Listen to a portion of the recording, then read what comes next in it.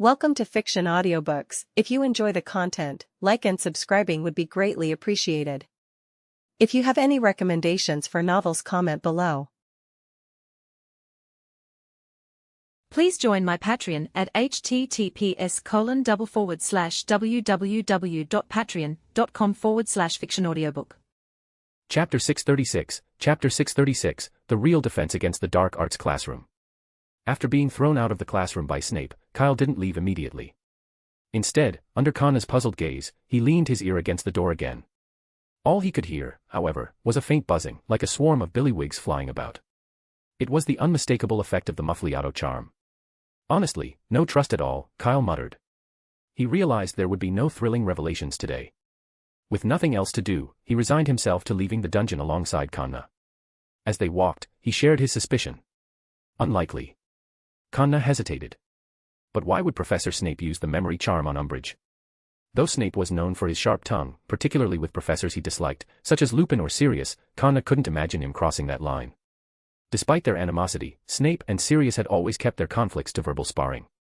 Attacking someone outright, especially behind their back, seemed unthinkable. After all, they were professors at Hogwarts.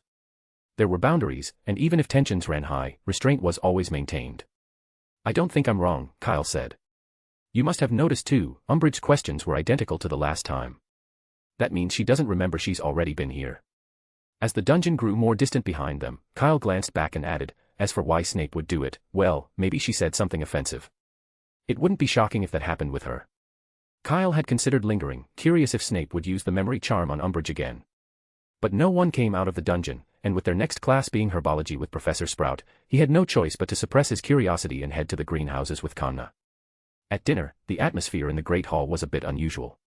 A buzz of excitement rippled through the students, as though many were eagerly anticipating something. Fred had managed to cause a commotion by accidentally setting off a firework. A flaming lion streaked through the air, frightening some younger students who screamed and dashed about, overturning several glasses of pumpkin juice in their panic. Professor McGonagall, furious, docked 20 points from Fred, who accepted his punishment grudgingly. At the Hufflepuff table, however, Cedric was unusually composed. He had been tense for days, but now seemed remarkably calm. "Aren't you nervous?" Kyle asked, glancing at him. "It's strange," Cedric replied, scooping up a spoonful of Cornish cream soup. "I was so nervous at lunch I could barely eat. But after class, it all just disappeared. We've prepared for everything. We've considered every possible scenario and planned for it. So why should I be nervous now?"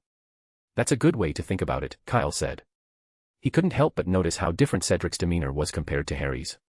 Harry, who had seemed fine over the past few days, now sat at the Gryffindor table, visibly tense. He wasn't eating, barely acknowledging anything around him, not even the flaming lion that had startled half the hall. Cedric, meanwhile, appeared to thrive under pressure, growing calmer as the stakes rose. "Are you going to the Room of Requirement today?" Cedric asked. Everyone who signed up for the self-study course in Defense Against the Dark Arts signed the magical contract at lunchtime today. Under the influence of magic, they won't be able to tell anyone what goes on in the Room of Requirement, so you don't have to worry about Umbridge finding out. If that's the case, okay, Kyle nodded. To be honest, he was curious to see what Cedric had planned. Besides, it didn't really matter if Umbridge found out. Kyle had to admit that, despite his questionable character, Professor Lockhart had taught him a very practical charm that could solve many problems, especially in situations like this. At 7:30, Kyle, Kanna, and Cedric left the Hufflepuff common room and made their way toward the Room of Requirement. "I asked earlier, and the house elves can't take us to the 8th floor, so we'll have to go in groups," Cedric said, glancing toward the portrait of the fruit-bearing men at the end of the corridor. "They can't use magic in front of students unless they have the headmaster's permission." "Then just go and tell Professor Dumbledore," Kyle suggested. "You've got to be kidding me," Cedric replied, shooting him a look. "What we're doing tonight is breaking at least 10 school rules. How could we possibly tell the headmaster? He'd never agree." "That's not necessarily true," Kyle said. "You're still trying to learn, aren't you? I bet the headmaster wouldn't mind giving you a little leeway." "That, better not," Cedric said after a moment of hesitation, shaking his head. As a typical Hufflepuff, Cedric still placed Dumbledore on a pedestal and hadn't considered the idea of openly discussing rule-breaking with him. Kyle, on the other hand, seemed like the only person at Hogwarts bold enough to think that way. When they reached the 8th floor, a door had already appeared across from the tapestry of Barnabas the Barmy.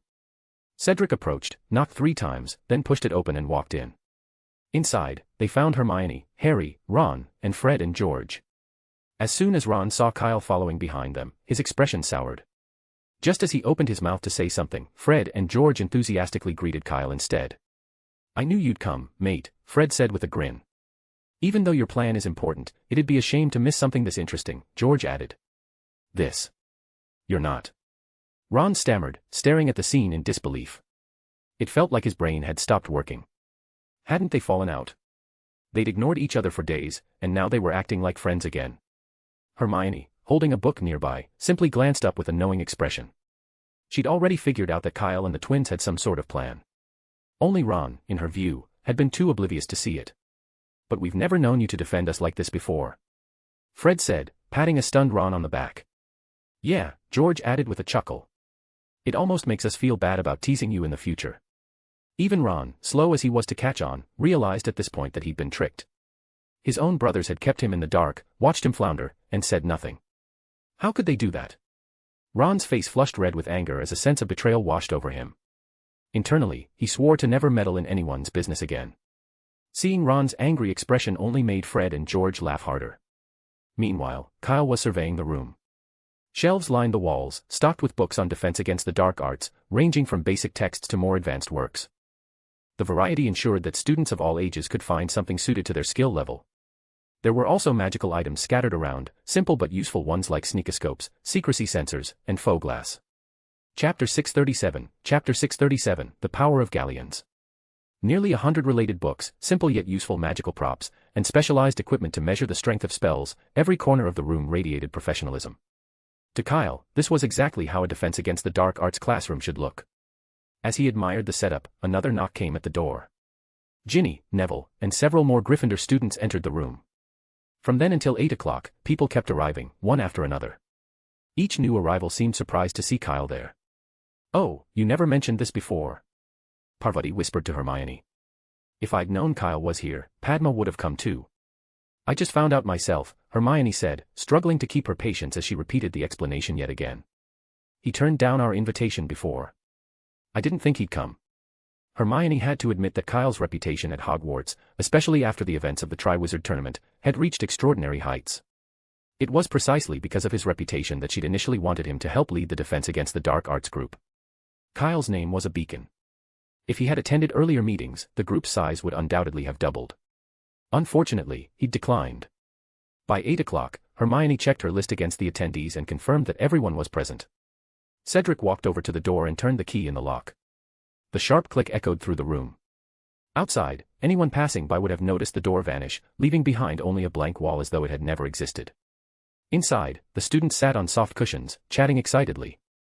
It was their first time in such a magical space, and the novelty had everyone in high spirits. "Well, this is where we'll be practicing," Cedric began, addressing the group. "This room contains nearly every book on defense against the dark arts.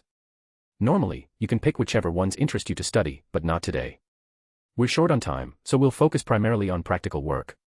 Cedric, as head boy, quickly embraced his role. He spoke confidently to the group of over 50 students, showing no signs of nervousness.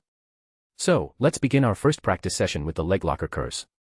It's a basic spell, many of you already know it and have probably used it as a prank. But underestimating this charm would be a mistake.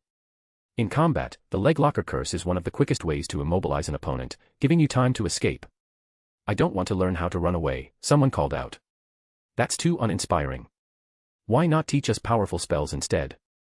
Cedric's expression remained calm as he replied, "Because you won't be dueling Hogwarts classmates or following structured rules. You'll be facing adult wizards, strangers whose skill level you can't predict. Until you're sure you can win, running away is often the smartest option. No one will think less of you for it." "So what if they're adult wizards?" the same voice argued. "We might still stand a chance. Don't forget, Kyle defeated a werewolf in his second year." A murmur of agreement swept through the room. Kyle's defeat of a werewolf had been the feat that first made him famous at Hogwarts, earning him the Order of Merlin. And back then, he'd only been a second year. The youngest students here were already third years. "That's because there were 2 professors there," Kyle said flatly. It was the first time he'd spoken since arriving. "Honestly, if I had to choose, I'd rather not have the Order of Merlin than face a transformed werewolf alone." The boy muttered something under his breath. Kyle couldn't make out the words, but it was clear the boy didn't believe him. "All right," Cedric said with a grin. "If you think you can do better than Kyle, how about we run a little test?" "What kind of test?" the boy asked warily. It's simple, Cedric said, stepping onto his cushion. I'll use just one spell. If you can get my foot off this cushion, you win. What do you say? Deal, the boy replied, standing up confidently. Kyle recognized him, Anthony Goldstein, a fifth-year Ravenclaw. What if I win? Anthony asked, his eyes narrowing. Then I'll teach you a powerful offensive spell, Cedric replied, raising his wand. Confringo. With a deafening bang, a large wardrobe at the side of the room was obliterated in a fiery explosion.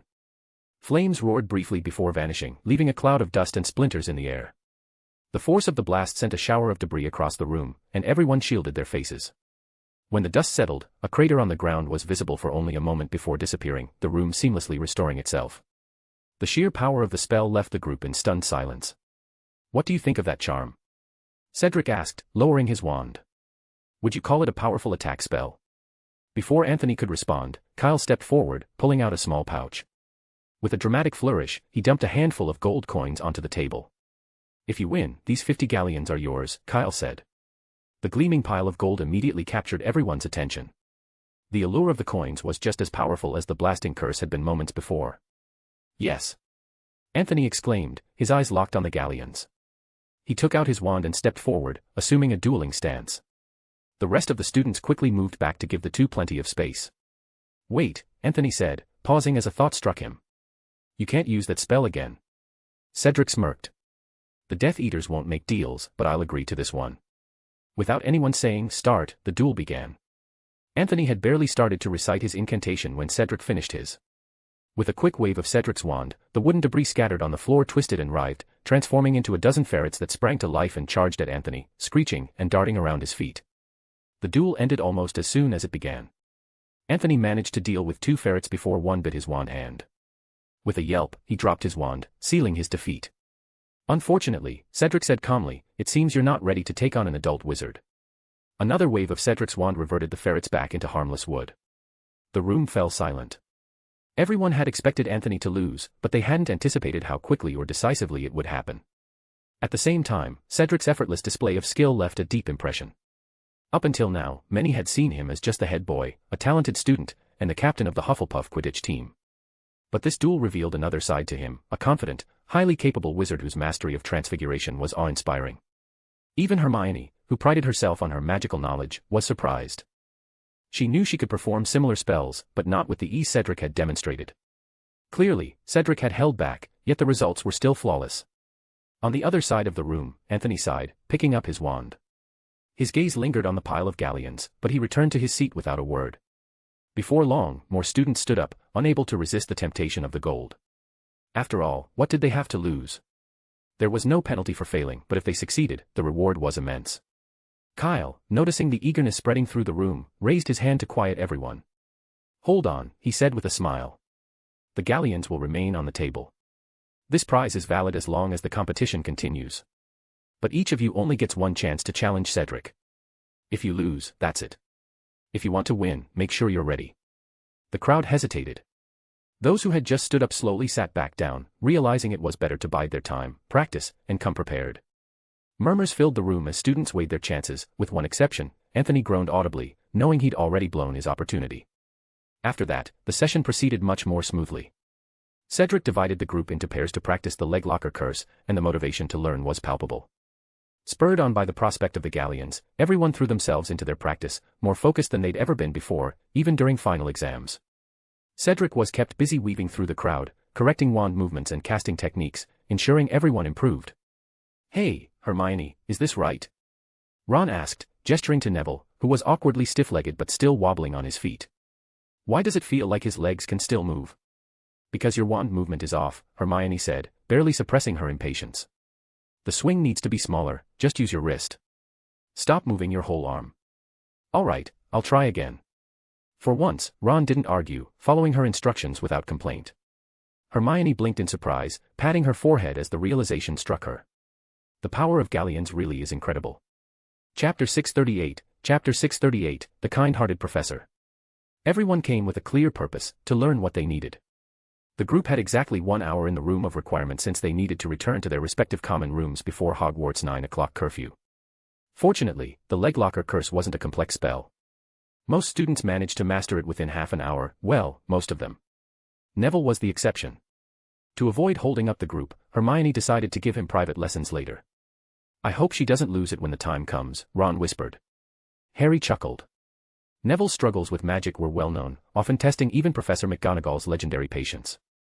Despite his slow progress, Harry understood that Neville truly gave his best effort. His poor memory was a constant hurdle, he could sometimes forget a spell he'd just learned within hours, or even minutes. But for now, that wasn't their concern. When everyone had finally set their wands down, Hermione cleared her throat and addressed the group. There's still some time before curfew, so I think we should choose a leader, she said. She had intended to bring this up earlier, but Anthony's challenge, and the subsequent excitement over the galleons, had derailed her plans. Now that the practice session was winding down, it seemed like the perfect time to revisit the idea. A low buzz filled the room as everyone began discussing the proposal. It didn't take long for someone to suggest the most obvious candidate, the person who had contributed 50 galleons to fuel their enthusiasm. I propose Kyle. The student began, but then paused, looking confused. Wait, where is Kyle? Suddenly, everyone realized that Kyle wasn't in the room. Their eyes scanned the space, but the room wasn't large, and it was quickly evident that Kyle was nowhere to be found. He's already gone back, Luna said matter-of-factly from within the crowd. I bet he found a powbat hiding in the dark and went after it. What's a powbat? Neville asked, his confusion mirrored by a few others. A fairy, Luna explained, her wide eyes gleaming. It can show people the way. Those don't exist, Hermione interjected with a frown. At least, I'm pretty sure there's no record of such creatures in any book. If you'd read the Quibbler, you wouldn't be so sure, Luna retorted, sounding offended. Hermione, however, didn't press the issue. With 9 o'clock approaching, she decided it wasn't worth wasting time on a pointless argument. Where were we? Choosing a leader. Ah, yes, Hermione said. I think the leader should be someone who can guarantee they'll be present every time. Kyle isn't suitable. Then I vote for Cedric, a Hufflepuff student suggested. He's head boy. It's no big deal, Ron interjected. I think Harry is fine too. Since there are disagreements, Hermione said, glancing at both sides, then let's vote. The room buzzed with energy, the lively atmosphere surpassing even their earlier excitement during charms practice. In addition to selecting a leader, they had to settle on a name for their group and agree on the time for their next meeting. These discussions stretched far longer than expected, and by the time everything was finalized, it was already 10 minutes past 9. Though it was later than planned, there hadn't been any other way. With so many people involved, finding a consensus that satisfied everyone was a slow process. When Cedric carefully returned to the Hufflepuff common room, he noticed Kyle sitting at an innermost table, quill in hand, writing intently. Why are you already back? Cedric asked, approaching him. I suddenly remembered I hadn't finished my potions homework, Kyle said, gesturing toward the book potions and cauldrons on the table. I didn't want to stay up all night, so I came back early. How did it go there? Did everything go smoothly? You've got some nerve bringing that up. Cedric snapped, his frustration flaring. Why did you suddenly offer 50 galleons as a reward? Is there a problem? Kyle asked, setting down his quill. I think it's the best way to motivate them to study hard. Voldemort, Death Eaters, those things feel like distant fantasies until someone sees them firsthand. But shiny galleons. Now that provides immediate incentive. You saw how much harder they worked. Of course I noticed, Cedric said. But 50 galleons. Not 50 sickles, galleons. That's a ridiculous amount. For most students, 50 galleons was an enormous sum, far more than their yearly pocket money. Offering such a prize in a classroom setting seemed extravagant. 5 galleons would have been more than enough. Cedric wouldn't have been so upset if Kyle had positioned himself as the challenge target, knowing full well no one could defeat him. The money would have been safe. But Kyle had put Cedric in the spotlight instead, and that made him uneasy. It wasn't just the pressure. Cedric had to admit that the situation had boosted his reputation immensely. During the voting, he'd been chosen as the leader by a wide margin. Oh, and the group now had a name, Dumbledore's Army, or DA for short. The name had been Cho's idea, inspired by Umbridge's paranoia about Dumbledore forming a secret force. The irony wasn't lost on anyone, and the suggestion was unanimously accepted. Still, Cedric couldn't shake the worry. What if someone managed to defeat him? Then Kyle's 50 galleons would be gone. When he'd left the room of requirement earlier, Cedric had noticed some students looking at him with a peculiar gleam in their eyes, like he was a walking treasure chest, ready to spill gold coins if cracked open. Don't worry. I believe in you, Kyle said sincerely. But I don't believe in myself, Cedric muttered. Angelina Johnson isn't much weaker than I am, and there are 2 sixth years from Ravenclaw I'm not sure I can beat either. You underestimate yourself, Kyle said, waving a hand dismissively. They're no match for you. I guarantee it. And Fred and George? Cedric continued. I'm confident I can handle either of them one-on-one, but they never fight fair. You know they won't stick to dueling rules. Kyle paused, considering this. Cedric sighed. Well, I suppose it's fine if you lose, Kyle said after a moment. 50 galleons isn't that big of a deal. I'll just get someone to reimburse me. Reimburse you? Cedric stared at him. Who? Don't tell me it's Headmaster Dumbledore. Ah, no, Dumbledore isn't that generous, Kyle replied with a chuckle. It's another kind professor. Cedric gave Kyle a skeptical look but decided not to press further. He muttered under his breath, shaking his head. In any case, he had a rough time ahead at the next DA meeting. Forget the others for now, he just hoped Fred and George wouldn't resort to too many underhanded tactics. Chapter 639, The School's New Brooms. As Cedric had anticipated, every DA meeting for the next 2 weeks brought a fresh challenger. Each time, someone new tried their luck against him. The good news was that Fred and George, his primary concern, had remained surprisingly quiet so far, which only meant Cedric kept an even closer eye on them. Another challenge quickly became apparent: scheduling. With Quidditch practices needing to avoid bad weather, it was difficult to set a consistent day for their meetings. Fortunately, a solution was soon found. Inspired by Kyle's reward idea, Hermione used the Protean charm to create a batch of fake gold coins.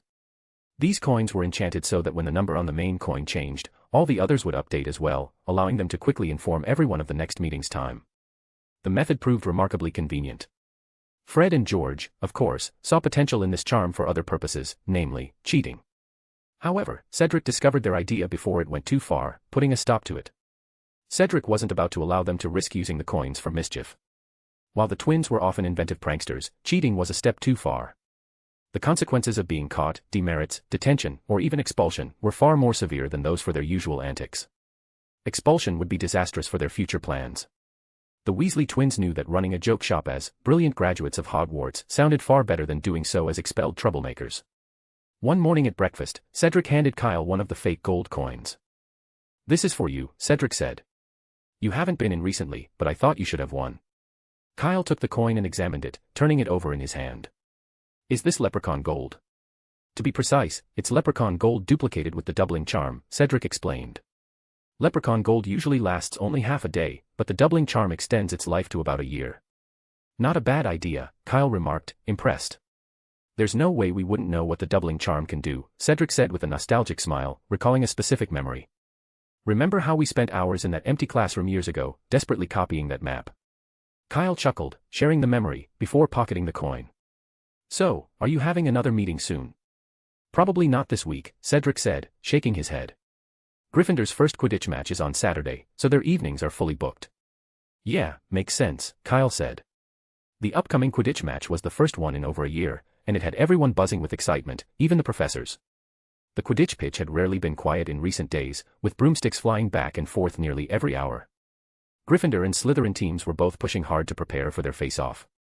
Cedric himself had tried to book the pitch recently, only for Madame Hooch to inform him it had already been reserved for the week by Professors McGonagall and Snape. Though it wasn't technically within the rules, it wasn't as though Madame Hooch could refuse when both heads of house came to her in person. The Hufflepuff team didn't mind too much. Cedric knew that if Hufflepuff had been playing, Professor Sprout would have done the same for them. For now, though, it felt like a well-earned break, a small holiday in the midst of a busy term. As the game drew closer, the tension between Gryffindor and Slytherin escalated to new heights, with the air practically crackling like gunpowder. No matter their year or standing, students from both houses couldn't resist hurling taunts whenever they crossed paths in the corridors. Warrington, in particular, was loudly boasting in the Great Hall about his plans to knock Harry off his broom. Kyle, however, was skeptical. Warrington's confidence aside, there was no denying the disparity between their broomsticks. A Nimbus 2001 trying to outpace a firebolt. It would need a dragon's push to stand a chance. It didn't take long for Kyle to notice that the Slytherins had a clear strategy. They were targeting every Gryffindor player except Harry. Ron, in particular, became the focus of their taunts. Millicent, Pansy, and Malfoy even rehearsed a crude stage play mocking Ron, mimicking how he might bungle a save as keeper. This relentless ridicule left Ron visibly on edge, his nerves fraying as the days went on. And so, November arrived. The weather turned bitterly cold, with the wind outside the castle biting at cheeks like a blade. Inside, however, the atmosphere was buzzing with excitement. Today marked the start of the Quidditch tournament. Early in the morning, Kyle, Connor, and Cedric left the Hufflepuff common room and headed toward the Great Hall, all wearing gold and red scarves adorned with lion crests to show their support for Gryffindor. The Great Hall was livelier than usual. The match itself was reason enough for excitement, but something else had captured everyone's attention. At the front of the hall, where the teacher's table usually sat, was a gleaming row of brand new broomsticks. 30 of them in total, their polished handles still glistening with the scent of fresh pine oil. "My goodness, those are clean sweep 11s, someone exclaimed as a crowd gathered near the display, their faces glowing with awe. "I saw these at Quality Quidditch Supplies in Diagon Alley. They're brand new this year. They're incredible. Are these brooms for all the Quidditch players?" Ahem. A soft cough cut through the chatter. The students turned to see Umbridge standing in the Great Hall, unnoticed until now. The sight of her caused the crowd to scatter quickly, everyone hurrying back to their tables, though their gazes remained fixed on the brooms. Umbridge cleared her throat again, demanding attention as she stepped forward with her signature saccharine smile. "Yes, there's no doubt about it," she began, her voice syrupy with false charm. "These broomsticks are all yours." The announcement was met with an eruption of cheers and applause.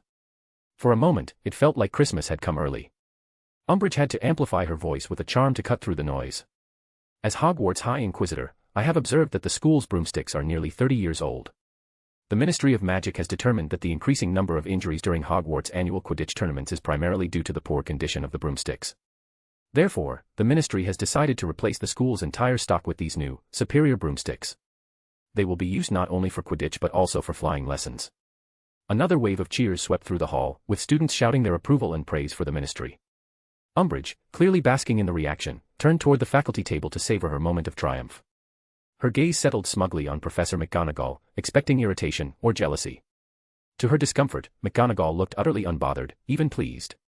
She nodded politely in acknowledgement, her expression perfectly neutral but radiating quiet confidence.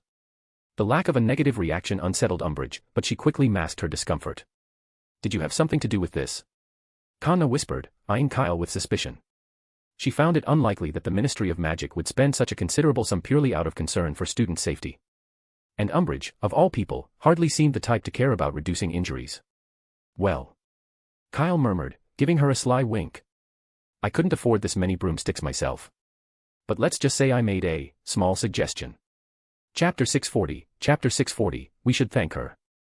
The first Quidditch match of the year, coupled with brand new broomsticks, brought two surprises in quick succession, and the excitement showed no signs of waning as breakfast came to an end. Kyle joined the others as they walked through the foyer and out of the castle.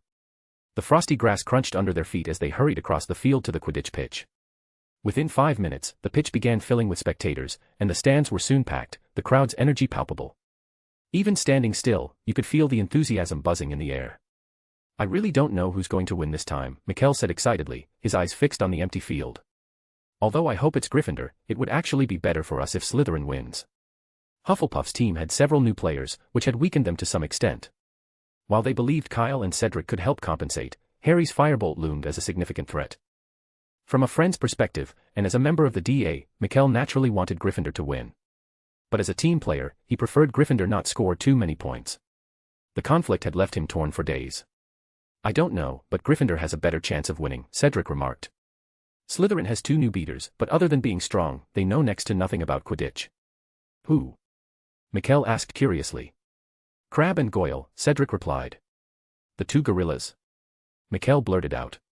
"Can they even tell the difference between a quaffle and a bludger?" "Who knows?" Cedric shook his head. "Last time I went to book the pitch, I saw them practicing. They couldn't even manage the simplest turns." "Figures," Mikkel scoffed. What was Montague thinking? If Quidditch were an aerial wrestling match, they'd be perfect. "Not impossible," Kyle said, glancing toward the Slytherin stands. "We'll have to be careful. If they charge at us recklessly, we might have to forfeit the game." "Deliberately charging someone, that's," Cedric frowned. "Montague wouldn't go that far." "Are you sure?" Kyle asked. "Why else would he recruit 2 oversized players who barely know the rules?" Cedric fell silent for a moment. "All right, forget it. It's starting," someone suddenly shouted. All eyes turned toward the pitch. From Hufflepuff's section, it was easy to see the Gryffindor team emerging from the changing rooms.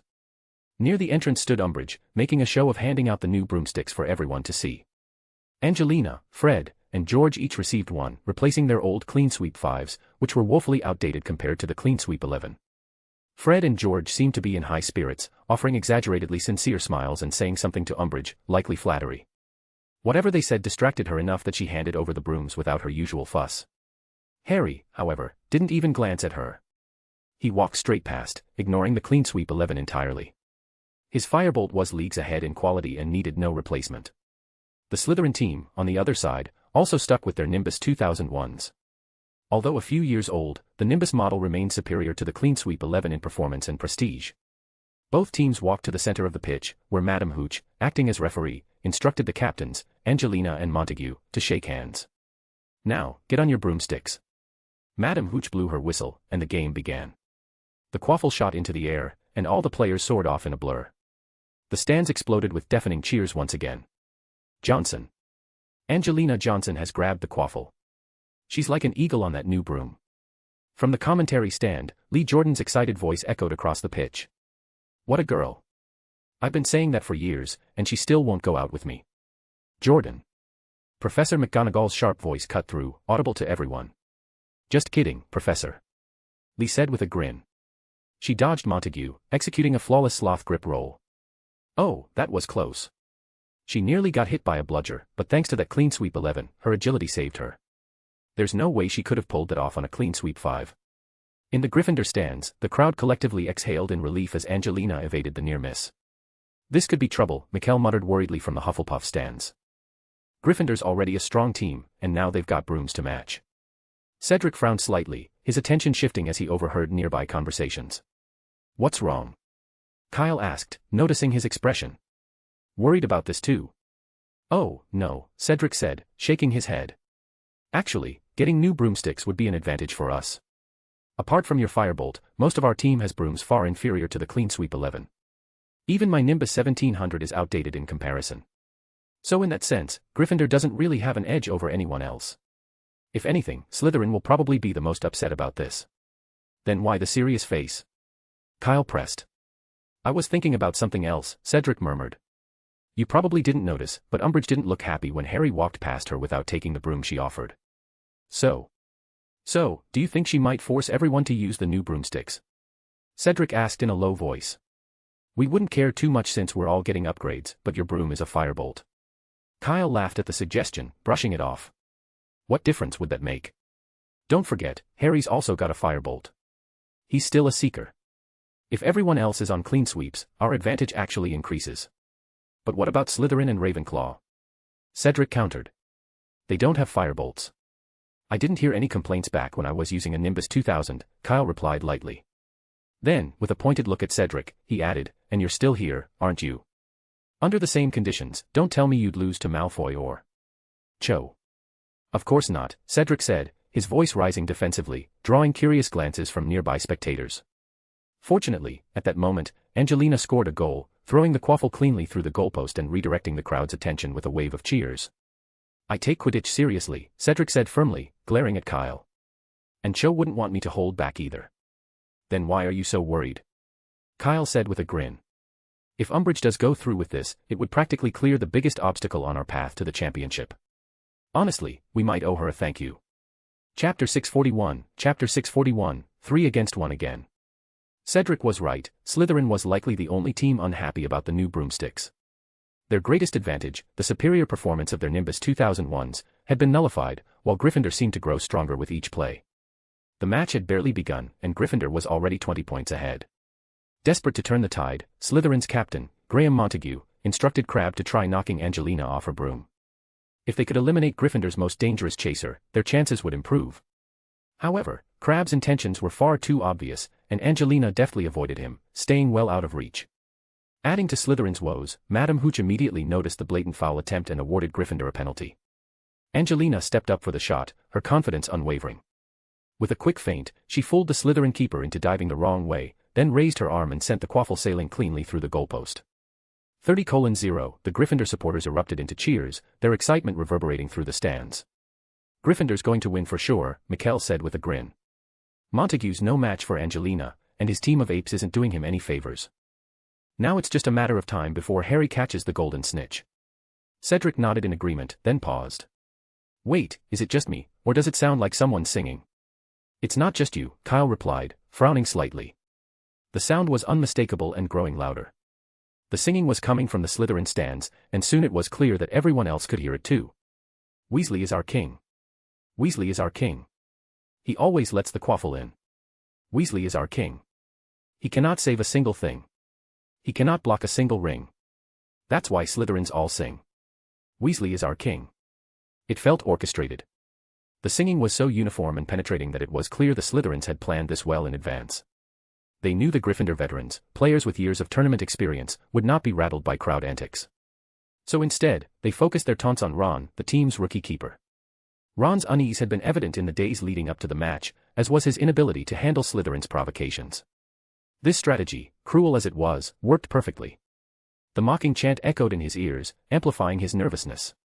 Ron's movements grew stiff, panic clearly setting in. Seizing the moment, Slytherin's Warrington gained possession of the quaffle and made a rapid charge toward Gryffindor's goal. Ron barely reacted, his arms hesitatingly outstretched as the quaffle sailed cleanly through the hoop. 30:10, that was despicable. Mikkel shouted from the stands, his frustration echoing those around him. They're targeting him because it's his first game. If this keeps up, Gryffindor's keeper is done for. It was true, and everyone knew it. Lee Jordan, from the commentator's booth, passionately decried Slytherin's tactics, calling them underhanded and unsporting. But there was nothing to be done, it wasn't against the rules. Even Professor McGonagall, sitting tensely in the Gryffindor stands, couldn't intervene. The fact that Ron was affected only proved he wasn't mentally prepared for this level of pressure. The game pressed on, with the Slytherin chant never ceasing, growing louder whenever their players controlled the quaffle. Gryffindor needs a new plan, Cedric said thoughtfully. They can't rely on Ron to make any saves. The only way forward is to keep Slytherin on defense by attacking constantly and buying time for Harry to catch the snitch. On the pitch, Angelina seemed to come to the same conclusion. She led the chasers into a tight hawkshead attacking formation, charging aggressively towards Slytherin's hoops. Fred and George took up defensive roles, focusing their energy on targeting Slytherin with the bludgers.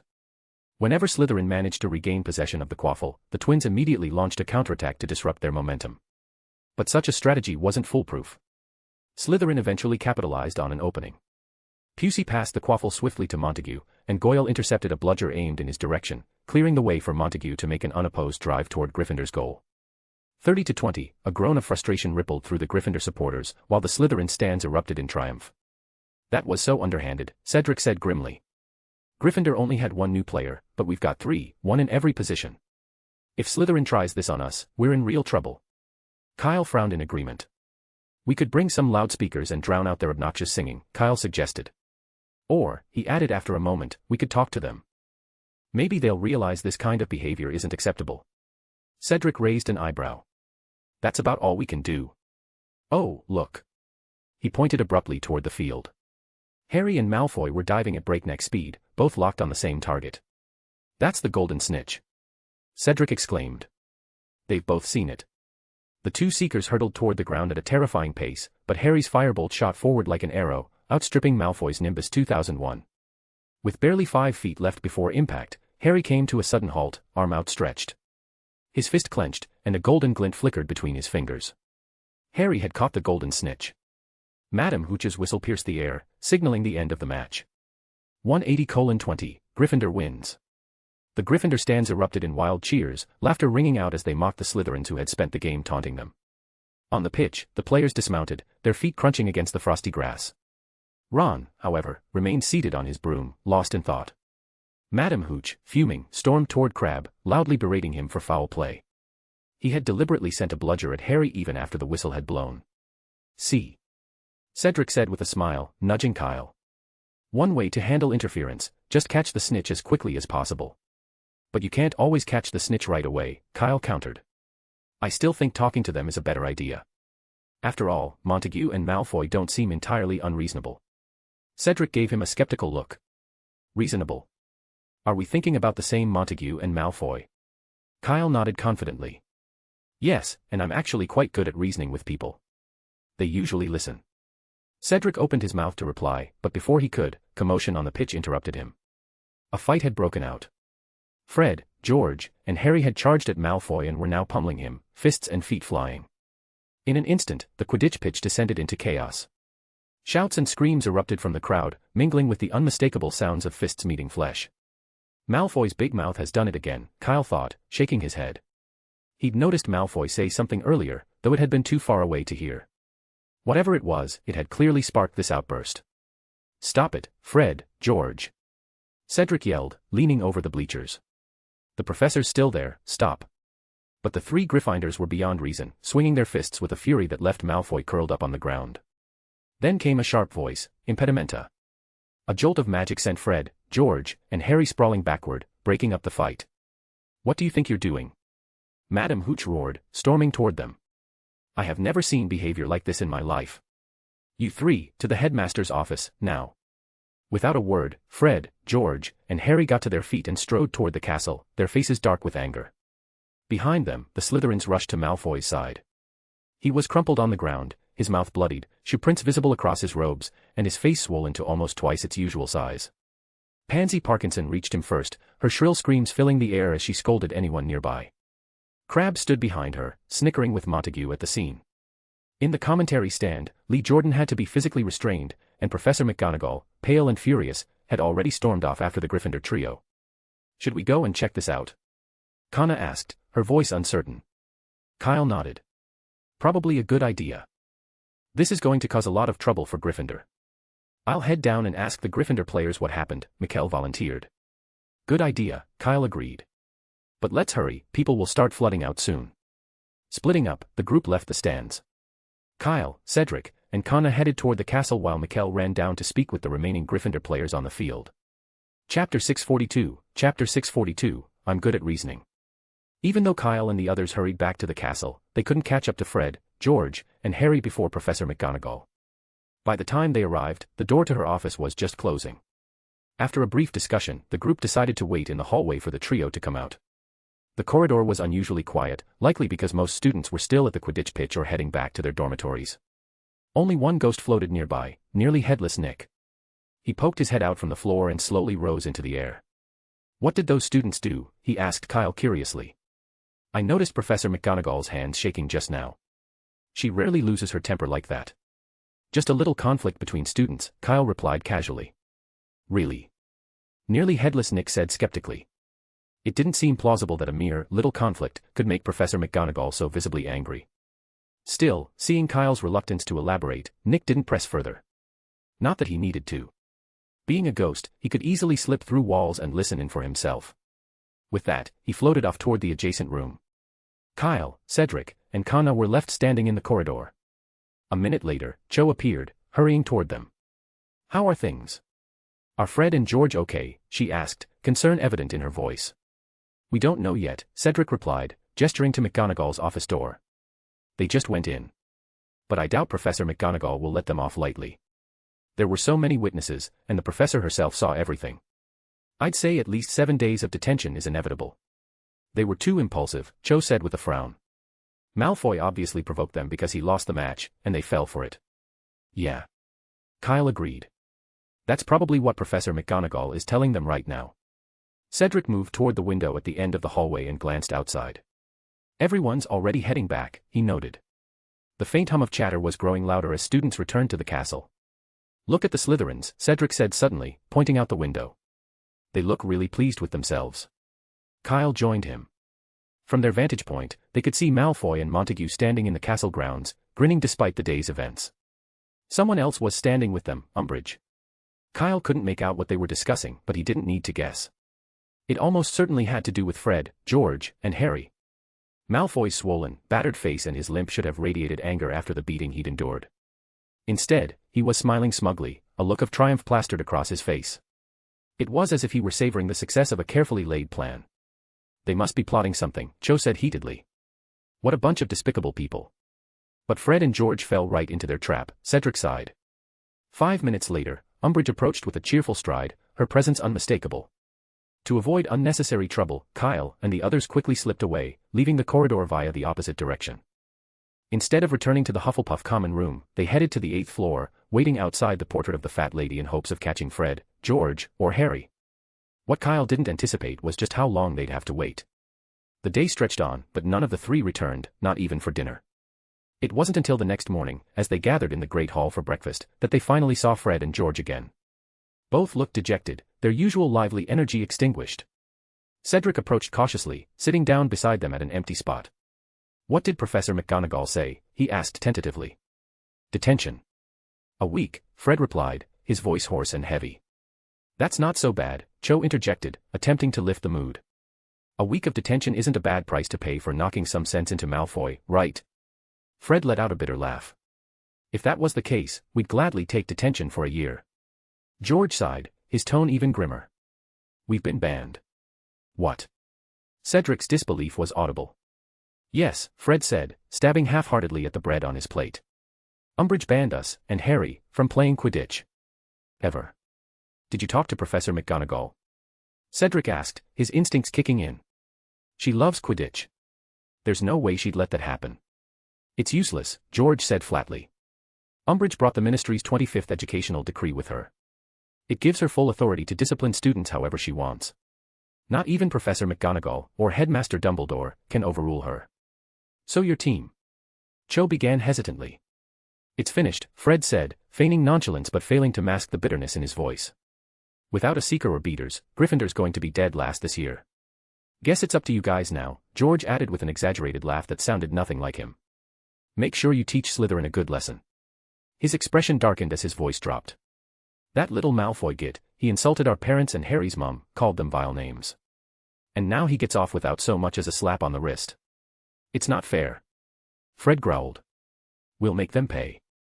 Both of them, Malfoy and that toad Umbridge. Don't get carried away, Cho warned. Umbridge has more power than ever. If you step out of line again, you could get expelled. Don't worry, George said, his voice calm but steely. We won't get expelled. Kyle glanced at George thoughtfully and then asked, is there any way you can get back into the game? Yes, Cedric said, his determination sharpening. I'll talk to Professor McGonagall. She'll know what to do. Don't bother, Fred interrupted, shaking his head. Umbridge told us how we could get the ban lifted, George said, his face set in defiance. But we're not going to do it. What does she want you to do? Cedric asked cautiously. Go to Azkaban. Apologize to Malfoy. Neither, Fred said after a pause, his voice bitter. Umbridge said Lucius Malfoy was furious, and if we want to play again, we need to write and beg for his forgiveness. This has Malfoy's grubby fingerprints all over it, George spat. Everyone knows our family and the Malfoys have never gotten along. They couldn't resist rubbing salt in the wound. If we write that letter, they'll never let us live it down, Fred said firmly. Not just us, the whole Weasley family would become a laughingstock. Dad would be mocked by Lucius forever. This would be a permanent stain on our family name, George added. And we won't let that happen. Not for Quidditch. Not for anything. Fred and George's resolve was unshakable, their faces set in grim determination. Cedric opened his mouth to respond but ultimately said nothing. If he were in their shoes, he couldn't imagine writing that letter either. Compared to protecting their family's honor, Quidditch seemed a trivial price to pay. The table fell silent, a heavy gloom settling over the group. Finally, Kyle broke the silence. It's okay. I'll handle it. No, Kyle, Fred said sharply. We're not bowing to the Malfoys. That's not an option. Just hear me out, Kyle said, holding up a hand. I'm not asking you to apologize. I'll reason with him. This whole situation was Malfoy's fault to begin with, wasn't it? If we explain that to Lucius, I think he'll understand. George let out a bark of laughter, the first genuine one in hours. Understand us. Don't be ridiculous. The Malfoys are rotten to the core. Even if you wrote to him, it'd be a waste of parchment. Cedric nodded in agreement. Kyle, we should think of another way. Instead of writing to Lucius, let's go to Professor McGonagall, or even Dumbledore. This is still Hogwarts, not the Ministry of Magic. Kyle shrugged with a small smile. Maybe it's a long shot, but we won't know until we try. Remember what I said? I'm pretty good at reasoning with people. Chapter 643, no sleeping here, classmate. That morning, Kyle went to the hospital wing. Malfoy had been sent there by his teammates after the Quidditch match because he had been beaten so badly. When Kyle arrived, Malfoy was leaning against the bed, eating sweets he'd bought from Honeydukes. His face had returned to normal, looking no different than before, but the moment Fred and George walked in, he quickly tossed aside the pepper imp he was holding, put on an uncomfortable expression, and lay back, grunting. What are you doing here? He snapped. Beside him, Pansy Parkinson sprang to her feet and shrieked, Get out. If you're here to beg for forgiveness, forget it. Oh, Fred. George raised an eyebrow. Did you hear something? It's really unpleasant. I think it must be a pair of Tebow warthogs, Fred replied. That's what they sound like, disgusting. Pansy's face twisted with fury at their banter, her expression turning even meaner. But before she could retaliate, Fred shouted, "Madame Pomfrey. Lee Jordan has been vomiting, and we don't know what's wrong." At once, Madame Pomfrey bustled out of her office, moving briskly. "What's happened? Has he got a bad stomach?" "We're not sure," George said, shaking his head. "He refuses to come to the hospital wing. Could you check on him?" "Not come to the hospital wing? Ridiculous!" Madame Pomfrey exclaimed angrily. "He hasn't been drinking anything from the Hog's Head, has he? I've always said that place shouldn't be anywhere near a school. And neither should you lot." Despite her grumbling, she grabbed 2 bottles of potion from a nearby shelf and hurried out. Fred followed close behind. "He's in the Gryffindor common room." "I'll take you there, Madame Pomfrey." George lingered, casting a glance back at Kyle. His expression hesitated as if he wanted to say something, but Kyle gave a slight shake of his head. George sighed, then turned and jogged after Fred. Once they were gone, only 3 people remained in the hospital wing: Kyle, Pansy, and Malfoy, who lay stiffly in his bed. Malfoy seemed uneasy, watching Kyle with a look that mirrored the way Harry sometimes looked at Snape. "Why are you still here?" Pansy snapped, striding over to Kyle. "Go tell your nasty friends that they..." Plop. Before she could finish, she suddenly slumped forward, falling asleep against the table. "Looks like she really has been taking care of you with all her heart," Kyle said lightly, a smile tugging at his lips. "She must be exhausted." Malfoy's eyes widened in horror. He was certain Kyle had caused Pansy's sudden state, but he didn't dare voice his accusation. As Kyle began to approach, Malfoy's fear spiked. He recalled his father's warnings during the holidays, and his anxiety reached its peak. What do you want?" Malfoy stammered, his voice trembling. "This is Hogwarts. Dumbledore is here. If you dare do anything to me, you won't get away with it." "Oh, you know Professor Dumbledore now." "I thought you only knew Umbridge," Kyle said, his tone casual as he walked over to where Pansy had been sitting. He picked up a box of chocolate frogs from the nearby pile of sweets and helped himself. "You know what?" Kyle said as he slowly unwrapped the chocolate. "Your father caused me quite a bit of trouble over the holidays.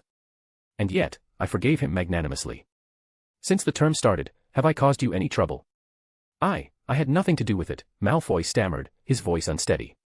"It was Professor Umbridge." "Really?" "She wanted to teach the Weasley brothers and Potter a lesson because they wouldn't listen to her. But you were more than happy to cooperate, weren't you?" I can forgive them." Malfoy blurted. "I'll plead with Professor Umbridge." "Forgive who?" "The Weasley brothers," Malfoy said quickly. They can continue playing Quidditch." "See? I told them you were reasonable," Kyle said with a smile, holding out the chocolate frog he'd just unwrapped. Malfoy hesitated at first, but when Kyle frowned, he hastily grabbed the treat with trembling hands. If his father hadn't lied to him, then Kyle really had killed a Death Eater. That knowledge alone made Malfoy desperate to avoid him. His father had warned him repeatedly before the term began, "Stay away from Kyle. As far away as possible." "I won't pursue this any further," Malfoy muttered, his voice trembling. "On behalf of Fred, George, and Harry, I thank you for your generosity," Kyle replied with a faint smile. Malfoy exhaled a small sigh of relief, but it was short-lived. The next moment, Kyle added, "Unfortunately, you don't have the final say. Professor Umbridge requires Mr. Lucius Malfoy not to pursue this matter either." I can convince my father." Malfoy stammered. No doubt about that," Kyle said lightly. "But there's no need to go to all that trouble." He reached into his pocket and pulled out a pre-written letter, holding it out for Malfoy to see. "Just sign this. I'm sure Mr. Lucius will recognize your handwriting." Malfoy hesitated before glancing at the parchment. The letter read, "Dear Mr. Malfoy. Since we last met at the Ministry of Magic, I've been meaning to express my gratitude to you, but my studies have kept me too busy to find the time. The reason for this letter is a minor altercation during the Quidditch match involving your son, Draco, and my friends, Fred Weasley, George Weasley, and Harry Potter. Here's what happened." Below, the letter recounted the events of the Quidditch match in full detail, describing the incident exactly as it had occurred. Malfoy scanned the parchment, noting that everything written was accurate, nothing had been altered. "In conclusion, I would like to note that both parties share responsibility for the incident, and I believe the punishment of banning the Weasley brothers and Harry from playing Quidditch is overly harsh. P.S. Draco has already generously forgiven them." The tone was polite and sincere, resembling a perfectly normal letter. Kyle handed Malfoy a quill, pointing to the blank space below the last sentence. "Just sign here." Trembling slightly, Malfoy did as he was told, scrawling his name in a crooked script. When he finished, Kyle took the parchment and the quill back, eyeing him pointedly. So, is there anything wrong with this? No, no, Malfoy said quickly, shaking his head. It's all true, what's written here. Then why are you shaking? Kyle asked with a chuckle. If someone saw this, they'd think I was some kind of evil dark wizard. But I'm only here to reason with you. Yes, yes, Malfoy nodded vigorously, his voice unsteady. I was just a little cold. Ah, I see. Kyle flicked his wand at the fireplace in the corner, and the flames inside roared to life, warming the room considerably. You're welcome. It's nothing. He stood, as if preparing to leave, but suddenly stopped. Oh, I almost forgot, he exclaimed. Caca. In an instant, a house elf appeared in the hospital wing, holding a large camera. Before Malfoy could react, the elf snapped a photo of the two of them. What are you doing? Malfoy shouted, alarmed. Relax. It's just a photo to prove I came to visit you, Kyle said nonchalantly. He turned to the house elf. Thank you for helping, Caca. The house elf beamed with joy at Kyle's words, its ears turning red. It is Caca's honor, sir. Don't mention it. Kyle waved dismissively and grabbed a handful of sweets from behind him, thrusting them into Caca's hands. Take these as a thank you. Caca hesitated, but Kyle ignored his reluctance, stuffing the treats into the elf's tea towel. This made Caca even more elated, and he hopped in place with excitement. You can go back now, Kyle said. But stay ready, I may need your help again. Caca is always ready to help, sir, the house elf cried before vanishing with a pop. Kyle turned to leave, but as he reached the door, he paused again. Oh, one more thing, he said over his shoulder. Remind your friend that Madame Pomfrey doesn't allow students to sleep on the floor. This time, Malfoy clearly saw Kyle's fingers twitch. Almost immediately, Pansy stirred, groaning as she slowly got to her feet. What happened to me? She asked groggily, glancing at Malfoy and then at Kyle's retreating figure. What did that guy just say? Malfoy, finally exhaling a sigh of relief, didn't even look at her. Oh, he said no sleeping on the floor. Chapter 644, Chapter 644, Hagrid's Return. After leaving the hospital wing, Kyle didn't immediately post the letter. Instead, he waited until noon before heading to the Ollery with the letter and the newly delivered photograph. Ratton was so distinctive that Kyle worried Lucius might simply drive him away to avoid any association. It seemed wiser to choose another owl.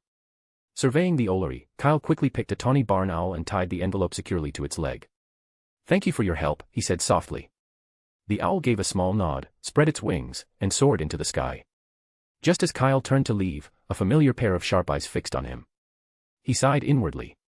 Ah, Ratton, there you are. Honestly, I couldn't find you earlier. Kyle began dryly. Actually, this isn't an important errand. You don't need to trouble yourself. Before Kyle could finish, Ratton's feathers flared out like an overinflated quaffle. Ignoring Kyle's attempt to explain, Ratton puffed up furiously, clicked its beak in irritation, and took off with an angry flap of wings. I really should have come when he wasn't here, Kyle muttered, rubbing his forehead. He was about to head after Ratton when a sudden angry shout echoed from outside. Get away from me, you beast, get away. Kyle quickened his pace toward the commotion. Outside the Ollery, Filch stood struggling with a wooden stick fitted with a hook at the end. Above him, two owls circled. One was Ratton, still fuming, who swooped repeatedly at Filch, battering him with powerful wings. Each strike sent Filch staggering backward. Beside Ratton hovered a white snowy owl, clearly distressed. Hedwig. Kyle called. The white owl immediately broke away and fluttered down to land on Kyle's shoulder.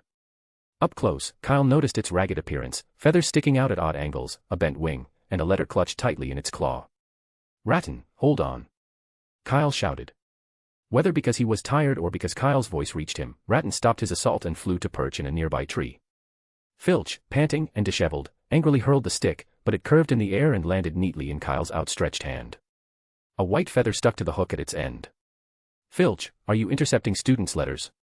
Kyle asked sharply. This is a routine inspection, Filch growled. Hand it over, or I'll. Snap. Kyle tossed the stick to the ground and crushed it underfoot, breaking it in two. Hedwig let out a triumphant hoot.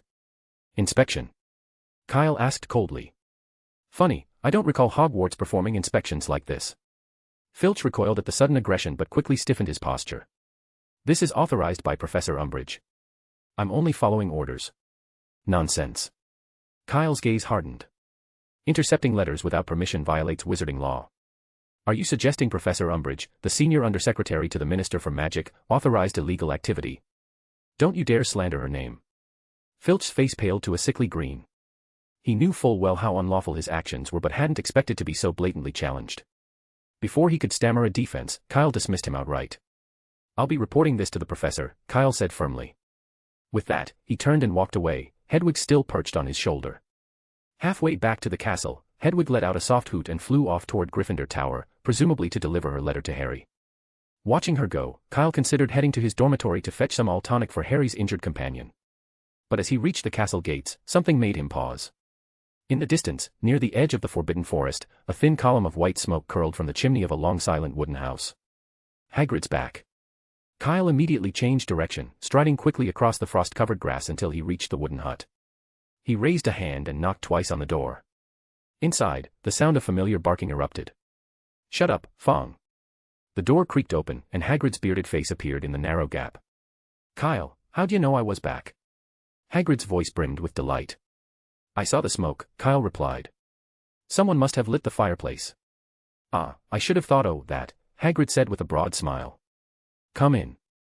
"Move over, Fong, out of the way."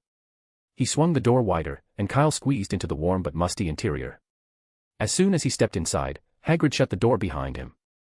The room reeked of damp wood and mildew, but Kyle barely noticed. His focus was entirely on Hagrid. The half-giant was in dreadful shape, dark red clots of blood clung to his matted hair, both eyes were swollen nearly shut, his chin was still oozing blood, and 2 teeth were clearly missing. It was as if he'd been pounded into the ground and then pummeled some more. "It's fine. It's fine," Hagrid muttered, quickly covering his bruised face with a massive hand. "I could use a drink, but the tea's gone moldy." "What'll have to do in this weather?" Kyle stared at him, his tone suddenly sharp. "It was the giants, wasn't it?" Hagrid froze mid-motion. "What?" "I mean," Kyle said with quiet certainty, "a giant hit you, didn't it?" "No." Hagrid protested, but his voice was faint, unconvincing. "Then what was it?" Kyle asked evenly. "There's no trace of magic on you, so it wasn't a wizard. And no ordinary wizard could have done this with their bare hands." "It was a dragon," Hagrid stammered, avoiding Kyle's gaze. "I went to Romania." "Sorry, forgive my ignorance," Kyle interrupted, raising an eyebrow. "Which species of dragon prefers hand-to-hand combat?" "They usually rely on fire." Kyle glanced pointedly at Hagrid. "And yet, no burns." "Oh, well, maybe it was a chimera," Hagrid said hastily. "The chimera's most dangerous weapons are its claws and teeth." "I." "Hagrid," Kyle said, his tone dry, "are you testing my knowledge of magical creatures?" Bang. A copper pot clanged loudly as Hagrid slammed it onto the stove. I know. Your care of magical creatures class is outstanding," Hagrid grumbled. "But right now, I wish you weren't so clever." "So, you admit it, then?" Kyle said with a faint smile. "This isn't something a kid your age should be a skin about," Hagrid said sternly, glaring at him with his one good eye. "Don't push it, Kyle. It's confidential. I won't say another word." "All right," Kyle said cheerfully, backing off without further argument. Hagrid blinked in surprise. He'd been gearing up for more questions, but none came. He suddenly remembered that Kyle wasn't like Harry or his friends. Kyle didn't have the same habit of badgering people for answers. Thank goodness there's only one of him, Hagrid thought with relief. He could handle Harry's inquisitiveness on most occasions, but if Kyle shared that same trait, Dumbledore's top-secret mission would be doomed. Worse, Kyle might uncover more than Hagrid wanted anyone to know, like the object hidden deep in the Forbidden Forest. But Kyle wasn't pressing further. Instead, he leaned casually against the table. "I just want to know one thing, what side are the giants on?" "That's why you're back, isn't it? You were sent to them as Dumbledore's emissary." Hagrid's smile faded, his expression turning serious. "They were on our side," he said slowly. "But the giant leader, the Gurg, we met, well, you know that means their chief." Kyle nodded. "Well, he had his head chopped off on the 3rd day by another giant, Golgamath, using a goblin-made sword." "A goblin sword?" Kyle asked, frowning. "You didn't give it to him, did you?" "No." Hagrid exclaimed. "It was the Death Eaters. McNair, that murdering lunatic, and Golgamath got along right well. So now we're facing all the giants." Kyle pressed. "Maybe not all," Hagrid said, his voice heavy. "There's been more fightin'. Olymp and me managed to persuade 6 or 7 of them to consider our side. If they refuse to follow Golgamath, they might join us." "How many giants are there in total?" Kyle asked. "Well, about 70 or 80. Chapter 645, The Plight of the Giants." After hearing Hagrid's explanation, Kyle rubbed his forehead, feeling the weight of the situation. There were 70 or 80 giants in total, yet he had only managed to sway 6 or 7 to their cause, a mere fraction, just 1/10 of the whole. Even if the small group joined, the effort wouldn't have been entirely in vain. But even that tenuous hope hinged on uncertainty. As Hagrid had pointed out, these giants would only consider switching sides if they were unwilling to submit to Golgamath's brutal rule. But if Golgamath truly was as bloodthirsty and ruthless as described, how could he possibly tolerate dissent? Let alone the possibility of these defectors aligning themselves with enemies. And even if they somehow managed to escape his grip, they would only potentially join their side. The likelihood of both conditions being met seemed increasingly slim. To put it bluntly, Kyle thought, Hagrid's mission had been futile. Kyle tapped a finger thoughtfully against the wooden table and asked, "What kind of strength are we talking about when it comes to the giants?" "Very powerful," Hagrid replied, his voice grave. "Giants, like dragons, can resist most magic. They're unbelievably strong, with stamina to match. A wizard who encounters a giant, well, they've no chance. You can't fight them, you can't even run fast enough to get away." "Why'd you ask?" "Just curious," Kyle replied evenly. "Since they're likely to become our enemies, it's good to understand what we're up against." There was a moment of silence. Then Kyle broke it with another question. "Hagrid, are there any other groups of giants elsewhere?" "No," Hagrid said with a heavy shake of his head, his tone tinged with sadness. "That's all of them." He sighed before continuing, "There used to be over 100 tribes spread across the world, but now there's just this one. Most of the others were killed off, some by wizards, but most of them by their own kind. Giants aren't meant to live close together, why see? But when wizards started hunting them, they had no choice but to stick together to survive." "I see," Kyle murmured, glancing at Hagrid. It was clear that Hagrid had a deep connection to the giants, more than just sympathy. It was something instinctive, a tie rooted in his heritage. Kyle remembered that Hagrid's mother had been a giant, a bond that couldn't be ignored. Even if Hagrid disliked the giants' violent ways, he couldn't completely detach himself from their plight. After a moment of thought, Kyle asked, "You mentioned that Golgamath sided with the Death Eaters because of his bloodthirsty nature, right?" Hagrid nodded in confirmation. The previous leader, the old Gurg, had leaned towards supporting their side. But at the most critical moment, he had been killed, beheaded by Golgamath. Hagrid and Madame Maxime's efforts had been undone in an instant. "The Death Eaters must have planned it long in advance," Kyle said, his voice dropping slightly. "That's why they armed Golgamath with that goblin-forged sword. But, if, hypothetically speaking, a new Gurg replaced him, would it change anything?" Hagrid hesitated. "Maybe, but it wouldn't be easy," he admitted. "Golgamath is the biggest giant there, he's over 3 feet taller than the rest. With that goblin sword in his hands, no giant can stand up to him. Not even you." Kyle asked curiously. Hagrid shook his head solemnly. "No. The giants hate wizards because of how we use magic against them. If I killed a giant using magic, they'd never trust us. They'd side with the Death Eaters straight away." He paused before adding, "Even the Death Eaters didn't try to use magic to win them over. All they did was give Golgamath that sword so he could kill the Gurg himself." A heavy silence filled the room once more, broken only by the soft crackling of the fire in the hearth. "What about magical creatures?" Kyle asked, his voice slightly unsteady. "Like a lost dragon, or something even more dangerous?" "That's even less likely," Hagrid replied, waving the suggestion off. "There are at least 70 giants there. No magical creature would go near them, not even a dragon." The copper kettle on the stove began to whine, its shrill sound cutting through the room. "There, Kyle, you don't need to worry about that," Hagrid said, reaching for the kettle. He poured boiling water into 2 enormous, bucket-like mugs and handed one to Kyle. "Now, tell me about Hogwarts. I haven't heard a peep about what's been happening there. How's Harry?" Kyle sighed. "I hate to worry you, but things haven't been great for him lately. He had a run-in with Dementors during the holidays." "Dementors?" Hagrid exclaimed, his voice rising sharply. "How's that even possible? That can't be true." "It's true," Kyle said, nodding grimly. "The Dementors attacked little Whinging. But don't worry, Harry's fine.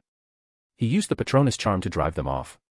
Still, he ended up on trial for using magic in front of Muggles. That's outrageous." Hagrid shouted, his hands curling into fists.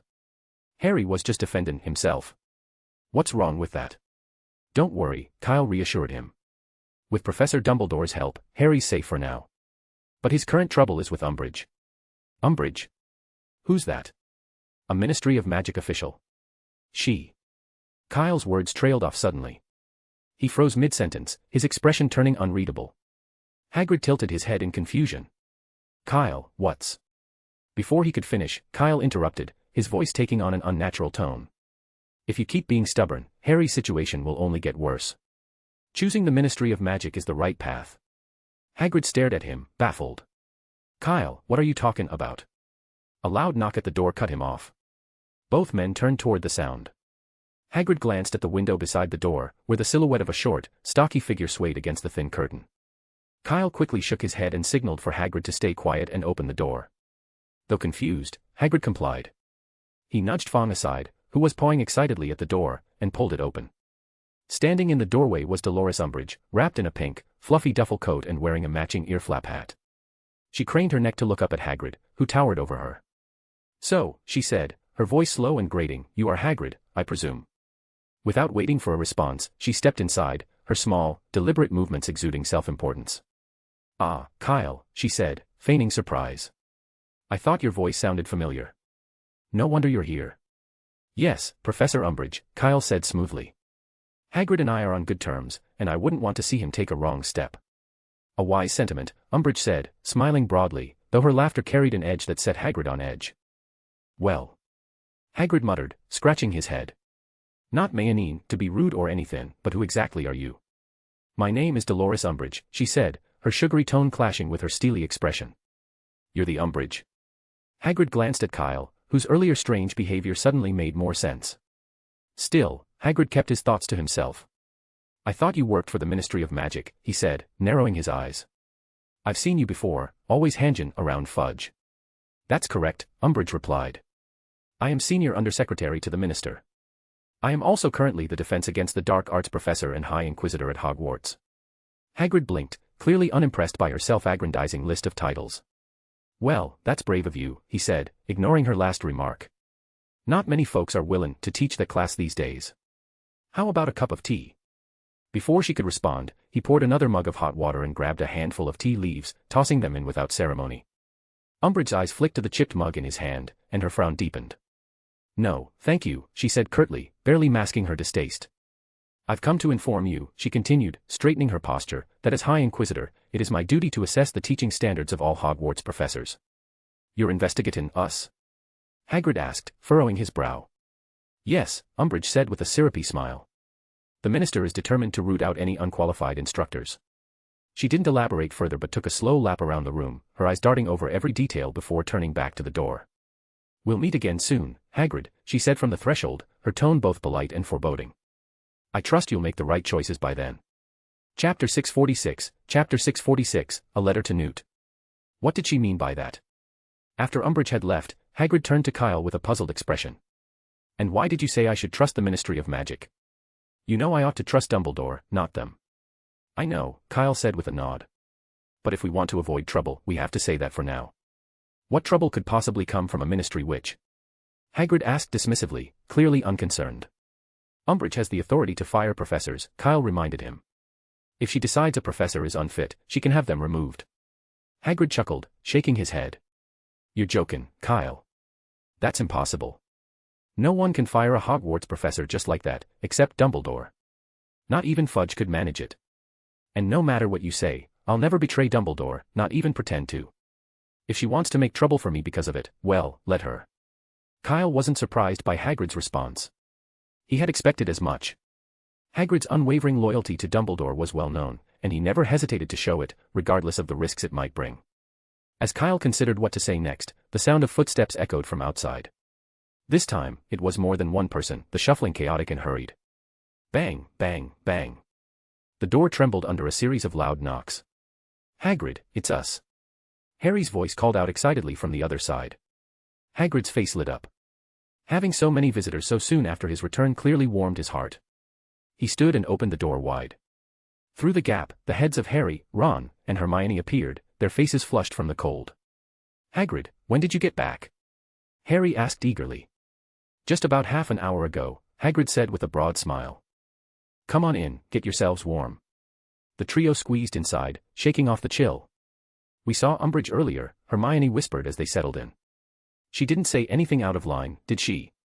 Oh, Hagrid, are you hurt? Her sharp eyes had caught the swelling around Hagrid's eye. Did Umbridge Toad do that? Ron said angrily. She's going after professors now. No, no, it wasn't her, Hagrid assured them, waving a hand as he instinctively covered his swollen eye. I hurt myself by accident, is all. Anyway, she just had a look around and left. Didn't say much of anything. Hermione frowned, unconvinced. Something about the situation didn't sit right with her. Given Umbridge's reputation and authority as High Inquisitor, it seemed unlikely she would leave without trying to assert her power. Harry, however, didn't dwell on it. Relieved that Umbridge hadn't caused any trouble, he quickly changed the subject. If I'd known you were coming back today, I wouldn't have sent Hedwig to Professor Grubblyplank for treatment. Hedwig? What happened to her? Hagrid asked, concern crossing his face. She was injured, Harry explained, his tone darkening. We think someone tried to intercept the letter she was carrying. It was Filch, a sudden voice interjected. The three friends jumped, startled by the unexpected sound. As they turned toward it, they realized there was another person in the room. Sorry, Kyle, Hermione said quickly, her voice apologetic. I didn't realize you were here. It's okay, Kyle replied, shaking his head to show he didn't mind. Wait, you mentioned Filch just now, Harry said, his brow furrowing as he recalled Kyle's earlier words. Did he attack Hedwig? Yes, Kyle confirmed. It happened in the Ollery. He tried to snatch the letter she was carrying. I knew it. Harry exclaimed, his face flushing with anger. Who else would be interested in my letters besides him and Umbridge? This is outrageous. Hermione fumed. Intercepting owls is against Hogwarts rules. And tampering with mail violates wizarding law. I'm going straight to Professor McGonagall about this. The three of them burst into a noisy discussion, their voices growing louder with frustration.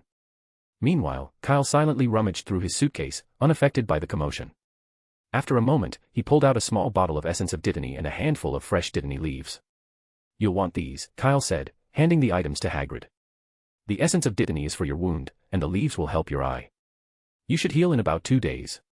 If you want a faster recovery, though, you should go to the hospital wing. Madame Pomfrey's much better at this than I am. Thanks, but this'll do, Hagrid said gratefully. Don't want too many people knowing I've been hurt. By the way, Hagrid, what did happen to you? Harry pressed. I told you, it's nothing, Hagrid replied stubbornly, giving Kyle a meaningful look. Now, sit yourselves down and have some water. Nothing. Yeah, right, Ron scoffed. Look at you. It was clear they didn't believe Hagrid's dismissive response. They kept pushing for answers, bombarding him with questions. Hagrid glanced helplessly at Kyle, silently pleading for assistance. But Kyle merely shrugged, offering no support. He knew there was no point. Harry, Ron, and Hermione were relentless when it came to their curiosity. Even if he helped Hagrid deflect their questions now, they would eventually find a way to uncover the truth later. After passing Hagrid the healing supplies, Kyle decided to leave. He stood, zipped up his coat, and stepped outside into the frigid air. The cold wind bit at his face as he crossed the deserted grounds. Despite being the weekend, the bitter weather had driven most students indoors. If snow had been falling, it might have been different. Few could resist the fun of a good snowball fight, but for now, the grounds were eerily empty. Kyle quickened his pace, heading back toward the warmth of the Hufflepuff common room. As soon as he pushed open the barrel door, a gust of icy air swept inside, prompting the few students near the entrance to shiver instinctively. The cozy warmth of the crackling fireplace, however, quickly dispersed the chill. Inside, Cedric was engrossed in a game of wizard chess with Mikkel. Spotting Kyle, he waved him over. Where were you just now? Cedric asked. The Forbidden Forest, Kyle replied casually. Hagrid's back. Hagrid's back. Cedric said, surprised. Yeah, about an hour ago, Kyle confirmed. If you hurry, you might catch lunch with him. Cedric grimaced, shaking his head. I think I'll pass. Hagrid's cooking isn't exactly my favorite. Better to wait until after lunch. Fair enough. Want to play a game? Cedric gestured to the wizard chess set. Sure, Kyle said, then hesitated. Actually, I've got something to take care of first. Maybe later. All right, see you later, Cedric said, returning his attention to the board. Kyle nodded and headed to the dormitory. With most of the students gathered in the common room, the dormitory was blessedly quiet and empty, perfect for what he needed to do. Sitting at the table by the window, Kyle pulled out a quill and parchment and began writing quickly. Once he finished, he folded the letter neatly into an envelope. Rattan. Kyle called softly, leaning out the window. A moment later, Rattan, the somewhat temperamental owl, flitted down to the windowsill. He perched there stubbornly, his head turned away from Kyle, his tail feathers facing the room. Clearly, the owl was still sulking about something. Don't be like that, Kyle said, waving the envelope enticingly. This is much more important than the last letter. Only you can deliver it. Ratton's feathers ruffled indignantly, but after a moment of dramatic hesitation, he finally turned to face Kyle. This is for Newt, Kyle said, stroking the owl's soft feathers gently. No other owl can find where he is. Hurry back, and make sure you bring the reply. With a proud hoot, Ratton snatched the envelope in his beak. Chapter 647, Lucius Malfoy. That night, snowflakes began drifting down from a sky that had been heavy with clouds all week, and by Monday morning, the ground lay blanketed in snow. Hagrid returned to the teacher's table during breakfast, but the applause that greeted him was lukewarm at best. The Slytherin table remained utterly silent, a stark contrast to the cheers coming from the Gryffindor table. Even within Gryffindor, however, not everyone was a fan of Hagrid. Some of the girls much preferred Professor Grubblyplank's lessons. After all, Professor Grubblyplank didn't spring surprises on her students, or more accurately, frights. A gnarl was far safer than a fire crab, and it was guaranteed to be on the OWL syllabus. The sixth years had care of magical creatures that morning, marking Hagrid's first lesson with them since his return. After finishing their first charms lesson, Kyle and Conna trudged through the 2-foot-deep snow to Hagrid's cabin near the edge of the Forbidden Forest. A collective gasp rippled through the group as they caught sight of Hagrid. He looked intimidating. His face was battered, his hair was wild and unkempt, and a few stray animal feathers clung to him. Most strikingly, he had half a cow slung over his shoulders, its blood dripping onto the pristine snow and staining it red. The scene was chilling and strange. I really do prefer Professor Grubblyplank, someone murmured nervously, the sentiment spreading quietly through the crowd. If Hagrid heard, he gave no indication. Come on, follow me. Today, we're having class in here, he announced cheerfully, gesturing towards the forest. Hesitantly, the students followed Hagrid into the dense woods. They didn't venture far, though. After about 10 minutes, Hagrid stopped. Right then, he said, grunting as he heaved the half-dead cow onto the ground with a thud. He glanced around at the students, looking oddly pleased. Don't get too excited now, but the creature we're learning about today is incredibly rare. I reckon I might be the only person in Britain who's managed to tame one. He paused dramatically, scanning the surrounding trees. Ah, there they are. What?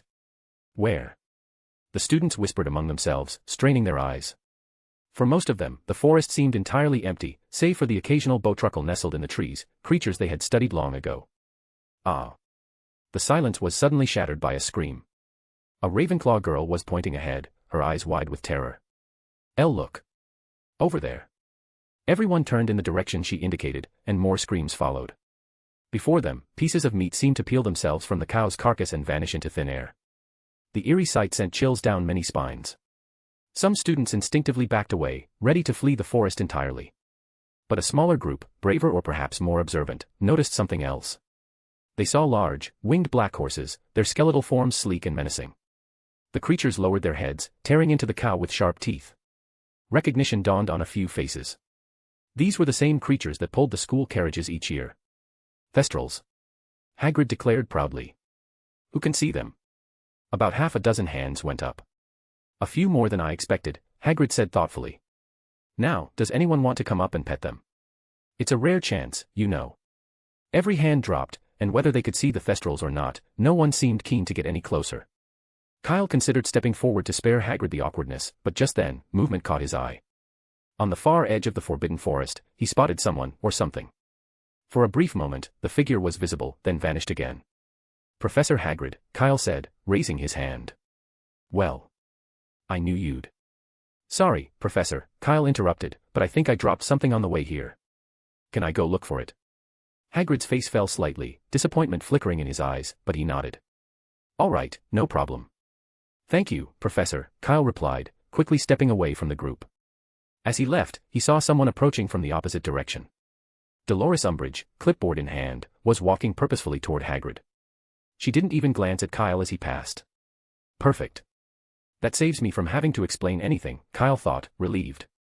He continued back toward the forest's edge, stopping in front of a massive rowan tree. Nearby, a faint rustling sound caught his attention. It's been a long time. I'm glad to see you at school, Kyle said, turning his head and smiling. Mr. Lucius Malfoy. Lucius Malfoy stood a short distance away, his face pale and his hands gripping his snake-headed staff tightly. If Kyle hadn't spoken just then, it seemed likely Lucius might have acted. I'll give you a friendly warning, Mr. Lucius, Kyle continued calmly. This is Hogwarts, and if I so much as get a scratch, you won't leave here unscathed. Dumbledore is not at school, Malfoy hissed, his voice low. That kind of threat won't work. You're welcome to test it, Kyle replied, still smiling. Though I don't quite understand. Does Dumbledore's absence comfort you that much? I would have thought it'd make you uneasy. Lucius tightened his grip on the staff but then, with visible effort, lowered it again. What do you want? He snarled. I don't believe you dare harm Draco at Hogwarts. Dumbledore wouldn't allow it. You just said he wasn't at school, Kyle pointed out lightly. And for the record, I haven't done anything to Draco. As for your master, while you might have thought to claim credit the night he was resurrected, that's all in the past now. I've forgiven you for it. I don't know what you're talking about, Lucius replied coldly, though the flicker of unease in his eyes betrayed him. Of course, he knew. The night Voldemort was resurrected, Lucius had considered capturing Kyle and Harry as a prize to deliver to his master. But Kyle had proven far more dangerous than anticipated, nearly ending Lucius's plans, and perhaps Lucius himself. Even now, the memory of that moment sent a shiver down Lucius's spine, the splintered tree beside him, felled with a single devastating blow. But admitting any of it aloud? Impossible. Don't you dare slander me, Lucius added curtly. If you insist, Kyle said with a casual shrug. So, what are you so worried about? Now, if you'll excuse me, I have a class to attend. He turned to leave, but Lucius quickly stepped forward, blocking his path. Wait. Lucius barked, his tone edged with desperation. Draco doesn't know anything. As I've said, Kyle replied patiently, I'm not going to harm him. We're good friends. Why, just the other day, I even visited him in the common room. Peeled him a chocolate frog, in fact. We had a lovely chat. Kyle's tone remained light, but his words were deliberate. He wasn't just trying to placate Lucius, he truly had no intention of harming Draco. If he'd wanted to, there had been countless opportunities earlier in the year. You swear? Lucius began but hesitated, then stiffened. No. We need to make an unbreakable vow. To ensure you won't. An unbreakable vow. Kyle narrowed his eyes.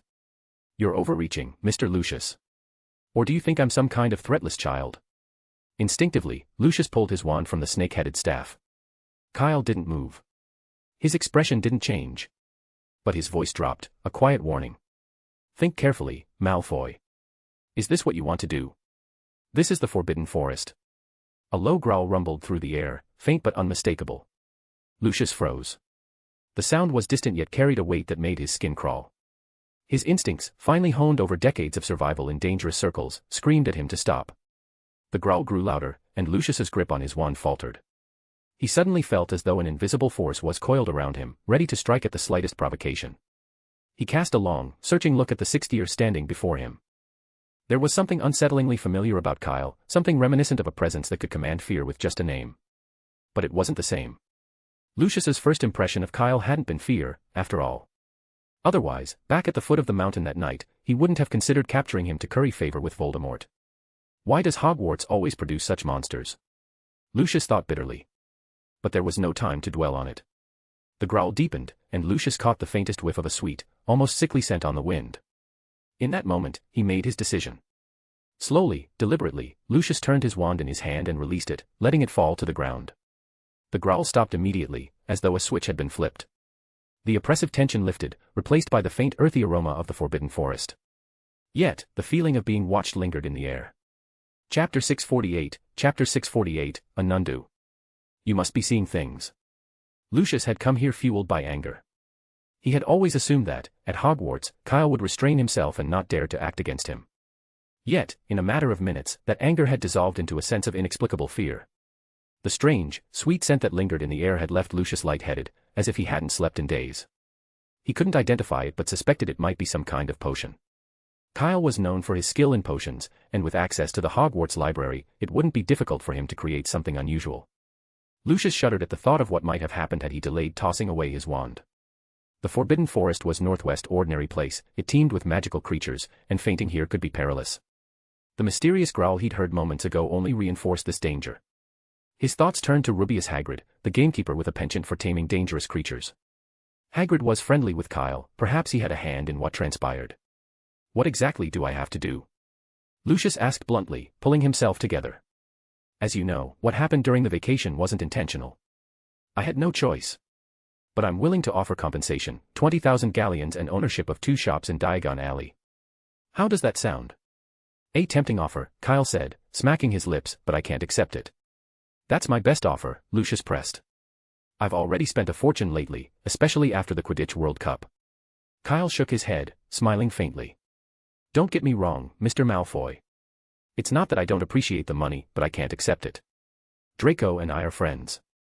If I wanted revenge, I wouldn't have waited until now. This is about helping Fred and George. They had a valid reason for what they did to Draco, and the game ban they received is far too harsh. Lucius frowned, his skepticism clear. So, you're saying this is only about the Weasley twins? What else? Kyle replied calmly. Very well, I'll speak to Dolores, Lucius said, somewhat relieved. You're right, student conflicts are normal. From what I've heard, Draco was rude, so they shouldn't bear all the blame. Exactly, Kyle said, smiling. See? It's a simple matter. Yes, Lucius replied with a strained smile. Then I'll go find Dolores now. No need to rush, Kyle interjected with a casual wave. Professor Umbridge is busy with Hagrid's class right now. She won't have time to talk. I see. Then I'll wait. Lucius bent down to retrieve his wand from the ground. You should head back to class. It's fine, Kyle said breezily. I've taken a leave of absence. That class is dull, anyway. Kyle made no move to leave. Instead, he cast a sidelong glance at Lucius and suddenly asked, by the way, Mr. Malfoy, have you heard the rumor that Professor Dumbledore is considering running for Minister of Magic? Lucius' hand froze, and his wand clattered to the ground again. He quickly picked it up, his voice carefully measured. Really? I hadn't heard that. Well, now you know, Kyle said with an easy smile. By the way, can I ask you for a small favor? Lucius' eyelid twitched. What kind of favor? Help Professor Dumbledore. Impossible. Lucius shouted before Kyle could finish. The thought alone chilled him. This was exactly what Voldemort dreaded most. If Dumbledore became Minister of Magic, Voldemort's secrecy would be jeopardized. Any involvement in aiding Dumbledore would be a direct invitation to Voldemort's wrath. This isn't a small favor, Lucius thought grimly. It's a question of life and death. Fudge is the most suitable minister, Lucius declared, his tone filled with righteous indignation. Dumbledore is far better suited to remain as headmaster. Is that so? Kyle shook his head slowly, a hint of mockery in his voice. What a shame. I didn't think you'd forget about the diary so quickly. TSK. What do you mean by that? Lucius snapped, clutching his wand tightly. His voice quivered slightly, betraying his unease. Is it really that difficult to understand? Kyle asked, his tone light but edged with menace. Surely, you still remember, it was a Horcrux. I don't need to explain how crucial such things are to you-know-who. And now, because of you, the diary has been destroyed. Do you truly believe he will let you off so easily? I don't know what you're talking about, Lucius replied, though his pale, unfocused eyes and trembling arm told a different story. Really? Kyle shrugged, feigning indifference. If that's the case, I can only wish you luck, Mr. Malfoy. He paused, his expression turning contemplative. What a pity about Draco, he mused aloud. I wonder if you know who will spare him, perhaps as a reward for your unwavering loyalty. Lucius remained silent, but the faint struggle in his eyes betrayed the turmoil within. He knew Voldemort far too well, his cold, unyielding nature, his lack of compassion for both allies and enemies. Yet, Lucius clung to a sliver of hope. As long as he remained useful, Voldemort might not eliminate him immediately. There was still a chance, however slim, that he could make amends. But hope was a frail thing, and Lucius knew it. Oh, one more thing, Kyle said, his voice breaking the silence. He spoke as though oblivious to Lucius' inner conflict. For Draco's sake, I'd advise you to keep your distance from Minister Fudge for the time being. Otherwise, if Professor Dumbledore does become minister, the consequences will fall squarely on you. Lucius jerked his head up, staring hard at Kyle, as though searching for some hidden meaning in his expression. But Kyle's face betrayed nothing. In the distance, the noise of chattering voices began to rise. Class was over, and the students were drawing closer, their figures growing larger with each step. I'll go find Dolores, Lucius murmured hoarsely. Thank you very much, Mr. Malfoy, Kyle said, a touch of mock politeness in his tone. And don't forget, stay away from Minister Fudge. Lucius didn't reply. Without another word, he turned and strode out of the Forbidden Forest, heading toward the castle. Clearly, he intended to wait for Umbridge there rather than risk searching for her in the forest. Kyle, however, remained where he was. With a flick of his wand, he cast a disillusionment charm on himself, blending seamlessly into his surroundings. Soon, the students passed by, none the wiser to his presence. He waited until the last figure, Umbridge, trailing alongside Hagrid, had disappeared from sight. Only then did Kyle lift the charm and step out from behind a tree. He reached into his moleskin pouch and pulled out a suitcase. Clicking open its clasp, he waited as a dark figure darted out from the nearby bushes and leapt straight into the open case. Kyle closed the suitcase and returned it to the pouch with practiced ease. But just as he finished, a loud, startled cry rang out behind him. "Oh, my goodness!" Kyle turned sharply. To his surprise, Hagrid had returned to the Forbidden Forest, running toward him at full speed. When Hagrid reached him, however, he froze in his tracks, a mix of surprise and suspicion on his face. "Kyle, why were you here?" Hagrid asked. "Who else would it be?" Kyle replied smoothly. "Has someone else wandered into the Forbidden Forest?" "Ah, no," Hagrid admitted, scratching his head. His gaze shifted around uncertainly. "But, did you see something just now?" "Should I have seen something?" Kyle asked, his tone calm and even. "I'm not sure if I was imagining things," Hagrid said hesitantly, "but I thought I saw a nundu. It was beautiful, really." Kyle smiled, shaking his head. "I think you must be mistaken. There's no way a nundu could be in the Forbidden Forest. They're incredibly rare magical creatures." "You think so?" Hagrid scratched his beard, looking around once more. "I'm certain," Kyle said with confidence. "I've been here the whole time and haven't seen anything remotely like a nundu. Maybe you're just frazzled from dealing with Umbridge." "You're probably right," Hagrid sighed, disappointed. "That woman's a nightmare. Always nitpicking and stirring up trouble, even when I've done nothing wrong. I don't understand why Professor Dumbledore allows her to stay." "By the way, did you find what you were looking for?" Hagrid asked. "I did," Kyle replied, a touch apologetic. "My niffler got loose earlier, but I've managed to catch it now." "Sorry for any trouble, Hagrid." "It's no problem. Nifflers are always like that, up to no good." Hagrid chuckled, waving a hand dismissively. "For someone like you, though, I reckon handling a thestral wouldn't be any trouble, eh?" Chapter 649, A Leak and Umbridge's New Decision. After leaving the Forbidden Forest, Kyle glanced back briefly. Hagrid, undeterred, was still rummaging through the dense undergrowth. His efforts, though determined, were destined to fail. Shaking his head, Kyle turned and continued toward the castle. At the entrance, Kana was waiting for him. The moment she spotted him, she hurried over. "Where were you just now?" she whispered. "During break, I thought I saw Malfoy's father heading into the Forbidden Forest." "Actually, that's where I went, to find him," Kyle replied. "But why would he be at Hogwarts?" Kana asked, her brow furrowing in curiosity. "Was it because of Fred and George?" "That's part of it," Kyle said, his tone measured. "I think after today, they'll be able to play again, assuming Umbridge doesn't find another excuse." "That's great," Kana said, her face lighting up with relief.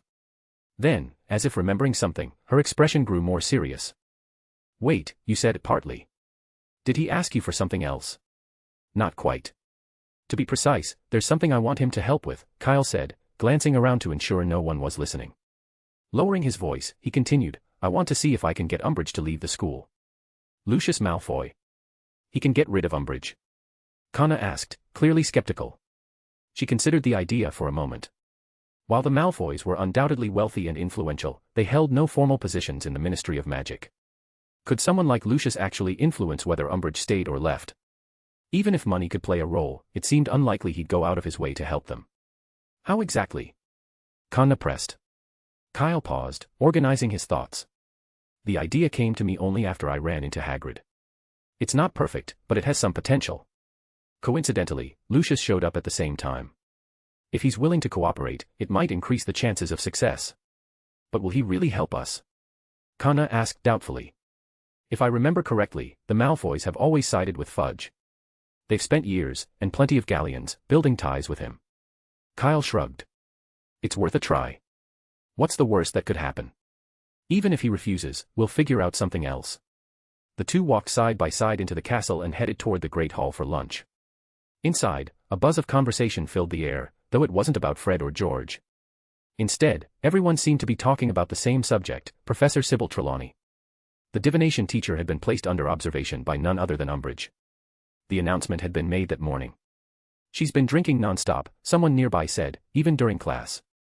"That's really unfortunate," Kana muttered as she and Kyle sat down. Just then, Cedric joined them at the table. "I heard that Professor Trelawney isn't the only one in trouble," Cedric said, leaning in slightly. "Professor Burbage from Muggle Studies was warned as well. The only difference is that she didn't make a public scene about it." "Wait, how do you know?" Kyle asked curiously. I don't think you've taken Muggle studies. I haven't, Cedric admitted. But Angelina has. She ran into Umbridge in the corridor while trying to ask about Fred and George. She saw her hand Professor Burbage a parchment. Angelina said Professor Burbage looked devastated, almost on the verge of tears. I can't think of any other document that would make a professor react that way except a probation notice. Kyle glanced up toward the teacher's table.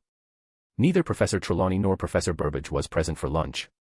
Umbridge, however, sat there happily cutting her steak, looking smugly content. In contrast, the other professors appeared deeply unsettled. Professor Flitwick, usually cheerful and chatty, was uncharacteristically silent. The entire atmosphere at the table was unusually somber. It was painfully clear that no one believed this was the end of it. Kyle understood all too well that Professors Trelawney and Burbage were just the beginning, Umbridge's first steps in asserting her authority. It was a calculated move. Both professors were the softest targets. At Hogwarts, they lacked influential connections, taught subjects that many didn't take seriously, and weren't particularly exceptional in their fields. There was no better way for Umbridge to display her power than by making examples of them. She wouldn't stop there. Kyle was certain her next moves would target other professors and subjects. While she might not have the power to outright dismiss established and highly respected figures like Professors McGonagall or Flitwick, she could still make their lives miserable. Professors with distinguished careers and stellar reputations, who had taught generations of witches and wizards, were untouchable when it came to outright dismissal. Any attempt to fire them on flimsy charges would provoke outrage in the wizarding community. Even Fudge wouldn't be able to shield Umbridge from the backlash. However, direct dismissal wasn't necessary. Interfering with their teaching methods, undermining their authority, and creating a hostile work environment were all tactics Umbridge could and would likely employ. Professors could, in theory, avoid such harassment by lowering their standards and adopting a compliant attitude, much like Snape's. If they kept a tight grip on their thoughts, limited their responses to neutral politeness, and used tactics like memory charms, Umbridge wouldn't have much to work with. But that wasn't realistic. Someone like McGonagall would never stoop to such measures, and without her cooperation, any collective strategy would collapse. Kyle's suspicions deepened. His encounter with both Hagrid and Lucius seemed almost fated, their timing couldn't have been better. If something wasn't done soon, Umbridge's continued presence at Hogwarts would start to infect every aspect of its education. With those thoughts swirling in his mind, Kyle hurriedly finished his lunch and stood up, intent on speaking with Hagrid. However, before he could leave the Great Hall, he was intercepted by none other than Umbridge. "Come with me," she said in her usual saccharine tone. Reluctantly, Kyle set aside his plans for Hagrid and followed her to the Defense Against the Dark Arts office. Upon entering, Kyle noticed he wasn't alone. The room was already filled with several Slytherins, Montague, Pansy Parkinson, Millicent Bulstrode, Crabbe, Goyle, and Malfoy, freshly discharged from the hospital. The moment Malfoy saw Kyle, he instinctively stepped back, his face growing pale. "Draco, what's wrong?" Pansy asked, her voice laced with concern. "No, it's nothing," Malfoy muttered, shaking his head. "You must still be recovering from your illness," Montague said, his tone loud and derisive. "Although I think the punishment of a game ban is far too lenient. Violent maniacs like the Weasley brothers and Potter should have been expelled." Malfoy flinched and cast an uneasy glance at Kyle. Kyle, however, didn't react. He stood still, his expression impassive, as though Montague's words hadn't reached him. "Oh, there's no need for a game ban anymore," Umbridge said cheerfully as she entered the room. "By tomorrow, their punishment will be replaced with detention." "What?" Montague shouted, his face twisting in anger. "That's not fair." Umbridge turned her saccharine smile on him, her eyes narrowing ever so slightly. "Do you have any objections to my decision, Mr. Montague?" Montague stiffened under her gaze. "Of course not, Professor Umbridge," he said hastily. "You're the professor, we'll do as you say." "That's better," Umbridge said, her smile widening. "Now, forget about the Weasleys. I have something more important for all of you." Her tone grew conspiratorial. "I've received word that someone has started an organization at this school, an illegal group that teaches students how to perform dangerous magic. This sort of thing is unacceptable," she continued, her voice dripping with false concern. "Evil individuals like that mustn't be allowed to operate in our school. I want all of you to investigate and find out who they are and where they meet. Can I count on you to do that?" Chapter 650, The Brave Montague. As soon as they heard they could catch Gryffindors breaking school rules, Montague was immediately excited. As for why it wasn't someone from another house, Montague had his own reasoning. Teaching others to use dangerous magic was just so Gryffindor, it had to be their idea. With this in mind, Montague promptly said, "I'm fine with it, Professor."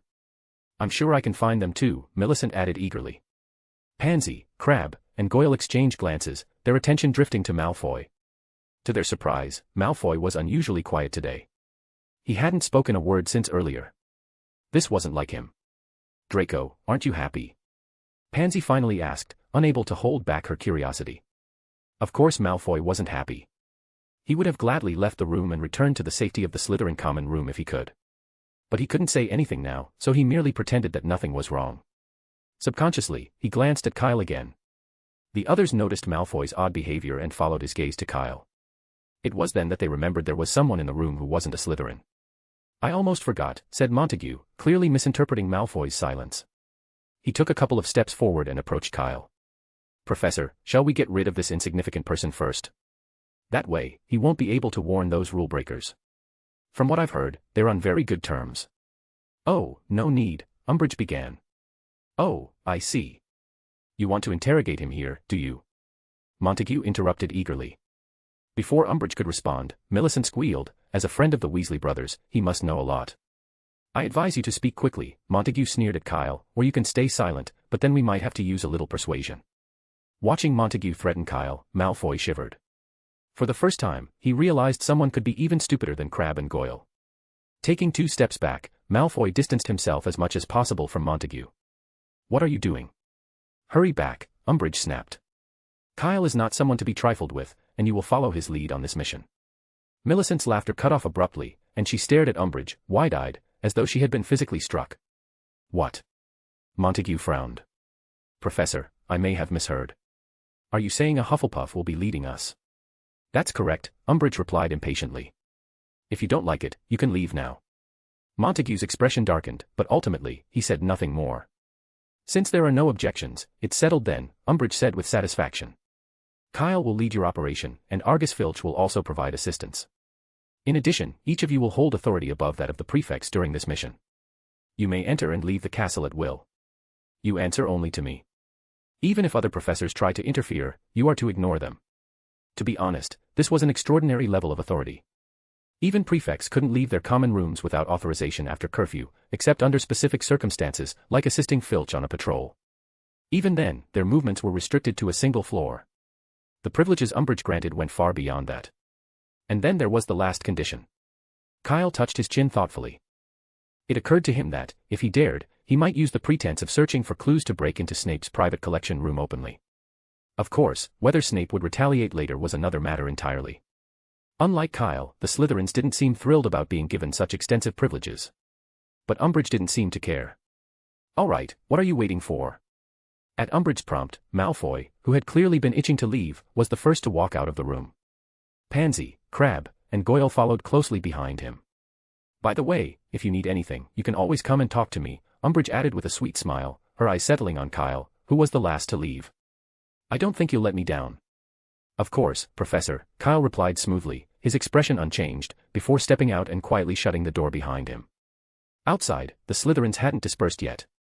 Instead, they lingered in the corridor, each stationed in different spots. Montague and Millicent stood near a pair of imposing suits of armor, while Malfoy loitered further down by the stairs. Kyle barely spared them a glance as he prepared to leave, but before he could take a step, Montague suddenly moved to block his path. "I don't know what tricks you pulled to get Professor Umbridge to trust you," Montague began coldly, his face twisted in irritation, "but don't think for a second you can boss me around." "Oh." Kyle raised an eyebrow, his tone mild. "If that's how you feel, why didn't you say so earlier? Or are you just now deciding to defy Professor Umbridge's orders?" "Of course not," Montague sneered, silently mocking Kyle for what he considered a weak attempt to corner him. "I'll find those people myself," Montague declared confidently, "and I won't need your help." "Really? This is still a task assigned to me by Professor Umbridge."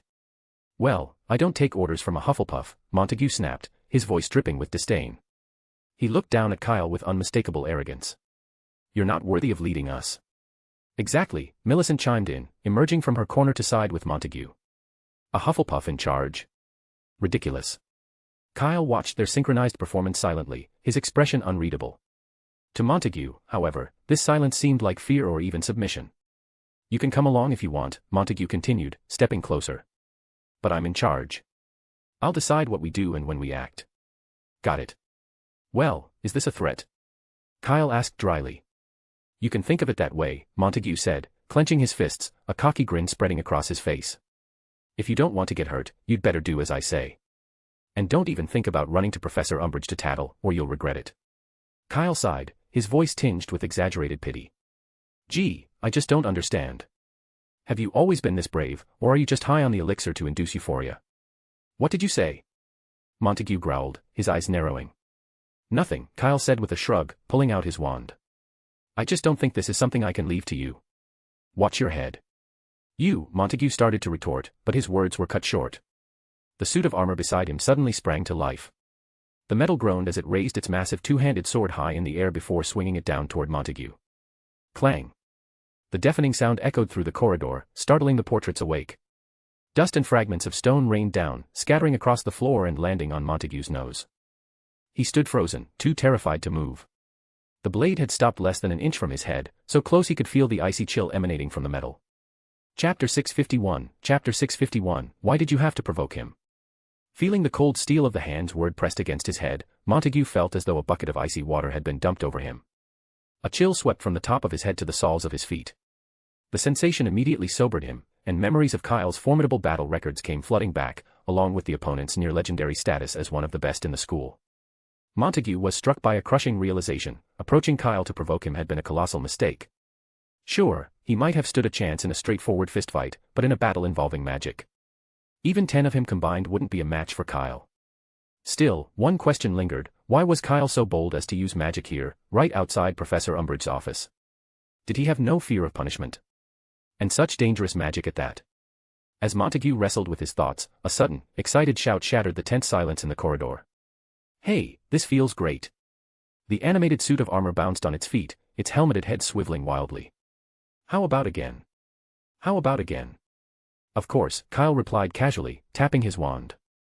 The armor raised its sword-wielding arm once more. The other students, frozen until now, finally snapped out of their daze. Ah! Millicent's piercing scream echoed through the corridor, drawing the attention of Professor Umbridge, who was still in her office. What is going on out here? She demanded, flinging open the door. Keep quiet. Professor.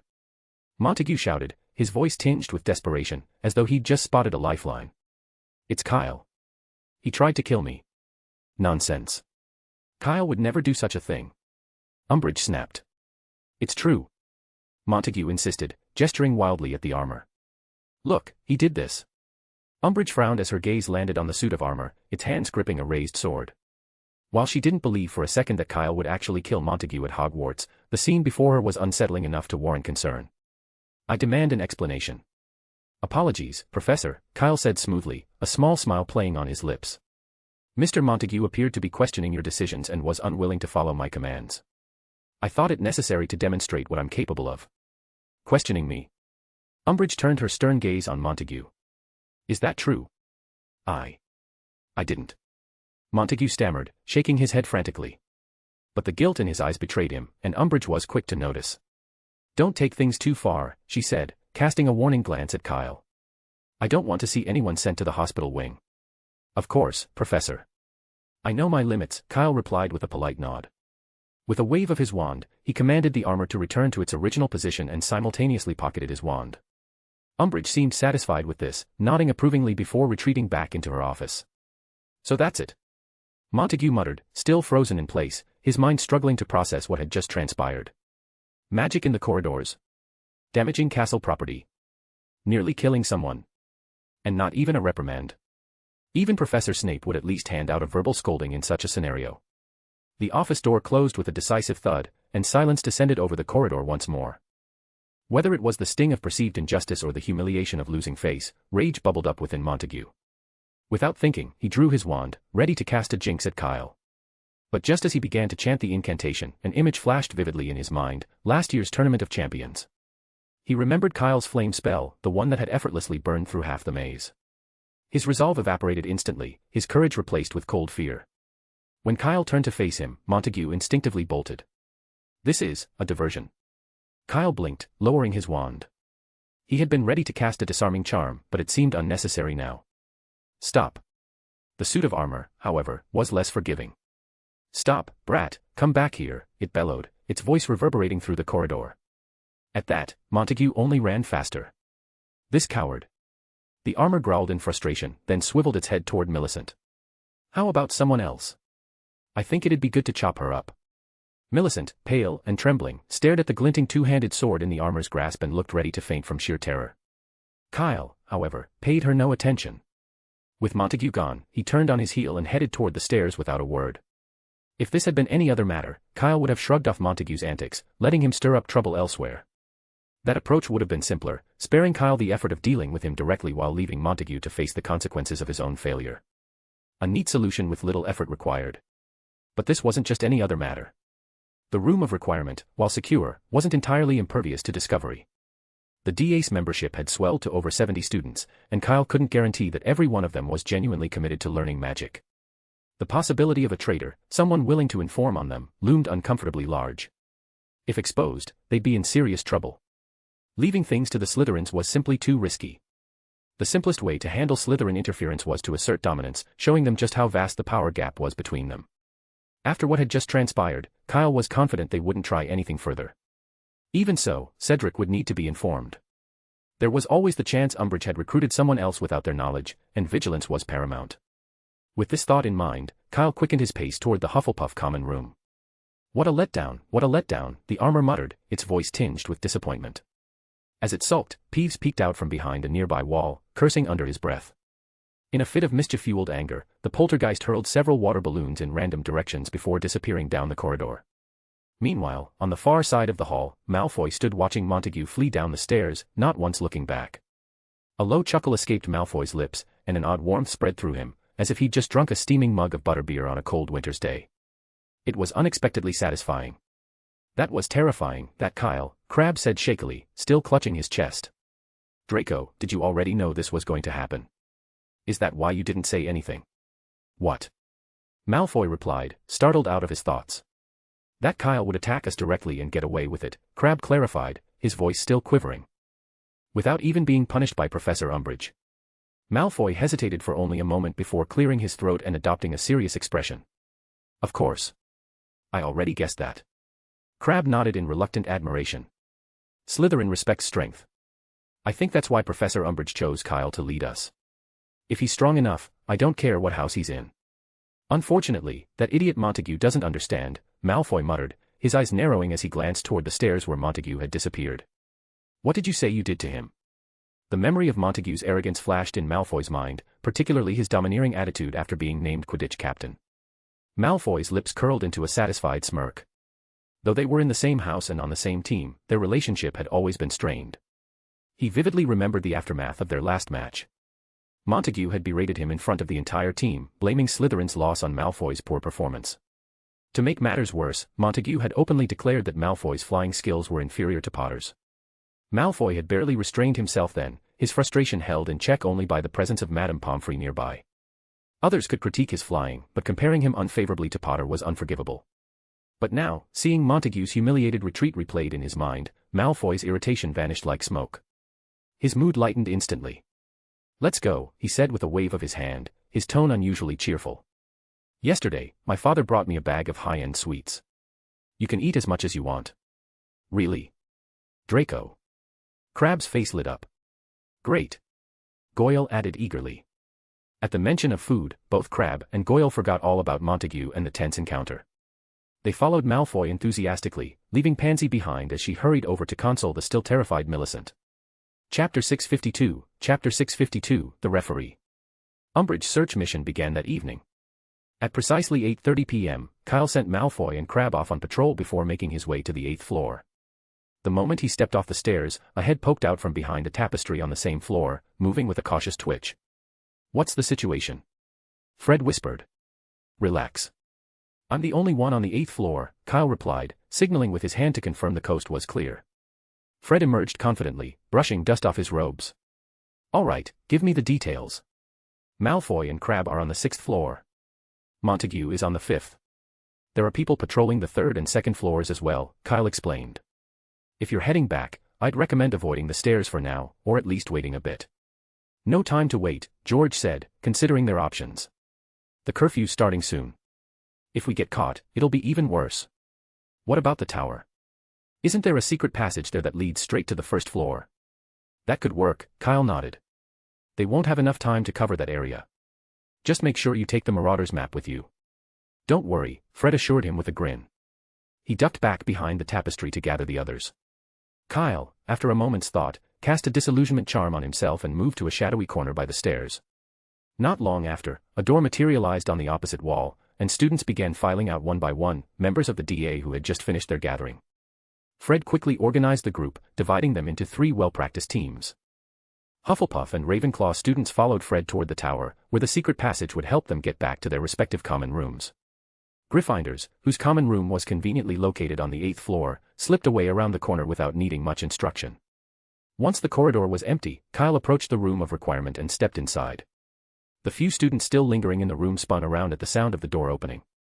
They relaxed visibly when they saw it was him. "Kyle, is it true what they're saying?" Hermione asked immediately, her voice tinged with worry. "Did Umbridge really find out about us teaching ourselves defense against the dark arts?" "Yes," Kyle confirmed with a nod. "But how?" Hermione pressed, frowning. "We enchanted the member list. Whoever's name is on it should be unable to reveal anything. How could she have found out?" "No magical contract is flawless," Kyle replied evenly. "Not even the strongest ones, except maybe the unbreakable vow. The magical bond between DA members isn't that rigid. A careless comment during a conversation could let something slip." He paused briefly before adding, "Or someone could have lost their fake galleon. If the person who found it noticed the numbers changing, they might have pieced together what it's for." "It must have been Neville," Ron muttered. "He's always losing things." "No, Ron," Hermione interjected, shaking her head. "Neville's never missed a single meeting. If he'd lost his galleon, how would he know when to show up?" "Maybe someone told him," Ron mumbled defensively, though his suspicion lingered. "By the way," Harry said, suddenly struck by a thought. "Kyle, how did you know they were trying to catch us in the castle today?" Hermione and Ron turned their attention to Kyle, though Cedric and Cho, standing nearby, appeared unbothered. Kyle's expression remained calm. "It's simple," he said. "Because the person responsible for capturing you is me." The room fell into an icy silence. Harry's eyes widened as though he had just seen hundreds of trolls soaring past on broomsticks and then swooped down, hugged Ron, and performed a spirited tap dance on a broomstick. Ron, for his part, looked as though someone had hit him with a confundus charm. His face shifted between bewilderment and disbelief, his brain seemingly on the verge of shutting down. Hermione fared slightly better than the other two, but even she was too stunned to immediately form a response. "You see, I told you I wasn't the only one," Cedric said with a laugh. "You mocked me for being too emotional, but now you know, we're all the same." He chuckled, remembering his own reaction when he first heard the news. He hadn't fared any better than the trio in front of him. He'd been so shocked that he'd spilled ink all over his potions homework and had to rewrite it from scratch. Cedric's laughter seemed to snap the others out of their stupor. You're here to arrest us," Ron shouted, stumbling back a few steps. "Harry, Hermione, run." Loyal to the core, Ron's first instinct was to protect his friends, even if his logic hadn't quite caught up with the situation. Hermione glanced between Kyle and Cedric, who were smirking, and then at Ron, who was still yelling. She couldn't help but twitch her mouth in exasperation as her face flushed slightly. "This is mortifying." If she had known this was going to happen, she would never have let Ron stay. For that matter, Harry, who was standing nearby, hesitating, was no better. They were clearly better suited to sitting by the common room fireplace, debating which homework assignment to tackle first. "Ron, use your brain," Hermione snapped. "If Kyle wanted to capture us, why would he go through all this trouble? He could have just brought Umbridge here." "Huh." Ron froze mid-step, his face quickly turning as red as his hair. "Exactly," Harry said, waving a hand. "And how could Kyle capture us when Cedric's here?" Hermione sighed, too drained to deal with the two of them any longer. She turned instead to Kyle and Cedric. "So, was this your plan? Fighting the Weasley twins to gain Umbridge's trust?" "Sort of," Kyle admitted with a small smile. Glancing at the time, he added, "Well, curfew is about to start. I can't stay here too long, you'd better head back as well. Just a reminder, though, there are patrols on every floor right now. Don't get caught." "Don't worry," Cedric said, exchanging a glance with Cho. "We've got the disillusionment charm." "I've got the cloak of invisibility too," Harry said. Although it was getting harder to hide all 3 of them under the cloak now that they'd grown taller, the Gryffindor common room was right next door, so it wouldn't be much of an issue. Besides, with Kyle in charge, using the cloak felt more like a formality than a necessity. "All right," Kyle said, nodding as he moved toward the door.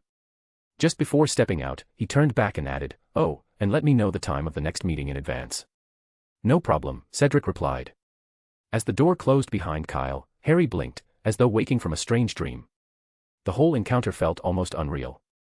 Umbridge would never guess that Kyle's on our side, Harry said, rubbing his face as he processed everything. Then, grinning, he added, I can't wait to see her face when she finds out the truth. It's going to be priceless. His laughter was infectious, and soon Ron, Hermione, Cedric, and Cho joined in. It felt just like a Quidditch match. In a game, there were many ways to secure victory. Exceptional players, rigorous training, and clever tactics all played a role. But there was one guaranteed way to win, having the referee on your side. Right now, Kyle was that referee. With Kyle on the field, they didn't have to worry about being discovered by Umbridge at all. And the feeling. It was absolutely wonderful. Chapter 653, Kyle was taken away. When Kyle completed his patrol of the 8th floor and returned to the corridor, the wall where the room of requirement had been was bare, as if it had never existed. By then, the other patrols had finished their rounds as well. Unsurprisingly, no one had found anything of note. Some individuals were more disgruntled than others, Montague and Filch, in particular. I know they were up to something tonight, Filch grumbled as he stomped onto the 8th floor. Peeves was causing a ruckus down on the 1st floor. I heard him yelling. And did you catch anyone? Kyle asked calmly. No, Filch admitted, his face twisting in frustration. By the time I got there, they were gone. But I found plenty of footprints, at least a dozen.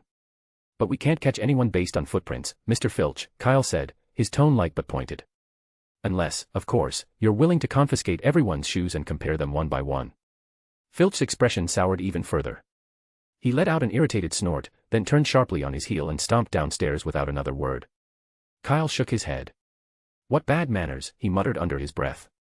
Montague, on the other hand, had taken a far quieter approach.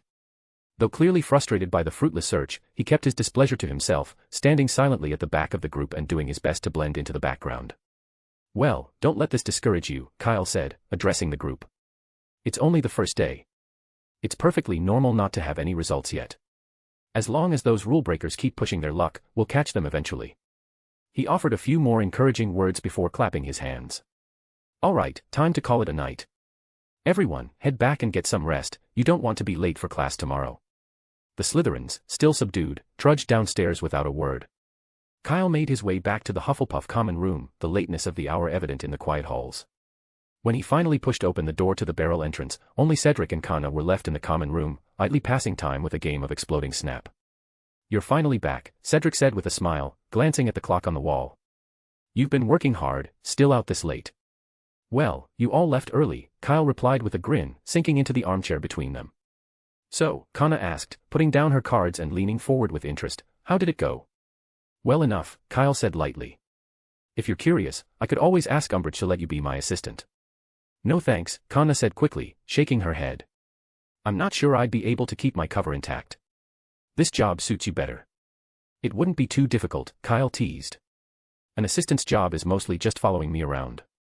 That shouldn't cause any problems. Connor hesitated, tempted by the idea. With everyone else so busy, she felt a growing urge to contribute in some way.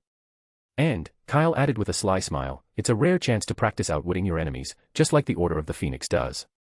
You should apply to be head of the Auror office, Cedric quipped. Though don't forget you're managing a bunch of Slytherins. If Montague became an Auror, the ministry would be doomed, Kyle replied with a shrug. And honestly, so would I. His self-deprecating humor drew a burst of laughter from Connor. The three of them lingered in the cozy common room, chatting amiably until the early hours of the morning before finally retreating to their dormitories. The next day at dinner, Cedric made a point of not sitting next to Kyle, breaking their usual routine. Instead, he chose a spot farther away, glancing at Kyle occasionally with exaggerated, menacing glares. Kyle couldn't help but feel the effort was unnecessary.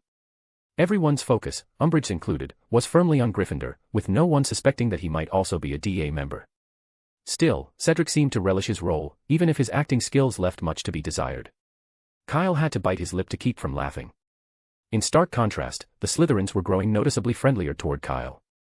After Charms class, a small group of Slytherin students clustered around him, engaging him in conversation and even extending invitations to their homes for the upcoming Christmas holidays. Our family hosts a grand ball every Christmas break, and you simply must come, said a sixth-year Slytherin enthusiastically. It's much livelier than that dull school you ball last year. Loads of important people attend, sometimes even Minister Fudge drops by. Really? That sounds wonderful. If I'm free, I'd love to come, Kyle replied smoothly, though he subtly quickened his pace to escape the growing entourage. As they made their way out of the classroom corridor toward the Great Hall, their path was suddenly blocked by two familiar faces. Weasley. A Slytherin student beside Kyle stepped forward immediately, eyeing the twins with disdain. "What do you want?" Fred, unfazed, shot him a dismissive look before focusing on Kyle. "This doesn't concern you," he said to the Slytherin, then turned his gaze on Kyle, adopting a mock-threatening tone. "Do you dare come with us?" "Of course, why wouldn't I?" Kyle replied, a smile playing at his lips. He gestured for the Slytherins to go ahead without him, taking Connor along as he followed Fred and George to a quieter, empty corridor away from prying eyes. The moment they were out of sight, Fred's demeanor changed entirely. His face lit up with excitement, though he kept his voice low. "How did you do it?" he asked eagerly. "Our suspension's been lifted, me, George, Harry, we can all play Quidditch again." "That's fantastic news," Kyle said with a grin. "Congratulations. But seriously, how did you manage it?" Fred pressed. "How'd you get that old toad Umbridge to change her mind?" He was genuinely baffled. In all the time Umbridge had been at Hogwarts, he hadn't heard of anyone successfully swaying her decisions. Even Professor McGonagall's attempts had failed, and Trelawney was only still employed because of ongoing investigations. "I just wrote a letter to the Malfoy family," Kyle said nonchalantly. "That's it?" "Of course." Fred looked skeptical, but before he could probe further, George waved at them urgently from the other end of the corridor. A second later, the sound of hurried footsteps echoed nearby. Someone was approaching. Fred immediately shifted back into his mock-aggressive stance, pointing at Kyle and shouting, "Just you wait and see. We'll deal with you later." With that, he and George turned and quickly disappeared down the corridor, leaving before Umbridge, or anyone else, could arrive. For the rest of the week, things continued in much the same manner. Cedric handled the arrangement with ease, but Fred and George quickly grew tired of sneaking around to talk to Kyle or visit the room of requirement after curfew. At first, they found the covert meetings amusing, even thrilling, but as the days wore on, the novelty wore thin. "Let's just wait," Fred grumbled after another late-night DA meeting. "Maybe the Slytherins will go home for the Christmas holidays." As usual, the group split up after the meeting, with Kyle leading the way to ensure the coast was clear. Everything went smoothly until midnight, when an unexpected figure appeared in the corridor. Professor McGonagall strode toward Kyle, her face stern but composed. Stopping in front of him, she said, "Dumbledore wants to see you. Follow me."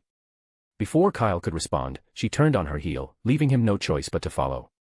The group of Slytherins standing nearby froze, their expressions shifting from confusion to unease. "What's the headmaster doing getting involved?" a fifth-year student muttered nervously. "Should we tell Professor Umbridge?" "No. Don't move," Montague ordered sharply, his gaze fixed on the direction Kyle had been taken. A sly, almost gleeful smile crept onto his face. "So what if it's the headmaster? We should trust Kyle, he'll sort this out." "But..." The nervous student hesitated, clearly unconvinced. Montague stepped forward, his tall, imposing figure casting a shadow over the smaller student. "Did you not hear what I just said?" he asked coldly, his voice dripping with menace. The other student quickly shook his head. "And no, I did." "Good." Montague nodded in satisfaction. "And it's late. We shouldn't disturb Professor Umbridge's rest. For now, head back to the common room, we'll talk about this tomorrow." His suggestion was met with murmurs of agreement. One by one, the Slytherins dispersed, some even chatting and laughing as if nothing out of the ordinary had occurred. Malfoy, lingering at the back of the group, cast a furtive glance toward the headmaster's office. A flicker of conflict crossed his face, his usual composure wavering for a brief moment. "Draco, hurry up," Pansy urged impatiently, tugging at his sleeve. Crabbe grunted his own encouragement, muttering, "Come on, we're gonna get caught out here." After a moment's hesitation, Malfoy exhaled deeply, shoved his hands into his pockets, and reluctantly followed the others down the stairs. Chapter 654, The Attacked Sirius. The headmaster's office wasn't far from where Kyle had been on the 8th floor. He followed Professor McGonagall through the dimly lit corridors, the moonlight streaming in through tall windows. Kyle's curiosity burned, he wanted to ask why he was being summoned at this late hour.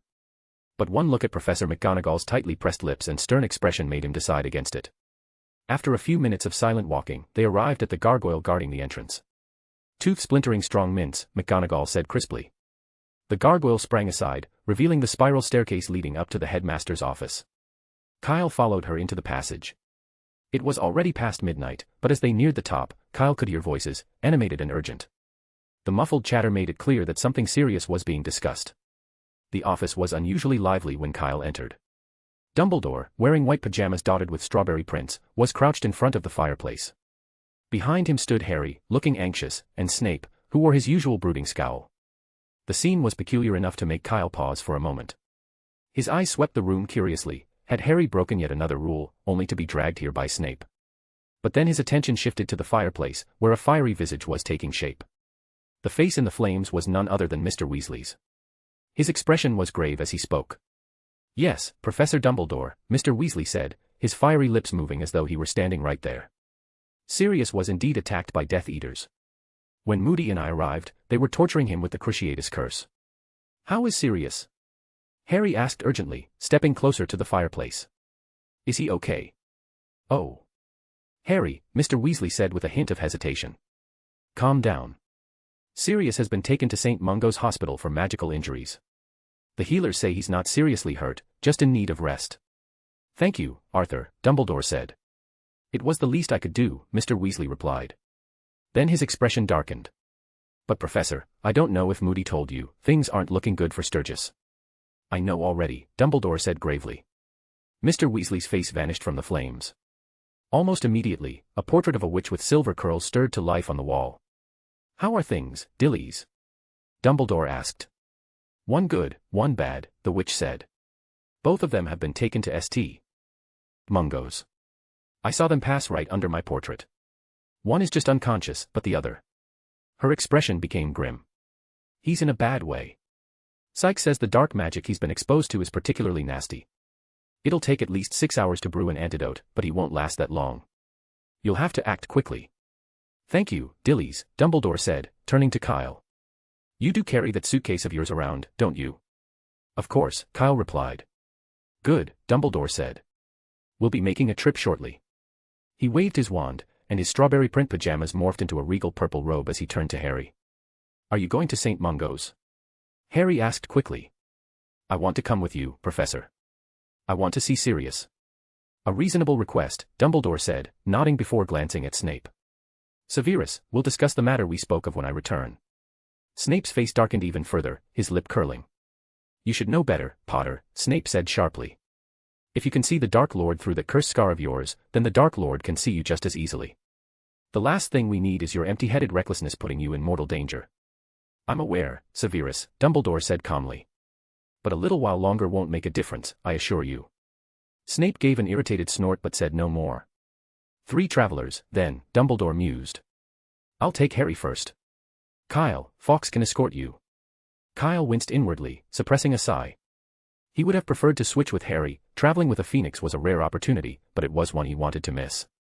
But before he could voice his thought, Dumbledore had already grabbed Harry's arm and vanished with a sharp crack. Fawkes, perched nearby, took flight and landed gracefully on Kyle's shoulder. "All right, Fawkes," Kyle said with a resigned smile. "Lead the way." The phoenix chirped and spread its magnificent wings. Kyle barely had time to notice Snape's faint smirk before there was a blinding flash of gold and red fire. The ground seemed to vanish beneath him, and the world spun violently. He felt like a bludger that had been hit too hard, tumbling wildly through the air. When the spinning finally stopped, Kyle landed, rather ungracefully, on a table. Thud. The table collapsed under him, sending parchment and quills flying across the floor in a messy heap. Kyle's landing had been less than graceful, and Harry, already present, cautiously asked, "Kyle, are you okay?" Although Harry himself was still adjusting to the dizziness caused by apparition, he couldn't help but find Kyle's exaggerated reaction a bit much. Without the table to break his fall, Kyle might have hit the wall outright. And considering Kyle could apparate, Harry found it surprising that he wasn't used to the sensation by now. Kyle waved his hand dismissively to indicate he was fine. After suppressing the nausea swirling in his stomach, he looked around to assess his surroundings. The room appeared to be a small office, its shelves crowded with cauldrons and jars of various sizes, all brimming with mysterious ingredients. Besides Harry and Kyle, Dumbledore was present, as was a familiar face, Director Sykes of St. Mungo's. The renowned potioneer was staring at Kyle, her gaze alternating between him and the phoenix perched on his shoulder. "I've never seen Fawkes take to anyone besides you, Albus," she remarked, her tone tinged with amazement. "Fawkes trusts Kyle deeply," Dumbledore said with a wave of his wand. The table Kyle had knocked over instantly righted itself, the scattered parchment neatly reassembling. "Time is of the essence, Sykes," Dumbledore continued. "The ministry will be here soon, and we must act before they arrive." "I understand," Sykes said, though she hesitated briefly, frowning. "But are you certain he can counter the dark magic afflicting Sturgis?" "He's the only one who can," Dumbledore said with quiet conviction. Sykes didn't question him further. She set down the silver tray in her hands and gestured toward the door. "Follow me." "Come along, Kyle," Dumbledore instructed, then turned to Harry. "You stay here for now." But Sirius, Harry began to protest. "You'll see him, Harry, but not now," Dumbledore said firmly before ushering Kyle out of the room. The hallway beyond was dimly lit, the flickering oil lamps casting shadows that barely illuminated the ancient corridor. Their footsteps echoed softly as they walked, the atmosphere oppressive with an air of urgency. At the end of the corridor, Sykes pushed open a heavy black door. The room inside was even darker, the shadows clinging to every corner like a shroud. "Some wounds caused by dark magic react poorly to light," Sykes explained. "If exposed, they could worsen. Fortunately, the curse in this case doesn't have that property, otherwise, it would be even more troublesome." Lumos. She lit her wand, revealing a sparse room dominated by a single bed. On it lay a wizard whose body was crisscrossed with pulsating dark purple lines, like veins infected with malevolence. The marks seemed almost alive, writhing as they slowly spread across his body. "What's the plan?" Sykes asked, turning to Kyle and Dumbledore. "The antidote will take at least 6 hours to brew." Kyle's gaze shifted to Dumbledore, who spoke with calm precision. "We need to contain him in his current state, both body and soul," Dumbledore said. "Dark magic, in most cases, cannot spread through petrification. I sent Fawkes to Dorset earlier, but he found that the necessary materials were no longer there." Petrification. Dorset. Realization dawned on Kyle. No wonder Dumbledore had asked if he had his suitcase. "Understood," Kyle said. He placed his suitcase on the ground, opened it, and promptly jumped inside. Sykes watched him with a mixture of confusion and curiosity. Dumbledore's plan to turn Sturgis into stone was clear enough, it was a known countermeasure against certain types of dark magic. However, ordinary petrification charms only worked on the body, not the soul. She had tried it before without success. What puzzled her even more was Kyle's behavior. He seemed as though he genuinely could perform magic she'd never heard of. And that suitcase? Was it enchanted with an undetectable extension charm? The more she thought about it, the stranger it all seemed. She glanced at Dumbledore, hoping for an explanation, but he merely stared at the suitcase, offering no clarification. Moments later, the suitcase began to bulge and jump, as though something enormous was trying to force its way out. Then it happened. A massive serpent, easily 50 feet long, slithered out of the tiny suitcase. Its sheer size filled the room, its scales gleaming faintly in the dim light. Sykes's wand slipped from her grasp, the light at its tip vanishing as it clattered to the floor. "That's a basilisk," she stammered, her voice trembling with shock. "Don't look it in the eyes." Dumbledore remained calm, as if expecting her reaction. He produced a silver lighter, clicking it once to release a soft, floating orb of light. At the same time, Sykes's wand flew back into her hand. "Don't worry," Dumbledore said reassuringly. "Its eyes are closed." Sykes took a shaky breath, her panic subsiding slightly. Recalling the serpent's entrance, she realized Dumbledore was right, the basilisk's eyes had been shut. If they hadn't been, she doubted she'd still be standing. Sykes opened her eyes after steadying herself and cast a strange look at Dumbledore. "So, the legends are true. Hogwarts really does have a basilisk." She had heard rumors before, patients at St. Mungo's whispering about a basilisk lurking in Hogwarts, its victims cursed. At the time, Sykes had dismissed these tales. She was well aware that the basilisk's deadly sight wasn't a curse but a lethal magical property. To her, it had seemed like just another exaggeration. Students often embellished their stories, parents believed them, and through countless retellings, ordinary incidents transformed into fantastical tales. She had encountered even wilder rumors, like the one claiming Dumbledore was assembling an army in the castle to overthrow the Ministry of Magic. So when she'd first heard of the basilisk, Sykes had brushed it off as likely being some magical creature that had wandered from the Forbidden Forest into the castle. But now, seeing the creature with her own eyes, she had no choice but to believe it. "It's not Hogwarts basilisk," Dumbledore clarified, shaking his head and gesturing toward Kyle, who had just climbed out of the suitcase. "It belongs to him now." Sykes' expression shifted again, disbelief mingling with incredulity. A student owning a basilisk. When had Hogwarts become so permissive? Such a thing wouldn't even have been allowed at Durmstrang, renowned for its tolerance of dark magic. It dawned on her why Dumbledore was moving so quickly. If the Ministry arrived and saw this basilisk, Hogwarts itself might be shut down, its reputation irreparably tarnished. She glanced back at the massive creature. This was her first time seeing a basilisk in person, and its sheer presence was overwhelming. The enormous body, gleaming emerald scales, and the lethal, dagger-like fangs peeking out as it moved. The sight was far more awe-inspiring than any description in the books. "Professor, what's the next step?" Kyle asked, having positioned the basilisk properly and now looking to Dumbledore for guidance. "Very simple," Dumbledore said, waving his wand. A large, ornate mirror appeared on the wall opposite the bed. He turned toward Kyle as Fawkes, perched nearby, flew down to Sturgis. The Phoenix blinked once, letting a single tear fall onto Sturgis's lips. "Phoenix tears," Sikes murmured, her voice tinged with reverence. The most miraculous healing substance in the wizarding world. Her gaze was now fixed on Fawkes, burning with awe and a hint of envy. For a healer like Sikes, a phoenix was a dream companion.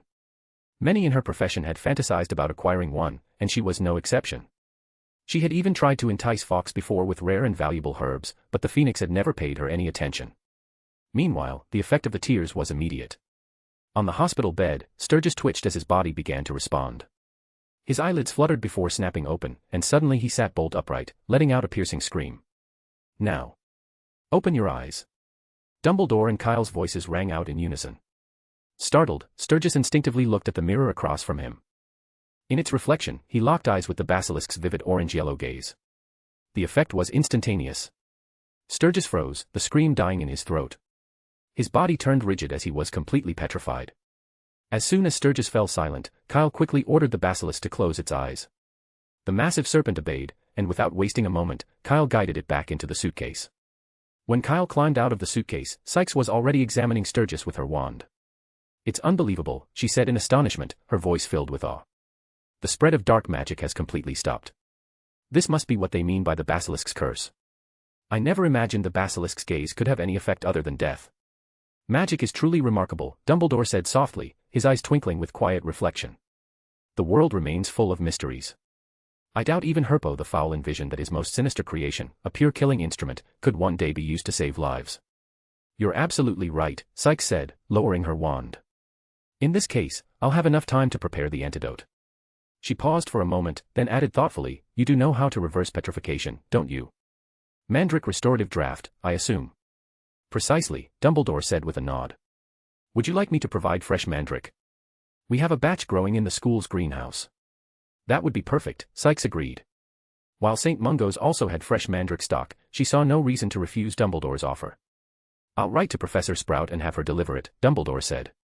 The conversation between the two became noticeably more relaxed now that the immediate danger had passed. However, whether intentionally or not, their gazes repeatedly drifted toward Kyle. Sikes' look was mostly one of curiosity, her eyes studying him as if trying to solve a particularly intriguing puzzle. Dumbledore's gaze, however, carried a weight that made Kyle feel slightly uneasy. It wasn't harsh, but it had an intensity that left him feeling faintly guilty, even though he couldn't quite place why. "We should return," Sikes said suddenly, breaking the silence. "I need to start preparing the antidote immediately. That way, when the Ministry of Magic arrives and starts asking questions, we won't waste time."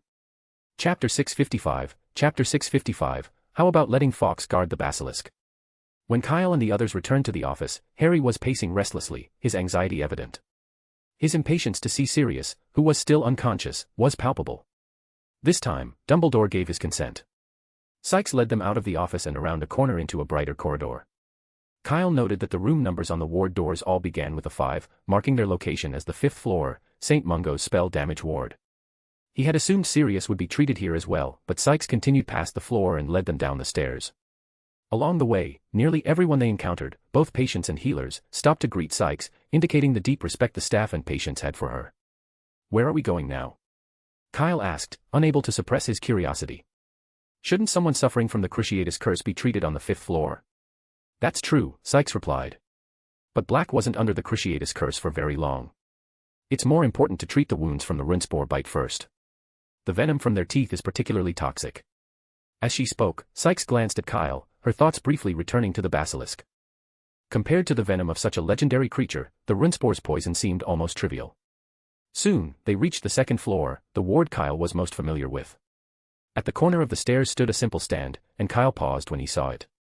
"Yes, this is the stand you used to pierce the werewolf with," Sikes said with a knowing smile.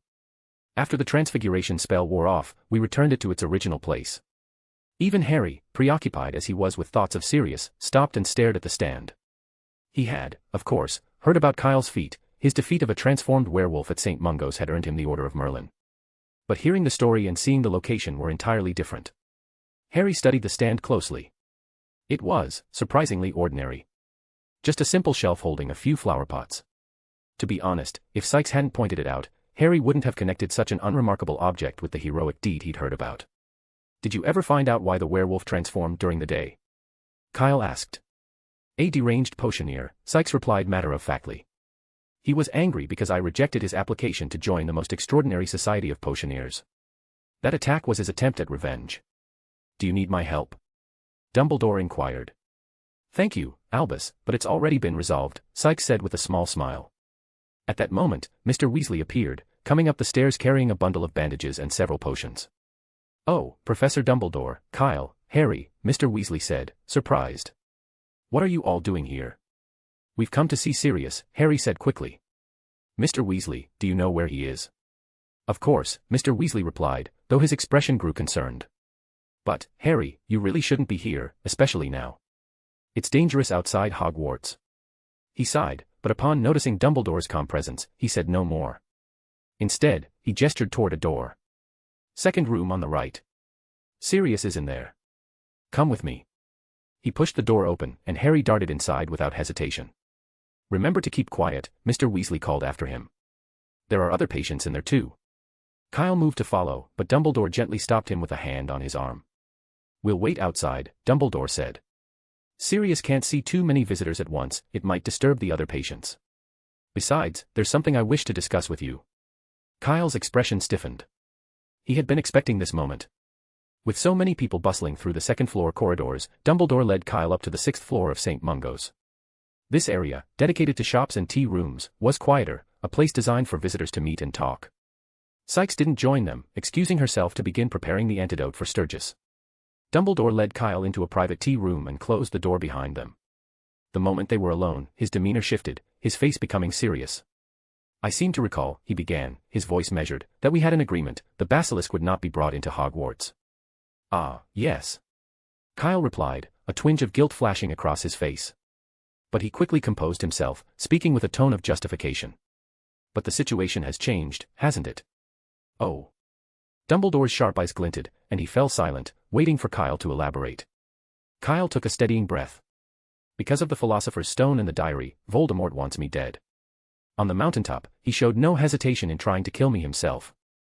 Not only did he order the Death Eaters to target me, but he even came after me personally. If it weren't for the Miss Gem, I wouldn't have survived. The mention of the Philosopher's Stone and the diary seemed to soften Dumbledore's sternness slightly.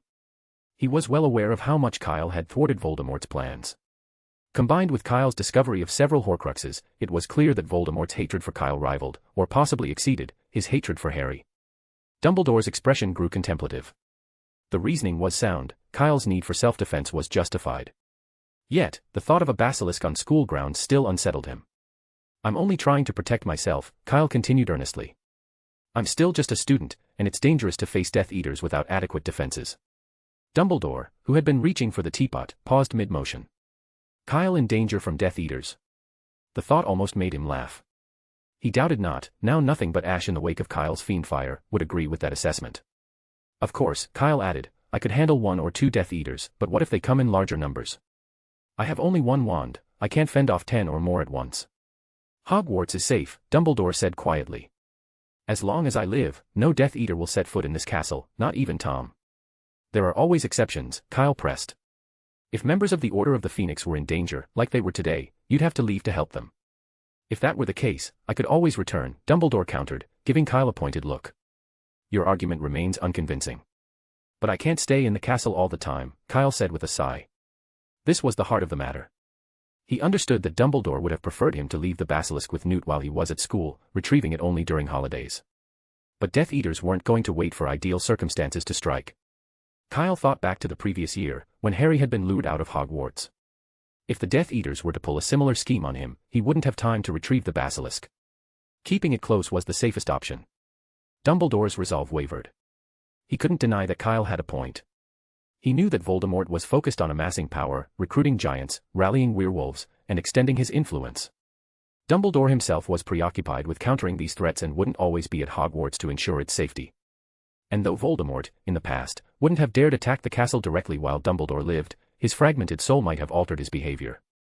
The Voldemort of today was not the same as the one Dumbledore had known. Kyle noticed Dumbledore's hesitation and seized the opportunity. You said it yourself, Kyle pointed out, magic is full of unknowns. The basilisk saved someone today. It can also be used to protect against Death Eaters. It's like a powerful wand, its danger depends on who wields it. Dumbledore blinked, momentarily caught off guard by Kyle throwing his own words back at him. He couldn't deny the truth in Kyle's reasoning.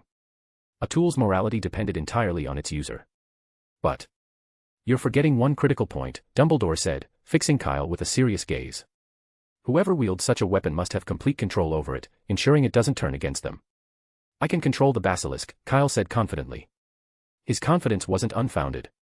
He had taken numerous precautions. While housing the basilisk with Newt, they had surrounded it with over 100 roosters in a nearby cave. The protective magic sealing the cave could be lifted at any time if the basilisk became unruly. Moreover, Kyle's suitcase contained a variety of other magical creatures that could subdue or counter the basilisk if necessary, a dragon, a nundu, a field of mandrake roots, and chomping cabbages. Escaping the suitcase was almost impossible. Seeing Kyle's confident expression, Dumbledore hesitated once more. If you're still not convinced, Professor. Kyle cleared his throat and adopted a thoughtful tone, then perhaps we could have Fawkes monitor the basilisk. I can even build a perch for Fawkes in the suitcase. With a phoenix overseeing things, there's no chance the basilisk could cause any trouble, is there? Dumbledore raised his eyebrows, clearly taken aback. Kyle's suggestion was undeniably logical. Phoenixes were immune to the basilisk's deadly gaze, and Fawkes' presence would provide a level of oversight that would ease Dumbledore's concerns. Yet, Dumbledore's intuition told him that Kyle's suggestion wasn't entirely selfless, there was something more to it. It seems a bit harsh to use the term monitor, Dumbledore said gently.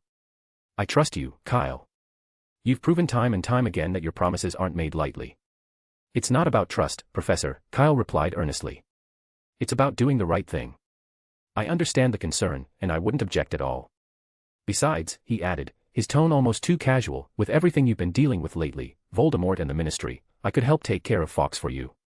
Dumbledore studied Kyle's face, and for a brief moment, he caught a flicker of evasion in his eyes, a rare slip. Now Dumbledore was certain, Kyle wanted the phoenix. It left Dumbledore feeling slightly exasperated. He had come to address Kyle's unauthorized decision to bring the basilisk to Hogwarts, and now it seemed he might lose Fawkes in the process. Worse, Kyle had framed it so logically that it seemed like the most sensible solution. Indeed, having Fawkes involved would provide unparalleled security. Immune to the basilisk's sight, capable of warning others in emergencies, and equipped with healing tears, Fawkes' presence would be a layer of protection both for the school and for the suitcase. Yet, Dumbledore hadn't even considered involving Fawkes when he arrived. Somehow, Kyle had maneuvered the conversation to this point, and what baffled Dumbledore even more was that he was genuinely tempted by the idea. A sharp knock on the door interrupted Dumbledore's deliberation. Come in, he called. The door opened to reveal a young wizard with a St. Mungo's badge pinned to his robes. He shifted awkwardly before speaking. Sorry to disturb you, Headmaster, but the Ministry has arrived. They're in Black's ward, and things are, well, getting unpleasant. I see, Dumbledore said, glancing briefly at the badge. Thank you, Augustus. No trouble at all, Augustus replied, bowing his head slightly. Dumbledore turned back to Kyle, his expression unreadable. Stay here, he instructed. With that, he followed Augustus out of the room, leaving Kyle alone. Kyle had no intention of dealing with the Ministry with Dumbledore present, he was well aware of the animosity between Fudge and Dumbledore, and he had no desire to get entangled in their power struggles. Still, as Dumbledore left, Kyle couldn't help but notice that Fawkes had gone with him, perched serenely on the old wizard's shoulder. So petty, Kyle muttered under his breath. Alone now, Kyle decided to explore the nearby shop. The small space was reminiscent of a train compartment, stocked with a variety of goods, snacks, drinks, tableware, and even some household items. He bought a cauldron cake and a bottle of pumpkin fizz, then returned to the tea room. The cake, however, was a disappointment. Overly sweet, with a cloying sugariness that overwhelmed his taste buds, it was far inferior to the one sold on the Hogwarts Express. To make matters worse, the filling wasn't jam as expected, it was salted fish. Tiny, fried salted fish, stuffed into the center of the cake without any apparent preparation. The combination of sweet and salty was as jarring as a troll attempting ballet. Kyle took one look at the odd pairing, sighed, and set the cake aside, suddenly feeling much less hungry. The pumpkin fizz, thankfully, was normal, a simple, refreshing soda that cleansed his palate. A knock on the door broke the silence. Kyle opened it to find Harry standing there, looking mildly flustered. The Ministry wouldn't let me stay in the room anymore, Harry said. Professor Dumbledore said I could come here. That's fine, Kyle said, gesturing to a chair across from him. Come in and sit down. You must be hungry too. I just bought something. Harry's gaze fell on the untouched cake on the table. He hadn't thought about food earlier, but now, reminded of it, he realized he was indeed hungry. He hesitated, noting the size of the cake. It didn't look big enough for two. "I'll go buy another one," Harry said. "No need," Kyle replied with a dismissive wave. "I've already eaten. Just grab a drink for yourself." He held up his pumpkin fizz as an example. Nodding, Harry sat down and broke off a piece of the cake, popping it into his mouth. "How is it?" Kyle asked, his tone cautiously curious. Harry chewed thoughtfully before answering. "It's kind of average. Definitely not as good as the ones on the train. But the combination is interesting. I've never had anything like it before. I think I like it." Kyle blinked, baffled. "You like it?" Harry nodded, a small smile tugging at his lips. Kyle shook his head in disbelief, muttering to himself. He couldn't understand Harry's taste, but he respected it. Chapter 656, Harry's Dream. As Harry couldn't visit Sirius, once he finished the cake, he found himself suddenly at a loss for what to do. "What exactly happened?" Kyle asked, breaking the silence. From the moment he was called to the headmaster's office until now, he had no idea what was going on. There had been no time to ask, so he had simply followed Dumbledore from place to place. "I think I had a dream," Harry began hesitantly, speaking in a low voice. "I was doing my charms homework when I suddenly fell asleep and had a really strange dream. In the dream, I think I became Voldemort." "Okay, I know it sounds unbelievable, and it's fine if you think I'm talking nonsense." "I believe you," Kyle said, his gaze briefly flicking to the scar on Harry's forehead. "Thanks," Harry said, clearly relieved. "Anyway, Voldemort gave an order to teach his follower a lesson for trailing him. And then I... Oh no, Voldemort killed someone with the killing curse." "Who was it?" Kyle asked immediately. "Was it someone from the Order of the Phoenix?" "I don't know," Harry admitted, fiddling with the cup in his hands. "I didn't recognize him. I've never seen him before." Kyle frowned. "And then Ron woke me up. He said I was talking in my sleep and having a nightmare. But my scar, it kept hurting, like it was on fire." Harry rubbed his forehead absent-mindedly. "Hermione was worried and called Professor McGonagall. When I told her what I saw in the dream, she didn't think it was just a nightmare. She brought me to the headmaster's office." Kyle nodded, suddenly understanding. "So, did you hear anything in the dream about them attacking Sirius?"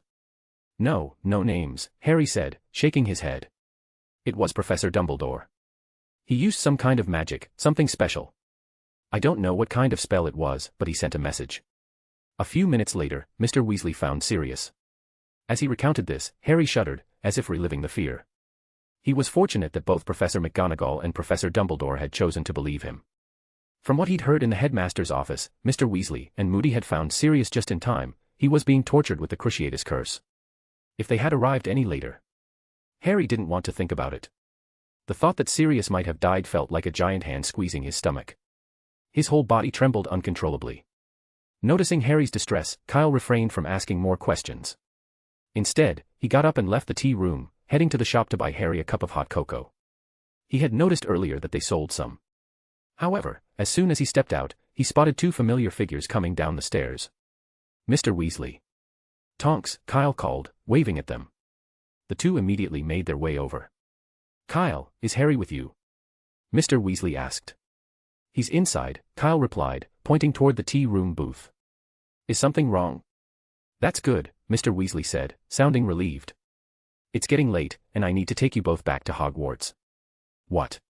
Kyle barely had time to react before Harry appeared in the doorway. "I'm not going back," Harry said firmly. "Sirius is still here." "But you've already visited him," Mr. Weasley said gently. "And don't forget, you have classes tomorrow. I'll take care of things here." And just now, Creature the house elf came in.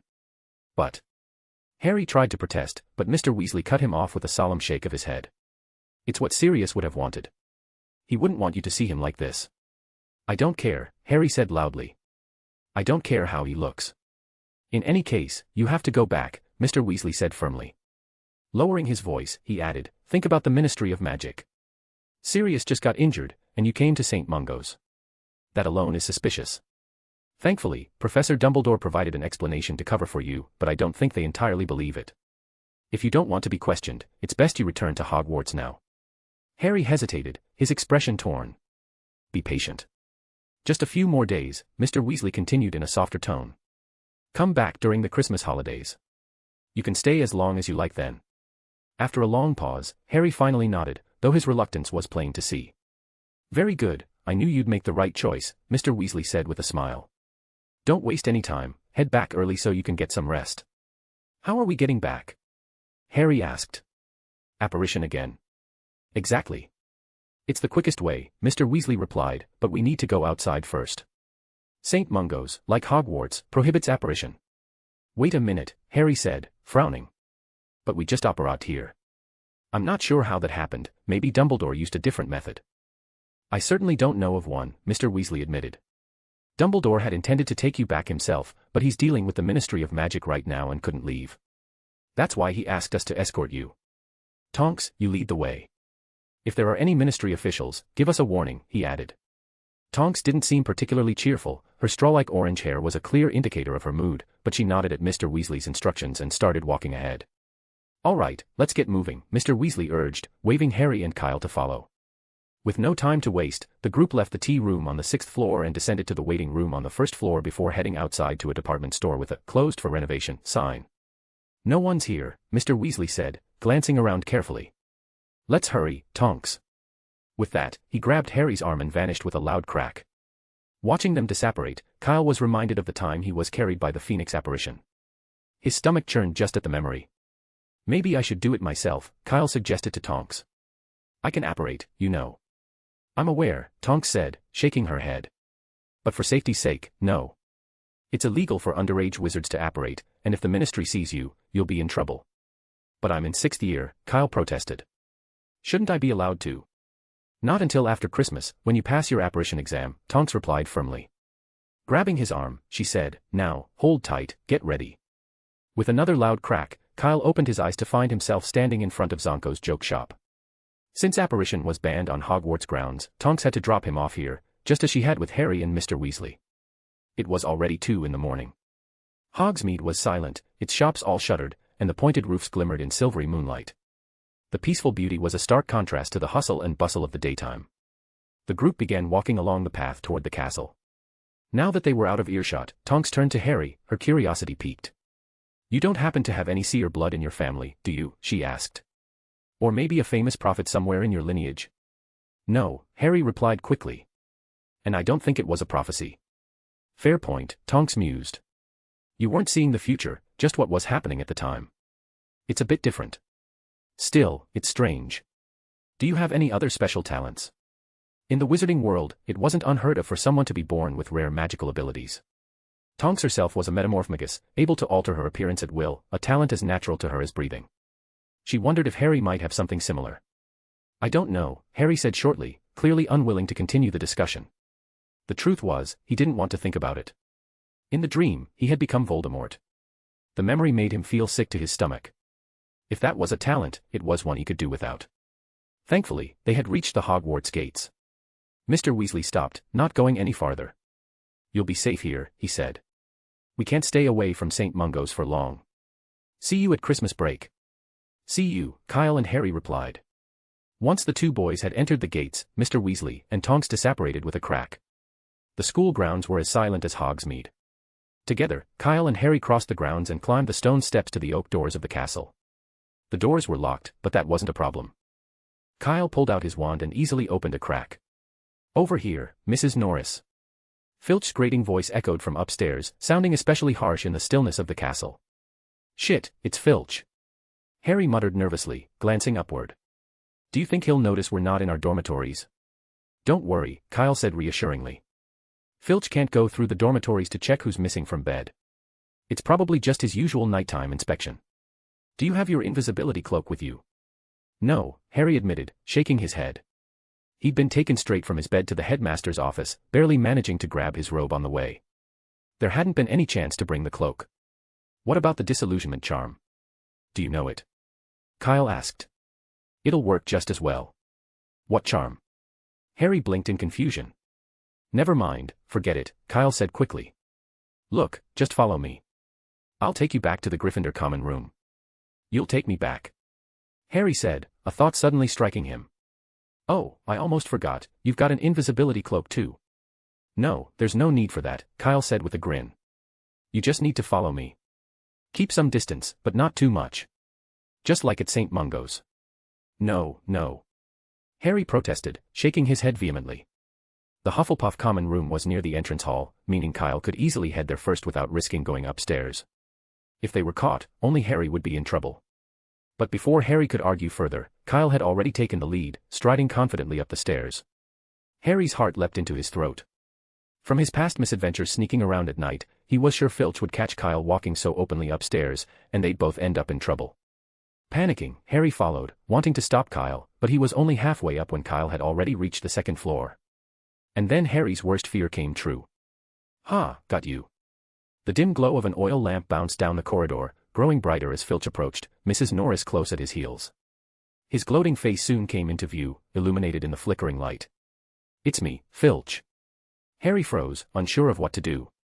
But to his surprise, Kyle's calm voice rang out from above, completely unfazed. It was as if he were casually greeting the caretaker, showing not the slightest hint of panic. Kyle had every reason to stay calm, he had privileges. "It's you." Filch's face fell instantly when he saw Kyle. "What are you doing here?" "The same as you, of course, looking for suspicious people," Kyle replied smoothly.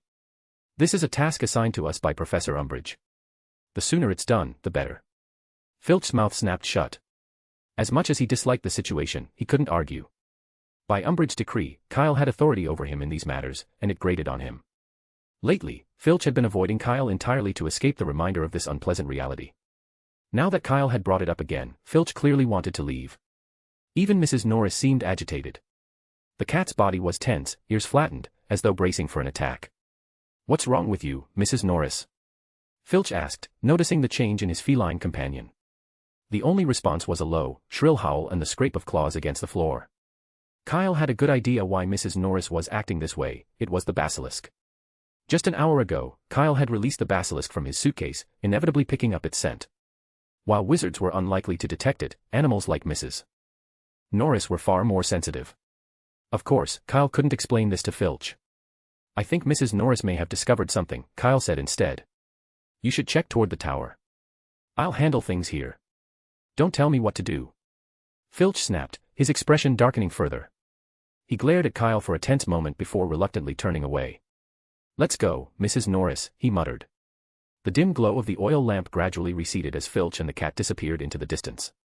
Kyle, unfazed, waved casually after them and continued climbing the stairs. At the corner of the staircase, Harry stood frozen in astonishment, utterly dumbfounded by how easily Kyle had defused the situation. He had expected chaos, a confrontation, and certainly some sort of punishment. Instead, Kyle had handled it with a confidence that made the whole ordeal seem trivial. For a moment, Harry almost forgot it was nighttime. The moonlight spilling into the corridor was the only reminder that it was still curfew. As Filch's footsteps faded, Harry snapped out of his daze and hurried after Kyle. The two of them made their way to the 8th floor, stopping in front of the portrait of the fat lady. Filch never reappeared. "How on earth did you manage that?" Harry asked, still in disbelief. "Filch didn't even try to punish you." "It's simple," Kyle said with a shrug. "I have special privileges. To capture your DA, Umbridge gave me free rein to enter and leave the castle at any time, even during curfew." He turned to Harry. "You know the password, right?" "Ah, yeah," Harry replied. "Dillagrout." "The fat lady's tastes are unique," Kyle muttered under his breath.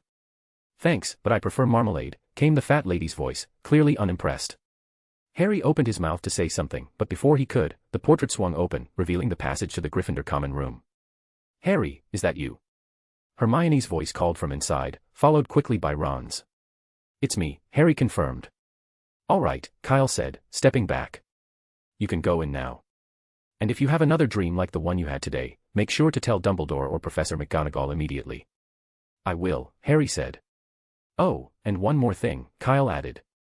"If Umbridge asks tomorrow, just say the headmaster informed you that Sirius was taken to St. Mungo's. Don't mention anything about your dream."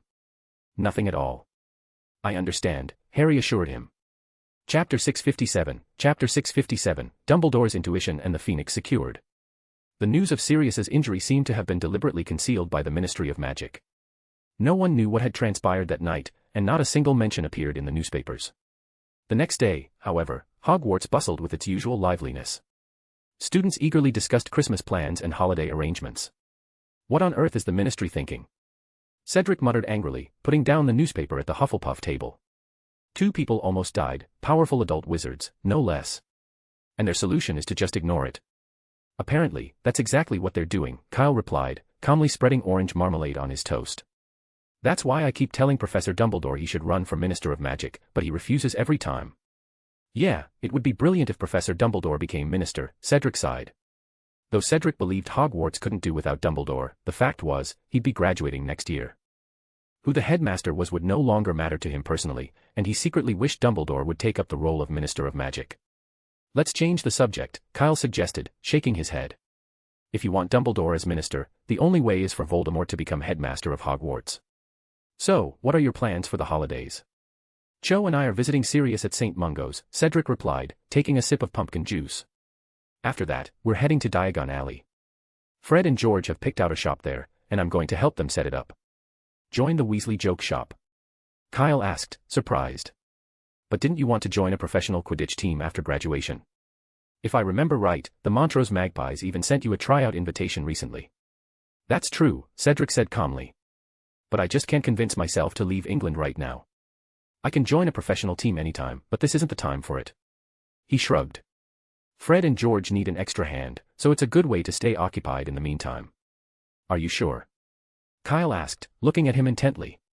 That's an amazing team, and opportunities like this don't come often. They already have a top-notch seeker, Cedric replied nonchalantly. Even if I passed the tryout, I'd only end up as a reserve. Waiting a few years won't hurt. Cedric's tone made it clear his mind was made up. After finishing his explanation, he steered the conversation in a different direction. Kanna, what about you? What are your holiday plans? I'll probably stay at school, Kanna replied. There's nothing waiting for me at home anyway. Plus, I want to try for the most extraordinary society of potioneers next year, so I'll use the holidays to catch up on potions reading. And you, Kyle? Cedric asked, turning back to him. I haven't decided yet, Kyle said with a shrug. Why not come with us to visit Sirius? Cedric offered, glancing briefly at Kanna before adding, although, you seem like you'd prefer to stay at school. Those two things don't have to contradict each other, Kyle replied with a grin. If he stayed at Hogwarts, he could always ask Professor Dumbledore for a portkey to 12 Grimmauld Place and head to St. Mungo's from there. Or, more straightforwardly, he could simply take the night bus. Which option to choose would depend on whether Dumbledore was at the school during the holidays. If the headmaster was available, Kyle would much prefer the convenience of a portkey. After all, the night bus was far from a comfortable ride. After breakfast, the group left the Great Hall and headed to class. The first class for 6th years was potions, and Kyle and Kanna arrived at the dungeon on time. But strangely, Snape was late. It wasn't until 20 minutes after the lesson was supposed to start that he pushed open the dungeon door, his face gloomier than ever. This was highly unusual. During the lesson, Snape's temper was terrifyingly short. Even minor mistakes, such as slicing ingredients too thickly, were met with scathing reprimands. The oppressive atmosphere left everyone too scared to speak a word. When class ended, Snape didn't wait for the bell to finish ringing before stalking out of the room. By the time Kyle stepped into the corridor, there was no trace of him. What's gotten into him? Kyle asked Kanna curiously. Could his cauldron have exploded while brewing a potion? I doubt it, Kanna replied, shaking her head. Professor Snape has never failed to prepare a potion. Strange, Kyle muttered. Maybe Professor Dumbledore asked him to take care of Sirius at St. Mungo's during the Christmas holidays. Kyle chuckled at the thought. The image of Snape fussing over Sirius was absurd. If such a thing ever happened, it would undoubtedly lead to a massive argument at St. Mungo's. Still, he didn't dwell on it. Snape being irritable was normal, him being cheerful would have been far more suspicious. However, it wasn't just Snape who seemed out of sorts. Kyle soon noticed Harry behaving unusually as well. Since returning from St. Mungo's, Harry had been pretending everything was fine, likely to avoid drawing Umbridge's attention. But recently, he had grown uncharacteristically quiet, and within a few days, his temper started flaring. According to Hannah, Harry had even had a huge argument with Snape during potions class and had been thrown out. This was very unusual. While Harry could be impulsive, he rarely argued with teachers during lessons. Whenever he tried, Hermione and Ron usually intervened to stop him. But this time was different. According to Hannah, not even the combined efforts of Hermione and Ron had been enough to restrain him. Curious about the cause of Harry's change, Kyle decided to visit Gryffindor Tower. But Fred informed him that Harry hadn't been in the dormitory for days, not even at night. He hasn't run away from school, has he? Kyle asked with a frown. Of course not, George said, shaking his head. I think he's been staying in the room of requirement. The room of requirement? Kyle repeated, puzzled. Why would Harry stay there instead of his dormitory? Did he have a fight with Ron? It's not Ron, Fred explained as he led Kyle into an empty corridor. It's mostly because of us. Fred went on to explain that, 3 days ago, they'd included a special little invention in the letters they sent to their family, an upgraded version of extendable ears. We disguised it as a blank piece of parchment, George added. Since it was our letter, Mum didn't check it. She probably just left it lying around after reading it, Fred said. Which worked out perfectly for us, George said. It let us eavesdrop on one of their conversations. And Harry happened to be there, Fred continued, looking regretful. He'd been down about Sirius, so we thought listening in might distract him or cheer him up. It didn't, Kyle guessed. Not at all, George sighed, lowering his voice. The conversation turned out to be about Harry.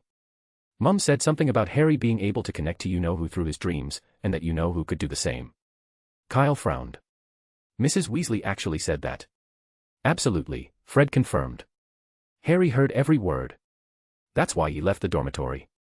He probably feels like, I don't know, like a weapon that could harm people at any moment. He didn't even want to go to class anymore, George added sadly.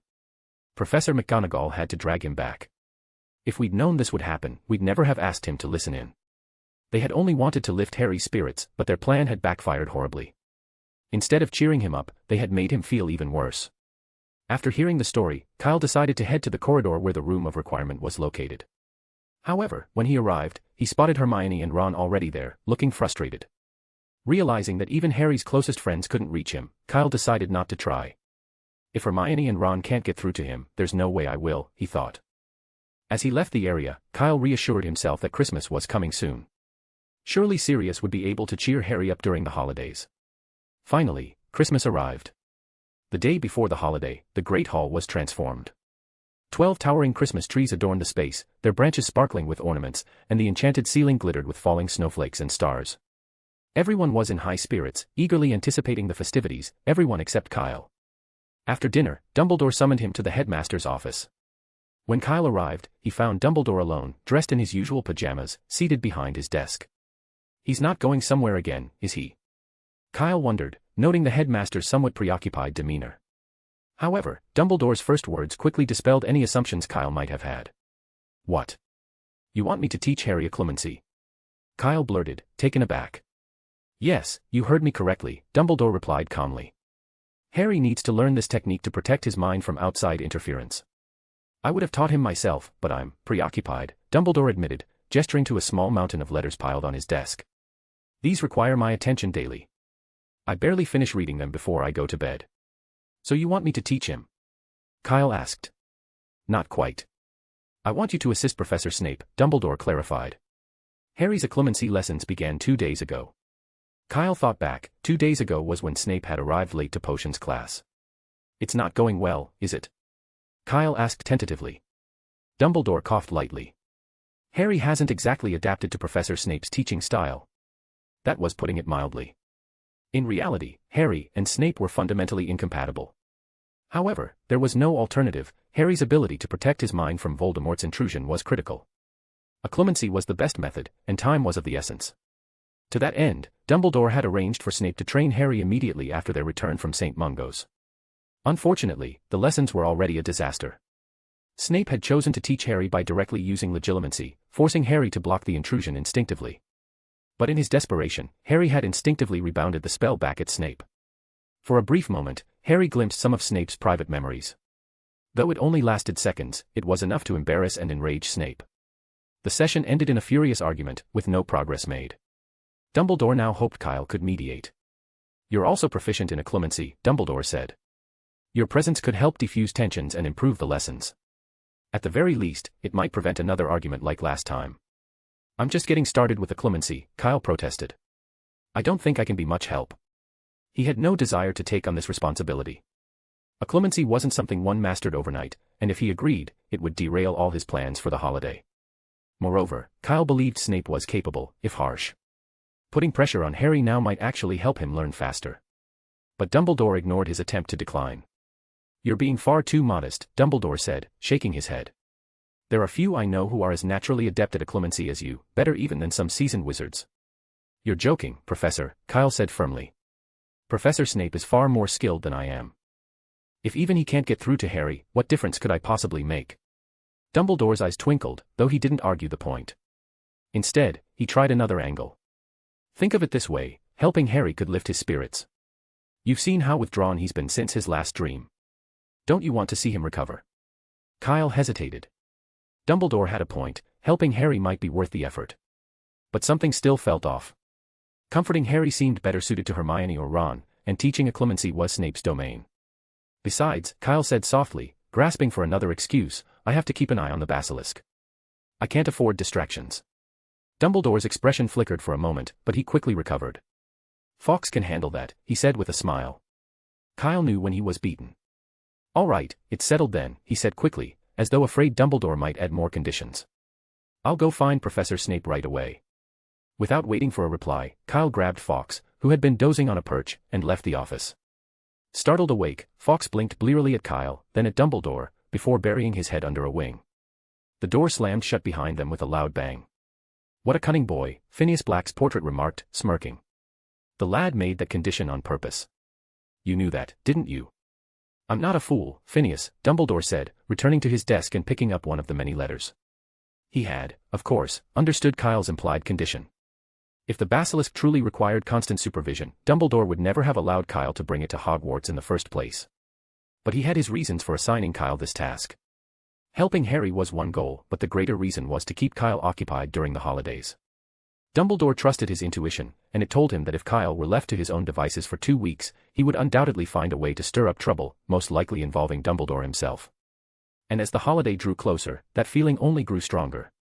Chapter 658, Another Day of Admiring Dumbledore. When Kyle found Snape, the professor was bent over a peculiar, old stone basin on his desk. The basin was surrounded by a ring of engraved runes, and within it swirled a shimmering light blue substance, flowing like tiny, darting fish. A pensieve. Kyle wondered, curious as to why it was in Snape's office. Before he could ask, Snape noticed him and quickly covered the basin with a piece of flannel. Turning coldly toward Kyle, he demanded, "What are you doing here?" "Professor Dumbledore sent me," Kyle replied. "He asked me to assist you in teaching Harry occlumency." Snape's expression darkened further. "Very proud of yourself, aren't you?" he said with a sneer. "A master occlumens at the age of 16, what a remarkable achievement. Truly extraordinary." "Let me guess," Snape continued with deliberate mockery. "You can't wait to parade your accomplishments, to show everyone how special you are. How utterly foolish." Kyle nodded, unbothered by Snape's sarcasm.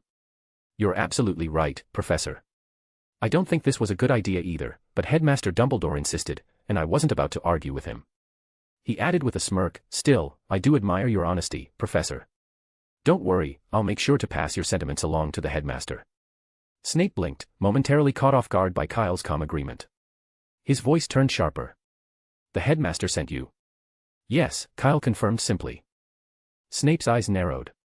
"I'll go verify that myself." He stood abruptly. "And if I find you've lied, don't think I'll hesitate to give you 2 weeks of detention." "I wish I were lying," Kyle replied with a shrug, his tone untroubled. As Snape took a few steps toward the door, he noticed Kyle's eyes flicker toward the table, where the covered pensieve still rested. Snape froze, his expression hardening. "Out," Snape barked, pointing toward the door. "If Dumbledore denies your story, expect a detention notice before curfew." "Sure thing," Kyle said lightly, leaving the office. He couldn't help feeling a twinge of disappointment. If he'd known Snape was so guarded, he would have restrained his curiosity about the pensieve. That night, Kyle received no detention notice, but neither did he hear anything about a scheduled lesson with Harry. Far from being worried, Kyle was entirely unbothered. If Snape chose not to involve him, all the better. It gave him an excuse to slack off without guilt. The holiday officially began the next day. Early in the morning, students carrying suitcases filed into carriages bound for Hogsmeade Station. Kyle, however, had other plans. He intended to visit Sirius in London. Although his name was on the detention list and he couldn't take the train, that wasn't an obstacle. He went to the headmaster's office and was fortunate enough to find Dumbledore still at Hogwarts. A few minutes later, Kyle appeared in the living room of 12 Grimmauld Place. "Who is it?" "Oh, Kyle, dear." Mrs. Weasley exclaimed in surprise as she emerged from another room. "Did the train arrive so quickly today?" "Not exactly, Mrs. Weasley," Kyle replied, holding up a woolen glove. "I used a portkey the headmaster gave me. I was going to go straight to St. Mungo's, but he insisted I stop here first."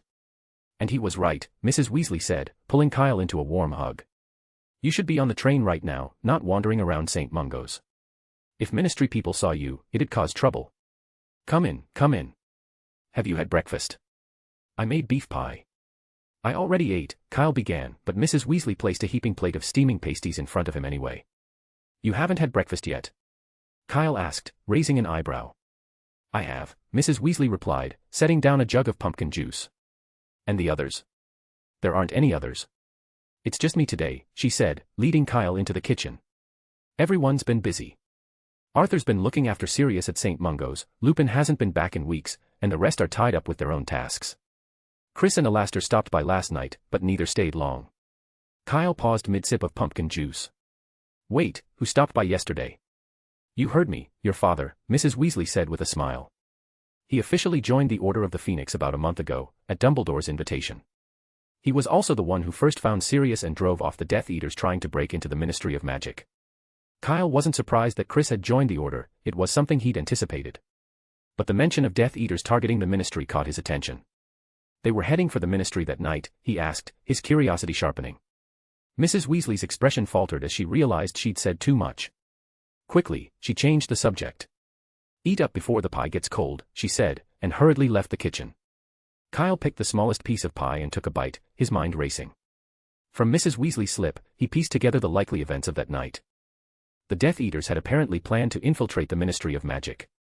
Sirius, following their movements, must have been discovered along with Sturgis Podmore. Acting on Voldemort's orders, the Death Eaters had tried to eliminate Sirius. Wait, was Voldemort there too? Kyle frowned, shaking his head. It didn't seem likely. Harry had said Voldemort had killed someone, but neither Mr. Weasley nor anyone else had mentioned such a thing. This means Voldemort was elsewhere at the time, Kyle murmured to himself. He must have given the order through the Dark Mark. But why the Ministry of Magic? The answer seemed obvious, the Department of Mysteries. It was likely the only place in the Ministry that would hold any interest for Voldemort. Kyle's stomach twisted uneasily at the thought. Diana worked in the Department of Mysteries. If the Death Eaters had succeeded in breaking in, she could have been in danger. Thankfully, they didn't get in this time, he thought, exhaling softly. His appetite vanished. Pushing the pie aside, he took out parchment and a quill to write Diana a letter. By the time he finished, Mrs. Weasley had returned. Kyle, are you posting a letter? Mrs. Weasley asked as she spotted the envelope in his hand. But I don't recall seeing your owl. I didn't bring him with me this time, Kyle replied. Ah, that's a problem. Mrs. Weasley said, setting down a basket of Christmas decorations. Without an owl, you'll have to wait until the children return from their holidays. If you're in a hurry, though, I can take it to the post office in Diagon Alley for you. That's okay, Mrs. Weasley. I'm not in a hurry, Kyle assured her. In truth, Kyle had no intention of sending the letter by owl.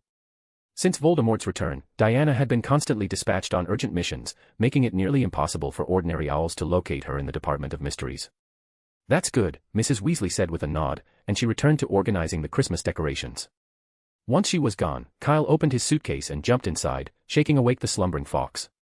Although Kyle had borrowed Fawkes under the pretense of guarding the basilisk, the Phoenix spent most of his time napping. He hadn't even glanced at the basilisk. Fawkes was the epitome of laziness, but then, Kyle wasn't too surprised. Every time he visited the headmaster's office in the past, Fawkes had been dozing on a branch, only the location had changed. After being shaken awake, Fawkes peeked out from under his wings. Sorry, but could you help me deliver this letter to the Department of Mysteries? Kyle asked, holding up the envelope. As a bribe, he added, here's your reward, an extra serving of Lady's Mantle. Fawkes tilted his head, his bright eyes locking on Kyle's for a moment. Then he nodded, accepting the deal. But instead of eating the offered Lady's Mantle, Fawkes turned his head toward the forest and chirped softly. You want Mandrake instead? Kyle asked, catching on quickly. No problem. I'll pick you the biggest one when you return. With that assurance, Fawkes became alert, hopped onto Kyle's shoulder, and plucked the envelope from his hand. Give it to my mum, Diana, Kyle said, patting Fawkes gently. And if you find her, I'll throw in 2 chomping cabbages. Fawkes rubbed his head against Kyle's neck affectionately before disappearing in a burst of golden light. That's so convenient, Kyle muttered enviously, watching the spot where Fawkes had vanished. A phoenix was truly a remarkable magical creature. It could heal with its tears, travel instantly through its unique form of apparition, deliver messages, and even protect its master from lethal spells in critical moments. It was versatile in a way that few magical creatures could match. Kyle's gaze shifted to Norbert, the dragon, who was busy terrifying a nearby mooncalf. No comparison, no harm. Norbert, sensing Kyle's scrutiny, let go of the frightened mooncalf and looked up at him, snorting happily. Two small flames shot out of Norbert's nostrils, accidentally igniting the mooncalf's tail. Panicking, Norbert grabbed the mooncalf and swallowed it, only to spit it back out after extinguishing the flames. Kyle sighed. A bit silly, but otherwise, not too bad. Pretty good. About 5 minutes later, Fawkes returned, clutching a brooch in his beak. The brooch was made of dragon scales, a memento from a trip to the Romanian Dragon Reserve and a gift Chris had given Diana. You actually found her? Kyle asked in surprise, before realizing how silly the question was. If Fawkes hadn't found Diana, where would he have gotten the brooch? True to his promise, Kyle picked the finest mandrake plant, dug up 2 chomping cabbages, and added the lady's mantle to the feast. Go on, eat up. There's more if you want it, Kyle said, stroking the feathers on Fawkes' neck. Reluctantly, he climbed out of the suitcase. It was tempting to stay longer, but the suitcase was still sitting on the kitchen stool. Mrs. Weasley could return at any moment, and it would be awkward if she discovered him inside. Better to leave before she had the chance. Fortunately, when Kyle emerged from his suitcase, Mrs. Weasley was still busy outside decorating for Christmas. He tucked the suitcase away and joined her, helping hang mistletoe and holly along the walls and ceiling. By noon, the house was still quiet, with only Kyle and Mrs. Weasley around. It wasn't until 5:30 in the afternoon that someone finally arrived. To Kyle's surprise, it was Bill and Charlie who came through the door. Mum, it's time to go to the station to pick them up. Do you know where the car keys are? Bill called out as soon as he entered. Then he noticed Kyle standing in the entrance hall and paused. Kyle.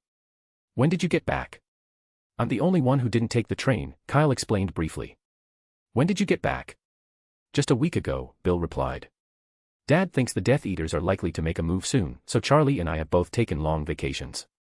At that moment, Mrs. Weasley appeared, handing Bill a set of keys. Darling, you can drive, can't you?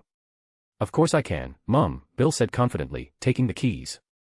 I nearly bought a car when I was a cursebreaker. They're sometimes more convenient than broomsticks or flying carpets. He turned to Kyle. I'm heading to King's Cross now.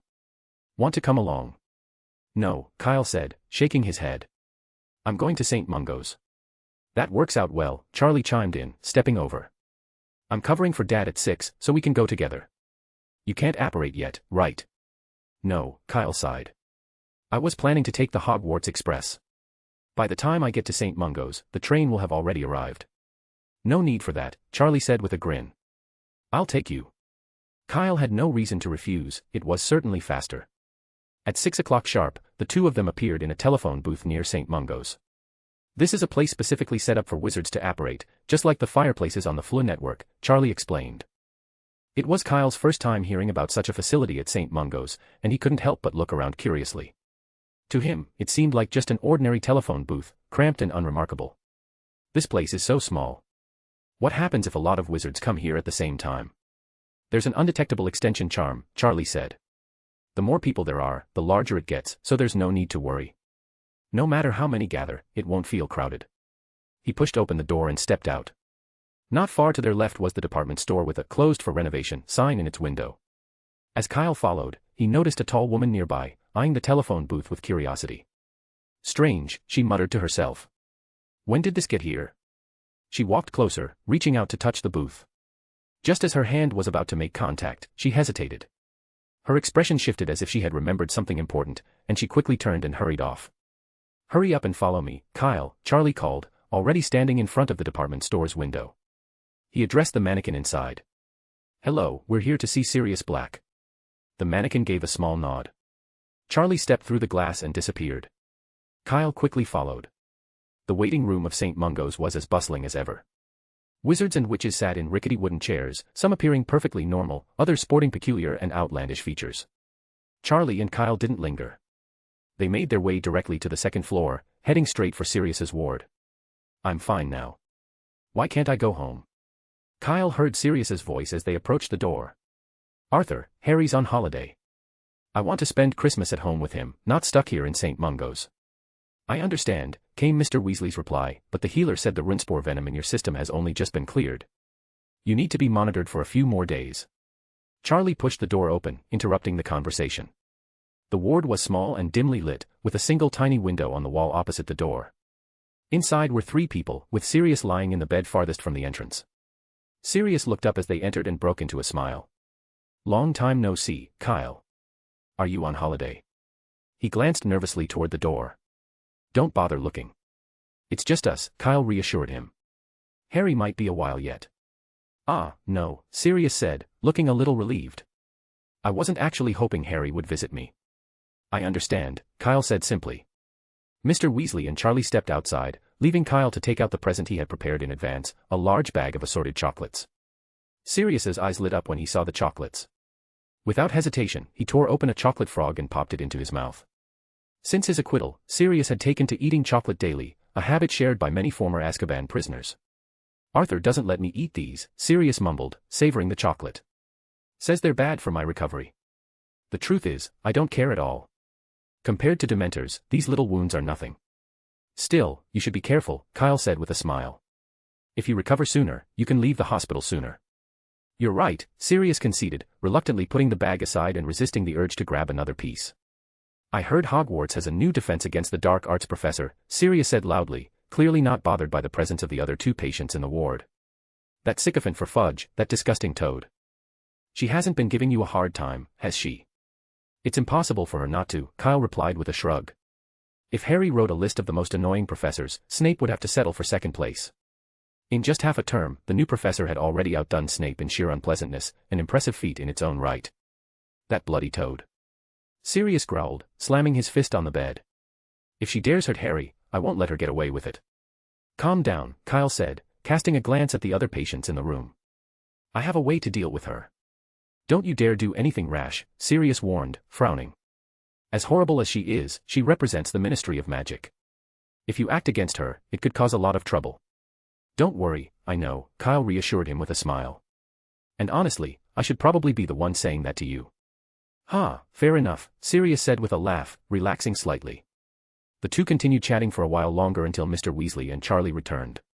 "Director Sykes, what a surprise," Mr. Weasley said as he pushed the door open. Kyle and Sirius looked over. "I heard from Dumbledore that you might be at St. Mungo's around this time," said a woman stepping inside. "Would you care to join me for a cup of tea? There's something I'd like to discuss with you." "Ah, sure," Kyle said, standing up. He turned to Sirius. "I'll come back to see you later." As Kyle and Director Sykes left, Sirius blinked in confusion. "Arthur, does Kyle actually know the director of St. Mungo's?" "Well," Mr. Weasley began.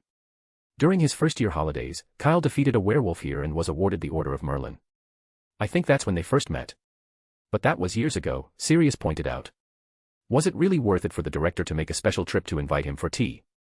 I thought the healers here said the director was always busy. And that woman." He gestured toward the patient in the middle bed. "The Flint family donated 500 galleons when she was discharged, and the director only met with her once." "Yes, just briefly," Mr. Weasley agreed. He, too, was a little surprised by the director's interest in Kyle.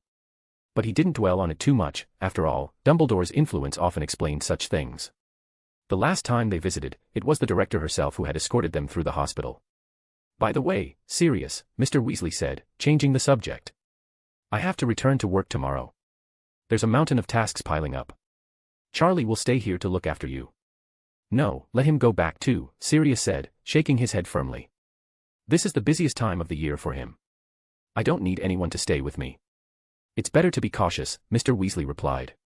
Chapter 659, Building a Nest for Norbert with Galleons. The tea room on the 6th floor was unchanged since Kyle's last visit. He was in the same booth, sitting in the exact same seat, but this time, the person across from him wasn't Dumbledore, it was Director Sykes. For reasons Kyle couldn't quite pin down, the renowned potioneer seemed a bit nervous. He had seen this expression before, most notably on Fred and George's faces when they first sold their maps. Nervous, but more than anything, filled with anticipation. But this was different. The person in front of him wasn't a mischievous entrepreneur, this was the director of St. Mungo's, a master of potion-making even more famous than Snape. There was no way someone like her was short on galleons. "How have you been?" Director Sykes asked, pouring 2 cups of black tea. "How are your studies going?" Kyle had to admit, it was a painfully awkward start, like meeting a distant relative after 10 years and being forced into small talk. He couldn't shake the feeling. "Well, it's not bad," Kyle replied, taking his cup of tea. "When I graduate next year, I should be able to earn around 10 certificates." 10. That's quite impressive, Director Sykes remarked. It's possible, Kyle said softly. Though, it might end up being less. Is that so? With that, the conversation hit a sudden lull. The atmosphere in the booth grew thick with awkward silence. Kyle wasn't used to this kind of stilted interaction. He wanted to break the ice, but since he didn't know why Sykes had invited him, he could only grope for a neutral topic. By the way, Director Sykes, how is Mr. Sturgis's injury? Not bad. Your method worked wonderfully. At the mention of dark magic, her tone grew noticeably more relaxed. I managed to concoct the antidote early the next morning. It was effective, and the effects of the dark magic have begun to subside. He should be fully recovered in about a month. That's excellent news, Kyle said with a smile. You managed to create an effective antidote overnight, no wonder Professor Dumbledore calls you the greatest potioneer.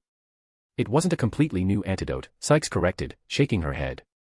Dark magic often follows interconnected principles, even if the branches seem disparate. The magic affecting Sturgis was a type of heart-sucking curse. This particular curse was prevalent about a decade ago. I've dealt with it often enough. Plus, with the Phoenix tears Dumbledore provided, creating the antidote wasn't especially difficult. The only challenge was time. And, of course, the basilisk, that creature solved a key part of the problem.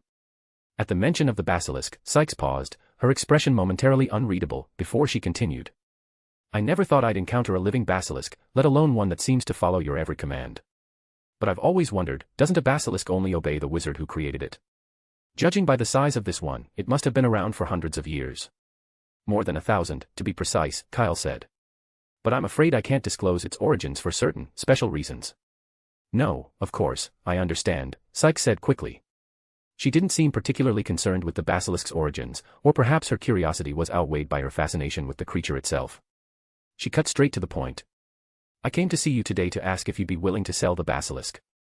St. Mungo's is prepared to offer a price equivalent to 10 dragons. Kyle didn't hesitate. I'm afraid that's not possible. 10 dragons was undoubtedly an enormous sum, but the basilisk was far more valuable than mere galleons. Moreover, keeping such a dangerous creature under his own control was the safest option. He couldn't bear the thought of waking up one day to a pair of unblinking yellow eyes staring him down. To steer the conversation away from outright selling the basilisk, Kyle added, this basilisk has a unique origin. I only have the right to use it, and even if I were inclined to sell it, Professor Dumbledore would never allow it. Director Sykes nodded, seemingly unsurprised by the answer. Understood, she said, her tone composed, as though she had anticipated this outcome. Then how about materials related to the basilisk? That shouldn't pose a problem. She poured more tea into her cup. If it doesn't harm the basilisk directly, things like venom, blood, scales, or shed skin would be valuable to St. Mungo's. Although these items don't have a set price on the market, I assure you that you'll be compensated generously. How about 10 times the price of comparable materials from a dragon? For instance, dragon blood is 6 galleons per ounce, so basilisk blood would be 60. Venom. We'll match the acromantula rate, 1,000 galleons per pint. Kyle blinked, caught off guard by the offer. Basilisk blood and venom. He had the distinct feeling that this was Director Sykes's true goal all along. The quoted price, though steep, was something Kyle found hard to refuse. 60 galleons for just 1 ounce of blood, nearly a month's salary for most ministry employees. Given the basilisk's size, it could easily produce an enormous quantity. If Fawkes ever decided to peck at the basilisk just for fun, the spilled blood alone might be worth hundreds of galleons. And the venom? That was even more lucrative. Extracting blood might cause the creature some discomfort, but venom was practically effortless. It was as natural to the basilisk as the flames a dragon breathed. With careful collection, it could easily produce a pint every few days. Even factoring in the cost of feeding it, say, a couple of warthogs worth a few galleons each, Kyle could hardly believe the potential profits. Adding in shed skins and scales, he calculated he could rake in over 5,000 galleons a month. The thought made Kyle's pulse quicken. His imagination ran wild, picturing himself constructing a gilded cave for Norbert entirely out of galleons. But the initial excitement gave way to a growing sense of caution. Sipping his tea to steady himself, Kyle asked, Director Sykes, I can't imagine St. Mungo's would need to buy venom or blood indefinitely. What's the long-term plan here? Sykes smiled, her gaze thoughtful as she poured him another cup of tea. You're absolutely correct. Our goal isn't to maintain a steady supply but rather to conduct research and develop new potions. She paused, leaning forward slightly. Over the past few days, I've been reviewing potion recipes and journals left by previous directors of St. Mungo's. In one notebook from 300 years ago, I found a fascinating entry regarding basilisk materials, venom, blood, and even skin. These components naturally resist most herbs and are compatible with only a very narrow range of similarly toxic plants. This makes them extraordinarily difficult to work with. In fact, there are no more than 3 healers at St. Mungo's who are skilled enough to handle such materials. Even then, we can't dedicate all our resources to experimenting with new potions. Based on my calculations, a single pint of venom would last us about 6 months. Kyle's heart sank. 6 months. That was still a sizable profit, but far less than the extravagant visions he'd entertained just moments earlier. A pint of venom every 3 or 5 days had sounded far more lucrative. Now, it was clear why Director Sykes had been willing to offer such a high price up front. Kyle rubbed the rim of his teacup, his mind churning with thoughts and calculations. I don't have any venom or snake blood right now, but I do have this, Kyle said, reaching into his moleskin pouch and pulling out a greenish object about the size of his palm, with clear, shimmering scales still visible. Is that the skin shed by a basilisk? Director Sykes asked, her voice tinged with excitement. Compared to venom or blood, basilisk skin was far more valuable to her. It wasn't toxic and was the most versatile of the materials, making it highly sought after in potion making. Furthermore, she had discovered in the notes of previous directors that basilisk skin made up the majority of ingredients in a specific magical potion she was researching. The only reason she hadn't mentioned it earlier was the extreme rarity of such material. Basilisks shed their skin only once every century, and she hadn't dared to assume Kyle would have any. Yet here he was, casually presenting it. A whole, intact snake skin from a 1,000-year-old basilisk. That possibility left her breathless. Is there more? She asked, her voice trembling slightly with anticipation. A whole, intact snake skin, Kyle replied calmly, about 50 feet long. Dang. The teacup slipped from Director Sykes's hand, clattering onto the table. She rarely lost composure, but the idea of an intact 50-foot basilisk skin was enough to break even her professional demeanor. I don't suppose you'd be willing to sell it to St. Mungo's, she asked hurriedly, though she hesitated mid-sentence, collecting herself. But, a snake skin like this, we wouldn't be able to afford it at 10 times the price of dragon hide. Perhaps we could start with 5,000 galleons for a 5-foot section. For 5 feet, 5,000 galleons was a reasonable offer. It wasn't dragon hide, after all. But Kyle shook his head after a moment's thought. No, Director Sykes. 6,000 galleons, then. That's the highest we can go. You misunderstand, Kyle said with a faint smile. I won't take a single canute for the 5-foot snake skin. I'll give it to St. Mungo's for free, along with a pint of venom. Director Sykes froze, her expression a mix of astonishment and disbelief. Are you sure? She asked. That's an enormous sum of money. If I think about it too much, I might regret it, Kyle admitted with a sheepish laugh. 5 feet of snake skin and a pint of venom were worth 7,000 galleons. That kind of money was almost equivalent to the bounty placed on Sirius Black when he was a wanted fugitive. Still, Kyle felt uneasy about accepting such a payment for materials meant for potion research. Besides, as he reasoned, earning the goodwill of someone as influential as Director Sykes was a significant advantage. After all, even Lucius Malfoy had donated heavily to curry favor with Cornelius Fudge. Compared to Fudge, who was capricious and self-serving, Sykes's favor seemed far more valuable. Kyle didn't conceal his thoughts, and Director Sykes, perceptive as she was, recognized his reasoning. Yet she didn't seem offended. If anything, she appeared pleased at the arrangement. How about this? Sykes offered, smiling shrewdly. Consider the materials as a 7,000 galleon donation to St. Mungo's. In return, I will personally endorse Albus Dumbledore in his campaign for Minister of Magic. What? Kyle blinked, caught off guard. Your headmaster is running against Fudge for minister, isn't he? Sykes continued. I've been debating which side to support. As the director of St. Mungo's, even if I declare my support in a personal capacity, people will inevitably associate it with the hospital. But I've decided to resign as director soon. Once I do, I'll fully back Dumbledore and his Order of the Phoenix. No, no, no, Kyle said, waving his hands quickly. Don't do that. Sykes frowned slightly, puzzled by his reaction. She was sure Kyle was affiliated with the Order of the Phoenix, at least indirectly. Wasn't their goal to secure Dumbledore's position as minister?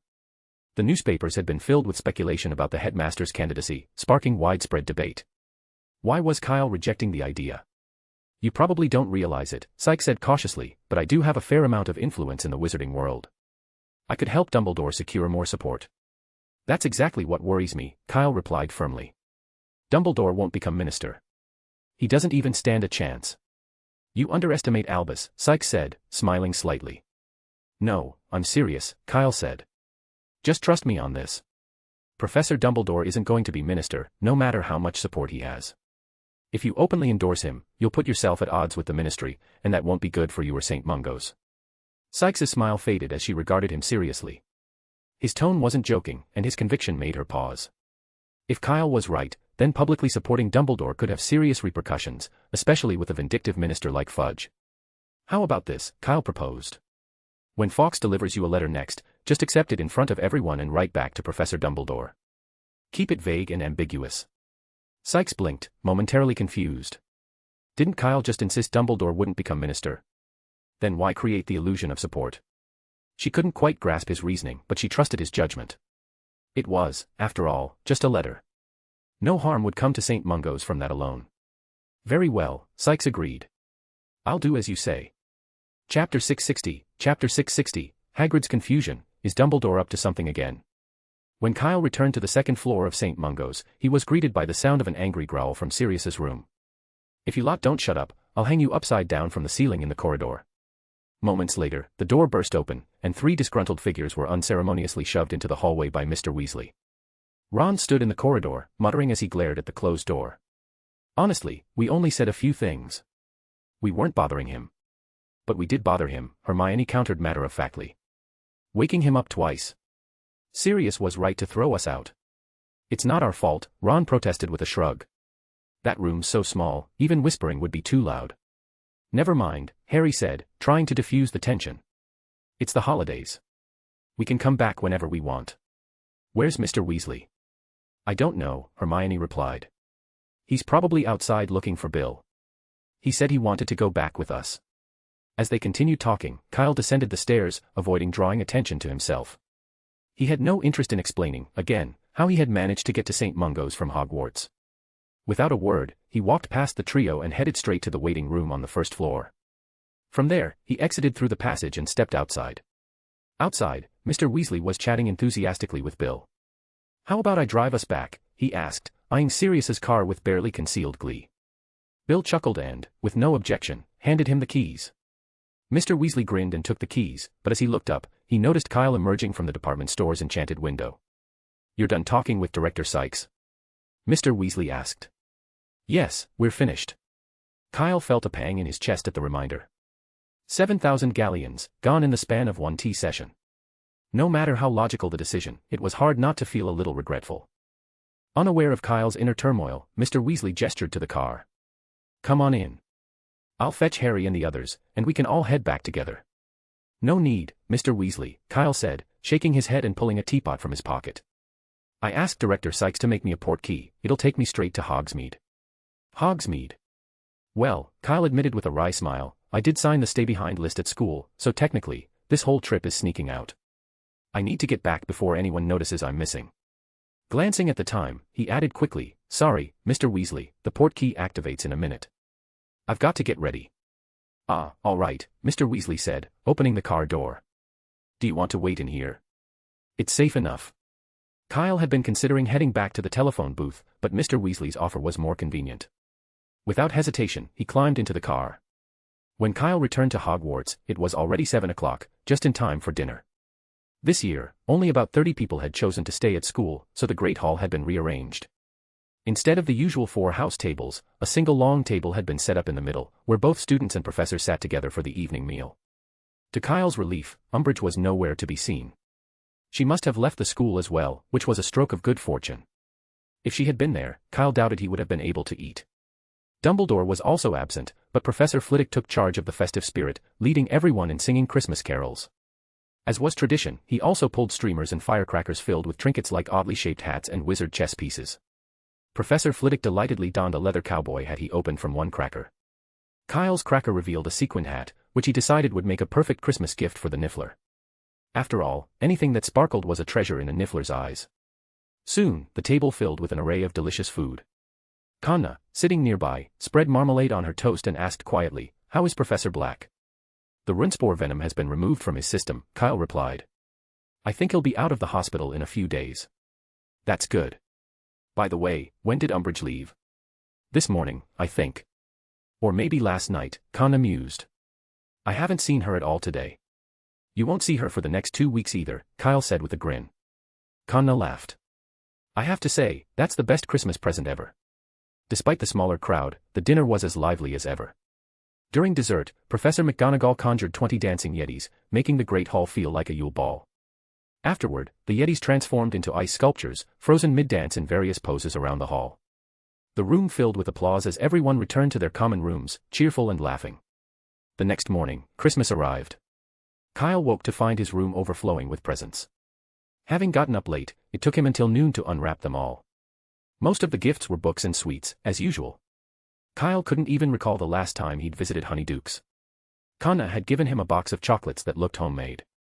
Summoning some courage, Kyle tried one and was pleasantly surprised. It was delicious. There seemed to be magic in them, too. The sleepiness that had lingered since waking vanished as soon as he ate one, leaving him alert and refreshed. It reminded him of an awakening potion but had a pleasant vanilla aroma. Mrs. Weasley's annual Christmas jumper was a cozy gray one this year, soft and comfortable. Hagrid's gift was a fur wallet with sharp teeth, which came with a note saying it was burglar-proof and perfect for keeping galleons safe. Hagrid was right, though the wallet's defenses were so effective it didn't recognize Kyle either. His sickles were stuck inside. Professor Snape's gift, as usual, was peculiar, a bottle of air. Dumbledore sent a wool scarf, while Director Sykes surprised Kyle with a bottle of Felix Felicis. The shimmering, golden potion outshone the rest of the presents. I should have opened this one last, Kyle muttered, holding the vial in awe. After finishing with the gifts, Kyle left the dormitory and headed to the Great Hall with Conna. The ice sculptures from the night before were still in place, now dressed in magnificent robes that appeared to be Professor Flitwick's handiwork. After lunch, Conna stuck to her plan of spending the holidays reading, heading to the library to dive into 3 books on potions. Kyle, on the other hand, left the castle and made his way to Hagrid's hut. Hagrid had been in low spirits recently, possibly because of Umbridge or other reasons, so Kyle wanted to check on him. When Kyle arrived, Hagrid was sitting by the pumpkin patch, stirring a thick, gooey mixture in a pot next to an empty bucket. It seemed to be food for some kind of magical creature. "Merry Christmas, Hagrid." "What's this?" Kyle asked, frowning at the contents of the pot. Hagrid, lost in thought, started at Kyle's voice. "Merry Christmas, Kyle," he said, glancing up. "It's stew, meat, giblets, couscous." His tone held a hint of guilt. "Well, it's for Fluffy. He likes it." "Oh, I see." Kyle nodded in understanding. No matter how unusual the food seemed, it made perfect sense when it was for the 3-headed dog. Fluffy wasn't exactly picky about what he ate, or how it looked. Kyle pulled up a chair next to Hagrid and asked, "What's wrong with you lately?" "What?" Hagrid replied quickly, "I'm fine." "Then why were you 10 minutes late for class?" "You've never been late before, and..." Kyle's gaze shifted to Hagrid's face. "And what happened to your injuries?" Hagrid's eyes were swollen, with a large, obvious circle of bruising around them, as if he'd been struck by a bludger. "No, it's nothing," Hagrid mumbled, lowering his head and trying to shield his eyes with his hands. "I just accidentally hit a tree." "You sure hit it hard," Kyle chuckled, choosing not to press further on Hagrid's transparent lie. "Well, actually, it's because of that annoying Umbridge," Hagrid admitted reluctantly, his voice hesitant. "She told me that after the holidays, she'd be inspecting my classes again. And if she's not satisfied, I'll get another suspension notice." Hagrid's words trailed off as he angrily grabbed a handful of wood and threw it into the fire, causing the pot of mysterious stew to bubble furiously. "But what would satisfy her?" Hagrid muttered bitterly. "She's always looking for a reason to give me a bad mark, no matter what I do. And if I so much as talk normally, she'll write it down as intimidating students. It's ridiculous," he growled. "She's doing it on purpose, just because I said I'd always stand by Dumbledore." "Of course she does," Kyle agreed calmly. "That's exactly why she's here at Hogwarts." Hagrid sighed heavily, clearly reluctant to continue discussing the subject. "Why didn't you go back for the holidays?" he asked, steering the conversation elsewhere. "I thought you'd spend Christmas at Sirius's house with Harry." "I've got something to do," Kyle said vaguely, "but I need your help. It's something I can only manage here at school, and only while Umbridge isn't around."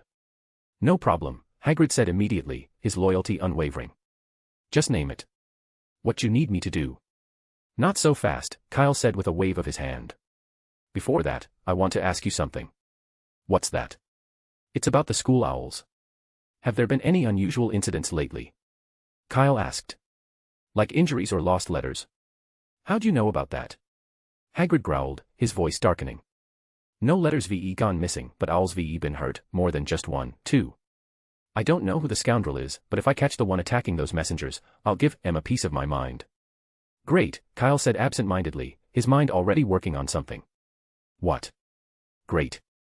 Hagrid frowned, his expression growing serious. You're wrong, Kyle. Those owls were attacked, most likely because someone wanted to steal the letters they were delivering. That's no good thing. Then let them try, Kyle said with a sly smile. We won't need to catch them. Just toss them a decoy. Hagrid's confusion deepened, though he couldn't suppress his curiosity. What are you on about? What's this plan? Kyle leaned forward, his voice lowering conspiratorially. I have an idea that might make Umbridge leave Hogwarts for good.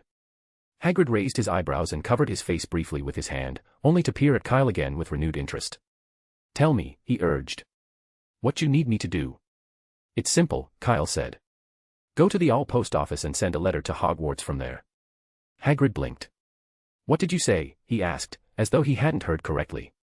You want me to go to the Owl post office and send a letter to Hogwarts? That's right, Kyle confirmed. And not just that, you need to ask the owl to take a big detour when delivering the letter, so it looks like it came from a completely different direction. Hagrid's bewilderment grew. He couldn't make sense of Kyle's request, let alone its purpose. But Kyle offered no explanation. Instead, he handed Hagrid a thick stack of parchment. This is the letter you're sending, he said. Just put your name as the recipient. Hagrid took the parchments, curiosity piqued, and glanced down at them. Something struck him as odd. Though the letters were all from Kyle, the handwriting on each one was different. He unfolded the first letter, its scribbled handwriting barely legible. I would be delighted to accept your invitation, Albus. How about we meet at our usual place and talk in more detail about the thing you mentioned before? Hagrid frowned as he read the letter. Is this a letter to Dumbledore? He thought. But wasn't Kyle already at Hogwarts?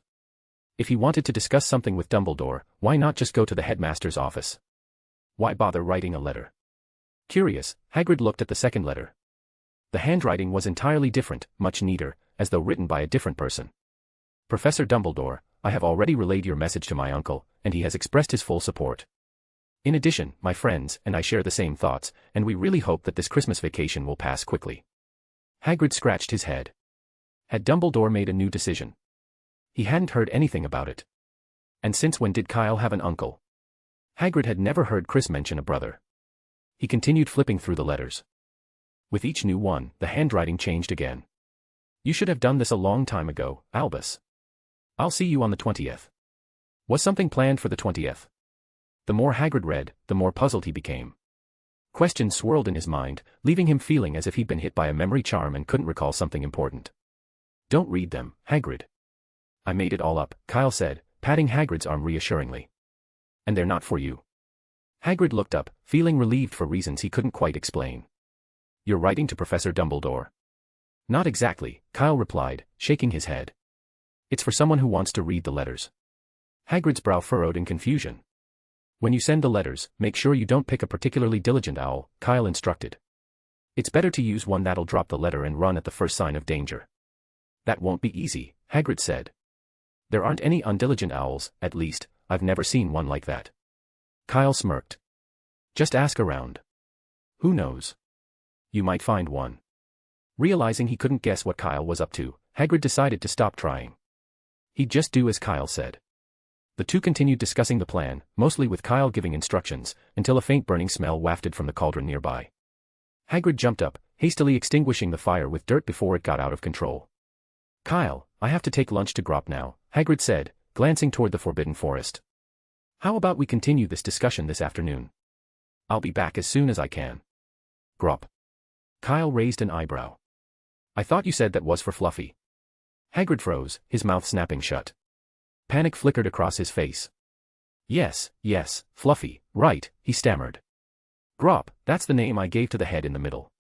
Oh, I see, Kyle said casually. I thought Grop was the name of a giant. Of course not, Hagrid stuttered, now visibly flustered. He clutched at his coat unconsciously. Giants have no business in the Forbidden Forest, do they? You're right, Kyle said with a knowing smile. Go on, then, that's all I needed to say. Oh, one more thing, Kyle added, his tone turning serious. When you send the letter, make sure it's encrypted. The post office can add an anti-muggle charm so the letter can only be opened with a spell. Kyle pulled a galleon from his pocket and handed it to Hagrid. Here's the postage. Hagrid's expression darkened immediately. What are you doing? He asked gruffly, his voice rising. Take it back. I'm just helping you post the letters, do you think I'd take your money for that? Kyle opened his mouth to respond but stopped when he noticed the redness creeping across Hagrid's face. All right, Kyle said with a shrug, slipping the galleon back into his pocket. That's better, Hagrid said with a satisfied smile. I'll head to the Owl post office this afternoon, don't you worry about a thing. No rush, Kyle replied. It's better if you send 2 or 3 letters a day, not too many at once. No problem, Hagrid said cheerfully, readily agreeing. Chapter 661, Tit for Tat, the role of the assistant. After returning from Hagrid's, Kyle didn't have much planned. For the next few days, he spent his time in an empty classroom on the 6th floor, diligently working on his holiday homework. The classroom's window provided a clear view of Hagrid's hut, a small detail Kyle found useful. That day, as usual, he arrived early, sat by the familiar window seat, and started writing. Every now and then, he glanced outside. Before long, he noticed an owl fly to Hagrid's hut, drop off a letter, and swiftly depart. Hagrid collected the letter, briefly looked around as though checking for onlookers, then hurried inside, shutting the door behind him. The scene played out exactly as it had for the past few days. However, just as Kyle returned his focus to his homework, another figure emerged near the edge of the Forbidden Forest. It was Filch. Kyle froze, watching as the caretaker skulked behind a tree, peering out only after Hagrid had disappeared inside. Once the coast seemed clear, Filch crept toward the hut, moving with exaggerated stealth. He peered through the windows, but Hagrid had taken precautions. Thick curtains covered every pane, and even the gaps in the hut were tightly sealed. Unable to see anything, Filch circled the hut twice, muttering angrily, then left, grumbling curses under his breath. Kyle waited until Filch was out of sight before swiftly packing up his homework. He needed to post his most important letter in the common room, but as he hurried downstairs, he ran into Snape. I thought you'd broken the rules again and sneaked out of school, Snape said, his voice icy. What a disappointment. I've been here all week, Professor, Kyle replied calmly. If you don't need anything else, I'll be going now. Kyle attempted to step past him, but Snape blocked his path. Just a moment, Snape said, his tone firm. It's only been a week. I trust you haven't forgotten what you promised the headmaster. Kyle stopped and looked up at Snape. If you're talking about helping Harry learn occlumency, of course, I remember. Good, Snape said curtly. Follow me. Already? Kyle asked, remaining still. Normally, lessons like this wouldn't begin until after term started. Besides, Harry was still supposed to be at 12 Grimmauld Place. Surely, they weren't going to barge into Sirius's house for this. Yes, now, Snape snapped. Hurry up, and don't make me repeat myself again. Reluctantly, Kyle set aside his plan to post the letter and followed Snape. When they reached the dungeon classroom, Kyle was surprised to find Harry already there. Harry, however, didn't look pleased. His face was tense, his breathing heavy, and his glare at Snape was practically burning holes through him. Snape's expression was equally disdainful. Trust me, Potter, Snape said in a low, cutting tone. If it weren't for the headmaster's orders, I would never have allowed you to set foot in here. Am I supposed to thank you for your generosity? Harry retorted, his face flushing with anger. He suspected Snape was doing this deliberately. There were still 10 days left of the holiday, and Sirius had promised to take him to Diagon Alley to pick out furniture for his new bedroom. Instead, he'd been summoned back to Hogwarts to learn occlumency. For a fleeting moment, Harry even considered storming past Snape and leaving. No thanks, Snape replied coldly, ignoring Harry's irritation. As long as you've learned something from your previous lessons and don't make me repeat myself endlessly. But why now? Harry burst out. Can't it wait until the start of term? It seems you'd rather enjoy yourself than consider the safety of the Order of the Phoenix, Snape shot back icily. As I explained before, the Dark Lord is aware that you can sense his thoughts and has likely deduced the situation is reversible. In other words, the Dark Lord may now believe he can sense your thoughts as well. Or do you imagine the Dark Lord is as arrogant and foolish as you, completely ignorant of such possibilities?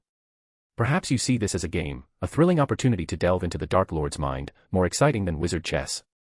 I don't. Harry shouted. I've never thought of it like that. Then prove it, Snape snarled. Learn occlumency. Stop wasting time complaining about your disrupted vacation. Harry's face grew redder, but as much as he wanted to argue, a voice in his mind whispered that Snape was right. Fine, Harry said through gritted teeth. I won't let Voldemort into my head. Don't say the Dark Lord's name. Snape snapped sharply. An awkward silence hung in the air as the two glared at each other. Ultimately, it was Harry who conceded, his frustration simmering just beneath the surface. What do we do? Harry asked warily. The same as last time, Snape replied, drawing his wand from his robes. Try to protect your mind from the intrusion, or defeat me, using whatever magic you can muster. Professor Snape. Kyle, who had been silent until now, stepped forward. As a qualified teaching assistant, I feel it's my duty to demonstrate the correct method to Harry. Snape's face darkened as he took in Kyle's eager expression and the wand in his hand. I strongly disagree with you, Snape said curtly. A qualified teaching assistant does not take matters into his own hands. It was one thing to criticize Harry, after all, Snape could say whatever he liked to the boy. But Kyle. Snape had no desire to deal with the fallout of antagonizing him. Meanwhile, Harry finally noticed Kyle's presence in the room. Kyle. What are you doing here? He asked, surprised. Are you learning occlumency too? For a moment, Harry felt a flicker of relief. Having Kyle there was far better than facing Snape alone. Before Kyle could answer, Snape cut in sharply. Potter, if you used your ears properly, you might have caught the word assistant mentioned just now. Assistant. Harry repeated, confused. I'm glad you heard that this time, Snape sneered. I trust one don't need to explain what a teaching assistant is. His gaze flicked to Kyle before returning to Harry. If your occlumency were even half as good as his, no, even a third as good, we wouldn't be wasting our time here. Harry flushed with embarrassment, his ears burning. All right, enough nonsense, Snape snapped. Instead of immediately casting a spell, Snape moved to the cabinet. He retrieved a pensieve and, pressing his wand to his temple, began extracting thin, silver strands of memory. He deposited the strands into the pensieve one by one, repeating the process 3 times. Kyle's eyes narrowed.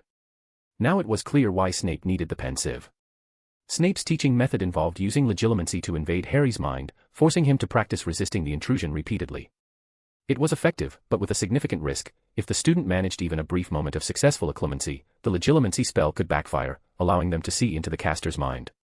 It all made sense now. No wonder Snape had been so furious after his first occlumency session with Harry. Harry must have accidentally deflected the legilimency spell, glimpsing something deeply personal in Snape's thoughts. Even a fleeting look would have been enough to infuriate him. To avoid such incidents, Snape was removing any memories he didn't want Harry, or anyone, seeing and storing them in the pensieve. Kyle glanced curiously at the pensieve as Snape returned it to the cabinet and locked it securely. What memories could be so important that Snape would go to such lengths to conceal them? Now, be prepared, Snape said coldly, raising his wand. Legilimens. Harry barely had time to react. A faint white light emanated from his wand before his body stiffened, and he collapsed to the ground uncontrollably. Spungify. Kyle muttered, flicking his wand. The hard floor softened instantly, cushioning Harry's fall. At the same time, Snape let out a muffled grunt, pulling his wand hand back. His wrist bore a red, swollen mark, as if struck. The stinging jinx. Kyle raised an eyebrow, impressed. Harry's response had been better than expected. The legilimency spell required the caster to maintain a magical connection to their target. Breaking that connection was a valid, and often effective, tactic. The stinging jinx, as well as other spells like the disarming charm, knockback jinx, or even the Patronus charm, could all disrupt the caster's focus. As Snape lowered his wand, Harry stirred, his eyes fluttering open. First, he noticed that he wasn't hurt from the fall, a surprising change from past sessions. Then, his gaze locked onto Snape, filled with wary suspicion. Is this the best you can do? Snape asked coldly, rubbing his wrist where Harry's earlier curse had struck. Harry began, but Snape didn't give him a chance to finish. Legilimens. Harry's body stiffened again, and he collapsed to the ground, hissing through his teeth, no, stop. This time, however, Snape waved his hand to stop Kyle from softening the floor. A little damage will help him master the spell more quickly, Snape said dismissively. Kyle frowned slightly. So what else can I do? Nothing, Snape replied, shooting him a glance. Just watch. Kyle shrugged and leaned back, opting not to argue. Meanwhile, Harry groaned as he woke from the painful jolt of his knee slamming into the table leg. He glared at Snape, his face twisted in frustration. That was a sneak attack, he growled. I wasn't ready. Your enemies won't let you prepare, Snape retorted sharply. I find it hard to believe you're taking this seriously. After all this time, you've made no improvement whatsoever. Harry glared at him furiously, but Snape ignored his anger. Eliminate distractions, Potter, Snape continued, his tone cutting. I've told you before, cast aside all emotions. That is the key to learning occlumency. Kyle nodded silently in agreement. Snape was right, the essence of occlumency lay in focus and discipline. To resist a mental intrusion, one needed to clear their mind and summon absolute concentration. Any stray emotion or thought would only weaken their defense. Unfortunately, Harry's current state of mind, full of anger and frustration, was precisely the kind of distraction that made occlumency difficult. His outbursts, though fiery, only undermined his progress. Again, Snape commanded. Get ready. Legilimens. Harry hit the ground once more, this time landing hard on his knees. You're not doing it, Potter. Snape barked. Discipline yourself. Focus. Again. The session devolved into what looked like a wrestling match between Harry and the floor. With each failed attempt, he slammed into the ground in a different way, sometimes on his knees, other times on his arms.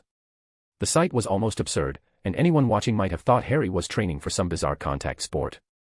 Kyle, meanwhile, remained the most composed person in the room. At Snape's insistence, he only softened the ground when Harry fell face first, to prevent any serious injury. Get up, Potter, Snape barked after yet another fall. You're not doing it. You're not trying. I told you to let go of your emotions. I'm trying. Harry snarled, his teeth clenched tightly. Tried. Snape sneered. I barely showed you a memory from before you turned 10, and you crumbled like a child, begging me to stop. Weaklings like you are no match for the Dark Lord, Potter. I'm not weak. Harry shouted, his fists clenching as if he were about to throw a punch at Snape. Then prove it. Snape snapped. Legilimens. As expected, Harry fell to the ground again. I told you to let go of your emotions. Snape shouted. I can't. Control your temper. The office echoed with Snape's sharp reprimands and the dull sound of Harry's body hitting the floor. 2 hours passed in this manner until Harry finally fainted. He lay sprawled on the ground, his brow furrowed, one hand clutching the lightning-shaped scar on his forehead, the other twitching involuntarily. Kyle stepped forward, observing the scene thoughtfully. Professor Snape, he's not entering you-know-whose mind again, is he? Snape's face darkened even further, though he remained silent. Without warning, a large puddle of water materialized and splashed directly onto Harry's face. He jerked awake, gasping for air, his body trembling as he knelt on the ground. You saw it again, didn't you? Snape demanded, his piercing gaze fixed on Harry. Entered the Dark Lord's thoughts. I didn't. Harry muttered, his eyes darting away. Liar. Snape barked, his voice sharp with anger. Harry remained silent, avoiding Snape's glare. The tension between them hung heavy in the room as neither moved, locked in a silent standoff.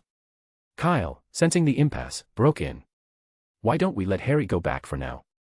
2 hours is more than enough. If we push him further with legilimency, he might not be able to handle it. A flicker of relief crossed Harry's face, though he tried to hide it. He was desperate to leave.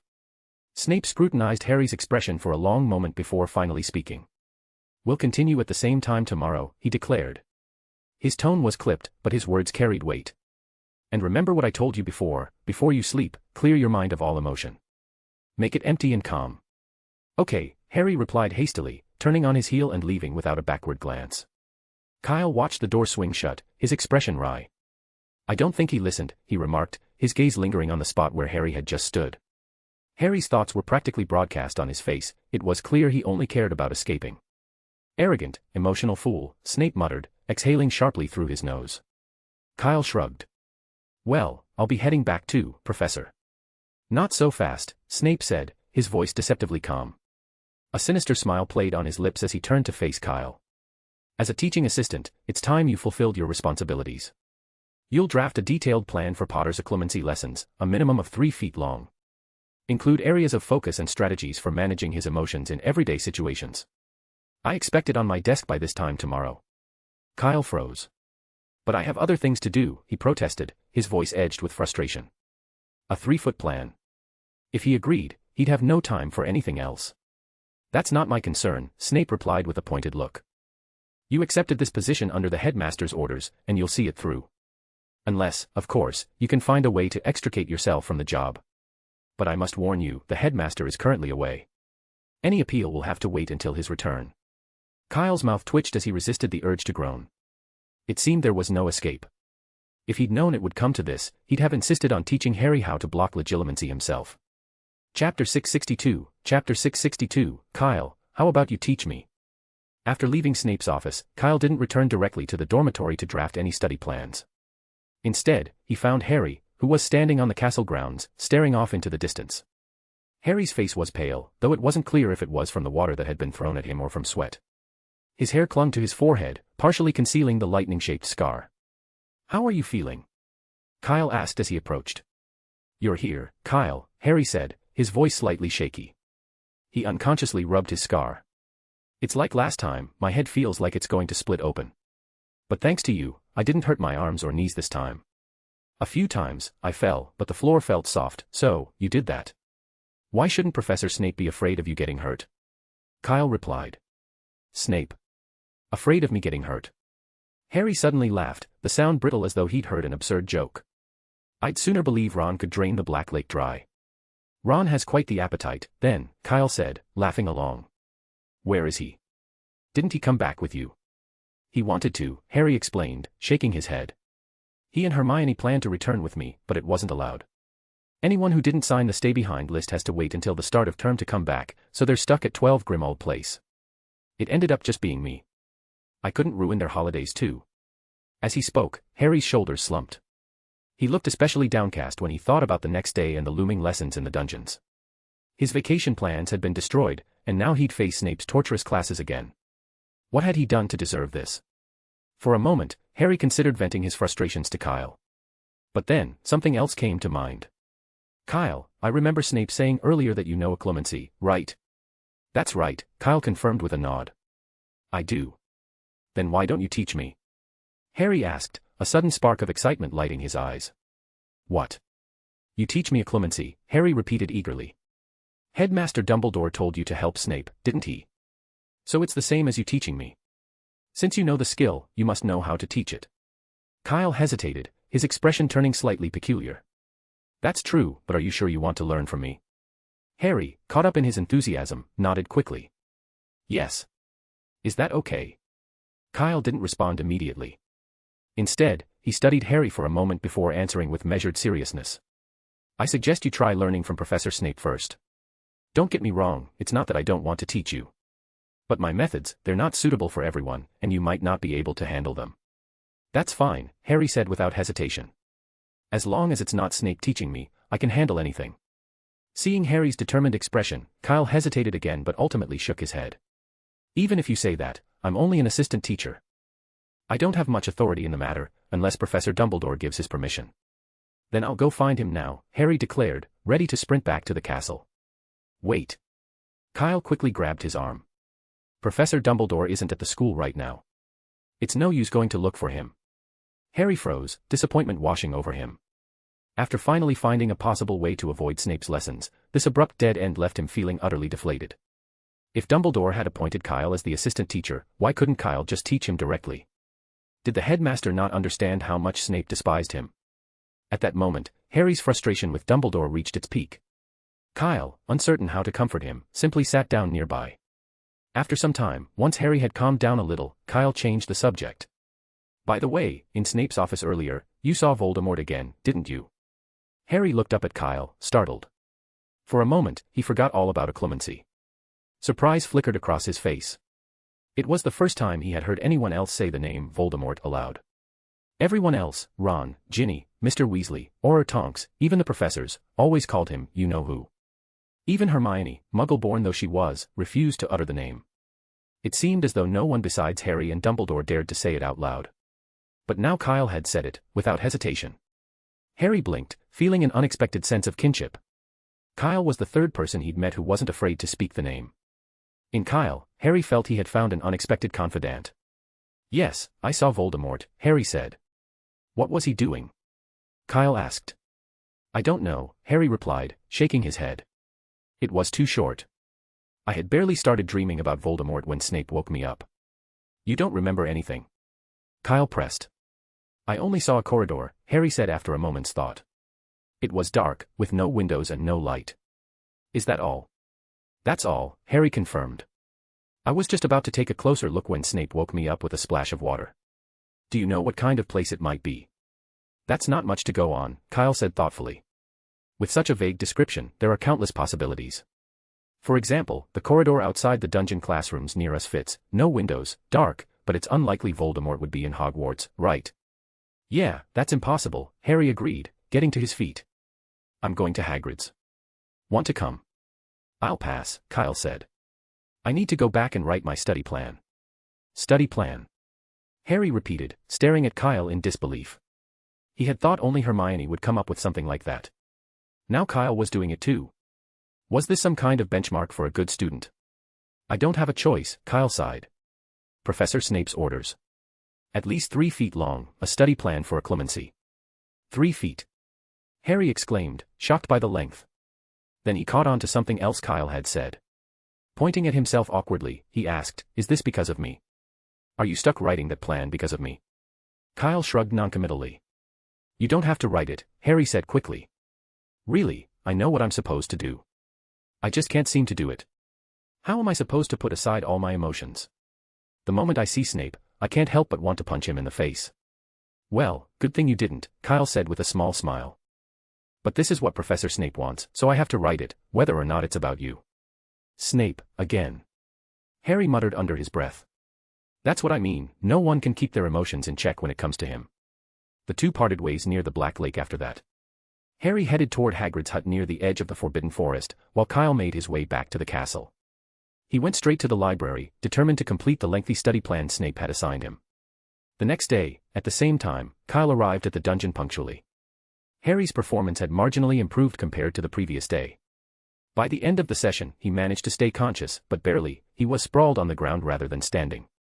That was the extent of his progress. According to Snape, even a troll would have made more headway than Harry, a remark that made Harry so furious he stormed out of the office, slamming the door behind him. It's just like him, such arrogance and insolence, Snape sneered, his tone dripping with disdain. Professor, wouldn't it be better to adjust the schedule to once every 3 days? Kyle suggested, glancing at Snape. Being subjected to legilimency this often takes a heavy toll on Harry's body. I know what I'm doing. I don't need your advice, Snape snapped irritably. And by the way, your study plan is utterly useless. Even if you write another one today, it'll still amount to nothing more than 3 feet of wasted parchment. You want me to rewrite it? Kyle's voice rose in frustration. But I spent all night detailing that plan, and you didn't even let Harry see it. How can you say it doesn't work? I just know, Snape replied with a mocking smirk. Your plan is a step-by-step approach. If Potter had the patience for that kind of learning, he'd have mastered it ages ago. Rewrite it. I want something different. A few minutes later, Kyle also stormed out of the office, slamming the door behind him. Harry was right, Kyle thought bitterly. Anyone who spends even a few minutes with Snape would want to punch him in the face. He had stayed up all night completing the study plan, only to be told it was worthless and ordered to rewrite it. If Snape had been upfront about his expectations, Kyle could have saved himself the trouble. At this point, he was convinced Snape was deliberately making things harder for him, though he had no concrete proof. With no other choice, Kyle headed back to the library. Under Connor's puzzled gaze, he borrowed the same book he had returned just the day before. Kyle sighed deeply as he left the library. He had no option but to comply. After all, he had agreed to take on the responsibility of being Snape's assistant.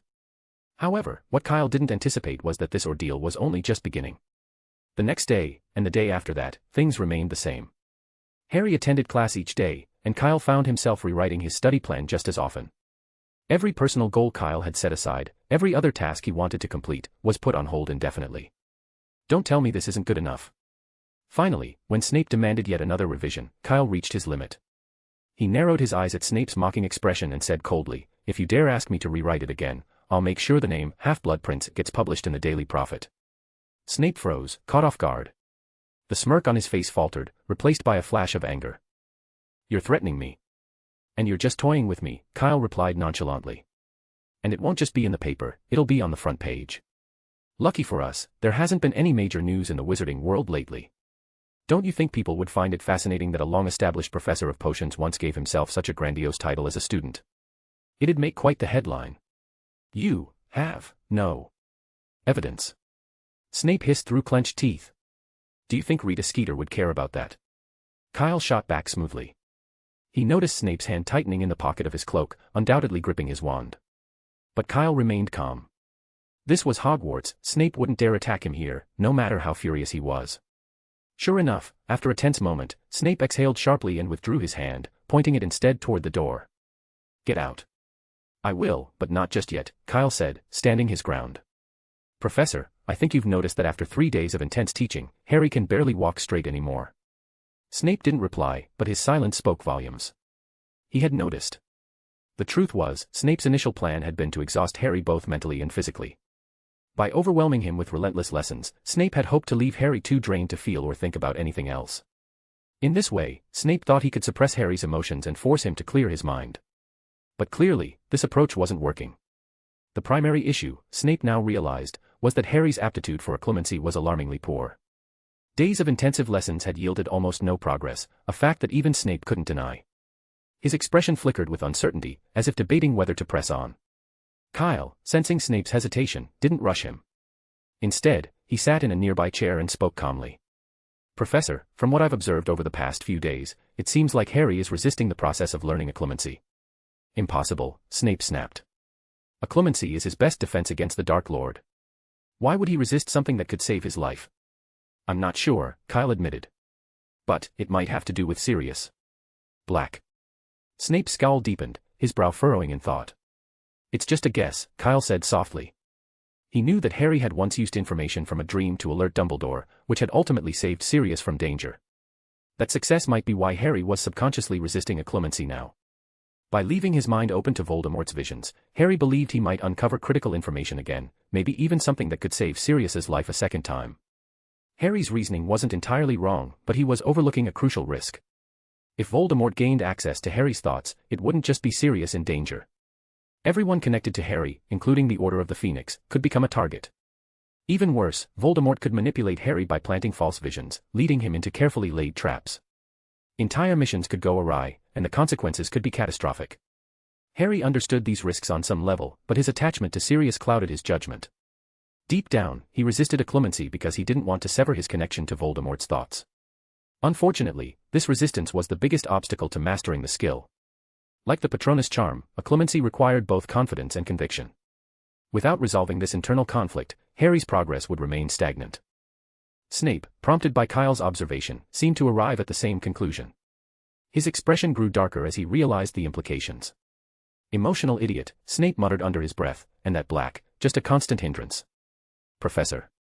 Kyle said abruptly, a glint of thought crossing his eyes. I don't think it would hurt Harry to endure a bit more suffering. What do you mean? Snape asked sharply, his tone cold and scrutinizing. Nothing drastic, Kyle replied. Just a different method of teaching him. It's the same approach I used to learn occlumency. Snape's eyes narrowed. And what exactly is that? Kyle smirked slightly. First, I'll need to borrow something. And I'll need Professor Dumbledore's signature as authorization. What I'm after is quite dangerous, and the owner won't lend it out without approval from someone with proper authority. The headmaster isn't here, Snape said flatly. He's away on important business, far from Hogwarts, and won't return until the start of term. That's fine. Kyle pulled out a piece of parchment and a quill, quickly jotting down a short note. He slid it across the desk to Snape. You'll do just as well.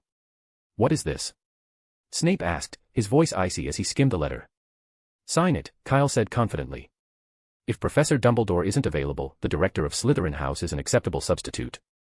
I just need someone with sufficient authority to vouch for the legitimacy of the request. Snape's eyes twitched slightly as he read the contents of the letter. This, he said, looking up at Kyle, is how you learned occlumency. Ah, yes, Kyle replied nonchalantly. The process was painful. But it worked, and more importantly, it's safer for the legilimens conducting the lessons. And you think this will ensure Potter learns occlumency? Snape asked, a hint of skepticism in his tone. I'm not certain, Kyle admitted, shrugging. But we have to try something. Of course, if you have a better idea, feel free to disregard my suggestion. Snape stared at Kyle for a long moment, his lips pressed into a thin line. Finally, with a heavy sigh, he picked up the quill and signed his name at the bottom of the parchment, next to the title, Consenting Party. Head of Slytherin House, Severus Snape. That'll do, Kyle said, giving the parchment a quick once-over. Satisfied, he tucked it into his bag.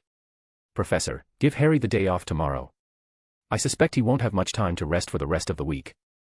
Snape scoffed, a sinister smile spreading across his face. Half a day is plenty. He doesn't need more than that. His tone dripped with malevolent amusement, making him seem every bit the villain he often appeared to be. Chapter 663, Snape's Special Ability. Although it wasn't signed by Dumbledore, Snape's name was just as effective. 5 minutes before dinner, Snape entered the Great Hall, accompanied by a house elf. Perhaps due to the exhaustion of his relentless occlumency lessons, Harry had developed an uncanny awareness of Snape's presence. Almost instinctively, he looked up the moment Snape walked in. What caught his attention, however, wasn't just Snape, it was the house elf beside him. Dobby. Harry called out hesitantly once Snape had left. The elf bore a striking resemblance to the one Harry had encountered in his second year, the Malfoy's former servant, who had gone to great lengths to protect him. But Harry wasn't entirely sure. Back then, Dobby had worn only a grimy, torn tea towel. Now, this house elf's attire was a stark contrast. The elf sported a hand-knitted, wide-brimmed hat that covered his oversized ears and carried a pristine brown suitcase. His well-fitted jacket was stylish and practical, with numerous sturdy pockets in various shapes, resembling the durable fabric of Charlie's Dragon Keeper uniform. The boots he wore, polished and robust, appeared to be crafted from dragon hide, or so Harry speculated. For a moment, he found it hard to believe a house elf could be wearing something so extravagant.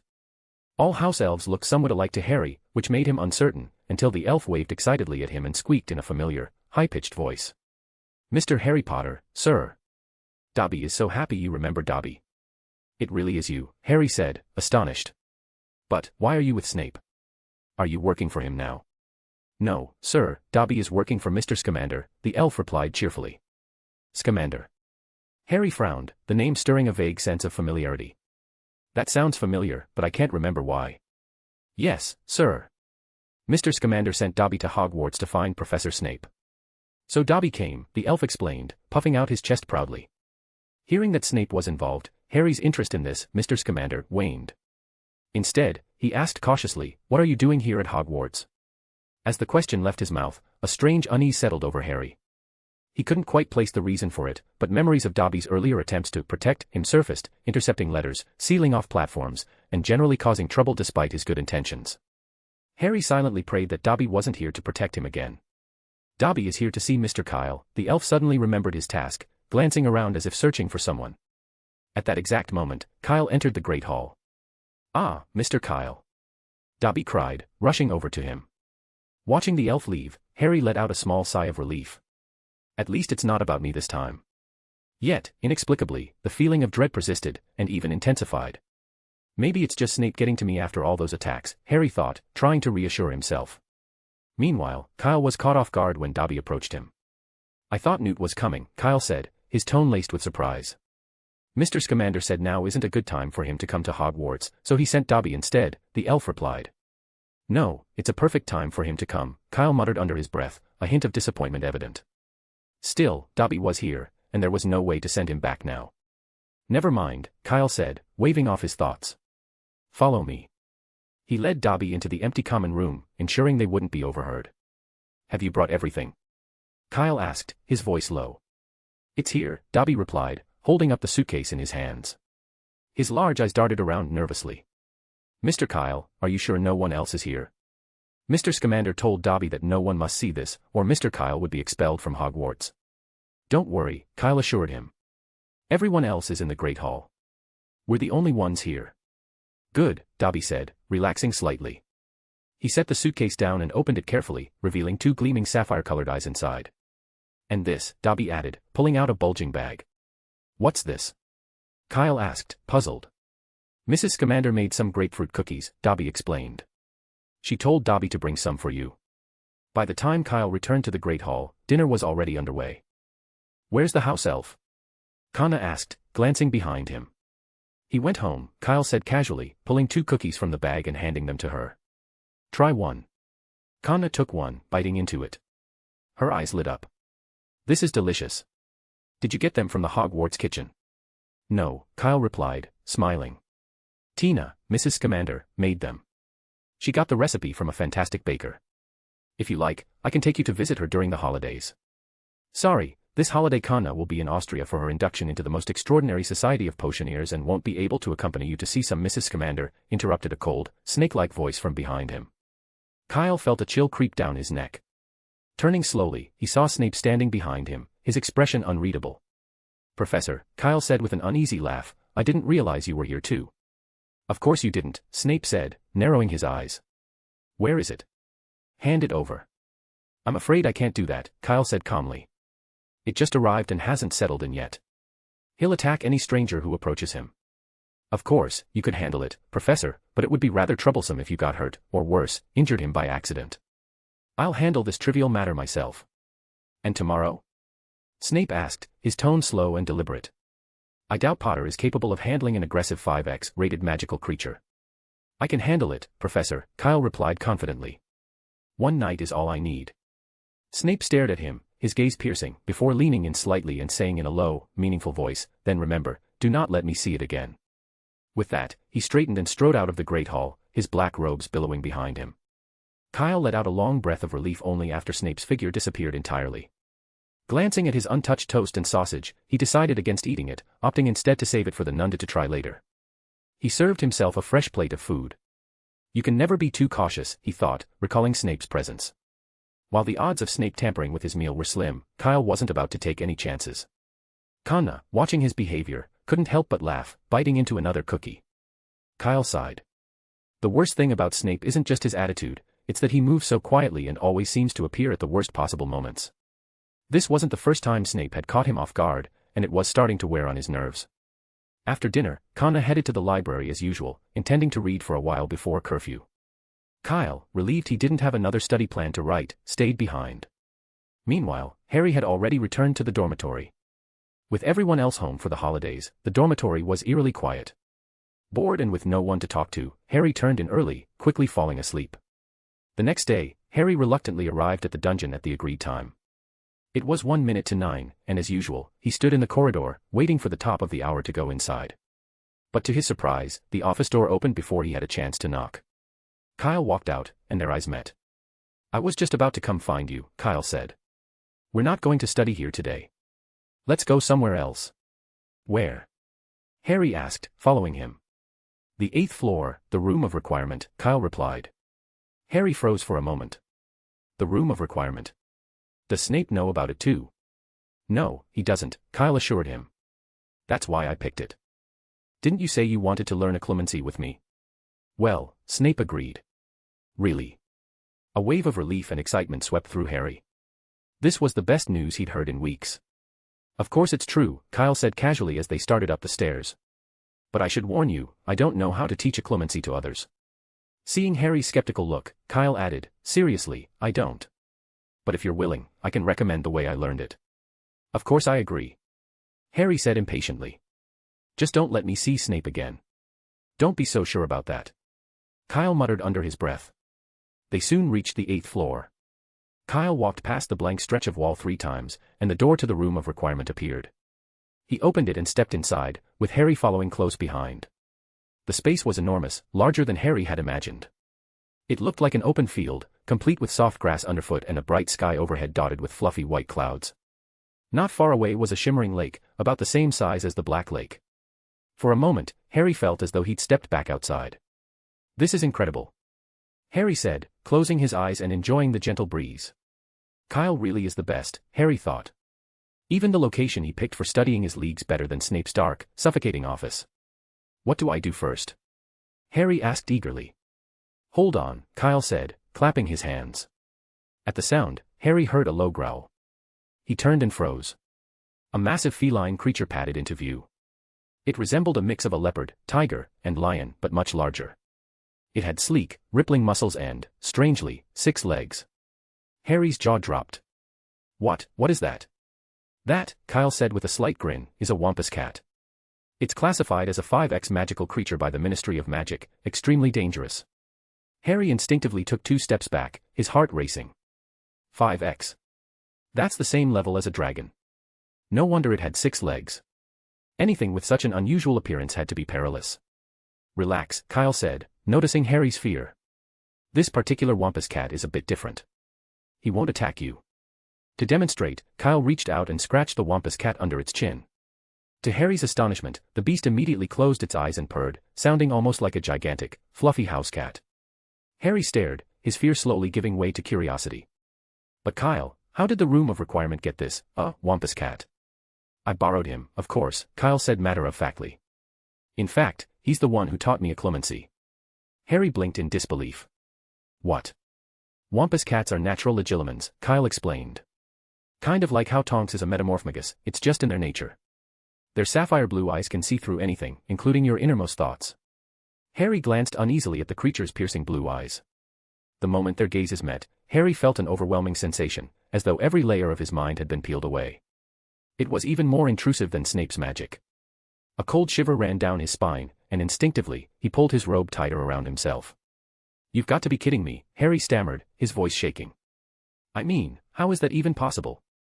It's just a magical creature, how can it use legilimency?" The Wampus cat let out a low, whimpering sound, as if offended.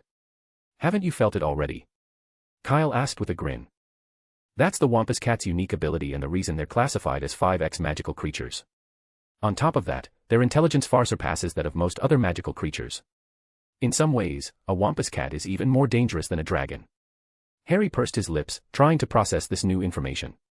But, this feels different, he said hesitantly. Snape's legilimency wasn't like this. Actually, it's the same, Kyle explained with a shrug. Professor Snape just used a more refined technique so that you could see your own memories as well. I knew he didn't mean well, Harry muttered instinctively. Kyle raised an eyebrow, unsure why Harry would say that, but chose not to press the issue. After all, given Harry's prolonged ordeal with Snape, it wasn't surprising that he would view the professor with suspicion. All right, let's move on, Kyle said, pulling out a piece of warthog leg and tossing it to the Wampus cat, who snapped it up with a pleased growl. My method is similar to Professor Snape's. Both involve using legilimency to force you to learn occlumency. The difference is that instead of me attacking your mind, the Wampus cat will. You want me to face that thing? Harry yelped, his voice breaking slightly. He glanced nervously at the Wampus cat, estimating his odds of survival. It didn't look good.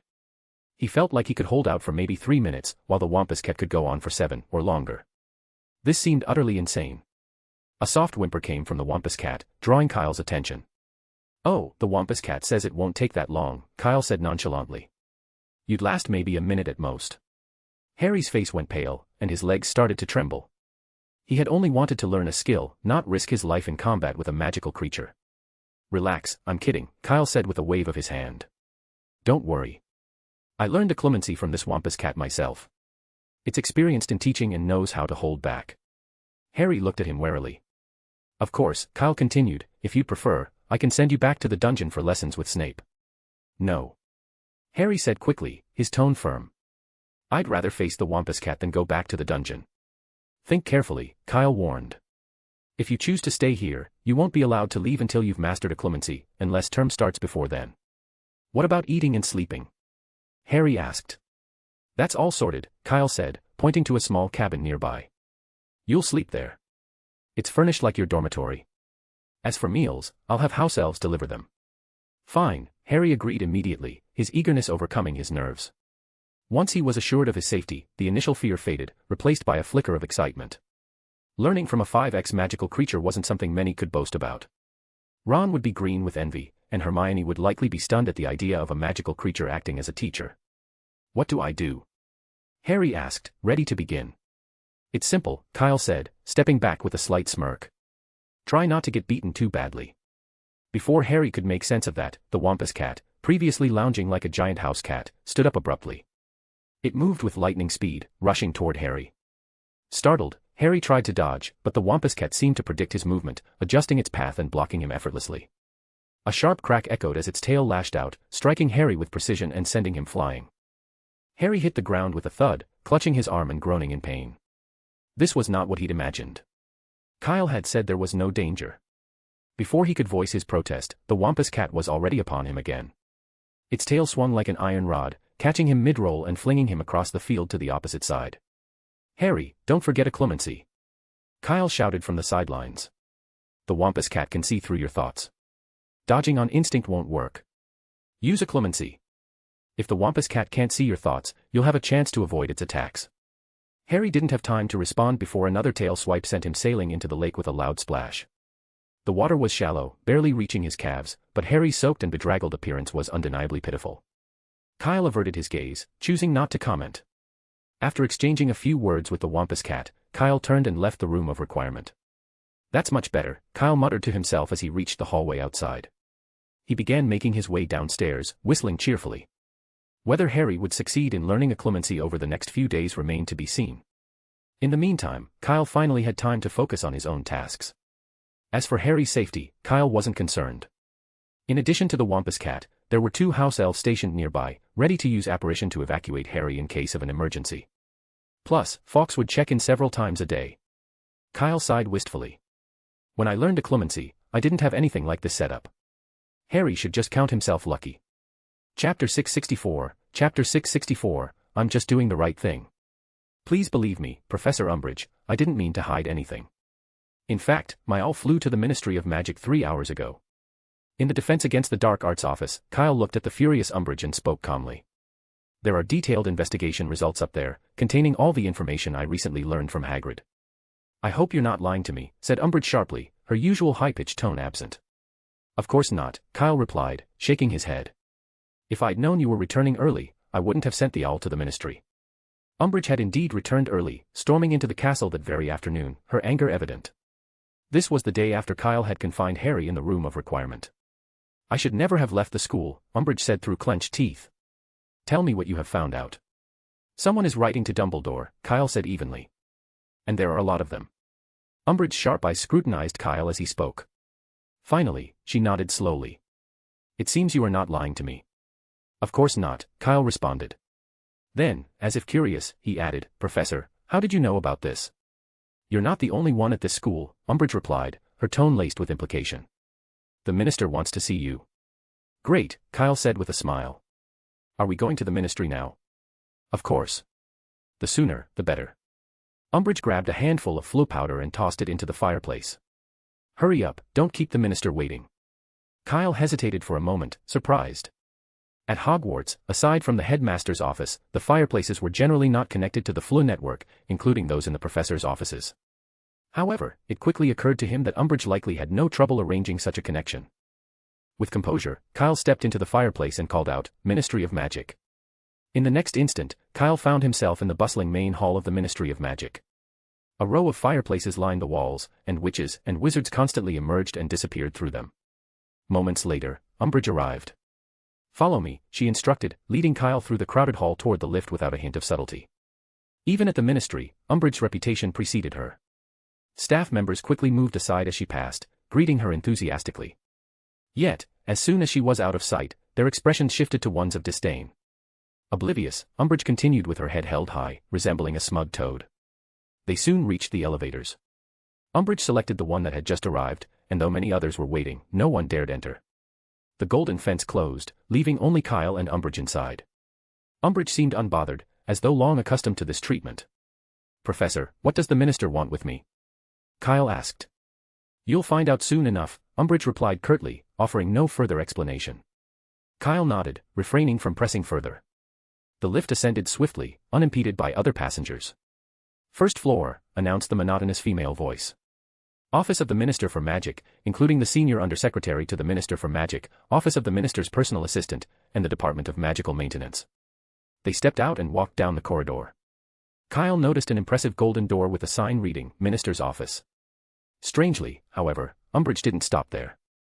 Instead, she continued to the end of the hallway, halting in front of a door marked Pantry. Her earlier arrogance dissolved, replaced by a servile demeanor, as she knocked lightly. Come in, came the voice of Cornelius Fudge. At the invitation, Umbridge pushed the door open. The room was about the size of a Hogwarts classroom, and it contained only one person. Minister, Umbridge said respectfully. Well, you've worked hard, Dolores, Fudge replied with a nod. Turning to Kyle, he forced a smile. Sorry, my boy, for calling you in during the holidays. It's fine, Mr. Minister, Kyle said sincerely. I'd rather do something useful than spend a boring holiday. It's rare to hear such dedication, Fudge said with a more natural laugh this time. Hypocrite, Umbridge thought bitterly, though her outward expression remained a pleasant smile. Sit down, Fudge said, gesturing to the seat opposite him. What would you like to drink? Butterbeer. Black tea. I'd suggest red currant rum, but you're not of age yet, are you? Butterbeer, then, Kyle replied. No sooner had he spoken than a bottle of butterbeer appeared on the table in front of him. The label indicated it was from the Leaky Cauldron. I just received your letter, Fudge said, as though he hadn't noticed the drink's arrival. To be honest, I've never seen an owl that size before. Dawlish was convinced it was some new species of magical creature. Ratton is just gluttonous, Kyle said with a grin. He's grown a bit. So, is everything in your letter true? Fudge asked suddenly. Has someone really been contacting Dumbledore recently? Umbridge's brow furrowed slightly, and she cast Kyle a sidelong glance, her displeasure thinly veiled. While Fudge's words confirmed Kyle had sent a letter, Umbridge hadn't expected it to bypass her entirely and go directly to Fudge. Though annoyed, she couldn't show it in front of the minister. She made a mental note to address it with Kyle back at Hogwarts. That's true, Kyle said, oblivious to her irritation. Setting the butterbeer down, he continued, as far as I know, Dumbledore has been in contact with some prominent figures in the wizarding world recently, Dougald MacPhail, Nicholas Flamel, and Madame Maxime of Beauxbatons. Of course, there are likely others. They don't communicate directly, but Hagrid, the gamekeeper at Hogwarts, acts as their messenger. However, Hagrid is, well, very secretive. I don't see the letters or know their exact contents. Of course it's to oppose the Ministry. Fudge suddenly snapped, his expression twisting as he slammed a hand on the table. It might not be that serious, Kyle suggested softly. It could be about something else. No, you underestimate them, Fudge said sharply, turning to Umbridge. Show him. But. Umbridge hesitated. It's fine. Kyle is one of us, we can trust him completely, Fudge reassured her. Reluctantly, Umbridge produced an opened letter and placed it on the table. Kyle glanced at it and immediately recognized its contents. You should have done this a long time ago, Albus. I'll see you on the 20th. He nearly laughed aloud. He knew this letter well, it had been intended for Hagrid but had somehow fallen into Umbridge's hands. Clearly, someone had intercepted the owl and stolen it. Though he fully understood the situation, Kyle kept his expression neutral and asked curiously, Professor, what is this? Letters from Dumbledore to his associates, Umbridge declared in a dramatic tone, proving their attempts to defy the Ministry of Magic. Such appalling actions, and at Hogwarts, no less. She added with a self-satisfied smirk, they even placed a self-destructing spell on the envelope. If anyone tried to open it, the letter would self-destruct. But I managed to break the spell in the end. Kyle blinked in disbelief. Self-destructing spell. If that had been the case, the letter would have been destroyed the moment it was tampered with. Did she mean anti-muggle protections? Since when did the Owl Post Office offer such services? Clearly, Umbridge was trying to take credit. If he hadn't known the truth, her act might have been convincing. Watching her bask in her supposed triumph, eagerly awaiting Fudge's praise, Kyle barely managed to suppress his laughter. I think we should capture that Rubius Hagrid. If we hand him over to the Aurors for questioning, perhaps we can uncover Dumbledore's true intentions, Umbridge said, continuing to speak as though to herself.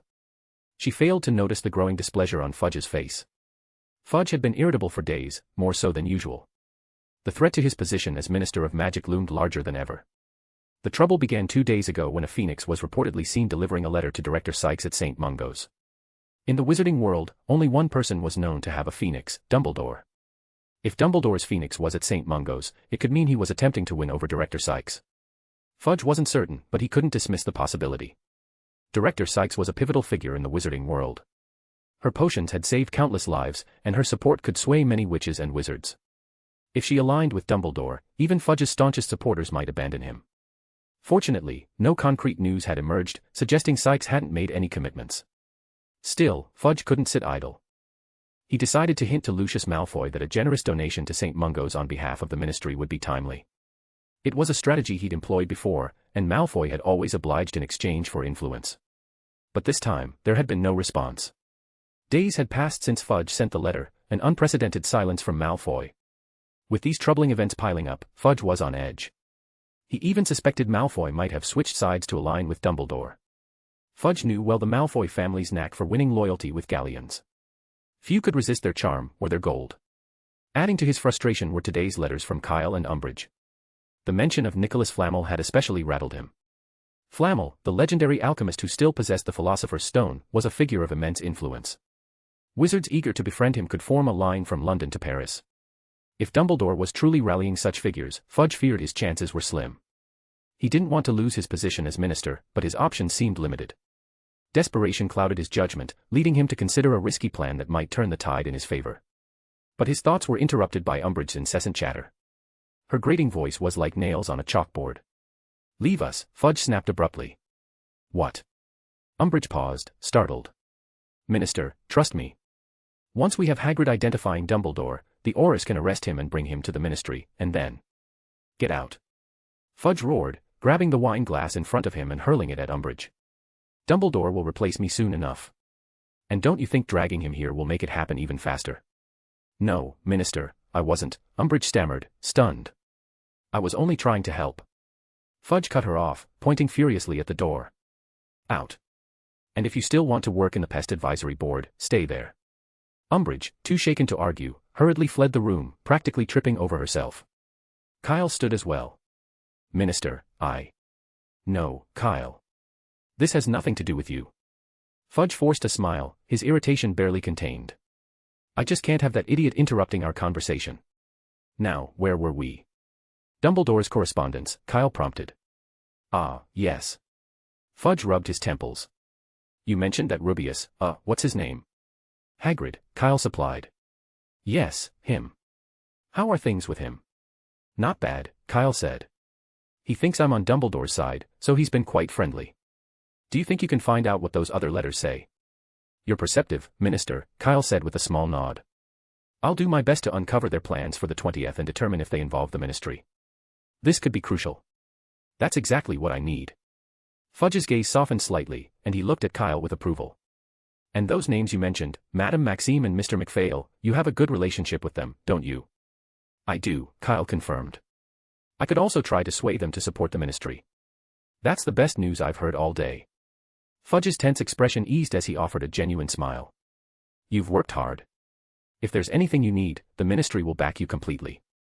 I'm simply doing what's right, Minister, Kyle replied earnestly. You're right, this is about doing what's right. Even Fudge, who had been nearly consumed by anxiety, managed a chuckle. I truly hope you'll graduate early and join the Ministry, Fudge added, his mood noticeably lighter. I've already got your office ready, right next door to mine. He gestured toward the wall behind Kyle. Junior assistant to the Minister for Magic, Fudge said, beaming. To be honest, no one's ever been offered such a position so soon after graduation, but you've earned it. It would be an honor, Mr. Minister, Kyle said with a smile. The tense atmosphere in the pantry gave way to one of apparent camaraderie. By the time Kyle returned to Hogwarts, evening had fallen. He had barely stepped out of the fireplace when Umbridge came storming toward him, her shrill voice cutting through the air before she even reached him. How dare you? Kyle arched an eyebrow, feigning innocence. I don't know what you mean, Professor. How dare you write directly to the Minister? Umbridge snarled, her face contorted with anger. Do you have any idea how much time this will delay? Sorry, Kyle replied nonchalantly, it was probably a momentary oversight on my part, I must have written the wrong name. But since you were going to show the letter to the Minister anyway, it shouldn't be an issue. Wrote the name wrong. Umbridge let out a bitter laugh, more out of frustration than amusement. She didn't believe his excuse for a second, but now wasn't the time to dwell on it. What she needed was to figure out why Fudge had been so furious with her earlier. Tell me what you wrote in that letter, she demanded. Maybe I'll consider forgiving you. Sorry, Professor, but that's confidential information. I can't share it with you. Kyle's tone was indifferent as he added, now, if you'll excuse me, you're blocking my way. What kind of tone is that? Umbridge shrieked, her voice rising an octave. I don't believe for a second that you made a mistake. As punishment, I'll have you confined to solitary detention for a month. If you insist, I'm sure I can manage, Kyle said with an almost bored air. But, Professor Umbridge, Minister Fudge has entrusted me with a new task. If it's delayed because of your punishment, I'm afraid you might actually have to transfer to the Pest Advisory Board. Would you enjoy working there? Umbridge's face turned a deep shade of red, and her head seemed to swell slightly as she stood there, gasping for breath. Was that a threat? It had to be. Until today, she could never have imagined Kyle would dare to speak to her like this. The sheer audacity left her momentarily stunned. Kyle, however, didn't seem to care. With an easy stride, he walked past her toward the door. Oh, by the way. Just as he reached the doorway, he stopped and turned back, as if remembering something. Per Minister Fudge's orders, you'll need to follow my instructions during the next operation. That's impossible. Umbridge shrieked. I'm the Undersecretary to the Minister for Magic and High Inquisitor of Hogwarts. You're just a student who hasn't even graduated. I know, Kyle said with a polite smile. But the Minister's orders were quite clear. If you don't believe me, feel free to verify it with him. Good luck, Professor. With that, Kyle exited the room, closing the door behind him with a soft click. The silence that followed was brief. The next second, a loud crackling sound came from inside the office, unmistakably the shattering of a vase. Chapter 665, Harry, in pain but happy. Kyle didn't see Umbridge again for the rest of the holiday, as though she were deliberately avoiding him. This suited Kyle perfectly, he had no desire to deal with her during the break. Others, however, weren't as fortunate. Around the castle, Kyle frequently overheard complaints from students and staff about being reprimanded by Umbridge over trivial matters. She was like an amplified version of Filch, spreading misery and frustration throughout the castle.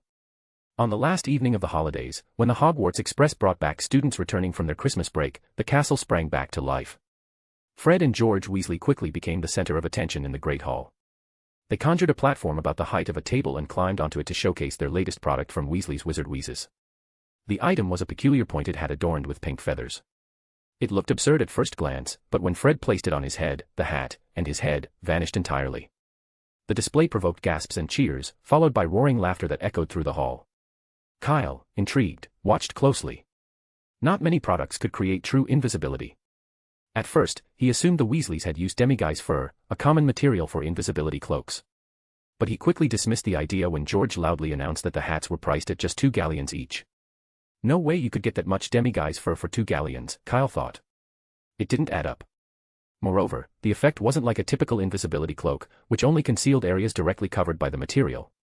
If the cloak was too small, some parts of the body would remain visible. Fred's head had disappeared entirely, along with everything below his eyebrows, even though it wasn't covered by the hat. The principle was entirely different. Kyle theorized that the Weasleys had combined a disillusionment charm with extension runes to achieve the effect. What a clever idea, Cedric said, clapping along with the crowd. If they improve the design, they might even be able to make the entire body invisible. That's easier said than done, Kyle replied. I doubt they'll invest the time. They've got a new shop to stock. True, Cedric agreed with a shrug. Weasley's Wizard Wheezes, having recently opened, likely needed a steady stream of innovative products to fill their shelves. Spending too much time on a single item wouldn't make sense when a simple disillusionment charm could serve the same purpose. As the Great Hall filled with more students, Fred and George found themselves swarmed by eager customers. A long line quickly formed, but their impromptu demonstration was cut short when Professor McGonagall entered. The twins reluctantly stepped down from their platform and dispersed into the crowd. Moments later, Professor Snape appeared. But instead of heading to the teacher's table, he marched directly to the Hufflepuff table, stopping in front of Kyle. Come with me, he ordered curtly, turning and striding out of the hall without waiting for a response. What did you do now? Cedric asked, half amused. Have you managed to offend Snape again? No idea, Kyle replied, rising to follow Snape into the foyer. As soon as they were alone, Snape stopped and fixed Kyle with his usual icy stare. Today is the last day of the holidays, Snape said flatly. Yet I haven't seen Potter anywhere. Nor has anyone else in the castle. Kyle hesitated, unsure where this was going. I now have serious doubts about whether you're actually teaching him occlumency, Snape continued. Or if, perhaps, you've expelled him from school entirely. If it's the latter, you'll have to explain yourself to the headmaster. Harry. Realization struck Kyle like a lightning bolt. He smacked his forehead and exclaimed, oh no. Why didn't you say something earlier? Without another word, he spun on his heel and dashed up the stairs. Snape stood motionless, his expression darkening with each passing second. He looked as though he was on the verge of a spectacular outburst, but Kyle was already halfway up the staircase, too focused to notice.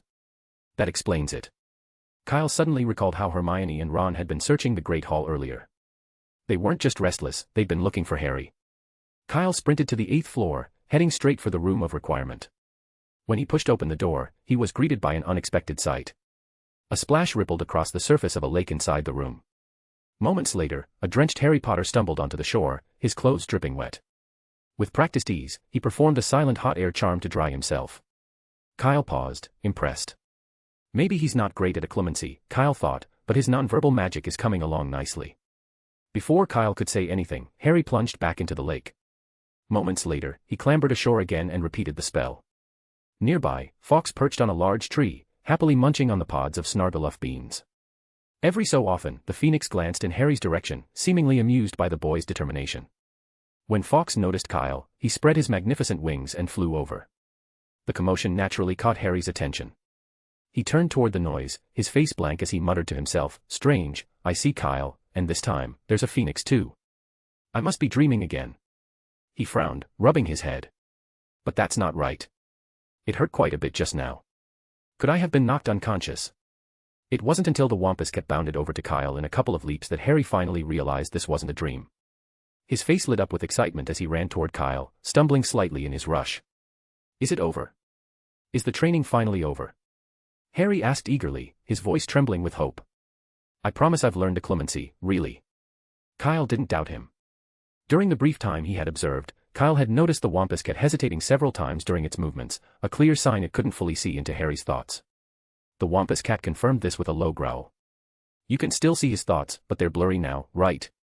Kyle asked. The Wampus Cat nodded, shooting Harry a mildly exasperated look. These past few days had been exhausting, not just for Harry but for the Wampus Cat as well.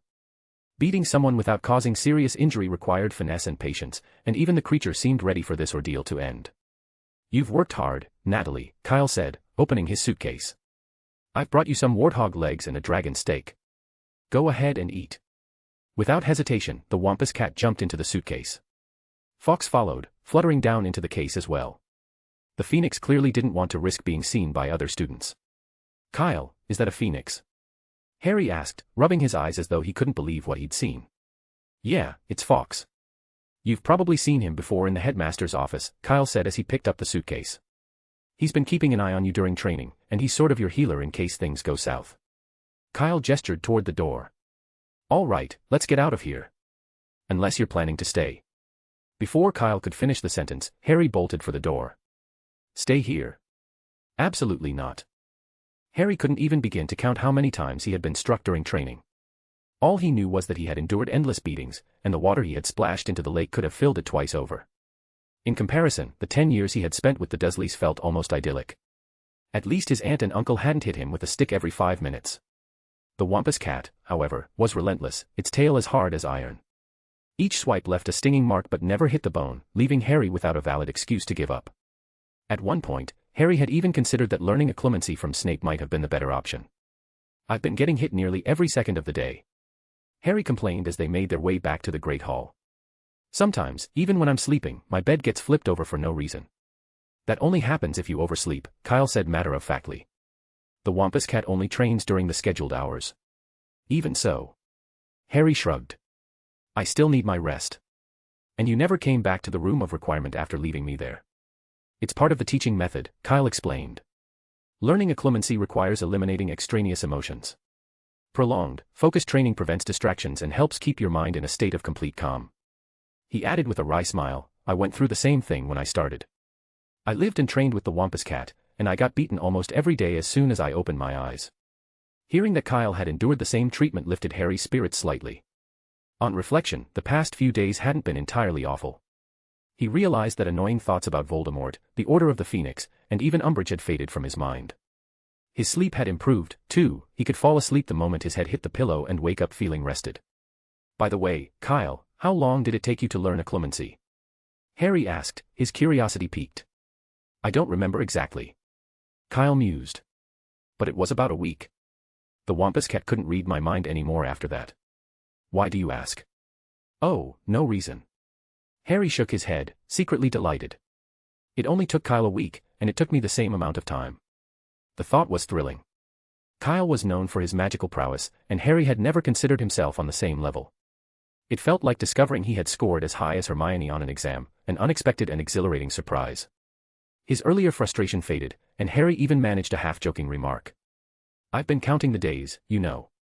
I figured since today was the last day of the holidays, you'd come get me. I almost thought you'd forgotten. Ha ha. No way, Kyle said with a dry laugh. It's just that Umbridge came back to the school early. And you didn't sign the stay-behind list, did you? If she'd seen it, it could have caused trouble. Umbridge is back. Harry's good mood soured instantly. You're right, if she found out I was here early, she'd be thrilled, Harry muttered. Come to think of it, I'd rather deal with the Wampus cat's tail than an interrogation from her. Ah, it's all part of my job, Kyle said lightly. Come on, let's hurry, the feast should be starting soon. A feast. Harry's eyes lit up.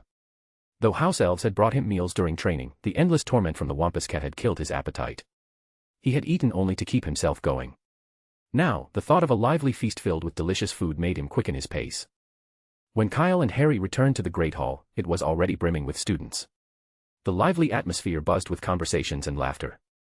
Harry's eyes instinctively flicked toward the teacher's table. Snape sat in his usual spot, but something about his expression seemed off.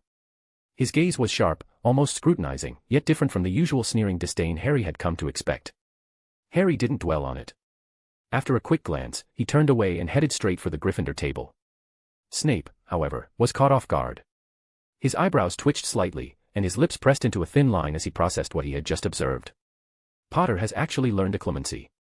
Though Harry's mind was no fortress, it had progressed from being a sieve to something akin to a fine mesh, enough to block casual mental intrusions. For Harry to achieve such progress in a single week was remarkable, even for someone with natural talent. The realization made Snape deeply uncomfortable. He had spent weeks teaching Harry with little to no improvement to show for it. Yet Kyle, a sixth-year student, had managed to accomplish in days what he, a seasoned professor, could not. The comparison stung, poking at Snape's pride as both a teacher and a master of occlumency. Snape's brooding was interrupted by Dumbledore, who glanced at him with a subtle nod of approval. The headmaster had clearly noticed Harry's improvement and, predictably, attributed the success to Snape. This only made Snape feel worse. He couldn't bring himself to claim credit for Kyle's work, yet explaining the truth in front of the other professors, especially Umbridge, was not an option. Resigned, he remained silent and sulked. Meanwhile, at the Gryffindor table, Harry had barely sat down when Hermione and Ron rushed over to him. "Where have you been?" Hermione demanded, her tone laced with worry. "We've been looking for you for half an hour." Ron added. "Everyone we asked said they haven't seen you for days." "I've been in the room of requirement," Harry replied quietly. "You know, working on occlumency." "How's it going?" Ron asked eagerly. "Well, not bad," Harry admitted, a hint of pride creeping into his voice. "I think I've learned it." "You've learned it?" Hermione gasped, her eyes wide with disbelief. "That fast?" "Fast," Ron said, looking confused. "He spent the whole holiday on it. Isn't it normal to learn a spell in that much time? Is occlumency really that hard?" "It's very difficult," Hermione said emphatically, her voice low but serious. "It's far more complex than any charm we've learned, more than the disillusionment charm, the Patronus charm, or even the animagus transformation." She hesitated, then added, "I've been trying to learn it myself." This admission caught Harry off guard. Hermione continued, "I read everything I could find, Add a door to your brain, control your thoughts, memory and thought. Mr. Weasley recommended those books, and I even consulted Bill and Tonks. But..." She sighed, looking frustrated. "Even after weeks of effort, I've made barely any progress. Bill said I'd improved, but I know he was just being polite." Hermione looked at Harry with an almost desperate intensity. "How did you do it? What method did you use? Can you tell me?" Harry froze for a moment.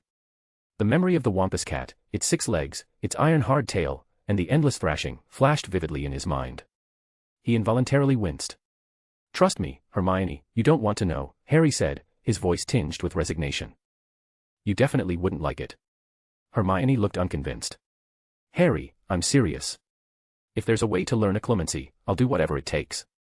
No matter how hard it is, I can handle it." Harry sighed. Hermione's determination was no act. She was one of the most tenacious people he knew, and her history proved it.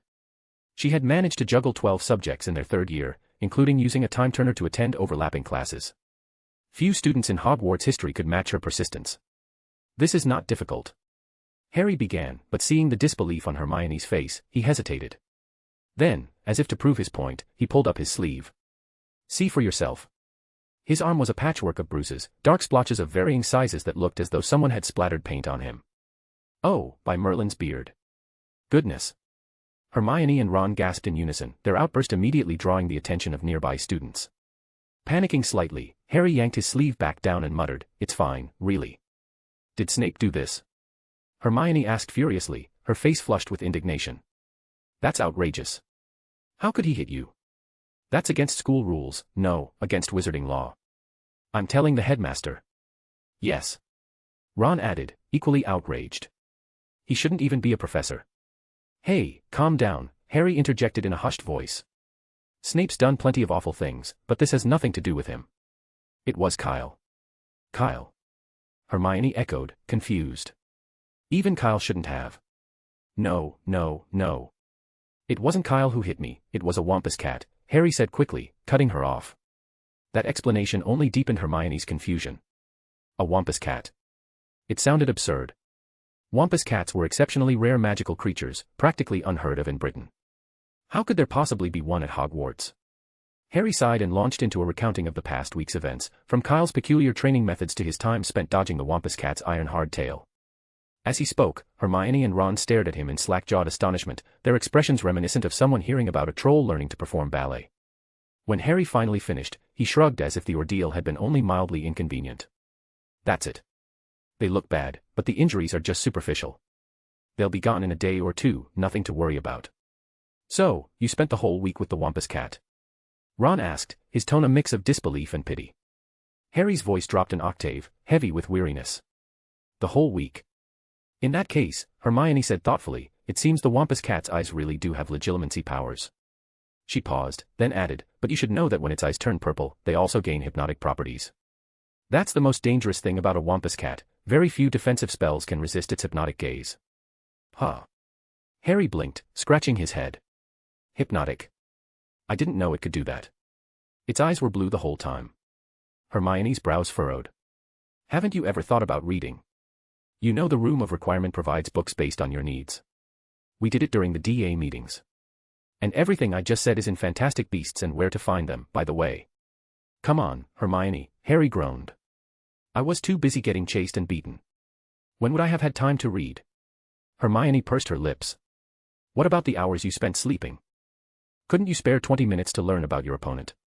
20 minutes? Harry let out an exasperated sigh. You don't get it. I was so exhausted, I fell asleep right on the floor, right in the doorway, more than once. Hermione opened her mouth to argue but closed it again with a sigh. Fine.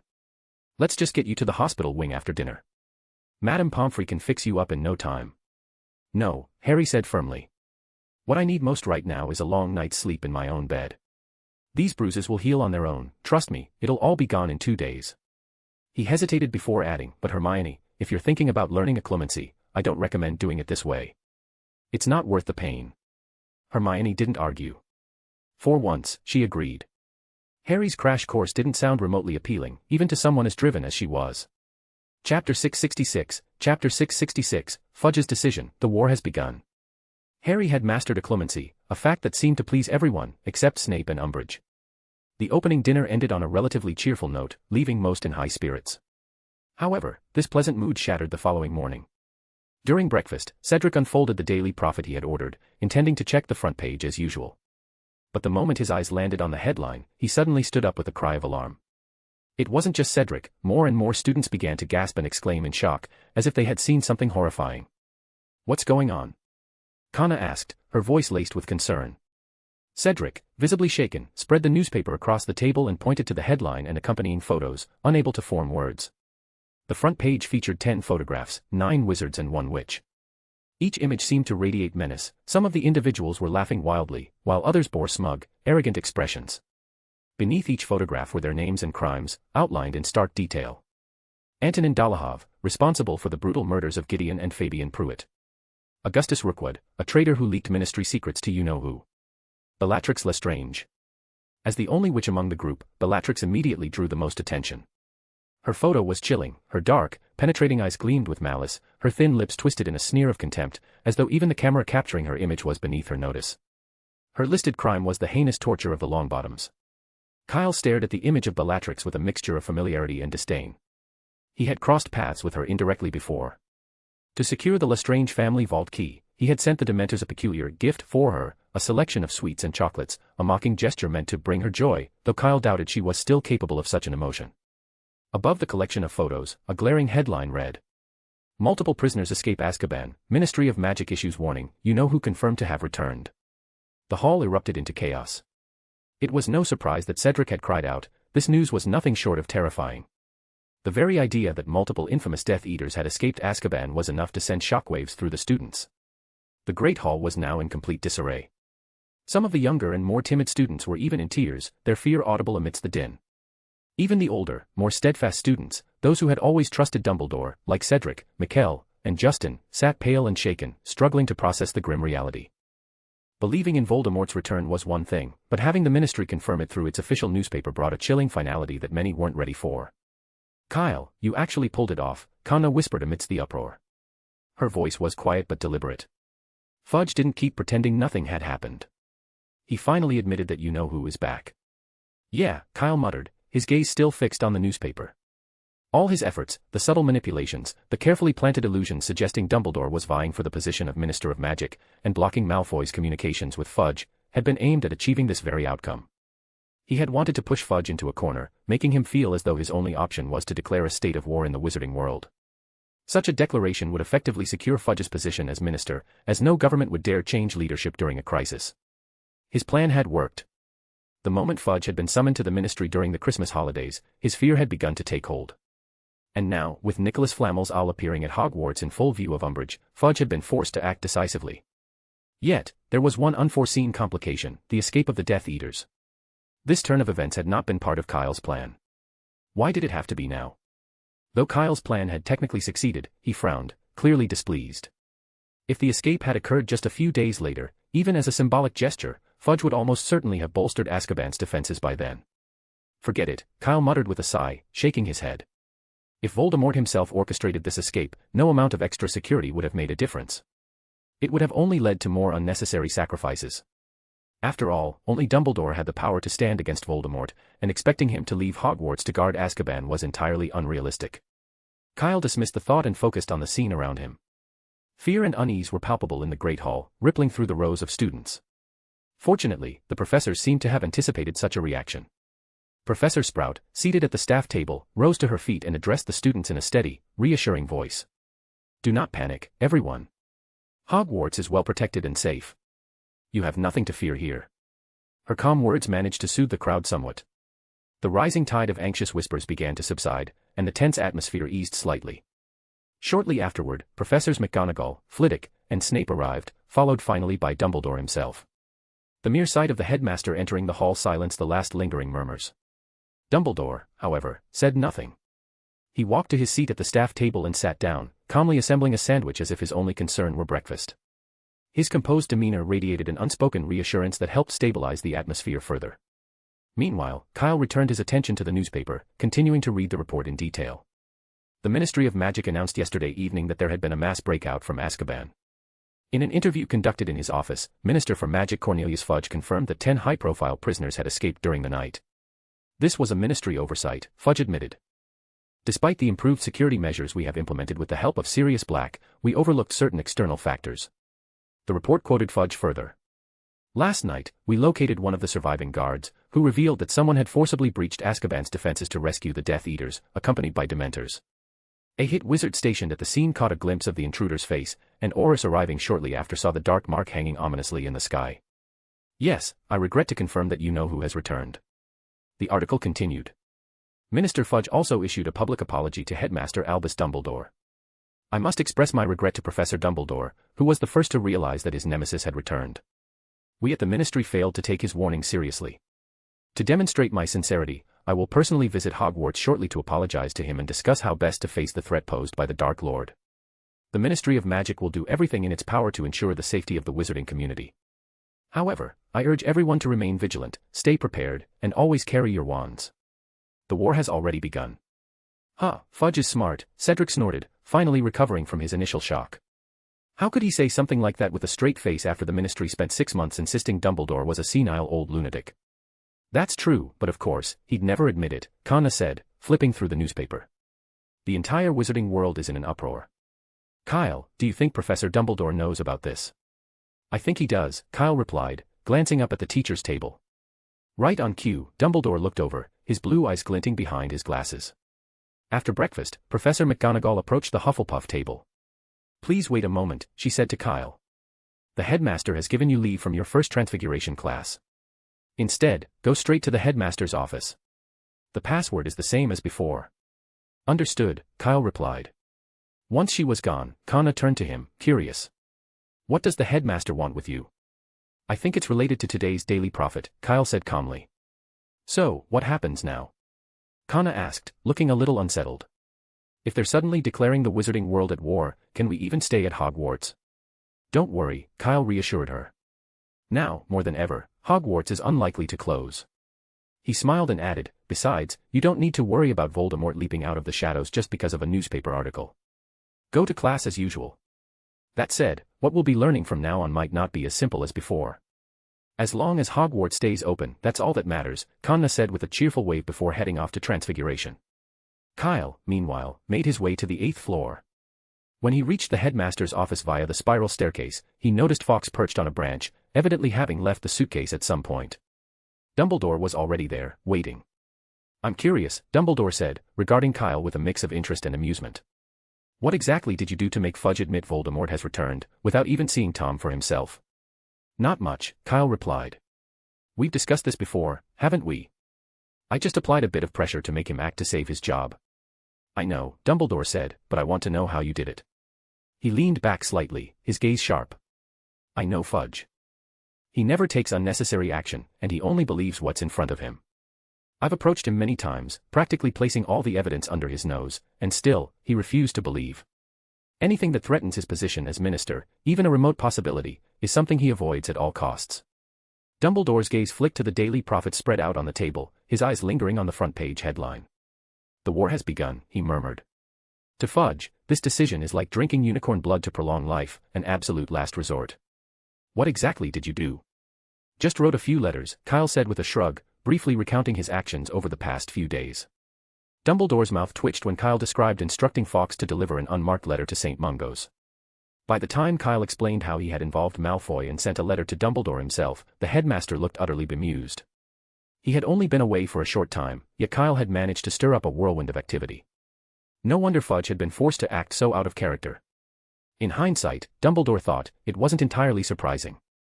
If something similar happened at Hogwarts, say, if an owl from the school governors flew into Professor McGonagall's office every day, he'd have to suspect she was angling for the headmaster's position too. "But I think what finally pushed Fudge to act was the prison break," Kyle said. 10 people escaped, and that's not something you can just brush off with an excuse. "No, you underestimate Fudge," Dumbledore replied. "If it weren't for the pressure you applied, he might have managed to concoct some explanation, like he did with Barty Crouch Jr.'s escape." Dumbledore paused, then added with interest, "But there's something I'm curious about. Were you certain Fudge would choose this method to protect his position?" "Honestly, I couldn't guarantee it would work 100%, Kyle admitted. "That's why I also sent letters to Nicholas Flamel, Newt, Mr. McPhail, Madame Maxime, and Director Sykes. 3 of them have already written back, agreeing to cooperate with me on an alternate plan if Fudge hadn't made the announcement by the 20th. Kyle glanced at Dumbledore but didn't elaborate further. He suspected the headmaster wouldn't want to hear the rest. One way or another, Kyle wasn't about to let the Ministry become a roadblock in their fight against Voldemort. If it came to it, Dumbledore would just have to take on the additional role of Minister for Magic. In fact, one of the replies had come from Nicholas Flamel, who seemed quite intrigued by the idea of Dumbledore as minister and had even offered to come to Hogwarts to lend his support. With Nicholas's help, success would be almost guaranteed. As for the Hogwarts headmaster position, if Dumbledore couldn't juggle both roles, Kyle thought Professor McGonagall would be an excellent choice. Of course, that was part of the original plan, and thankfully, it wasn't necessary anymore. Meanwhile, Dumbledore felt a chill run down his spine. He had a sinking suspicion about where Kyle's thoughts had been heading, and he wasn't sure he wanted to know if he was right. "Kyle," Dumbledore said carefully, "don't you think it would be better to consult the person involved before making such decisions?" "It's all in the name of defeating Voldemort, Professor," Kyle replied with a smile. "Sometimes you need to employ special measures. Besides, I distinctly remember you saying at the Hog's Head that you'd be willing to sacrifice anything to defeat him." "Did I say that?" Dumbledore asked, pretending to think. "I'm quite sure, Professor," Kyle said confidently. "And there were witnesses, like the owner of the Hog's Head. We can ask him if you don't believe me." "Fine, I did say that," Dumbledore admitted with a sigh. When he'd made that declaration, he'd been speaking about his own resolve, never imagining how broadly Kyle might interpret anything. "I have to admit, Kyle," Dumbledore said, shaking his head, "you come up with plans I would never have considered." "It's nothing," Kyle replied modestly, shaking his head. "You don't need to give me 200 extra points or a special award for services to the school or anything like that." Dumbledore stared at him for a moment, then said with deliberate calm, "Very well, no extra points." Kyle blinked, stunned into silence. He had only been trying to be polite, but Dumbledore had taken him seriously. But Kyle didn't dwell on the matter of points and instead asked, "Professor, is that why you called me here?" "In part.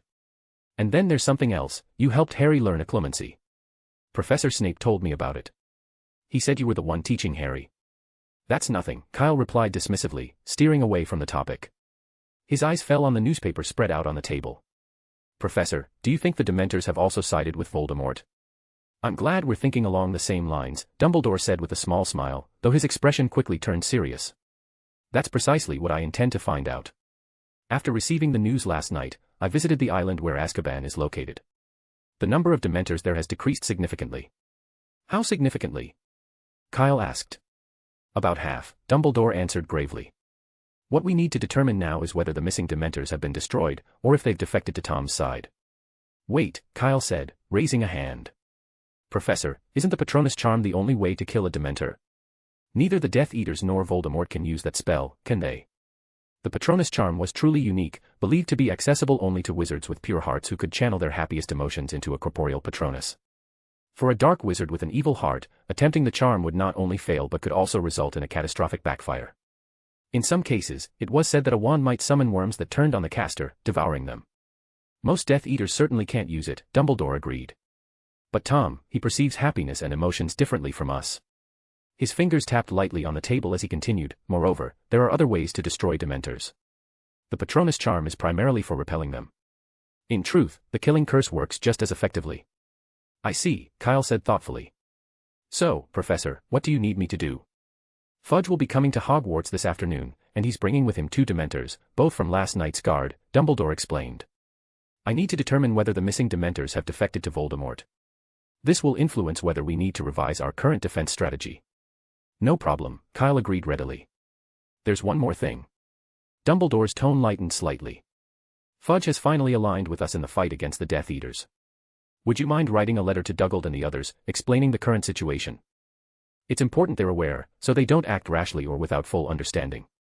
There's no need, Kyle said after a moment's thought. They should read the Daily Prophet. It explains everything clearly. It's better to err on the side of caution, Dumbledore said firmly, his piercing blue eyes fixed on Kyle.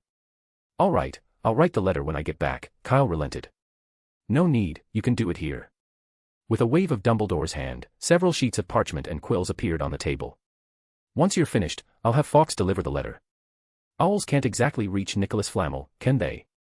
Dumbledore's gaze flicked to Fawkes, who was dozing on his perch. He silently resolved that no matter what Kyle requested in the future, he would refrain from lending him the Phoenix again.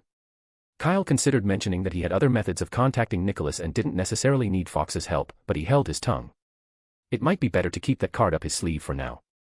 So, without a word, Kyle sat down at the table and began writing the letter under Dumbledore's watchful eye. Chapter 667, The Dismissed High Inquisitor. The news of Voldemort's return caused an uproar at Hogwarts. No matter where you went, conversations about it filled the air. Students from magical families were particularly shaken, their fear of Voldemort deeply ingrained and now rekindled after reading the newspaper. Even the professors weren't immune to the tension. Groups of 2 or 3 could often be seen huddling in the corridors, speaking in hushed tones that ceased abruptly whenever a student approached. This wasn't the case for everyone, though. In Slytherin, the atmosphere was starkly different. Among the pureblood students, excitement buzzed through the air, as if it were Christmas morning. At lunch, Pansy Parkinson and Millicent Bulstrode strutted into the great hall with their heads held high, their shrill laughter echoing non-stop. They moved like peacocks displaying their feathers, oblivious to the tension gripping the rest of the school. Look at those 2 turkeys again, Susan Bones muttered in disgust. I'm sure someone in their family is a Death Eater. The Bones family's long-standing support of the Order of the Phoenix had placed them in direct opposition to the Death Eaters for over a decade, leaving behind an unshakable animosity. That hatred had simmered quietly while Voldemort was gone and his most infamous followers were imprisoned. But with his return and the recent Azkaban breakout, old hostilities had flared anew, and sides were once again clearly drawn. Susan usually held no particular grudge against most Slytherins, but recent events had altered her perspective. Hey, what are you all talking about? Fred and George Weasley joined the Hufflepuff table unceremoniously, taking seats as if they belonged there. Those 2, obviously, Mikkel said, nodding toward the Slytherin table where Pansy and Millicent were loudly holding court. Do you think they're on the Death Eater side? Isn't it obvious? Fred replied. If you'd read the papers again, you'd have seen that one of the Death Eaters who escaped yesterday was a Bulstrode. I don't understand why the headmaster doesn't expel them, Susan said, stabbing at her pork schnitzel in frustration. Because they're not Death Eaters, Cedric pointed out. At least, not yet, they're just students. The headmaster can't expel someone simply because of their family name. That would go against Hogwarts principles. Just like during the Chamber of Secrets incident, Cedric continued, the headmaster didn't expel Harry, even though he was the prime suspect. That's true, Mikkel conceded grudgingly, but they're still so annoying. I'd love to teach them a lesson. I second that. George chimed in enthusiastically. Count me in. You'd better forget about it, Cedric warned. If you get caught, you'll definitely end up in detention. It doesn't matter if no one finds out, Fred said in a conspiratorial whisper. I know Honeydukes has these massive brown paper bags they use for deliveries, big enough to fit a person. You could use one to grab Millicent or Pansy, you know, before teaching them a thing or two. Fred's eyes twinkled with mischief as he let out a series of sly chuckles. I'll handle it, Susan said, surprising everyone with her sudden eagerness. I buy loads of sweets from Honeydukes every year. I can probably borrow a couple of those bags. Borrow? George grinned. We might as well buy them. I have a feeling those bags are going to become the next hot commodity. We can't keep borrowing them indefinitely. I think it's time you 2 headed back to Gryffindor to discuss this, Cedric interrupted impatiently. To shut down their growing scheme, he quickly changed the subject. What are you doing here anyway? Oh, right. Fred said, snapping back to the original purpose of their visit. We came to see you. We were wondering if we should expand the DA, George added. Things are different now. We reckon there must be more students who want to learn how to protect themselves. That was the reason we started the DA in the first place, Cedric said, narrowing his eyes. But are you too serious about this? Well. Fred began with a sheepish grin. Actually, Hermione wanted us to ask. She's swamped right now, carrying a stack of books so massive, it looks like she's trying to move the entire library into the dormitory. We had some free time, so we offered to take care of it for her, George explained. Cedric eyed them skeptically. He knew Fred and George far too well to believe they'd come all this way just for a serious discussion about the DA. Besides, expanding the club wasn't a decision Cedric could make on his own. Tell the truth. Cedric demanded, his tone icy. Fred and George exchanged glances before Fred broke into a smirk. You really are the head boy. Nothing gets past you. With a dramatic flourish, he produced a pointed hat adorned with a red feather seemingly out of nowhere. We just wanted to ask if you could wear this hat to the next DA meeting, Fred said. The hat that makes your head invisible. Forget it, Cedric replied without hesitation. I don't want to become everyone's laughingstock. The DA meetings were for learning defense against the dark arts, not auditioning for the headless hunt. Besides, there was no reason to hide your head in such a serious setting. No, you've got it all wrong. Fred quickly protested. This is one of our new products, made just last night. We call it the shield hat, George added. It's very simple, it can withstand one attack from a spell. Given the current circumstances, having a hat like this could be a lifesaver, Fred said with uncharacteristic seriousness. The gravity of their words made Cedric pause. If it's really that good, wouldn't it be better to sell it outright? Show everyone what it does, like you've done before, and I'm sure plenty of people would buy it. We tried that this morning, Fred admitted, his expression turning gloomy. The response was, average. Maybe it's a bit expensive, George offered. People don't really trust our products when they cost too much. Expensive. Cedric echoed, confused. The Weasleys' products rarely cost more than 5 galleons, which was a fair price for most Hogwarts students. Well, we priced it at 50 galleons, George said. Cedric nearly choked on his pumpkin juice, quickly clapping a hand over his mouth to avoid spitting it everywhere. 50 galleons. That was nearly a month's salary for an average ministry employee, a cost far beyond the reach of most students at Hogwarts. There's nothing we can do about it. That's the lowest we can go, Fred sighed heavily. We used dragonhide, real dragonhide, George explained. Not the whole thing, but enough to justify the price. Fred leaned forward, his tone growing conspiratorial. That's why we need someone famous to advertise it. That's strange. Fred suddenly turned toward Kyle, who had been listening quietly nearby. Why is it that all your expensive stuff sells so easily? I remember that necklace you made from a dragon's tooth sold for 100 galleons. That's because the buyer was a Slytherin, Kyle replied with a casual shrug. They don't lack money. Forget it then, George said, shaking his head pointedly. Slytherins probably don't worry much about being attacked by Death Eaters anyway. Returning to the matter at hand, Fred and George refocused their attention on Cedric. If you wear it, maybe more people will want to buy it, Fred suggested. As a shareholder in the Weasley's Wizard Wheezes, Cedric sighed and gave a small nod after only a brief hesitation. All right, but the feather has to go, it's hideous. And I want to test the hat's effects first. No problem, George said enthusiastically, plopping the hat onto his own head. Go ahead, attack me.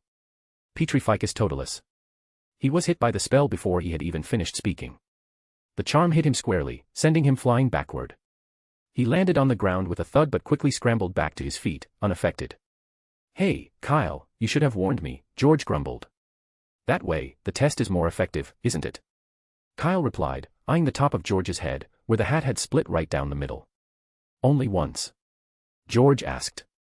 It depends on the power of the spell, Fred explained, looking slightly concerned. A stronger spell can only be resisted once. But if someone else cast it, you'd be fine. Don't forget, the Death Eaters are all adult wizards, and none of them are weak, Kyle added. Take Barty Crouch Jr., for example. When he first graduated, he earned 12 certificates. What? A Death Eater got 12 certificates. George forgot about the hat entirely, staring in disbelief. Doesn't that make him the same as Bill and Percy? Exactly, Kyle confirmed.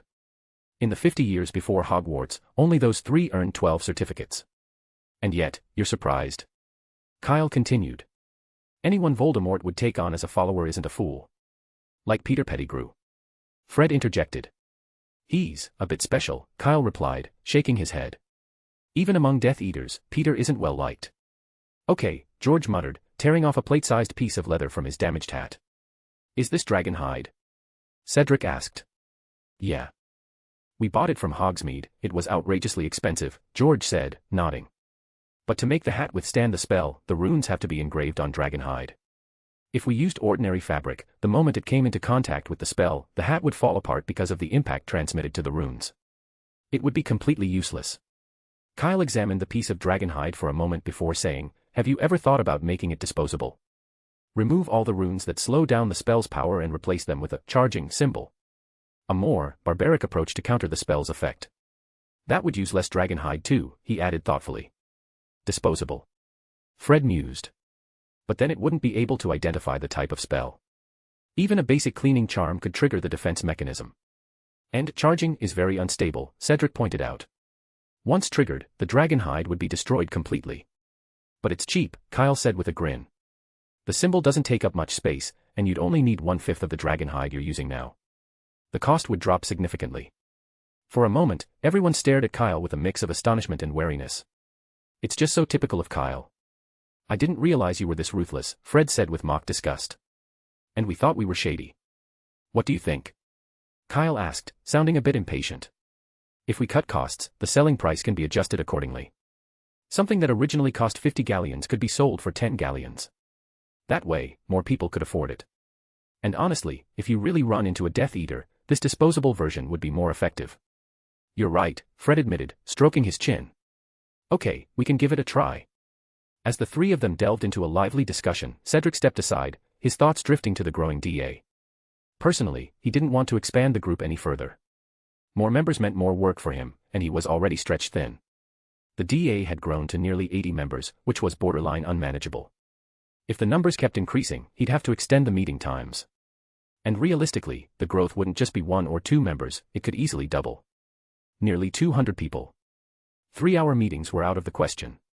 So when Fred and George were preparing to leave, Cedric could only offer a vague reply to their enthusiasm. Let's discuss it later when we have more time, he said. Maybe the school will hire a more reliable defense against the dark arts professor, and then we won't even need the DA anymore. Okay, Fred and George said, unfazed. They were eager to return to researching their new product and hurried off with a spring in their step. In the afternoon, Fudge arrived. Whether intentionally or not, he came just before the start of the first lesson, ensuring almost all the students saw him make his way to Headmaster Dumbledore's office. No one knew what was discussed inside, not even Kyle. Throughout the afternoon, everyone waited with bated breath. I hope he takes umbrage with him, Mikkel whispered during herbology later that day. We clearly need a more reliable defense against the dark arts professor, not someone who just makes us read and copy. His words were met with murmurs of agreement from the others. By the time dinner was served, the Great Hall was abuzz with speculation about whether Umbridge might finally be gone for good. At last, Dumbledore entered, and a hush fell over the hall as he cleared his throat. As you are all aware, Voldemort and his followers are stirring once more, and their power continues to grow, Dumbledore began, his voice grave and steady. A tense and almost suffocating silence settled over the room. I must emphasize that the situation is serious. Everyone must exercise the utmost caution to ensure their safety. The Ministry of Magic has agreed to help Hogwarts strengthen its magical defenses, but vigilance from every student and teacher remains essential. I therefore ask that you strictly adhere to all rules, however inconvenient they may seem. And finally, regarding our defense against the dark arts professor. Cedric's head shot up at this. First, Professor Umbridge will continue to teach you. A ripple of groans and discontent spread across the hall, and Umbridge's expression, as she sat nearby, grew thunderous.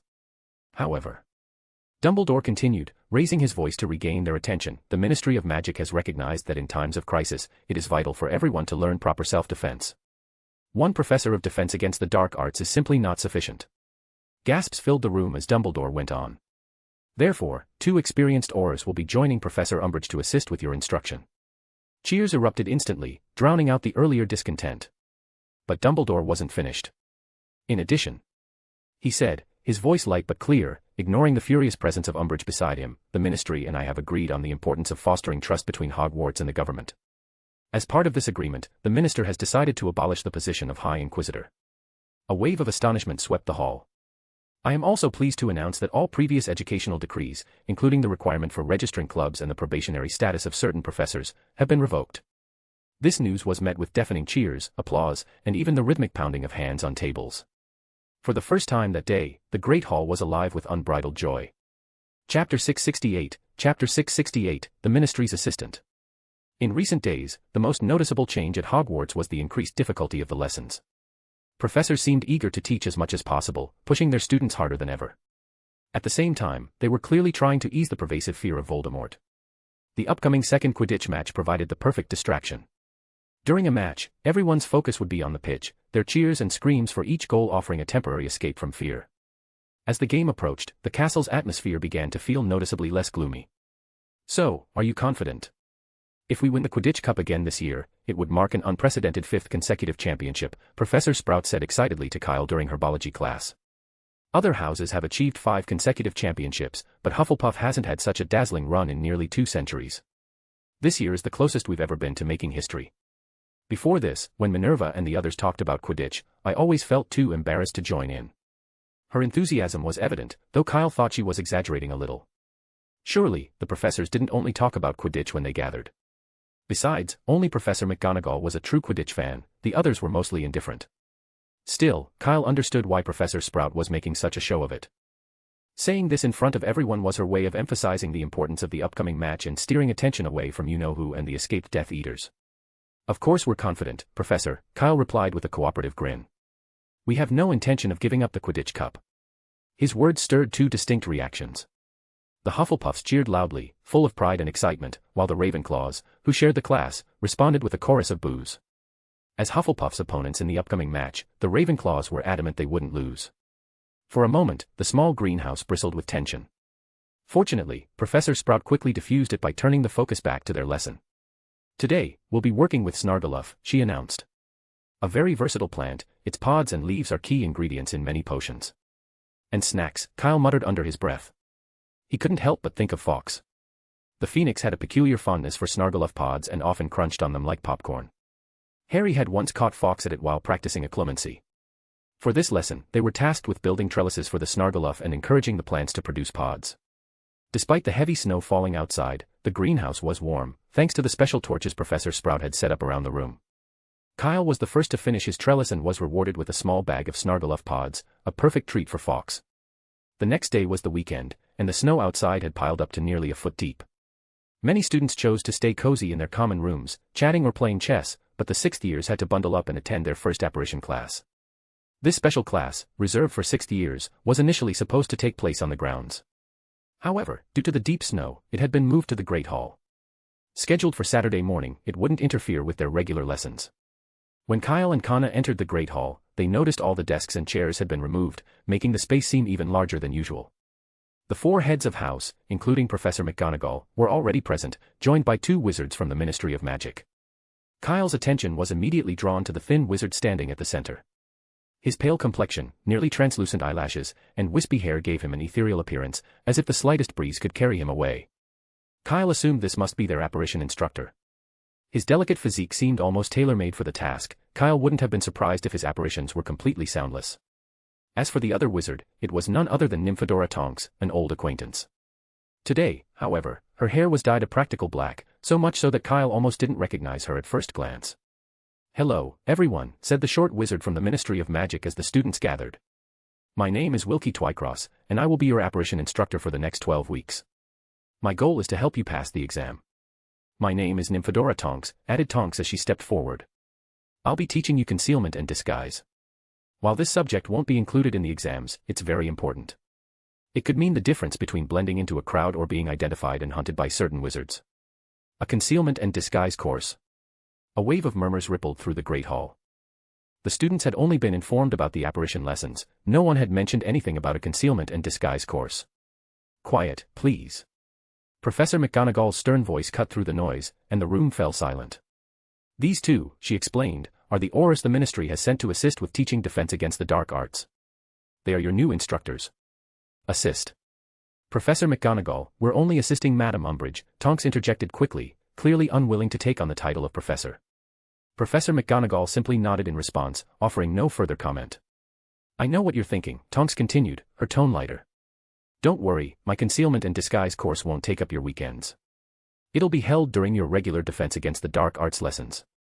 I'm only here because I needed to deliver something from the ministry to Hogwarts, and it's a good chance to get to know you all. At the mention of not losing weekend time, many students audibly sighed in relief and responded warmly to Tonks.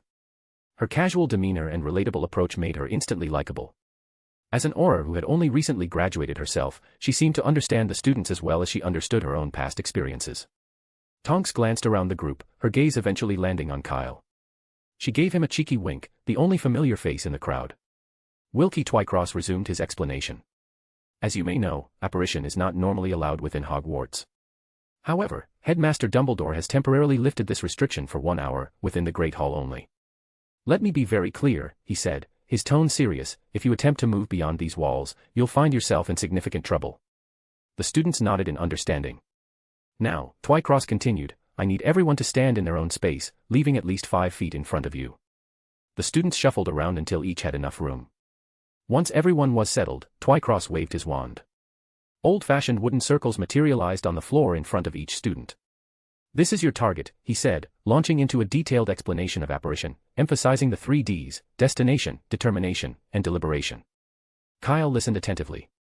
The process sounded almost identical to what Chris had taught him previously, which made sense. Chris likely learned from the same standard guidelines. After nearly half an hour of explanation, Twycross finally demonstrated. As Kyle had expected, Twycross's apparition was nearly soundless. He disappeared from one circle and reappeared in another 5 feet away, as if he had simply melted into thin air. If most apparitions were like a stone splashing into water, Twycross's was like a leaf floating down, silent and effortless. Did everyone see that? Twycross called out. Good. Now, you'll try. If you're struggling to find the right state of mind, try spinning in place to focus. Now, everyone, give it a shot. The students began twirling in their spots, some looking determined, others uncertain. That's it, Twycross encouraged as he walked among them. Relax, focus, and remember the 3 Ds. Your target is the wooden circle in front of you. On my count, go. A loud cacophony of thuds and cracks echoed through the Great Hall.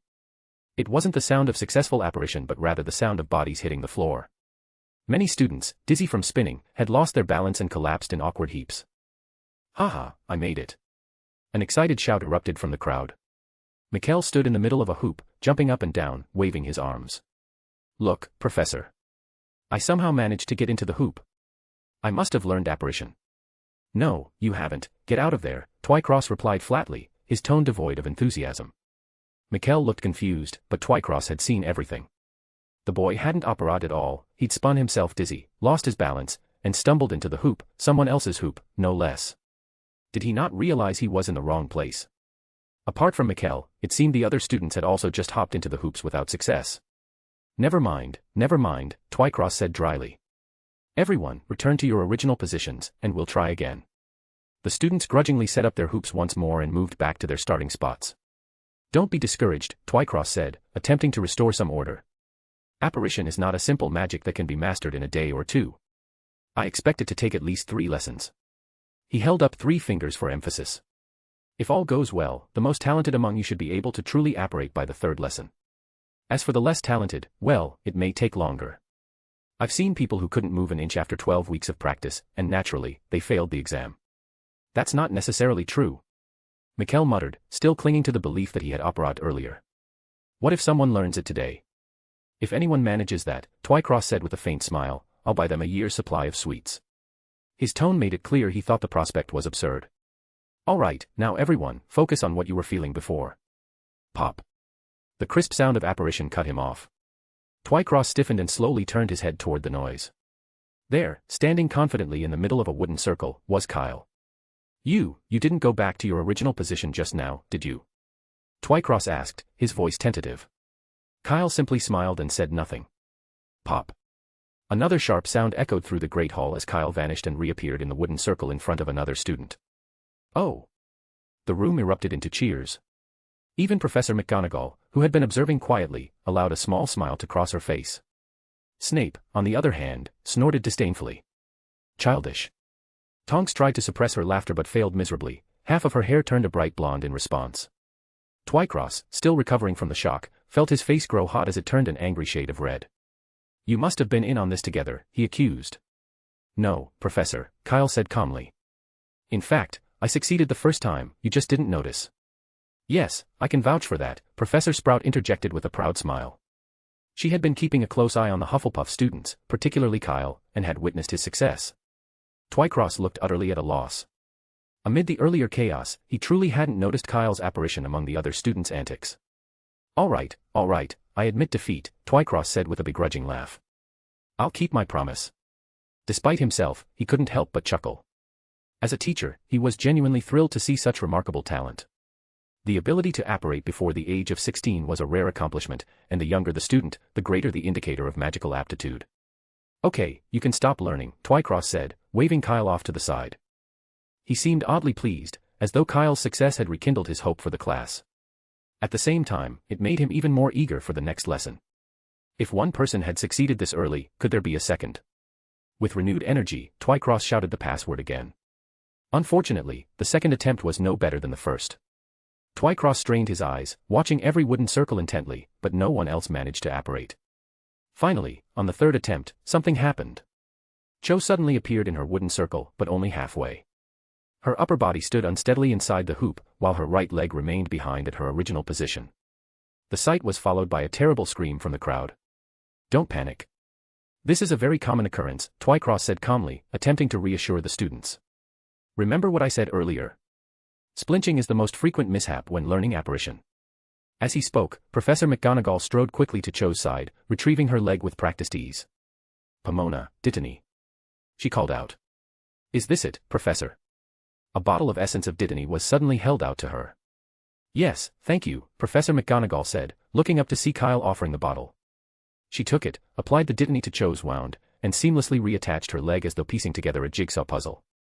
Don't worry, dear, she said gently to Cho. Take a few steps and see how you feel. Splinching is not a terrible ordeal, as long as it's treated promptly, you'll be perfectly fine. Cho's face was pale, but she took a deep breath and cautiously stepped forward. To her relief, everything seemed back to normal. Next time, McGonagall added, don't hesitate, and don't dwell on the possibility of failure. We're here to help you if something goes wrong. Cho nodded and returned to the group, though her shaken expression hinted that the experience had left an impression.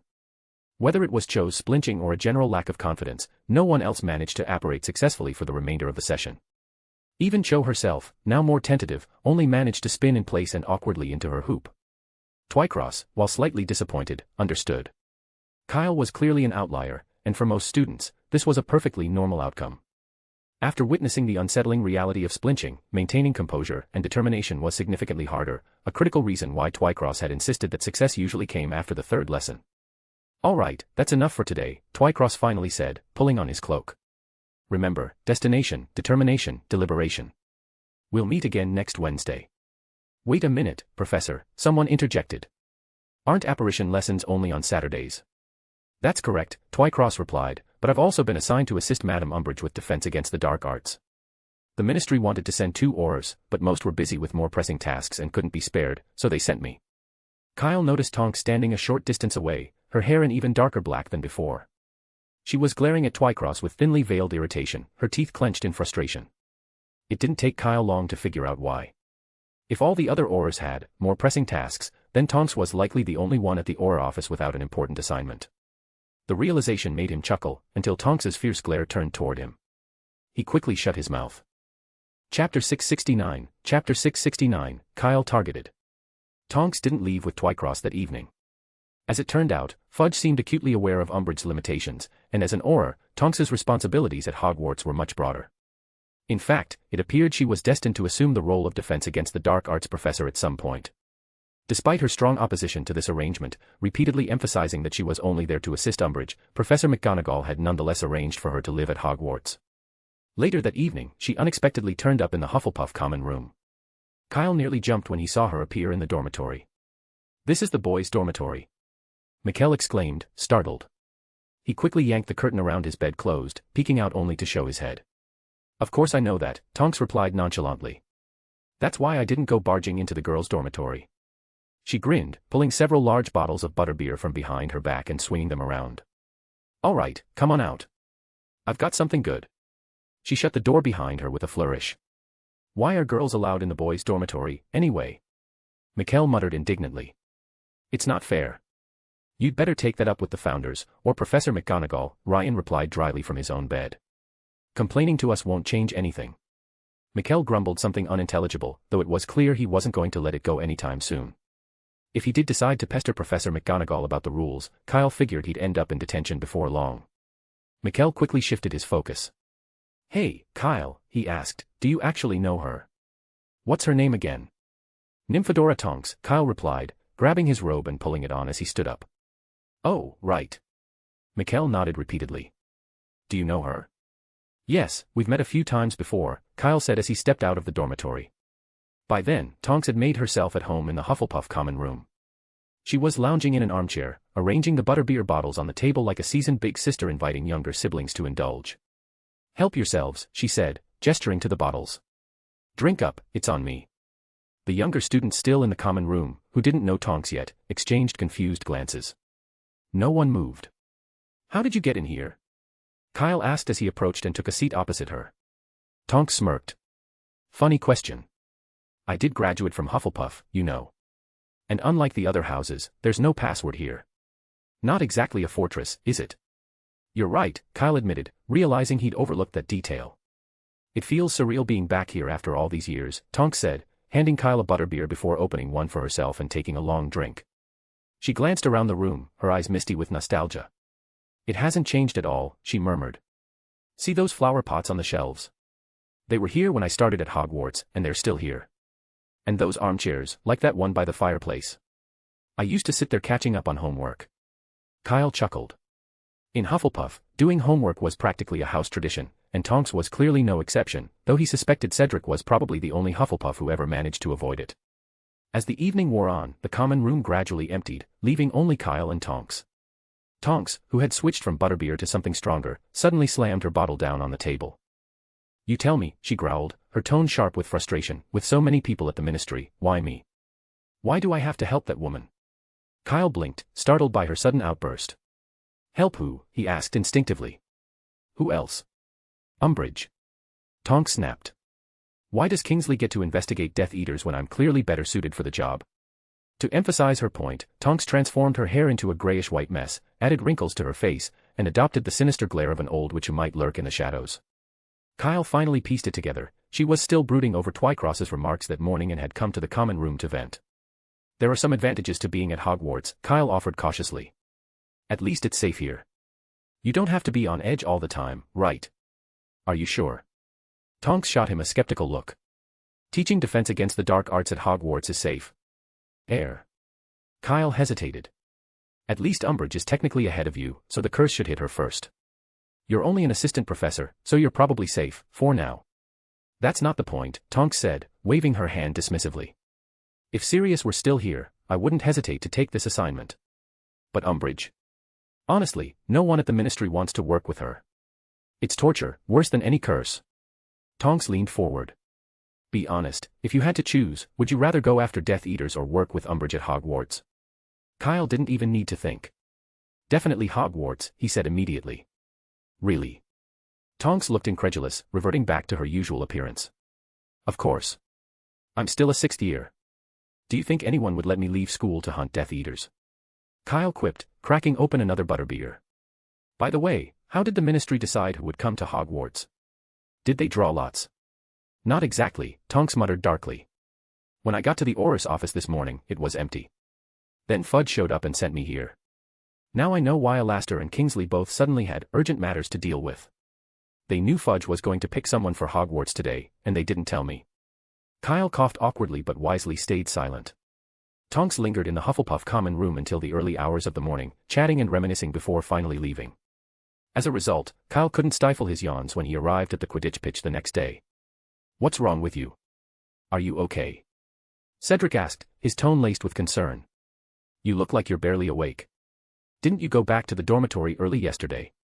"I did," Kyle replied, rubbing his eyes. "But then I got called out again." "Tonks, well, Professor?" Cedric asked hesitantly, clearly having heard about her new role. He still seemed uncertain about addressing her as a professor. Kyle smirked. "You'd better stick to calling her a teaching assistant.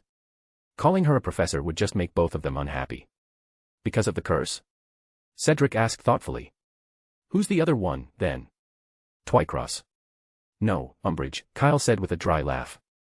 Twycross doesn't care about titles, but Umbridge definitely doesn't want to be seen as being on the same level as someone who's just assisting her. Their conversation was abruptly drowned out by a roar of cheers from outside the changing rooms. "I think that's our cue," Cedric said. "What about you? Do you need a substitute?" "No," Kyle said, shaking his head as he popped a piece of chocolate into his mouth. "Just a little sleep deprivation. I'll manage." The two opened the door to the changing rooms and stepped onto the frosty grass, which crunched beneath their feet as they headed toward the center of the pitch. The Quidditch pitch was a sea of excited spectators, a dark mass of bobbing heads. Almost all the professors had come to watch, an unusual sight for a regular match. From his seat in the middle of the teacher's box, Dumbledore gave a friendly wave and a warm smile as he noticed Kyle looking over. "Go Hufflepuff, go." Tonks's hair was a striking mix of half-blonde and half-black, and she was shouting exuberantly from the teacher's table. Her energy was contagious, bolstering the Hufflepuff crowd, whose cheers began to drown out the Ravenclaws nearby. "Do Oris ever sleep?" Kyle thought, shaking his head in mild disbelief. The two teams gathered at the center of the pitch, where Madame Hooch stood waiting with the ball suitcase. "Captains, shake hands," she instructed. With Roger Davies absent after an injury in care of magical creatures the previous day, Cho Chang was leading the Ravenclaw team. Cedric stepped forward and shook her hand amidst scattered jeers from the crowd. "Good luck," he said politely. "You too," Cho replied, just as courteous. "Oh, come on," Mikkel muttered loudly enough for everyone to hear. "There's always something missing when the captains don't exchange a few harsh words." Cedric and Cho ignored him, pretending not to hear. Madame Hooch's whistle cut through the air, signaling the start of the match. The crowd erupted in cheers as players shot into the sky, and Kyle caught the quaffle effortlessly as it was released. "All right, here we go." Lee Jordan's voice boomed from the commentator's booth. Kyle has the quaffle, dodges Bradley and Stretton, oh, and here comes Ingleby with a bludger. Missed. Kyle expertly avoids the bludger, and now it's just him and the keeper. A brief pause followed as the crowd collectively held its breath. Then, the Hufflepuff stands exploded with cheers. "Goal. Hufflepuff scores," Lee Jordan announced enthusiastically. Lee Jordan's voice rang out, full of energy. The firebolt was just too bright. Kyle and that broomstick are the perfect combination. Hufflepuff has taken the lead in less than a minute, and Ravenclaw is in serious trouble. On the pitch, Cho Chang's eyes darted back and forth, scanning for the golden snitch while yelling instructions. "Stop him," she called urgently. "Just like we practiced. Bradley, you take Davy's place." At her command, two Ravenclaw chasers moved to flank Kyle, one ahead and one behind, attempting to box him in. Simultaneously, a bludger shot in from the side, clearly aimed at him. Kyle didn't need to guess, this bludger was meant for him, and no one else. With two chasers and a beater targeting him, it was obvious that Ravenclaw was devoting half their team to shutting him down. Kyle has slowed down, and the quaffle is now with derbies, Lee Jordan narrated with mounting excitement. "This is incredible, I've never seen a game where chasers are targeted more aggressively than seekers. But it's clear that Cho Chang's strategy is spot on. If Kyle continues scoring at this pace, the game could be over in 20 minutes, and even catching the golden snitch wouldn't be enough to save Ravenclaw. Though, let's be honest, stopping a firebolt with a clean sweep. It's going to be an uphill battle." Kyle knew Lee was right. The firebolt's speed far outclassed the clean sweep brooms most of the Ravenclaw team used. With a simple burst of acceleration, he could easily break through their formation. But he held back. An utterly one-sided match might be thrilling at first, but it would lose its appeal quickly. A competitive, back-and-forth game would keep the crowd engaged. Besides, Kyle didn't want to hog the spotlight. The rest of the team had worked just as hard in training, and it wouldn't be fair for them to fade into the background. So Kyle deliberately slowed his pace, allowing Ravenclaw to temporarily gain the upper hand. Derbies had possession of the quaffle for only a moment before another Hufflepuff snatched it back. Now Grace has the quaffle. This girl's got talent, she's going for a pass to Kyle, oh, no. Intercepted by Bradley, who sends it back to Derbies. Kyle shouted as he passed Grace midair, "Don't worry about me. I'll keep them busy, you focus on scoring." Grace nodded and turned her broom sharply, speeding after Derbies. Just then, Mikkel flew up beside Kyle, a mischievous grin on his face. Swinging his cracked bat, he half-joked, "So, are we targeting Cho or not? If I knock her off her broom, you think I'll get kicked off the team?" "Cedric isn't that petty," Kyle quipped. "But if you ignore the Seeker all match, he might expel you." "That's a relief," Mikkel said, grinning as he aimed a swing at the bludger hurtling toward Cho. The ball, however, veered slightly and missed her by inches, whizzing harmlessly past her head. Kyle sighed. "You might want to take this a bit more seriously. If we lose, Hufflepuff's going to be the laughingstock of the school." "I am serious, it's the bat," Mikkel replied, holding it up. Sure enough, a visible crack ran along its length. I should have listened to Weasley and bought a new one, McGonagall grumbled. These school bats are ancient. Do you need a timeout? Kyle asked. No, McGonagall said, shaking his head. I can manage until the end of the match. Do you need backup? I've got this, Kyle said, narrowly dodging another bludger. Go help Grace. On it. McGonagall called, immediately redirecting his broom toward the other bludger. With Kyle skillfully holding off the 3 Ravenclaw players, Hufflepuff's other 2 chasers began to shine. They scored with increasing confidence, sending a quaffle through the hoops every few minutes. By the time half an hour had passed, the score was 130-20. Although the gap was wide, Ravenclaw still had a fighting chance, if they could catch the golden snitch. But 10 minutes later, Hufflepuff had extended their lead by another 2 goals. At that precise moment, a sudden shift occurred. Both Cho and Cedric, who had been hovering high above the pitch, moved in unison. They crouched low over their broomsticks and sped toward the same direction. For an instant, the entire stadium fell utterly silent. It's the golden snitch. Lee Jordan shouted. Right in front of them.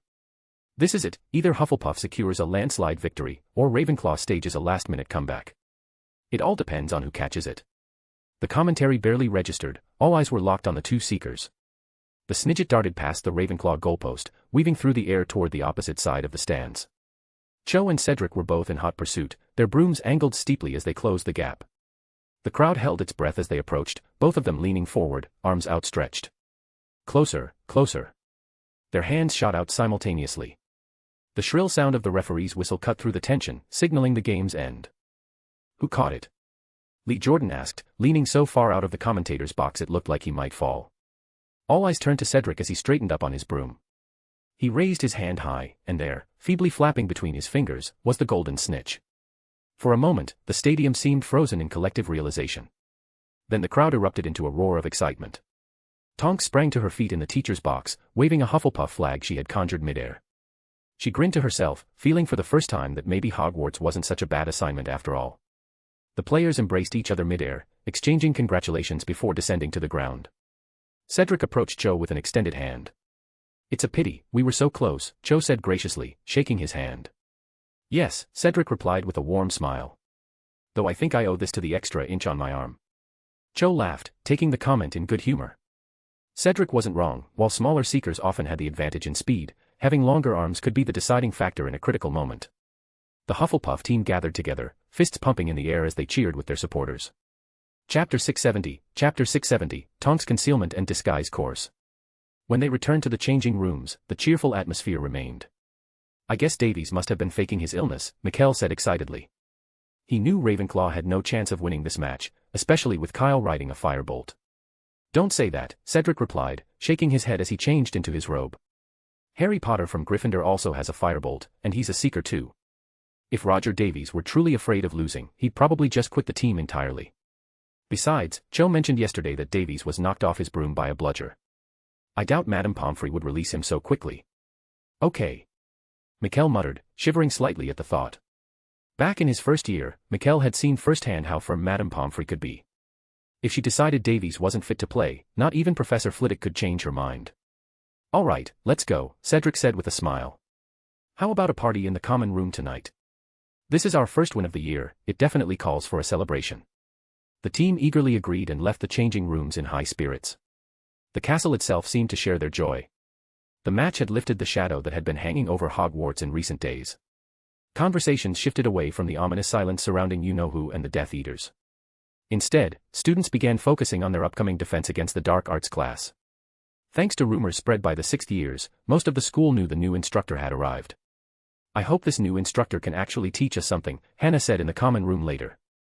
I'm so tired of endless copying and reciting. It's barely past Christmas, and I've already spent a galleon more on parchment than last year. At this rate, I won't even have enough money left for my allowance. I don't think that'll be a problem, Cedric said. From what I've heard, she's the complete opposite of Umbridge. You know the instructor? Hannah asked, looking intrigued. Well, Cedric nodded, she was in 7th year when I first enrolled, but she was already training to be an Auror and was often away from school. So, what was she like? McGonagall asked curiously. Was she like you? If she was chosen as an Auror in her 7th year, she must have had amazing grades. I bet she earned at least 10 certificates. No, not exactly, Cedric said after a moment's thought. I didn't know her personally, we never spoke, but people used to say that Tonks was like a Gryffindor who got sorted into Hufflepuff. What does that mean? Mikkel blinked. How can someone be a Gryffindor in Hufflepuff? Didn't she graduate from our house? It means her personality was more like a Gryffindor's, Cedric explained, searching for the right words. She wasn't exactly well-behaved. He hesitated to say more. After all, the person in question was now an instructor, and it felt inappropriate to gossip about her. Oh, I remember, a seventh-year student suddenly exclaimed. After the last Quidditch match, wasn't she the one who led Hufflepuff and Slytherin into that big fight? Her name was Nymphadora, right? Cedric's lack of response, marked by a slight shrug, was taken as confirmation. The room buzzed with curiosity as everyone leaned in, eager to hear more. Tell us more. The crowd eagerly leaned in, pulling out sweets, biscuits, peanuts, and other snacks from their pockets to share as they encircled the seventh-year student. It was like this, the older student began.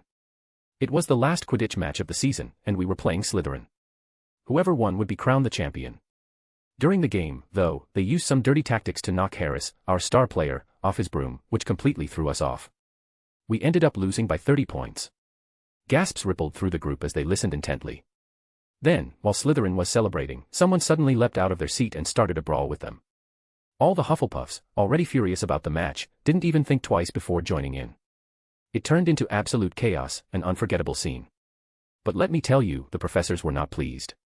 That was the first time I ever saw Professor McGonagall lose her temper. Oh, that's incredible. Hannah's eyes sparkled with excitement, but her expression quickly shifted to concern. But, starting a fight like that, surely she got punished, right? Was she sent to detention? No, the seventh year said, shaking his head. No. Hannah blinked in surprise. It can't be, expulsion. Someone who's been expelled couldn't have become an Auror, right? Of course not, Cedric interjected. The thing is, the professors couldn't figure out who started it. Everyone in Slytherin claimed it was a red-haired girl, but here's the catch, there weren't any red-haired girls in Hufflepuff at the time. The common room erupted in a collective gasp of disbelief. Maybe it was someone from another house, someone suggested. The Weasley family has red hair, don't they? Maybe one of them sat at the Hufflepuff table early. That theory doesn't work, Cedric said firmly. The only girl in the Weasley family wasn't even enrolled at Hogwarts yet. And the professors searched the entire school but couldn't find anyone who remembered seeing her. Wait. Mikkel said, his brow furrowed in confusion. If that's the case, why are you saying it had something to do with Nymphadora Tonks? Cedric leaned forward slightly. Because Tonks has the ability to change her hair color. She was the most likely culprit. A ripple of intrigue passed through the crowd. But, Cedric added, she swore she wasn't even in the Great Hall at the time. She claimed she'd been caught playing in the corridors and had spent the match in Filch's office for detention. Filch confirmed her story, and while plenty of people believed she was the one who started the fight, there was no proof. And then? Hannah prompted eagerly. And then, Cedric said, a week later, she graduated, became an Auror, and the whole thing was forgotten. Oh. Hannah sighed, her eyes sparkling again. The idea of leading a school-wide brawl and walking away unscathed filled her with admiration. Just hearing about it makes my blood boil, she exclaimed. I'm already looking forward to Defense Against the Dark Arts, Mikkel said excitedly. When's our next class? Tomorrow, Kyle chimed in. Second period in the morning. Why can't it be first period? Mikkel groaned. Are you sure about that?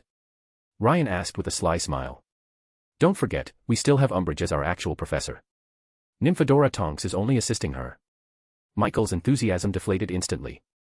Please, don't ruin my mood while I'm still happy. The common room erupted into laughter at his dramatic reaction. Even though Ryan had a point, they hadn't completely replaced their Defense Against the Dark Arts professor, there was still a growing sense of anticipation in the air. When the next day arrived, Kyle and the others began with Charms class. For the past week, Professor Flitwick had banned students from simply reciting spells during lessons, encouraging practical attempts instead, which had led to some chaotic results. Michael's wand had misfired, shooting out a shower of sparks that came dangerously close to setting Professor Flitwick's hair on fire. A Gryffindor girl waved her wand, only for all her hair to stand on end, leaving her looking like she was wearing a broom as a hat. Another student's charm hit a desk, which promptly sprouted legs, scattered its parts, and began stampeding around the room. Kyle watched in amazement as the rogue table appeared to think it was a cow, charging through the classroom. Amid the commotion, it even knocked Professor Flitwick square on the head without him noticing. Thankfully, Professor Flitwick's experience meant he was unfazed by such incidents. Dusting off his robes, he calmly restored order to the classroom, returning everything to its proper state. He then sternly reprimanded the 2 students who had muttered the spell that animated the table. By the end of the class, everyone hurriedly copied down their homework assignments and rushed out the door. They were eager to arrive early for defense against the dark arts, anticipation buzzing among them. 5 minutes later, the classroom door opened. Umbridge entered, wearing her usual saccharine smile. But what caught everyone's attention was the witch accompanying her, the same one who had enthusiastically cheered for Hufflepuff during the recent Quidditch match. Students instinctively glanced at Tonk's hair. "Look, gray hair," Mikkel whispered. "Yesterday it was yellow and black, just like the Hufflepuff flag. I remember it perfectly." The others also noticed the change in her hair color, and the discovery thrilled them. "It seems what Cedric said was true," Mikkel whispered, his excitement growing. "I wonder what she'll teach us. I hope it's how to punch Slytherins without getting caught by a professor. I've always wanted to do that." "You'll be disappointed," Kyle remarked dryly. Metamorphmagus abilities were innate, no amount of teaching could help someone else learn them. Meanwhile, Umbridge and Tonks had reached the podium. As usual, Umbridge's smile didn't reach her eyes.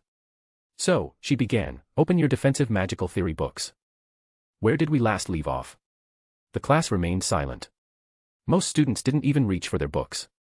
A few who had begun flipping through the pages hesitated and stopped, sensing the tense atmosphere. "Professor," a clear voice broke the silence, "reading from a book won't help us defend ourselves against you-know-who." Umbridge's expression soured instantly. "I've told you repeatedly to raise your hand before speaking in my classroom," she snapped. "And the Ministry of Magic will ensure your safety. You only need to follow its directives and stay within the school grounds. But we can't stay in school forever. I said, raise your hand." Umbridge bellowed, her voice sharp and grating. "As I was saying, the Ministry of Magic will protect you. Now, turn to page 175 in your books." "We will." "Excuse me, Professor Umbridge," another voice interrupted. Umbridge's face darkened as she turned, ready to explode, only to see that it was Tonks who had spoken. Tonks was holding a class schedule, studying it with feigned curiosity. "According to the newly revised timetable," she said lightly, "it seems I'm scheduled to teach this class today." She held the paper up for emphasis. "See? My name's right here. You." Umbridge's face turned an ugly shade of red. "Don't forget that I am the professor for this class, and you're merely here to assist me." "I haven't forgotten," Tonks replied calmly. "In fact, I've emphasized it several times." "Then do as I say and have the students turn to." "Apologies, Professor Umbridge," Tonks interrupted again, "but the minister assigned me a specific task for this lesson. If I don't complete it, someone might inform the ministry that I'm neglecting my duties. And I'm sure the minister wouldn't appreciate that." Umbridge's mouth tightened. "And if I insist on teaching this class myself?" "You're the professor, it's entirely your decision," Tonks said nonchalantly. "But to protect my job, I'd have to send a letter to the ministry explaining why I wasn't allowed to fulfill my responsibilities." She added with a casual shrug, "The ministry's been keeping a close eye on Hogwarts lately, no one wants to appear lazy." "Very well," Umbridge growled through gritted teeth. "Then you'll teach this class, Professor Tonks." Tonks smiled, correcting her gently, "Oh, I'm just an assistant, you're the professor." Without another word, Umbridge marched down the podium and stormed out of the classroom, slamming the door behind her. The moment she was gone, the room erupted in cheers. "Okay, don't get too excited," Tonks said, waving her hand to calm the room. When the laughter and chatter subsided, she continued, "What are you all standing around for? Put away that bloody defensive magical theory book. It's absolute rubbish and completely useless." The students exchanged amused glances as they eagerly shoved their books into their bags. "Of course, I'm not saying the book is bad," Tonks added, a wry smile on her face. "It's just that the content is so rigid you'd struggle to use it in real life." Before she had even finished speaking, every desk was cleared of books.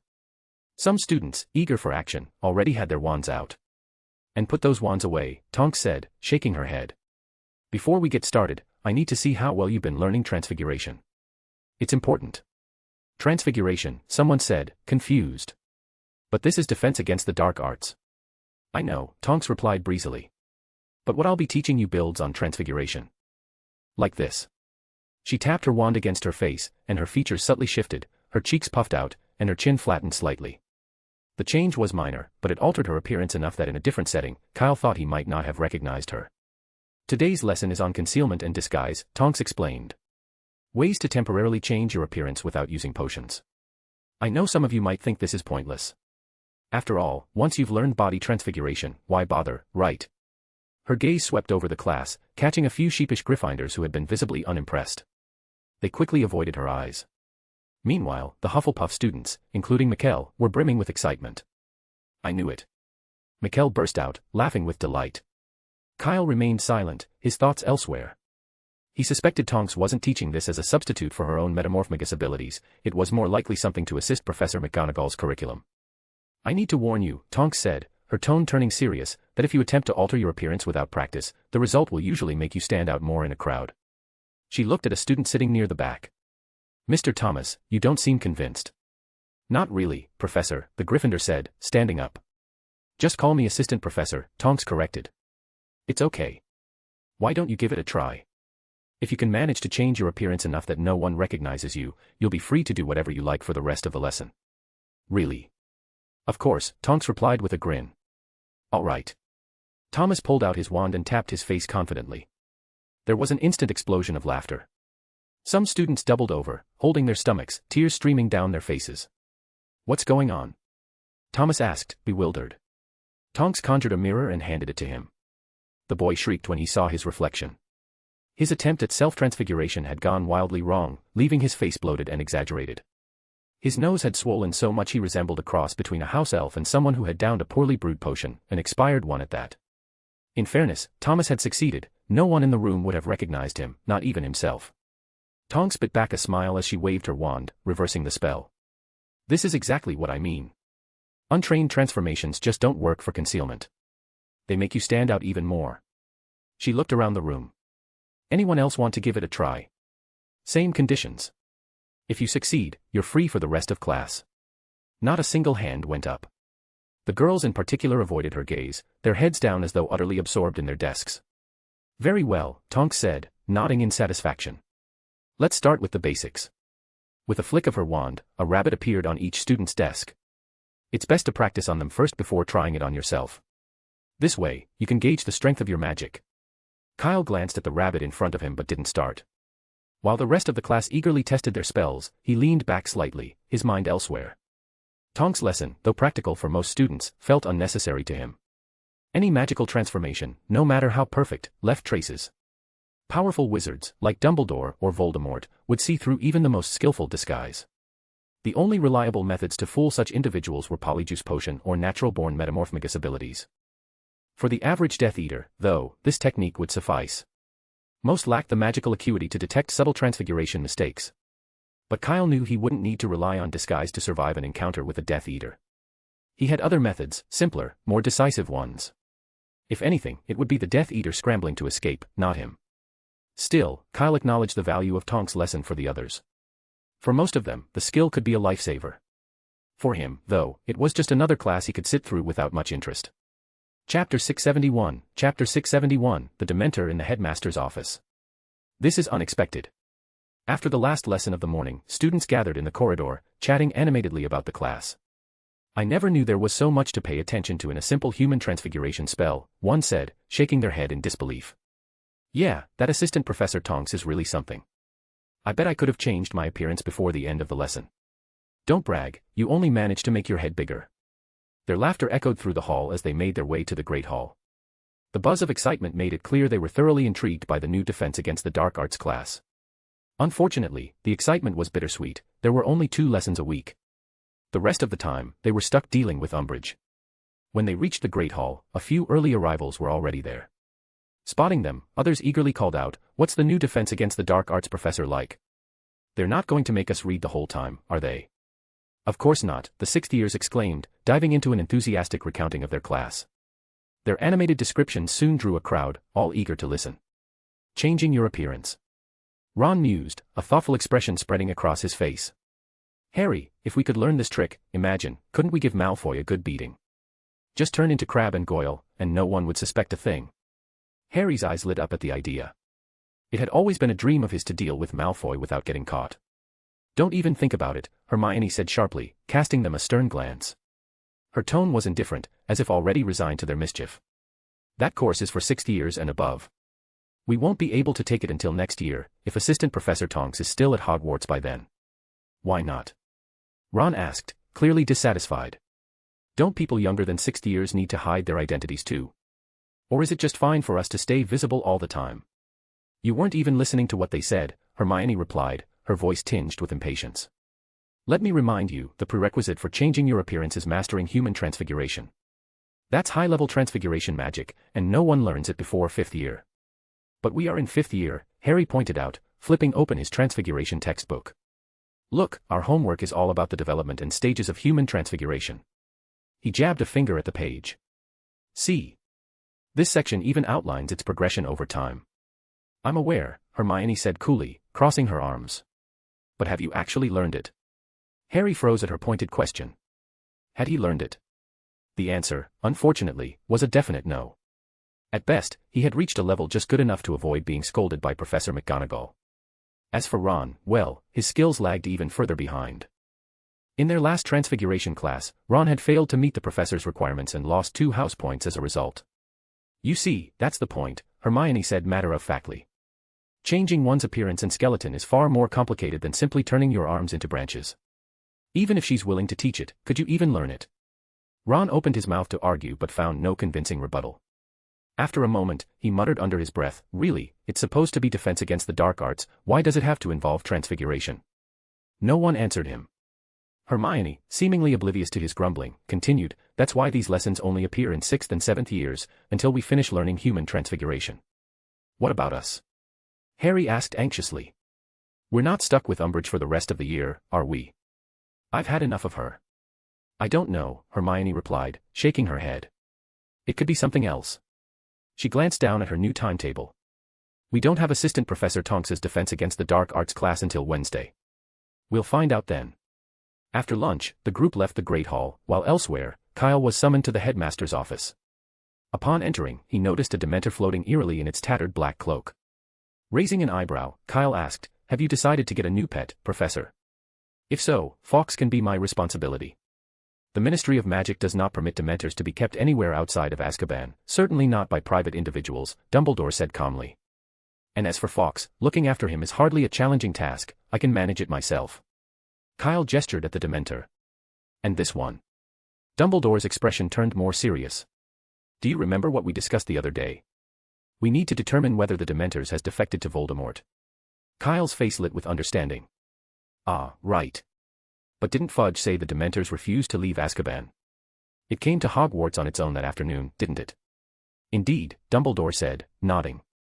The question is, did the Dementors change their mind? Or, did someone else change it for them? He paused, his tone growing thoughtful. It's quite a coincidence, I had only just informed Fudge of my intent to visit Azkaban personally when the Ministry delivered this one to me. Kyle tilted his head. That is quite a coincidence. He glanced around the office and noted that he and Dumbledore were alone. It came here by itself. Certainly not, Dumbledore replied, shaking his head. The hit wizards tasked with escorting it had a rather unfortunate case of upset stomachs. Madame Pomfrey is tending to them in the hospital wing as we speak. They should recover in about 2 hours. I see. So what now? I'll be visiting the hospital wing to check on them shortly, Dumbledore said, moving towards the door. In the meantime, I'll leave you in charge here. Is that acceptable? No problem, Professor, Kyle said with a nod. Excellent, Dumbledore said with a slight smile, departing and leaving Kyle alone with the Dementor. The fire in the fireplace crackled brightly, but it did little to warm the room. Kyle pulled his thick robe tighter around himself, acknowledging what everyone knew, no amount of heat could counter the icy aura of a Dementor.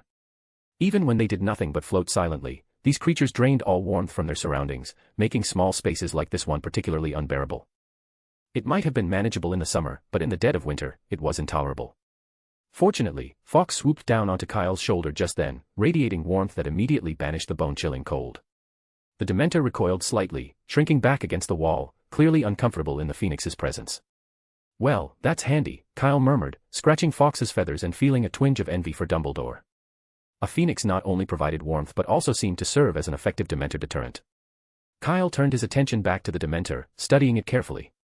He tried to discern whether it was one he had encountered before, but they all looked the same to him, dark, hooded, and utterly indistinguishable. Taking a cautious step forward, Kyle noticed the Dementor retreat further, pressing itself against the wall. Don't be afraid, Kyle said gently, holding Fawkes in one hand and offering the Phoenix a pod from his pocket, something Professor Sprout had given him earlier. I just want to ask you a few questions. Do you remember the day the prisoners escaped? The Dementor remained silent, its hooded face offering no response. Kyle didn't push, choosing instead to wait patiently. After a few minutes, the creature finally made a low, rasping sound, a dull, clicking noise, like an old radio struggling with static. Which incident? The one where 10 people escaped, Kyle clarified. I remember. Very good, Kyle nodded approvingly. Can you tell me what happened that day? The Dementor's gaze lingered uneasily on Fawkes, who was still perched in Kyle's arms. Don't worry, you can speak freely, Kyle assured it. He won't harm you. The Dementor shifted back slightly, but the wall behind it prevented further retreat. Resigned, it floated motionlessly for a moment before finally speaking in its hollow, raspy voice. That day, a lot of people came. It was them who opened the prison door. Kyle frowned. Didn't you try to stop them? Guarding the prisoners was your job, wasn't it? Couldn't stop. Why? Were you unable to overpower them? Couldn't stop. The Dementor repeated, its tone eerily consistent. Not allowed to be stopped. Not allowed. By whom? Kyle pressed. By the ones who opened the prison door, or by the other Dementors? The Dementor fell silent, refusing to answer. Kyle, however, had a growing suspicion of what the answer might be. Deciding to change his approach, he asked. Can you tell me how many Dementors have left Azkaban since that day? Don't worry, if you're here, the Ministry won't find out. I swear it, on Dumbledore's life. This time, the Dementor remained silent for over 10 minutes. When it finally spoke, its hoarse voice cut through the tense quiet. 3 groups. 3 groups of Dementors. Kyle's frown deepened. How many is that? 60, answered a voice from nearby. Kyle turned to see a witch in a portrait. She had her hair neatly tied in a bun and had been sitting idly with her eyes closed when he arrived. Now she had moved to the nearest frame and was watching him intently. She elaborated, when Azkaban was established, it was divided into 5 wards, each housing prisoners of varying criminal levels. Each ward was guarded by 20 Dementors. To ensure efficiency in ministry oversight, every 3 days, another 20 would rotate in. The total number per group has remained fixed for administrative purposes. Ah, I see, Kyle murmured, piecing it together. So 60 Dementors had chosen to follow Voldemort. Since he didn't know the total number of Dementors stationed at Azkaban, it was hard to gauge whether that figure was significant. Still, one thing was certain, there were defectors among their ranks. No wonder the Ministry hadn't mentioned Dementors in their efforts to recapture the escaped Death Eaters. It explained why they had only sent hit wizards and Aurors this time. That was a stark contrast to the manhunt for Sirius Black 2 years ago, when nearly 100 Dementors had been mobilized to Hogwarts to lead the search, with the hit wizards acting as little more than a backup force. Clearly, the Ministry had long known about the Dementor rebellion, they just hadn't informed Dumbledore. Boy. Kyle's thoughts were interrupted by a sharp voice from another portrait. Phineas Nigellus Black, Sirius's grandfather and former headmaster of Hogwarts, leaned forward in his frame, regarding Kyle with undisguised curiosity. You can speak to Dementors? His tone carried an air of certainty despite his phrasing it as a question. That's quite the talent. With an ability like that, you could escape Azkaban easily, should you ever land there, or even take control of the place entirely. Phineas gave a smirk. Frankly, that makes you far more dangerous than Voldemort himself. Phineas, the witch from earlier snapped, narrowing her eyes at him. You should trust Albus. He's the headmaster now. Trust Dumbledore. Phineas scoffed, waving a dismissive hand. Hogwarts under his leadership has churned out far more dangerous students than in my day. It's becoming a cradle for Dark Lords, I tell you. Phineas, say that again, and I'll, the witch began, rolling up her sleeves with a dangerous glint in her eye. What are you doing? Phineas ducked back defensively. I'm only speaking for the good of the school. Don't mess with me, I pack a mean punch. Headmaster Black, Kyle interrupted, his voice calm but firm. Can you please keep this conversation confidential? Huh. Phineas cupped a hand to his ear theatrically. Didn't catch that. He dodged the witch's incoming fist and made a hasty retreat into another frame. Kyle let out a long sigh, moving to the wall to inspect Phineas's portrait. Fawkes, he said in a low voice, how about I give you 10 mandrake roots if you burn this ugly portrait for me? At this, Fawkes perked up, looking at Kyle with an unmistakable interest and smacking his beak eagerly. I know this is the headmaster's office, but isn't Professor Dumbledore away at the moment? Just say a Dementor tried to attack me. Kyle smirked. All right, I'll pay you 20 mandrake roots, Anne. Boy, what are you trying to pull? At that moment, Phineas, who had fled earlier, reappeared in his frame, staring at Kyle with a mix of disbelief and indignation. This is the headmaster's office. I know, but what choice do I have? You've discovered my biggest secret. Kyle shook his head with mock regret. Sorry, Professor Black. No, we can talk about this. Phineas waved his hands frantically. Don't worry, I won't tell anyone. After all, I was a headmaster once too. Protecting the secrets of my students is part of my job. Kyle considered this for a moment but shook his head again. Still, it doesn't feel safe. Fawkes, perched beside him, cooperated by extending a claw toward the edge of the portrait, its fiery gaze locked on Phineas. No. You have to trust me. Phineas was visibly panicked now. My great-grandson is on good terms with you. Even if you don't trust me, trust him. Then, he turned to another nearby portrait. Don't just stand there, help me out. If my portrait is destroyed, yours won't be safe either. Come on, beg him with me. Shut it, you fool. The portraits and the castle are one. Before Phineas could say more, a wizard from the neighboring portrait appeared, promptly kicking him to the side. Phineas groaned in pain but had no time to recover as others swarmed in from different frames. What followed was a coordinated assault, a flurry of punches and kicks raining down on him as though the group had rehearsed this countless times before. Don't get the wrong idea, lad, the wizard who had delivered the first kick said, straightening his robes and speaking seriously. The previous headmasters were normal. Phineas is an exception. His behavior doesn't represent the rest of us. Kyle chuckled. The most unpopular headmaster, I get it. The men sighed in relief and nodded. Good. Rest assured, none of us will reveal what happened here. And honestly, Fawkes's behavior says it all. A phoenix would never associate with someone harboring inner darkness. That's fine, I already knew that, Kyle replied with a shrug. Then, he asked curiously, but I do have a question, can portraits actually be destroyed so easily? I thought even the Fiendfire curse couldn't damage them. If the entire castle were destroyed, then yes, the men replied. So, could a phoenix destroy them? Not even a phoenix could, unless the current headmaster authorized it. Then why was Headmaster Black so scared just now? Obviously, that idiot forgot. The man rolled his eyes. Well, back to work. I need to stretch my legs. With that, he joined the fray, landing a solid kick to Phineas's face. Ow. You haven't washed your feet in centuries. Phineas yelled, writhing on the ground. Shut up. Have you ever seen a portrait wash its feet? The office erupted into chaos, filled with Phineas's screams and the lively sounds of combat. Oh, what a lively scene, came a calm, amused voice. Kyle turned to see Dumbledore entering the office. What's going on here?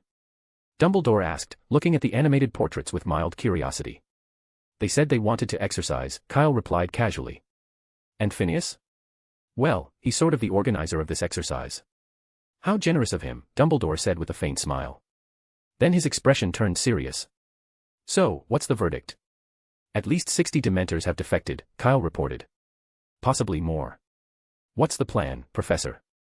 When creatures as dangerous as Dementors are left unchecked, it is best to act decisively, Dumbledore said, his face unreadable. He raised a hand, and Fawkes immediately flew to his side.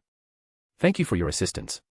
It was nothing, just a conversation, Kyle said modestly, his gaze shifting to the Dementor, which had been trembling ever since Dumbledore entered the room. Professor, what about this one? It will be returned to the Ministry of Magic, Dumbledore said, his tone heavy with meaning. Dementors should not be seen outside Azkaban. Exactly what I was thinking, Kyle murmured. Chapter 672, Dumbledore's counterattack and Kyle's new job.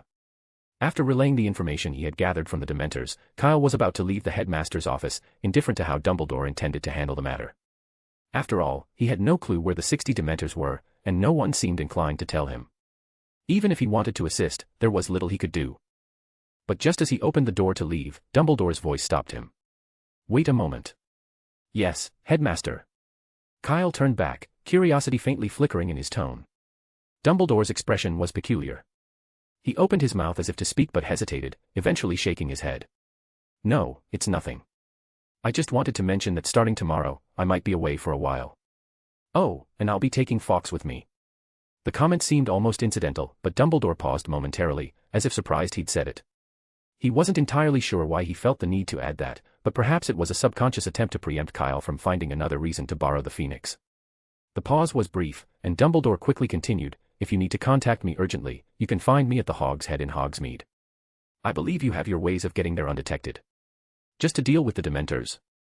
Kyle asked, his curiosity piqued. It seemed unlikely that managing a mere 60 Dementors would require much time, especially considering the ongoing panic caused by Voldemort's public return. The castle's unease had only just begun to subside thanks to Dumbledore's reassuring presence. His absence, especially for any extended period, was bound to cause unrest. It's not solely because of the Dementors, Dumbledore admitted. I also need to meet someone. A memory of his might offer us a crucial clue. Who? Kyle inquired, though his tone was casual, not expecting an answer. To his surprise, Dumbledore answered without hesitation, Bob Ogden. Kyle frowned slightly, searching his memory, but the name drew a blank. He dismissed it quickly, assuming Ogden to be some obscure member of the Order of the Phoenix. After all, the Order's numbers were substantial, and Kyle couldn't possibly remember every face. He barely recognized some members, like Sturgis, even if the men were standing right in front of him. Kyle doubted he'd notice. Then I wish you success, Professor. You as well. After leaving the headmaster's office, Kyle made his way back toward the common room. Passing through the foyer, he noticed an unusually large crowd gathered around the notice board. Strange. What's got everyone so interested at this hour? Curiosity stirred, and Kyle headed toward the group. Oh, Kyle. Someone greeted him hesitantly. At once, the chatter in the foyer died out. Silence fell, and dozens of eyes turned to him simultaneously. This was a first for Kyle. Momentarily caught off guard, he paused and asked, "What's going on with all of you today?" The crowd exchanged glances, their hesitation palpable. Finally, a Hufflepuff girl stammered, I think it's best if you see for yourself." As she spoke, the students standing between Kyle and the notice board parted, creating a clear path. Without hesitation, Kyle stepped forward to see what had everyone so rattled. A brand new notice had been posted on the notice board. Ministry of Magic Commendation Notice. Kyle couldn't help but feel a flicker of interest as he read the title. A commendation from the Ministry of Magic was a rare and prestigious honor. He wondered who the lucky recipient might be. Then he saw his own name. However, that wasn't the most shocking part. It was what came next. Kyle Chopper, a sixth-year student at Hufflepuff, submitted an application to the Ministry of Magic some time ago. Although he is not yet of age to take up the position, the Ministry and Hogwarts have jointly decided to grant him special admission in recognition of the important clues he provided during You-Know-Who's resurrection and his courageous rescue of Harry Potter from the Death Eaters.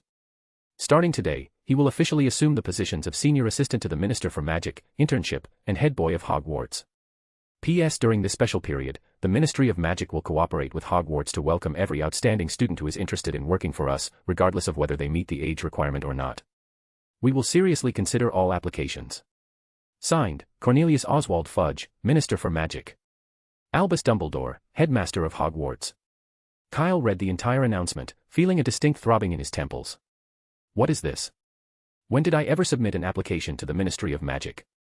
He had no intention of working for the Ministry. His sole goal had been to help Dumbledore secure the position of Minister.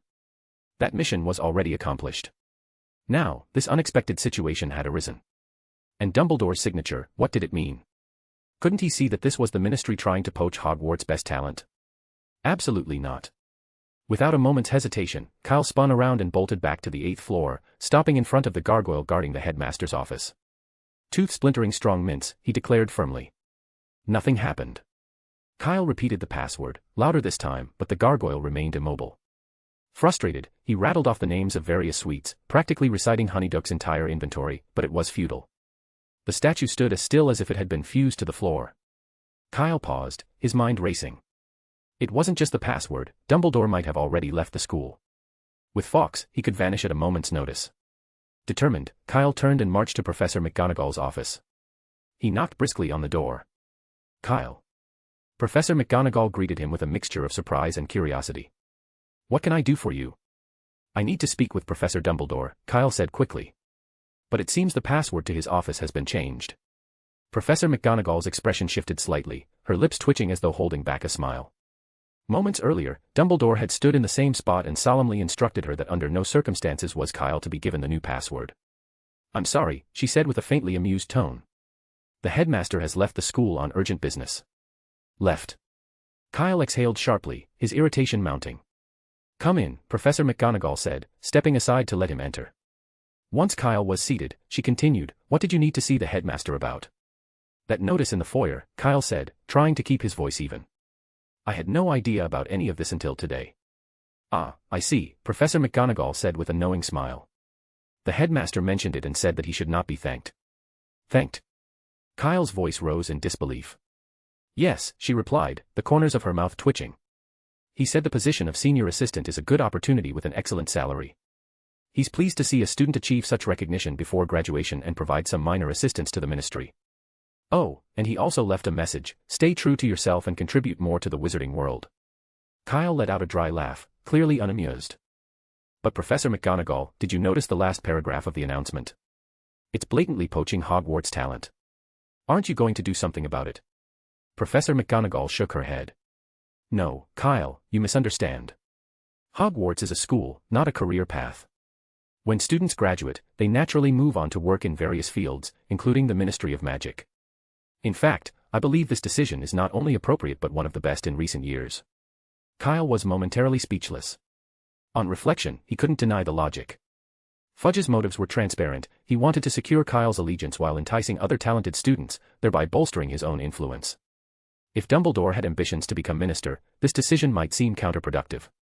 But as a headmaster, it aligned perfectly with his role in preparing students for their future. As Professor McGonagall had said, students would undoubtedly appreciate having such promising opportunities laid before them before they even graduated. Do you need anything else? Professor McGonagall asked. No, Kyle replied, shaking his head. In that case, go back quickly, she said with a warm smile. I believe your friends have already heard the news and are waiting to celebrate with you. Kyle sighed and left the office. Sure enough, things were just as Professor McGonagall had predicted. When he returned to the foyer, a large group of students was waiting for him. The moment they spotted him, they swarmed around. Haha, senior assistant to the Minister for Magic, that's brilliant. Fred exclaimed, clapping Kyle on the shoulder. Percy's going to lose it, George said with a mischievous grin. He's only just managed to claw his way up to junior assistant, and that's after years of working at the ministry. And don't forget, Fred added, he only got there by turning on his own family. Yeah, George nodded, his expression souring. Not long ago, he was badmouthing Dumbledore every chance he got. Said our support for him was ruining his chances for promotion. And he had that huge fight with Mum and Dad about it, Fred said. Mum was upset for days. He's going to explode when he finds out you've become his boss before even graduating, George finished, laughing. Don't say that, Kyle interjected, shaking his head. It's just an internship, I could be fired tomorrow. No chance of that, came Tonks's voice from across the room. She approached with a playful grin. It's just because you're still in school, same as when I started. Once you graduate, you'll automatically become a full-fledged senior assistant. Kyle rubbed his temples. Great, more good news, he muttered under his breath. Speaking of which, Fred said, turning to Tonks with a curious expression, you and Umbridge are both seniors, right? So whose position is higher? It's not exactly comparable, Tonks explained. Umbridge is a senior undersecretary, which makes her second only to the minister himself. But Kyle's role isn't bad either. As senior assistant to the minister, he'll be part of some important decision-making processes and can even make smaller personnel adjustments if the minister is unavailable. She gave Kyle a sly look. So, how about transferring me back to the Auror office? You've got the authority now. Kyle acted as though he hadn't heard her, deliberately looking away. Tonks's hair flared red with frustration. You little. Fine, I'll just give you a hard time in the next class, she declared, which drew hearty laughter from everyone nearby. Kyle squinted at Fred and George, who were laughing the loudest. Mrs. Weasley always wanted them to work at the ministry. Since they're family friends, there's no reason not to take care of them now that I have the influence. A sly smile crept onto his face as he made up his mind. As soon as he got back to his dormitory, he'd write a letter to Mrs. Weasley, proposing jobs for the twins in the Ministry of Magic. He already had a perfect position in mind for them, the misuse of Muggle artifacts office, in the same department as Mr. Weasley. Getting them in would be a trivial task for him as senior assistant. And Cedric. Kyle glanced at his friend, who was also grinning. He'd fit right in, too. Mr. Diggory would surely appreciate working alongside his son. For no apparent reason, Fred and George both shivered, feeling an odd chill run down their spines. They chalked it up to the cold draft from the entrance and continued laughing without a care.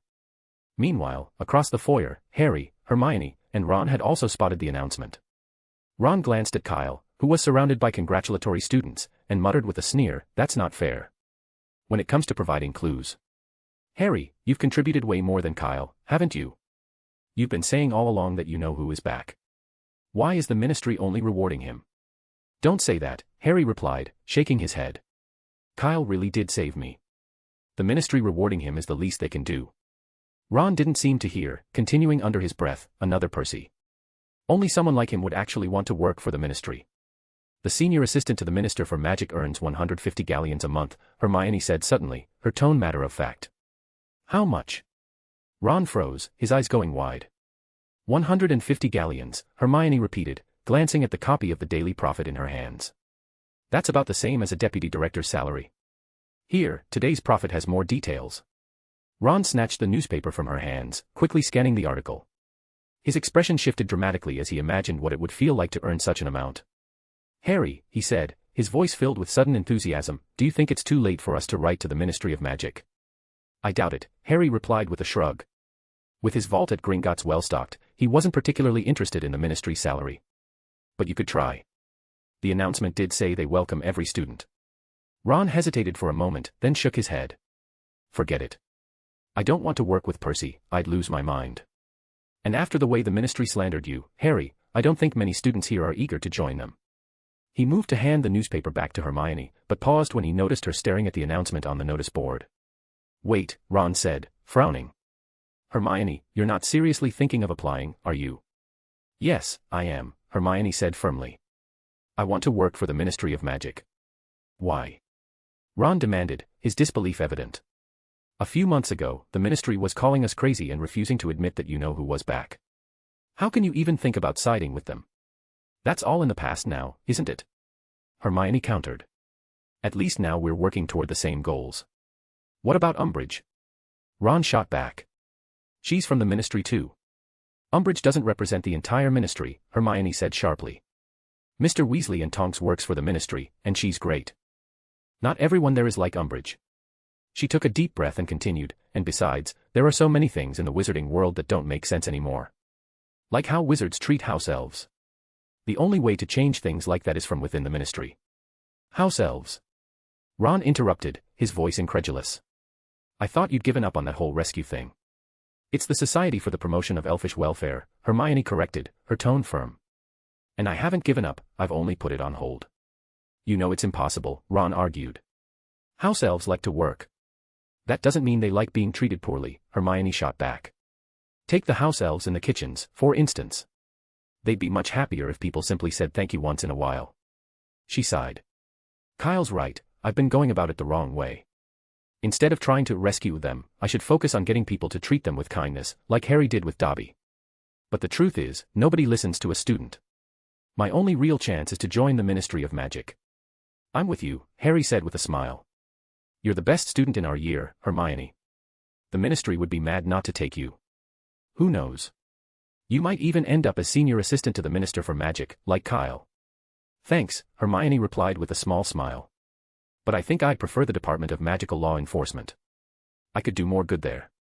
I want to be an Auror, Harry said. But with my grades, well, it might not be as easy as I'd like. Ron looked at his two best friends, blinking in bewilderment. He couldn't understand why they wanted anything to do with the ministry after everything that had happened with Fudge and Umbridge. It felt like he was the only one still holding a grudge. Fine, he said after a pause, throwing his hands up. If you two are in, I guess I'll join too. Chapter 673, A Visit to the Ministry of Magic. Thanks to the Ministry of Magic, and perhaps Dumbledore, news of Kyle becoming the senior assistant to the Minister for Magic spread like wildfire throughout the wizarding world. The announcement resulted in an influx of letters from all corners. Some were from people Kyle knew, such as McPhail, who had a knack for stirring up trouble. He sent a set of senior prefect robes as a gift, accompanied by a letter that read, "You can't wear your school uniform to those important occasions." Kyle had a feeling McPhail was gloating more than anything else, though there was no solid evidence, just a hunch. Most of the letters came from unfamiliar senders, though judging by their contents, many seemed to hail from the Ministry of Magic. "Oh, Cuthbert Mockridge," Cedric said, pointing at one of the letters. "My father mentioned him to me. He's the head of the Goblin Liaison Office. And Gilbert Wimple from the Committee on Experimental Charms, we met him during our trip to France." Cedric sifted through the towering pile of letters, scanning for names he recognized. After a while, his hand paused abruptly. Hufflepuff Common Room, second armchair on the left, for Cedric Diggory. A letter for me. Cedric stared at it in surprise, then reasoned that in the chaos of deliveries, one of his letters must have accidentally ended up in Kyle's pile. But when he spotted the sender's name, he dismissed the thought and opened the envelope. "Who sent it?" Kyle asked. "Oh, it's from my dad," Cedric replied. "I think he wanted to ask." His voice trailed off as his expression grew increasingly puzzled. "That's odd. My dad said he'd send me some books about magical creatures tomorrow, and he mentioned looking forward to working with me." Cedric muttered to himself, "Does he want to work at the joke shop too?" That doesn't make sense. Not to mention whether Fred and George would agree, and what does that have to do with magical creatures? Maybe you're going to work in the department for the regulation and control of magical creatures, Kyle suggested casually. It's a good idea to read up while you can. No, Cedric shook his head firmly. I already told him I wanted to help at the joke shop, and he agreed. Wait. Cedric suddenly turned to Kyle, narrowing his eyes. This has something to do with you, doesn't it? Kyle's expression remained innocent as he opened another letter. Ah, that's right, he admitted. I wrote to Mr. Diggory at lunchtime, asking if he'd like to work with you. You know, my current status might help grease the wheels a bit, and your grades are excellent, it shouldn't be too difficult. Mr. Diggory must have agreed. Cedric's eye twitched. But I already promised Fred and George I'd help run the joke shop with them. Don't worry about that, they'll still be around. Kyle trailed off, waving another envelope in Cedric's face. Oh, here it is. Noticing the envelope bore Mrs. Weasley's handwriting, Cedric peered over Kyle's shoulder as he opened it. The letter read. Dear Kyle.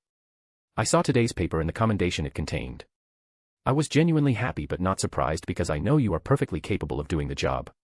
P.S. Of course, I would like Fred and George to find a proper and stable job, but I would prefer if they entered the Ministry of Magic on their own merits, without your help. Arthur says there are many in the ministry who are unhappy with someone your age holding such an important position, and they are waiting for you to make a mistake. So, I must refuse your kind offer. Have a good time at Hogwarts. Waiting for me to make a mistake. That's great. Kyle quickly grabbed a piece of parchment and scribbled. Don't worry, Mrs. Weasley. It is the duty of the senior assistant to the Minister for Magic to find outstanding employees for the ministry. I can assure you that Fred and George fully meet the requirements, and Minister Fudge agrees. Once Mr. Weasley has helped them fill out the application, they can start working for the ministry as soon as they graduate. Calling for Ratton, Kyle handed him the letter and instructed him to deliver it promptly. Cedric, observing all of this, was at a loss for words. After a moment of hesitation, he muttered, Fred and George are going to kill you. That's fine, Kyle replied nonchalantly, waving his hand as though dismissing the idea. They can't beat me, and besides, I have Mrs. Weasley's support. There's nothing to worry about. But it's always been their dream to open a joke shop, Cedric protested. That's not a conflict, Kyle said with a smirk. There's no rule saying you can't own a joke shop while working for the ministry. I'll have Dobby and Creature help out at the shop, and I can even provide some free products. It won't interfere with the shop's opening at all. Kyle's eyes gleamed with amusement. And besides, they laughed all day when they heard I was joining the ministry. Secretly, I think they like the idea of working there too. TSK, they're lucky, they'll be getting 2 salaries for one job. Cedric sighed heavily. They only have themselves to blame, he muttered. Calling you Percy's boss and minister material all day was bound to backfire. But honestly, I can't imagine Fred and George sitting in an office, writing reports and processing paperwork. And what about me? Cedric asked after a pause, muttering under his breath. I only laughed for a little while. That's got to count for something, right? Kyle looked at him with mock indignation. That's nonsense. We've all gone to the Ministry of Magic now, how can you possibly feel comfortable hanging around outside? Feel comfortable? Cedric wanted to argue, but he bit his tongue. Saying that would only make things worse. He knew his friends, well, if he could even call them that, all too well. Fred and George might punch Kyle when they found out, but they'd likely make up in no time. And once they had an excuse to stand together, they'd turn on the real outsider, him. Cedric shook his head. Deep down, he knew he wouldn't have minded pulling the same stunt. So Fred and George, with their famously low moral bottom lines, would survive. Besides, it wasn't the worst thing in the world. Whether he worked at the joke shop or the ministry, it made little difference to Cedric. And if the ministry turned out to be unbearable, they could always resign. I think it'd be better if we found an excuse to make them write their own applications, Cedric suggested thoughtfully. If Mr. Weasley applies on their behalf, they might not take it seriously. Good point, Kyle said with a chuckle. You really are devious. And so are you. The two laughed together as they began brainstorming ways to trick the Weasley twins into submitting their applications themselves. Meanwhile, Kanna, who had been quietly listening, finally had enough. With an exasperated sigh, she picked up her quill and assignments and relocated to a table farther away. Over the next few days, the Ministry of Magic became the hottest topic at Hogwarts. The 4 heads of house saw it as an excellent opportunity and encouraged top students to submit applications for internships. Cedric was the first to act. The next day, he brought his completed application to Professor Sprout. He'd initially considered submitting it to Umbridge, as she represented the Ministry of Magic, but Kyle had dissuaded him. Kyle, aware of Umbridge's lingering resentment, he'd taken over many of her duties and undermined her relationship with Fudge, warned Cedric that she'd likely make things difficult for him. Given their friendship, Cedric would be a prime target. Professor Sprout, on the other hand, was enthusiastic about Cedric's application. As one of Hufflepuff's most outstanding students and the first to apply, she took the matter seriously, even including a glowing letter of recommendation with his submission. The ministry responded swiftly. By Friday, and all delivered their reply to Hogwarts, Cedric's application had been approved. He was now officially an intern at the Ministry of Magic. Unlike Kyle, however, Cedric's appointment didn't warrant any public announcements within the castle. Moreover, his salary was a modest 7 galleons, a mere fraction of a typical ministry employee's wage, and nowhere near Kyle's full salary. But Cedric didn't mind. "Look," Cedric said, spreading the letter out on the table. "It says here that we only need to go to the Ministry of Magic on Saturdays, not every day, and 7 galleons is pretty good." "Tomorrow is Saturday," Kana pointed out. "Kyle, are you going too?" "Yes," Kyle replied, pulling out another letter that had just arrived from the ministry. "By train?" "I don't think so, that would be too slow," Kyle said. "By the time the train got to London, we'd basically have to head back. It's the Flu network. The ministry has opened a new route connecting directly to Umbridge's office." "That's much more convenient," Kana mused, glancing at Kyle. "Do you think I should write an application too? Would Professor Snape approve of you working for the ministry?" Kyle asked, raising an eyebrow. "Probably not." "No, I'm sure he wouldn't," Kyle said with a knowing smile. "Besides, ministry work is pretty boring. You wouldn't like it." Cedric, sitting nearby, glanced at Kyle and made a loud smacking noise. "TSK. That's not what you said yesterday." "Nonsense. You're different," Kyle replied nonchalantly. "You had Mr. Diggory's consent." Cedric raised an eyebrow. "Are you sure that's the only reason? If you keep talking, I'll transfer you to the Pest Advisory Board." "Oh." The next day, Saturday, Kyle and Cedric arrived at Umbridge's office promptly at 8:30 a.m. They were joined by 3 other students, 2 from Slytherin and 1 from Ravenclaw. Fred and George were conspicuously absent. Kyle and Cedric had agreed it would be best to delay sharing the good news with them until the end of the school year. It would be even better if Mrs. Weasley could be present to soften the blow. For now, the twins remained blissfully unaware of their future career plans. "Very good, you're all here," Umbridge said, opening the door and ushering them in. Professor McGonagall was already inside, presumably there to accompany her students. Umbridge, determined to ignore Kyle, wore a forced smile as she addressed the group. "You are all outstanding students at Hogwarts, and I am very pleased you have made the right decision to join the Ministry of Magic." She grabbed a handful of Flu powder, her high-pitched voice grating as she continued. "Minerva, you." "Thank you, Professor Umbridge," McGonagall interrupted crisply, not waiting for her to finish. She strode into the fireplace and called out, "Ministry of Magic." In an instant, she vanished. Umbridge's expression soured, her face tightening as she glared at the empty fireplace. She had clearly intended to send McGonagall away, but it was now a moot point. "Everyone else, follow," Umbridge said, taking a deep breath and struggling to maintain her fake smile.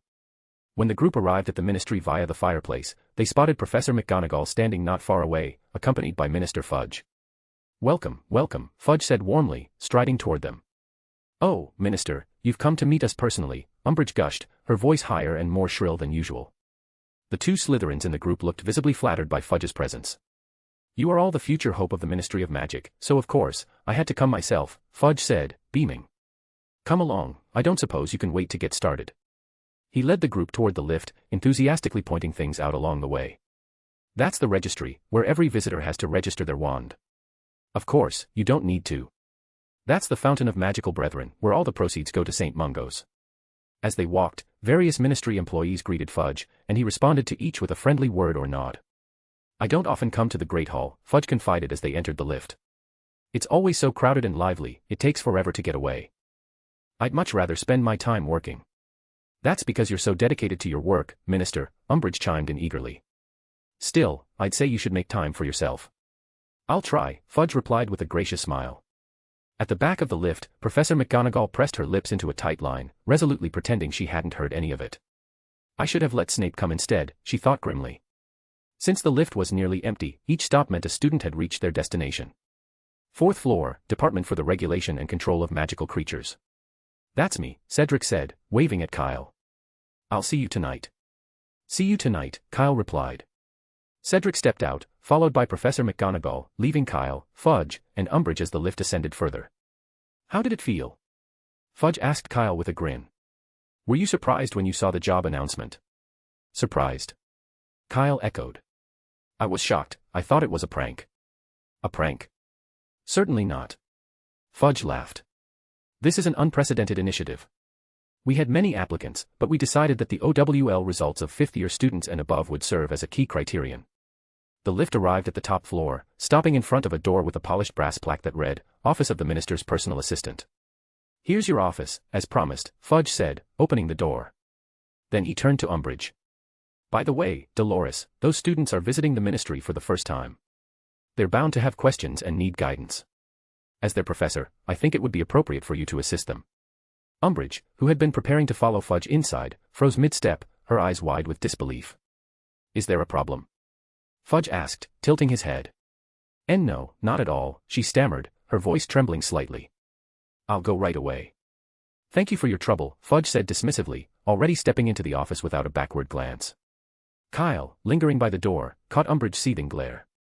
Her expression was so venomous that he was certain she'd have jinxed him on the spot if they weren't in the ministry, and if Fudge hadn't been there. What are you waiting for, Professor? Kyle said with an innocent smile. You'd better hurry, or you'll miss the lift and have to wait a long time. Umbridge's face turned an alarming shade of red, and her sharp, shallow breaths made her look even more toad-like than usual. Kyle, unfazed, walked into his office without another glance in her direction. Chapter 674, The Anti-Death Eater Frontline. The room, to be honest, wasn't spacious. It contained only a desk and chair set, along with a bookcase that stretched all the way to the ceiling. However, compared to most offices in the Ministry of Magic, often no larger than broom closets and crammed with 2 or 3 people, this was considered top tier. Take, for instance, Mr. Weasley's misuse of Muggle artifacts office, which Kyle had visited once. It was barely larger than a broom cupboard, yet somehow managed to squeeze in 2 desks. The cabinets overflowed with miscellaneous items, and stray papers were scattered everywhere, leaving almost northwest room to place your feet. Kyle had often wondered why ministry staff didn't use the undetectable extension charm to make their offices more spacious. He had even asked Mr. Weasley about it once, but the man had shrugged it off, saying he was used to things as they were and didn't see the need for unnecessary fuss. When Fudge arrived in his office, he removed his hat and asked, "What do you think of the place?" "It's very nice," Kyle replied. "I suppose this makes it official. Any tasks for the minister?"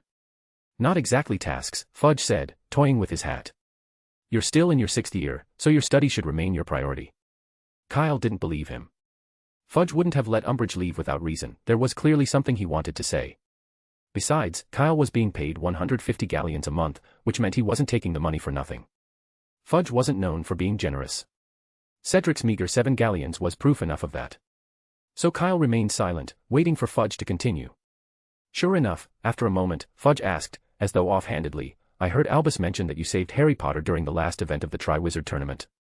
"That's right," Kyle replied without hesitation. "A Death Eater used Polyjuice Potion to infiltrate the castle and abduct Harry." "And how did you figure that out?" Fudge pressed. "I recall you were still working on the 3rd task at the time." "Because of the Triwizard Cup," Kyle explained. "It had been turned into a portkey. When I touched it, I was transported to where Harry was." "Oh, yes, now I remember," Fudge said, nodding in realization. "After you took the cup, you suddenly disappeared. To be honest, I thought it was just part of the task. It wasn't. I was sent to the top of a mountain." "So, you also saw you-know-who's resurrection?" Fudge interrupted, his eyes narrowing as he fixed Kyle with an intense stare. "I didn't witness you-know-who's resurrection," Kyle replied calmly, his expression steady. "But there were definitely Death Eaters plotting something there. Dumbledore arrived shortly after and brought Harry and me back to Hogwarts. As for what happened next, only Dumbledore knows." Fudge said nothing, merely fidgeting with his hat as he studied Kyle. He didn't think the boy was lying, everything fit. Kyle had vanished after touching the cup, and Dumbledore had disappeared shortly afterward. There was another important detail: if Kyle had seen you-know-who, there was no reason for him to align with the ministry, especially given Dumbledore's public stance on the Dark Lord's return. Fudge's expression grew complicated, tinged with faint disappointment. Just a month ago, the last thing he had wanted was confirmation of you-know-who's resurrection. Now, perversely, he hoped it was true. The truth was, Fudge himself wasn't sure. He had published the report of you-know-who's return under pressure from Dumbledore, who had all but forced his hand. 10 Death Eaters had escaped from Azkaban simultaneously, and if Dumbledore leveraged that, Fudge's position as minister would be untenable. Even retaining the post offered little comfort, since the prison break, his office had been inundated with angry letters, many of them howlers, demanding his resignation. These letters had once been directed at Dumbledore. Now, they were aimed squarely at him. Over time, the outrage had only grown louder, spreading even within the ministry. The simplest solution would be for you-know-who to make a public appearance. If the Dark Lord's return was undeniable, the backlash would dissipate, and Fudge's position would be secure. But that was beyond Fudge's control. And deep down, he dreaded the idea. For now, all he could do was seek credible witnesses, especially those with influence, to testify about you-know-who. He had brought up this matter with Dumbledore during a visit to Hogwarts, but progress had been non-existent. It seemed Dumbledore had no intention of helping him. Kyle. Fudge suddenly asked, do you believe that you-know-who has returned? Of course, Kyle replied. After all, it was in the newspapers. He broke 10 Death Eaters out of Azkaban. If it wasn't you-know-who, who else would go to such lengths for them? But many people still don't believe it, Fudge said gravely. That kind of denial is dangerous. The reason I risked my position by making this announcement was to ensure everyone is prepared for the war that's coming. But now, too many claim I'm acting out of self-interest. If this mindset continues, all our efforts will be for nothing. That's true, Kyle agreed with a nod. So, what exactly is the minister suggesting? I recall you have a good relationship with Mr. Scamander, Fudge said. As a renowned expert on magical creatures, his endorsement could sway public opinion. I understand. I'll try to convince Newt, Kyle said. That would be excellent, Fudge replied with a smile. Well, get settled in. I have matters to attend to. He adjusted his hat and turned to leave. Wait a moment, Minister, Kyle called after him. I have a small idea that might also help. Oh. What is it? Fudge paused, looking intrigued. Kyle glanced at the closed door and lowered his voice. I think one reason people don't believe us is that it's too quiet right now. Quiet. Exactly, Kyle explained. Ever since the Death Eaters escaped, there's been no activity from them. It's as if they've disappeared. That's not like them, and it's no wonder people are skeptical. Most people associate the Death Eaters with arrogance and boldness, especially with you-know-who behind them. But they really are hiding, Fudge sighed. Neither the hit wizards nor the Aurors have found any trace of them. But what if we did? Kyle's tone sharpened. The ministry handles numerous incidents every day. Couldn't we attribute one of these cases to Antonin Dolohov or another Death Eater? Fudge's gaze sharpened, the implication sinking in. The Death Eaters' actual actions didn't matter. Among the many crimes and disturbances the ministry investigated daily, they could pick one with a particularly negative impact and assign it to the Death Eaters. And as for what constituted negative, Fudge recalled hearing a report that morning about someone casting a protean charm to prank muggles in their garden. Couldn't that be spun into a Death Eater attack? The idea tempted him, but he frowned, hesitating. But what if we can't catch anyone? Isn't that to be expected? Kyle replied smoothly.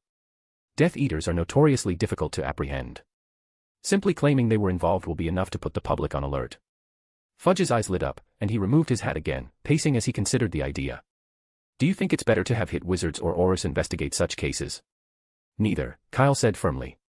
To handle the Death Eaters, you need someone meticulous, unafraid of danger, and absolutely loyal to the ministry. They must also hold a high enough rank, someone like a director or deputy minister, so their findings carry weight. Fudge repeated Kyle's words, thinking hard about who might fit the criteria. Loyalty mattered most. By that measure, none of the directors would work. Fudge knew they wouldn't agree to such a scheme. Even if they did, he wouldn't trust them. But who else was there? Kyle himself was a perfect candidate, but his schoolwork left him no time for such a role. Suddenly, Fudge had an idea. Someone who fit all the requirements had come to mind. What do you think of Dolores? Professor Umbridge. Kyle considered for a moment. I'd say she's overqualified for Hogwarts. The Anti-Death Eater Front would be a much better platform for her to showcase her skills. The Anti-Death Eater Front. Fudge mulled over the phrase, his excitement building. Ah, I knew it, Fudge said with a broad grin. Bringing you into the ministry was the best decision I've made this year. I didn't expect you to come up with a way to expose the Death Eater's schemes on your very first day. I'm just offering a humble suggestion, Minister, Kyle replied modestly. The person who takes on this work will be the true hero in the fight against the Death Eaters. Indeed, Fudge said, his worry fading as a smile spread across his face. He left the office looking noticeably relieved. To be honest, the Hogwarts students' visit to the Ministry of Magic was mostly a formality, a chance to familiarize themselves with the environment rather than accomplish any real work. Even so, by the end of the day, their faces beamed with unrestrained joy. Unlike the routine of school, the ministry was filled with novelty and excitement. Even without accomplishing much, the students knew they'd have plenty to brag about when they returned. Only Cedric, who had his father's full trust, had been kept busy the entire day, determined to demonstrate his competence. "I wrote 5 reports and used up nearly a whole roll of parchment," he grumbled that afternoon, rubbing his sore wrist. "I never imagined the Department for the Control and Management of Magical Creatures would deal with such tedious cases. Adding wings to pythons. Passing off Cornish pixies as leprechauns. Do people really have nothing better to do?" "That's exactly how it is," Kyle replied. "You don't think dangerous creatures just stroll onto the streets every day, do you?" "Of course not," Cedric said, scratching his head. "And your father?" Kyle asked with a knowing look. "Didn't he help you at all?" Cedric's expression shifted, and he whispered, "He hasn't been in the office all day." "I see," Kyle said, nodding in understanding. It wasn't hard to guess, Mr. Diggory had likely dumped all the work on Cedric and spent the day proudly showing off his son. Still, Cedric had done remarkably well. Few could manage an entire day's workload on their first attempt. While the tasks weren't particularly complex, they were undoubtedly tedious. As the day drew to a close, Kyle and Cedric headed toward the lift, preparing to gather in the lobby with the others before returning to Hogwarts through the fireplace. The lift soon arrived with a clank, and they stepped inside. To their surprise, someone familiar was already there.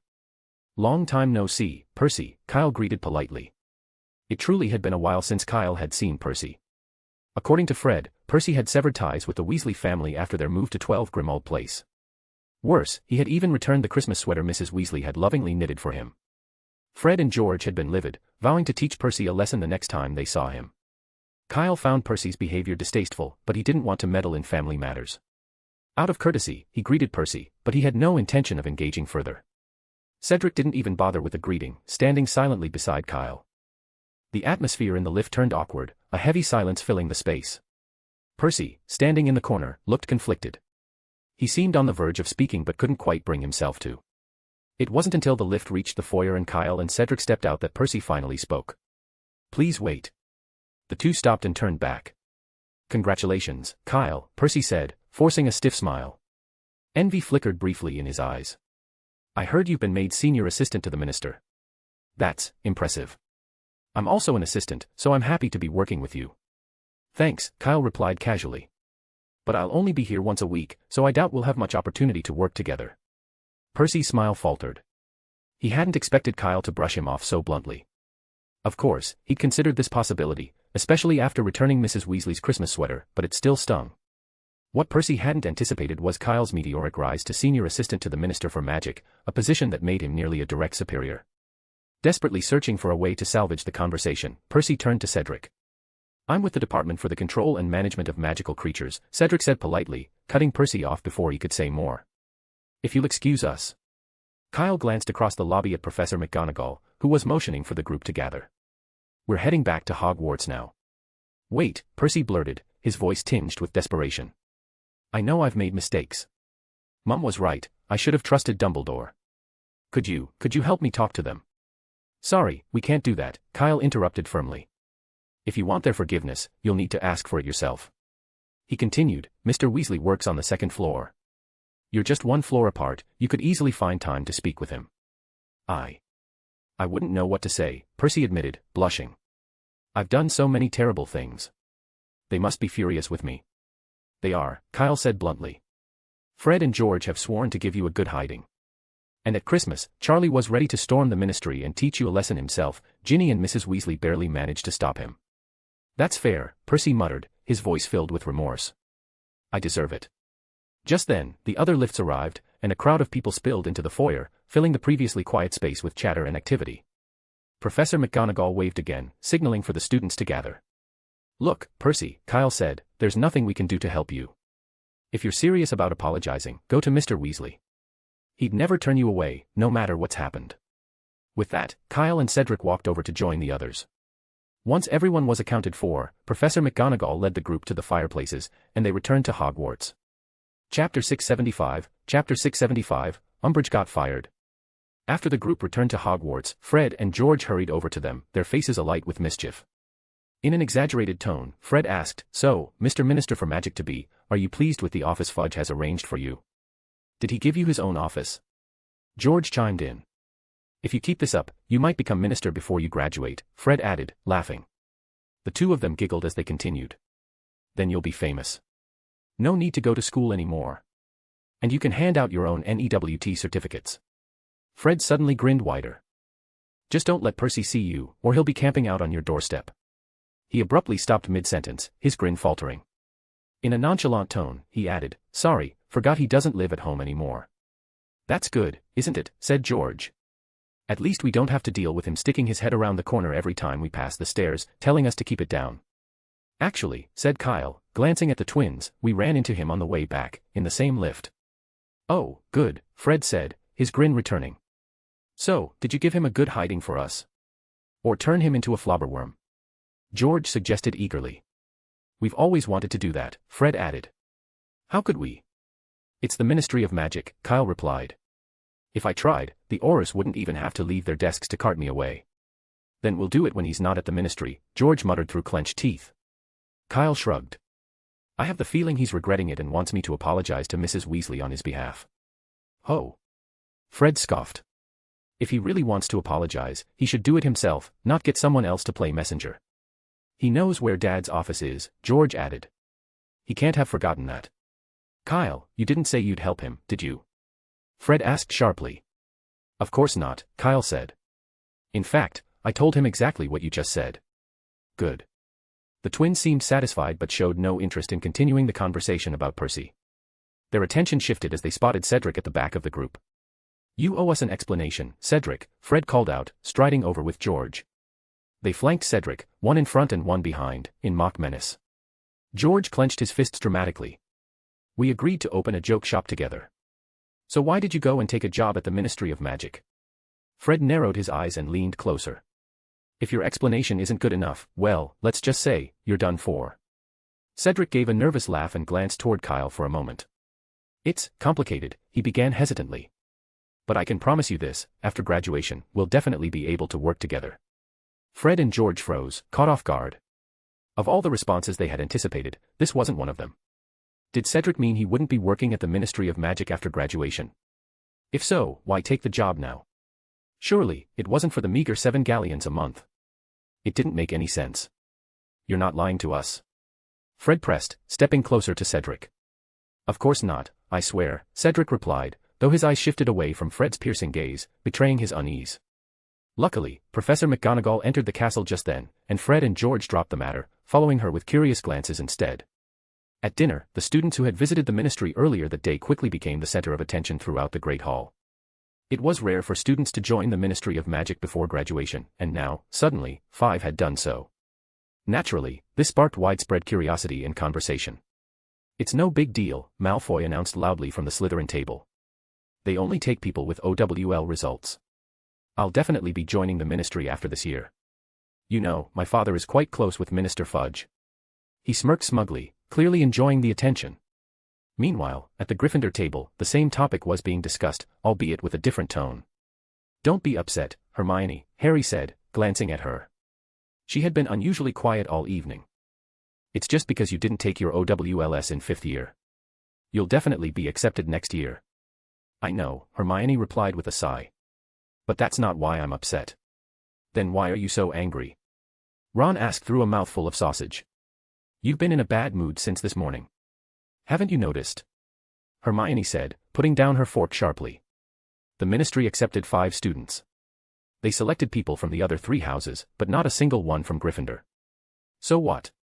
Ron said with a shrug. It just means none of us wanted to work at the Ministry of Magic anyway. Only you would think that, Hermione snapped. I wasn't the only one who went to Professor McGonagall to apply. Others did too, but none of us were chosen. I'm sure Professor McGonagall must be terribly disappointed. Maybe it's not our fault, Harry suggested. Let's not forget about Umbridge. Everyone knows she hates Gryffindor. We don't behave the way she wants us to, and she's never liked us. Are you saying she turned down Gryffindor applications? Hermione asked, frowning. As Undersecretary of the Ministry, I suppose she might have the power to influence the decision. Exactly, Harry said grimly. She doesn't care about fairness. And think about it, how many Slytherins have we seen sneaking off to her office lately? Angelina mentioned their training results weren't even that great this morning. That foul toad, Ron muttered darkly.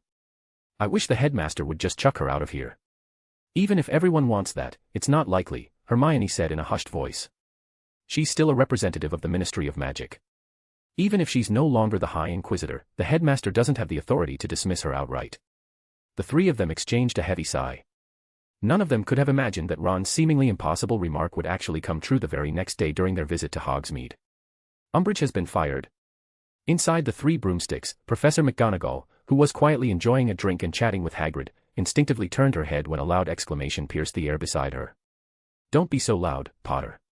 This hasn't been confirmed yet." "Sorry, Professor," Harry apologized, but his curiosity remained undeterred. "But is it true? Is Umbridge really going to be fired?" Had it been anyone else, Professor McGonagall would have sternly reminded them to address her as Professor Umbridge, but this time, she chose not to comment. "Not fired," she corrected, her tone brisk yet calm. "It appears the Ministry has found more pressing duties for Professor Umbridge, so she will no longer be able to continue at Hogwarts." Harry felt a wave of astonishment crash over him, even more exhilarating than when they had been awarded the Quidditch Cup early. No, this was far beyond that. His heart pounded wildly, leaving him no room to think about butterbeer or anything else. Without a backward glance, he bolted out of the Three Broomsticks. He only had one thought in mind, to be the first to tell Hermione and Ron the incredible news. Meanwhile, in the office of the Minister for Magic for Defense Against the Dark Arts, Umbridge was seething with rage. "This is your doing," she snarled, her face dark with fury, her usual saccharine smile entirely absent. Her words dripped with venom as she glared at Kyle. "You despicable little brat, you must have said something to the Minister to have me removed from Hogwarts." Being called a despicable person by Umbridge was, in its own way, a novelty. Kyle met her fiery gaze with a calm demeanor. "Don't get so worked up, Professor Umbridge. This is, in fact, a good thing." "A good thing," she shrieked, her voice rising to a piercing pitch. "You're trying to tell me that my dismissal is a good thing?"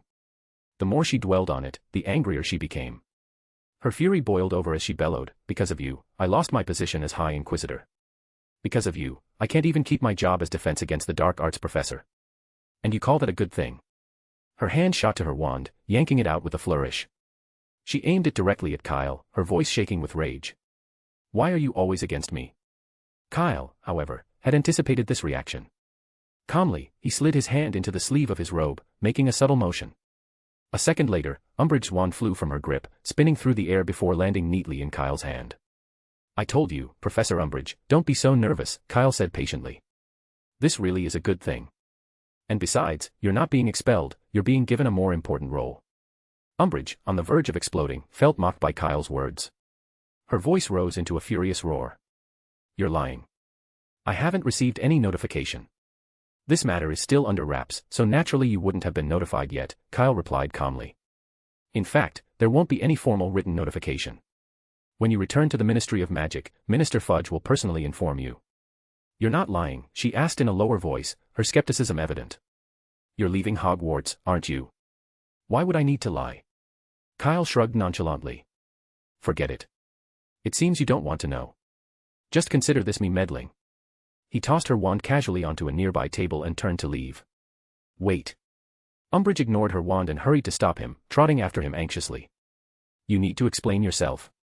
"Professor," Kyle said coolly, "if I tell you any more, the Minister will be angry." "Then what about what you said just now?" "That was just then," Kyle interrupted, his tone even. "Now, I don't feel like discussing it further." He glanced at her with feigned indifference. "I tried to remind you out of kindness, and this is how you react." Umbridge's face shifted through a series of expressions before settling on forced contrition. "Sorry, I was just a little upset," she said, donning her familiar fake smile. "Can you tell me now?" "That's better." Umbridge was most herself when she was pretending, Kyle thought. "All right." He cleared his throat and began. "Professor, you're in luck." "Luck?" "Yes." Kyle walked over to a chair, sat down, and leaned back. "Do you know what's troubling Minister Fudge the most right now?" "Dumbledore."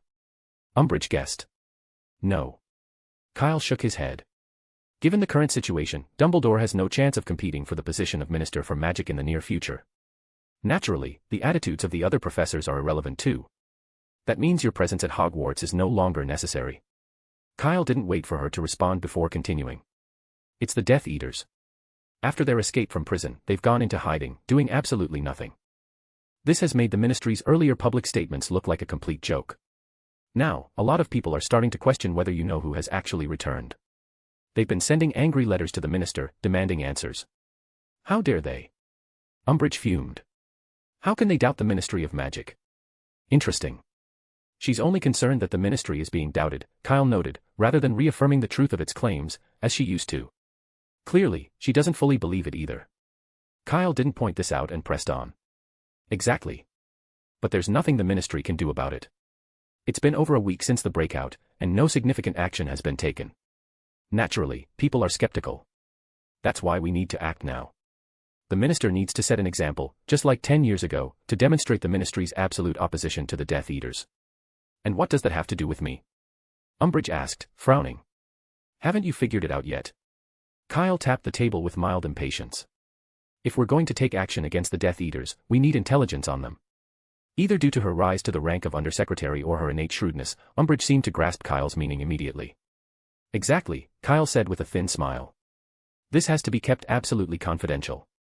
The Minister can't entrust this to the hit wizards or aurors, they're not loyal enough. Only you, Professor Umbridge, or should I say, Minister Umbridge. It's Senior Undersecretary, Umbridge corrected, her voice trembling slightly. Same difference, Kyle said with a dismissive wave. After this, you'll be seen as a hero, a champion against dark magic. This will earn you immense prestige, enough to surpass all the division heads in one move. Now do you understand why I said this is a good thing? But why are you giving this to me? Umbridge took a deep breath, still suspicious. You could have done it yourself. Don't be absurd. I'm still a student, Kyle replied with a helpless shake of his head. Dumbledore wouldn't allow me to leave the school, so there's no way I could take on this task. It was true, Kyle was still a student with more than a year left before graduation, meaning he would be stuck at Hogwarts for most of that time. Realizing this, Umbridge's breathing grew heavier, and her smile, for once, seemed genuine. What else? She asked eagerly. That's all I know, Kyle replied. The specifics of how to proceed are up to the Minister. He hasn't shared the details with me. Of course, Umbridge said thoughtfully. For a covert operation like this, the fewer people who know, the better. I'll give you one piece of advice, Kyle said, his expression turning serious. You'll be representing the Minister and the Ministry of Magic. Your stance against the Death Eaters must be firm, unyielding, even. The more resolute, the better. If you're unsure of what to do, take inspiration from Barty Crouch Sr. or Alastor Moody. Both had a reputation for dealing with the Death Eaters decisively. I know what to do, Umbridge snapped, her tone defensive. And you should remember your place. Even if the Minister trusts you, you're just an intern assistant. Don't presume to tell me how to do my job. Naturally, Kyle said with a polite smile, rising from his chair. I'll be waiting at Hogwarts to hear the good news you'll bring us, Minister Umbridge. Whether intentionally or not, Umbridge didn't correct Kyle's title as he left the office. Chapter 676, A Method of Distraction. Perhaps eager to make a name for herself, Umbridge spent barely half a day clearing out her office before returning to the Ministry of Magic overnight. The next morning, the school was alight with joy. What had started as an ordinary breakfast transformed into a feast, the tables laden with overflowing golden plates. How did you manage that? Fred and George bounded over to the Hufflepuff table, a large jug of pumpkin juice in tow. What? Kyle asked, looking puzzled. Umbridge, Fred said cheerfully, pouring himself a hefty glass of juice. Don't try to fool us, George added, settling in next to Kyle with a raised eyebrow. You must know something. Well, I might know a thing or two, Kyle said with a sly smile. Fudge had a pressing vacancy to fill, and I just happened to be nearby, so I recommended Umbridge. And he agreed? George asked, his question striking the others as almost laughable. Obviously, Kyle replied. Fudge got the perfect candidate, Umbridge was happy, and Hogwarts is better off. A win-win-win situation. I couldn't care less about Fudge or Umbridge. Fred downed his glass of pumpkin juice with enthusiasm, but this is truly excellent news for us. Ha. Getting rid of Umbridge makes you a hero, at least to us Gryffindors, George said, clapping Kyle on the shoulder. No exaggeration, we even think you could win the special award for services to the school again for this, Fred chimed in. If only it worked that way, Kyle said with a laugh. But let's be real, Hogwarts isn't going to give an award just because I got rid of an irritating professor. No matter how much everyone disliked her. The joy was infectious, spreading beyond the students. Even the professors seemed unusually cheerful. At the staff table, Professor McGonagall chatted with Snape, both looking uncharacteristically relaxed. Gone were the stern and serious demeanors they typically wore. Meanwhile, Professor Trelawney, seated a little farther down, was enthusiastically working her way through glass after glass of sherry. Hogwarts didn't serve alcohol, not even to the professors, so she had sourced it from the 3 broomsticks. And not just any sherry, but their finest, costing 30 galleons a bottle. In the short time since breakfast began, she had already drained 2 bottles and was opening a third. She had, quite literally, consumed her monthly salary in one sitting. But not everyone was celebrating.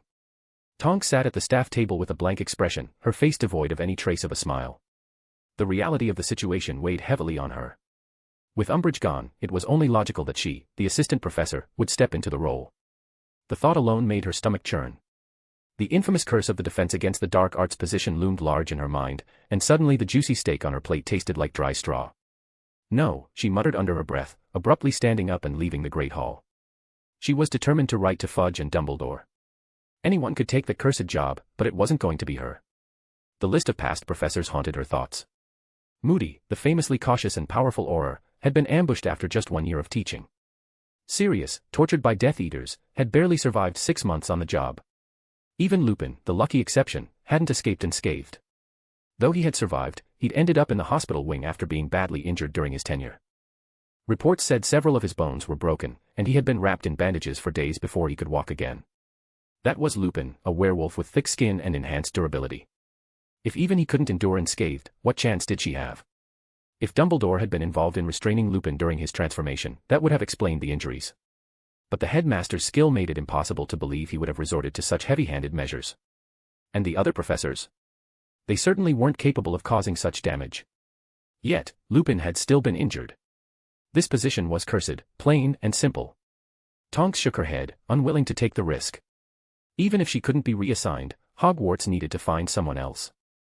3 members of the Order of the Phoenix had already suffered in the role, and Dumbledore couldn't keep sending his allies into the line of fire. With that resolve, she hurried out. Her intentions were good, but reality had other plans.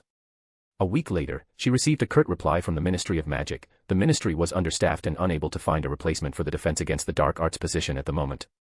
As for Dumbledore, no reply. No one seemed to know where he was. Tonks was desperate. The looming specter of becoming the next Defense Against the Dark Arts professor filled her with dread. Her thoughts spiraled. Should she stock up on healing potions? Maybe even find someone willing to part with Phoenix Tears. She had a nagging feeling she might need them before long. Meanwhile, everyone else at Hogwarts seemed to be reveling in Umbridge's absence.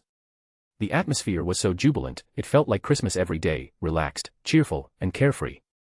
Interestingly, many professors seemed to credit Kyle with orchestrating Umbridge's sudden departure. Professor McGonagall, in particular, was convinced. She had accompanied them to the Ministry of Magic, and the timing of events was too perfect to ignore. No sooner had they returned than Fudge reassigned Umbridge. It couldn't be a mere coincidence. Someone had to have played a role, and Kyle was the only person with direct access to Fudge at the time. As a result, Kyle found himself earning extra house points in nearly every class. 5 points for a well-written transfiguration essay. 5 points for handing Professor Sprout a shovel. 5 more for helping a classmate fix their hand gestures during charms. Though small on their own, these frequent additions added up quickly. By the end of the week, Hufflepuff's hourglass had gained over 100 points, placing them far ahead of the other 3 houses. It was a commanding lead, one that seemed insurmountable. It looks like Professor McGonagall has completely given up on competing for this year's House Cup, Fred observed as he gazed at the hourglasses in the Great Hall. If this keeps up, there's no way we'll ever catch up to Hufflepuff. There's still a chance, Kyle replied with a sly smile. All you have to do is stop losing points. Fred and George exchanged guilty looks. Since their first year, the twins had been a consistent source of Gryffindor's point deductions. Though they had become more cautious in their 7th year, avoiding rule-breaking entirely was not in their nature. Unfortunately for Gryffindor, the twins' entrepreneurial success had recently caught up with them. After the Christmas holidays, the academic workload for 5th-year students had spiked, making Fred and George's skiving snack boxes more popular than ever. During some lessons, as many as a dozen students would suddenly start vomiting, have their tongues swell, or display other bizarre symptoms. It wasn't long before Professor McGonagall began investigating. Following the trail of suspicious illnesses, she traced the cause back to the twins and their best-selling snack boxes. The result was as expected, each twin lost 50 points. Gryffindor plummeted from 3rd place to last, their House Cup hopes dashed. You should really blame Snape for that, Fred grumbled, clearly unwilling to shoulder the blame himself. If he hadn't given us fewer points to start with, Gryffindor might actually be in 1st place right now. It was a fair point. Snape had never hesitated to dock points from Gryffindor, and with Umbridge gone, he had reclaimed his title as the house's most hated professor. Who held 2nd place on that list was still up for debate. Umbridge's departure had lifted much of the oppressive atmosphere that had lingered over Hogwarts. By the end of a dreary March, the sun had finally begun to break through, and even April's persistent rain and wind felt far more tolerable in comparison. The only real downside was for the Quidditch teams, who had to endure training on a soggy pitch full of mud. Even waterproof charms on their badges couldn't fully shield them from the discomfort. Dumbledore didn't reappear at Hogwarts until the day before the Easter holiday, and no one knew where he had been or what he had been doing for over a month. However, news about Umbridge did surface. "Oh, look at this," Cedric said, sliding a copy of the Daily Prophet across the table toward Kyle. The headline read, "Ministry staff successfully thwart plot by Death Eaters," accompanied by a photo of Umbridge. She had finally shed her signature pink cardigan and stood on a Muggle street, wand in hand, looking stern and determined. Cedric began to read aloud. This morning, a pipe exploded on a Muggle street, causing chaos among Muggles and injuring dozens. Dolores Jane Umbridge, Senior Undersecretary to the Minister for Magic, was the first to arrive at the scene with the hit wizards. According to the investigation, the culprit behind this incident was the escaped Death Eater Antonin Dolohov, who was seen fleeing the scene in a panic. Antonin Dolohov is a known and extremely dangerous Death Eater, infamous for his repeated use of the killing curse and attacks on Muggles. It is believed his intention was to make a public display of his return. Senior Undersecretary Umbridge, leading the response team, stated, "We received the news too late. If we had been informed earlier, we might have apprehended him." She urged the public to remain vigilant. Antonin Dolohov is a Death Eater of the worst kind. Anyone who catches a glimpse of him must inform the Ministry of Magic immediately. These are extraordinary times, and only by working together and standing united can we hope to win the war that lies ahead. Cedric lowered the paper, smacking his lips in disbelief. She's going to catch Death Eaters now. He shook his head, incredulous. During her time at Hogwarts, Umbridge had shown no signs of being capable of, or even interested in, such a responsibility. Her power-hungry ways had been all too clear, but tracking down Death Eaters. Cedric couldn't imagine her doing anything remotely so brave or noble. Who knows? Kyle replied with a shrug. But something about the report struck him as oddly familiar. Kyle's mind wandered back to his last visit to the Ministry of Magic. He had grown bored and wandered into Arthur Weasley's office for a chat, where he had glimpsed a document lying on Mr. Weasley's desk. The report had mentioned an incident involving a prank gone wrong. Someone had blown up a trash can on a Muggle street just after work hours. The explosion had injured about 15 or 16 people, with flying debris causing much of the damage. Kyle distinctly remembered Mr. Weasley complaining that someone higher up had dismissed the incident as unimportant, directing them to focus on other tasks instead. Now, reading today's Prophet, the details sounded eerily similar: a street explosion, a dozen injured Muggles, and a cover story involving Death Eaters. Kyle couldn't help but wonder if the two incidents were connected. Leaning closer, he whispered his suspicions to Cedric and Kanna. "Are you saying this is fake news?" Kanna asked incredulously. "The culprit isn't Antonin Dolohov but someone else." "I think that's probably right," Kyle said with a nod. "Otherwise, how do you explain Umbridge suddenly becoming so brave?" Cedric leaned in, his expression skeptical. "Did you know they'd do this all along? Is this Fudge's plan, to pin something someone else did on the Death Eaters?" "Well, sort of," Kyle admitted. "But to be fair, it does serve as a reminder that there are still Death Eaters lurking in the shadows." He glanced around. After months of relative calm, it seemed Hogwarts students had grown complacent, their fears of you-know-who fading into the background. But today's Daily Prophet headline brought those fears roaring back. The castle was once again steeped in unease, a quiet anxiety rippling through the halls. Not everyone believed the news, though. Among the skeptics were Harry and Ron, who knew Umbridge better than most. "She doesn't seem like the type to do something like that," Harry said flatly. No one at Hogwarts knew more about battling Death Eaters than Harry did. After all, that was what the Order of the Phoenix was all about. And as far as he was concerned, Dolores Umbridge didn't have it in her to face down someone like Antonin Dolohov. The idea was laughable. "But that's what the paper says," Hermione countered, turning the Daily Prophet over and over in her hands, as if some hidden clue might jump out from the margins. She practically pressed her nose against the page, but nothing new revealed itself. "It says Umbridge arrived at the street with a team of hit wizards, and plenty of people saw her there." "That doesn't mean it's true," Ron said firmly. "Remember? A while ago, they were saying you-know-who hadn't come back at all." "Exactly," Harry agreed. His skepticism ran deep. To him, the idea of Umbridge battling Death Eaters was as absurd as Snape giving Gryffindor extra points. Harry and Ron weren't alone in their doubts. Many who had dealt with Umbridge firsthand were equally dubious. But today's newspaper had also sparked curiosity about the long-absent headmaster. "Who remembers when Dumbledore left the school?" a student asked in passing, their question echoed by others. "I'm not sure, it feels like ages ago. I think it was right after the Christmas holidays. No, it must have been mid-February. I could have sworn it was March." Everyone had their own theories about Dumbledore's absence, but the one certainty was his continued departure left an undeniable sense of insecurity hanging over Hogwarts. However, the students didn't have much time to dwell on these feelings, as the Easter holidays arrived, bringing with them a new source of misery. At Hogwarts, the 2-week Easter holiday was less of a break and more of an assignment carnival. Professors seemed locked in a ruthless competition to see who could assign the most overwhelming amount of homework, driving the students to the brink of madness. McGonagall stared at his holiday assignments with trembling hands. The requirements alone filled an entire parchment. "Are the professors insane?" he croaked. "This amount of homework would take a month to finish." "Too bad we only have 2 weeks," Ryan replied flatly, not even bothering to look up. "Guess we'll have to pull all-nighters." McGonagall let out a dramatic howl of despair. 6th years were particularly burdened, but even 5th years, facing their looming OWL exams, were drowning under the sheer volume of work.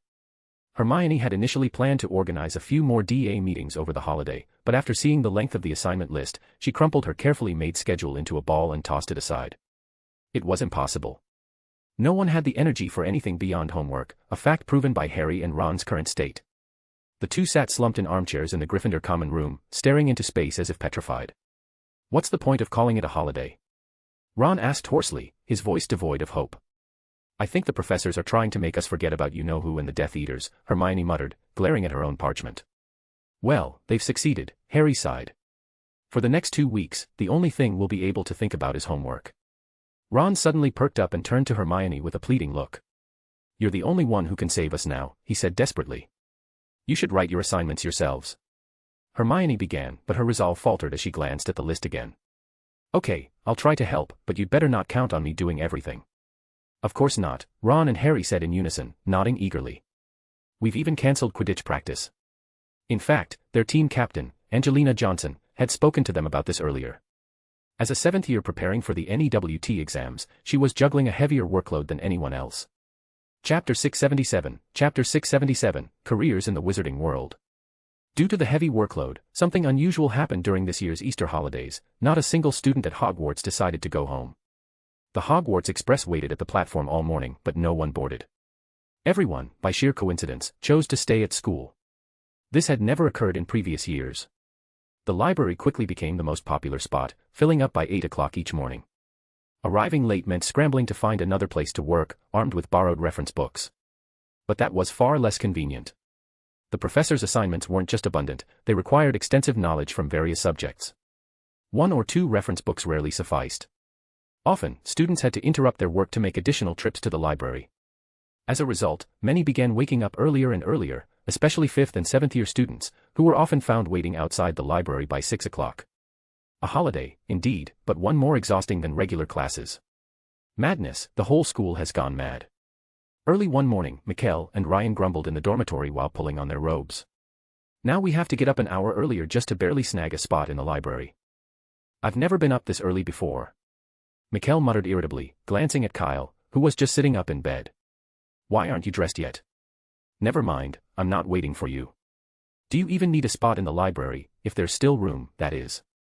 "No, you go on ahead," Kyle replied with a wave.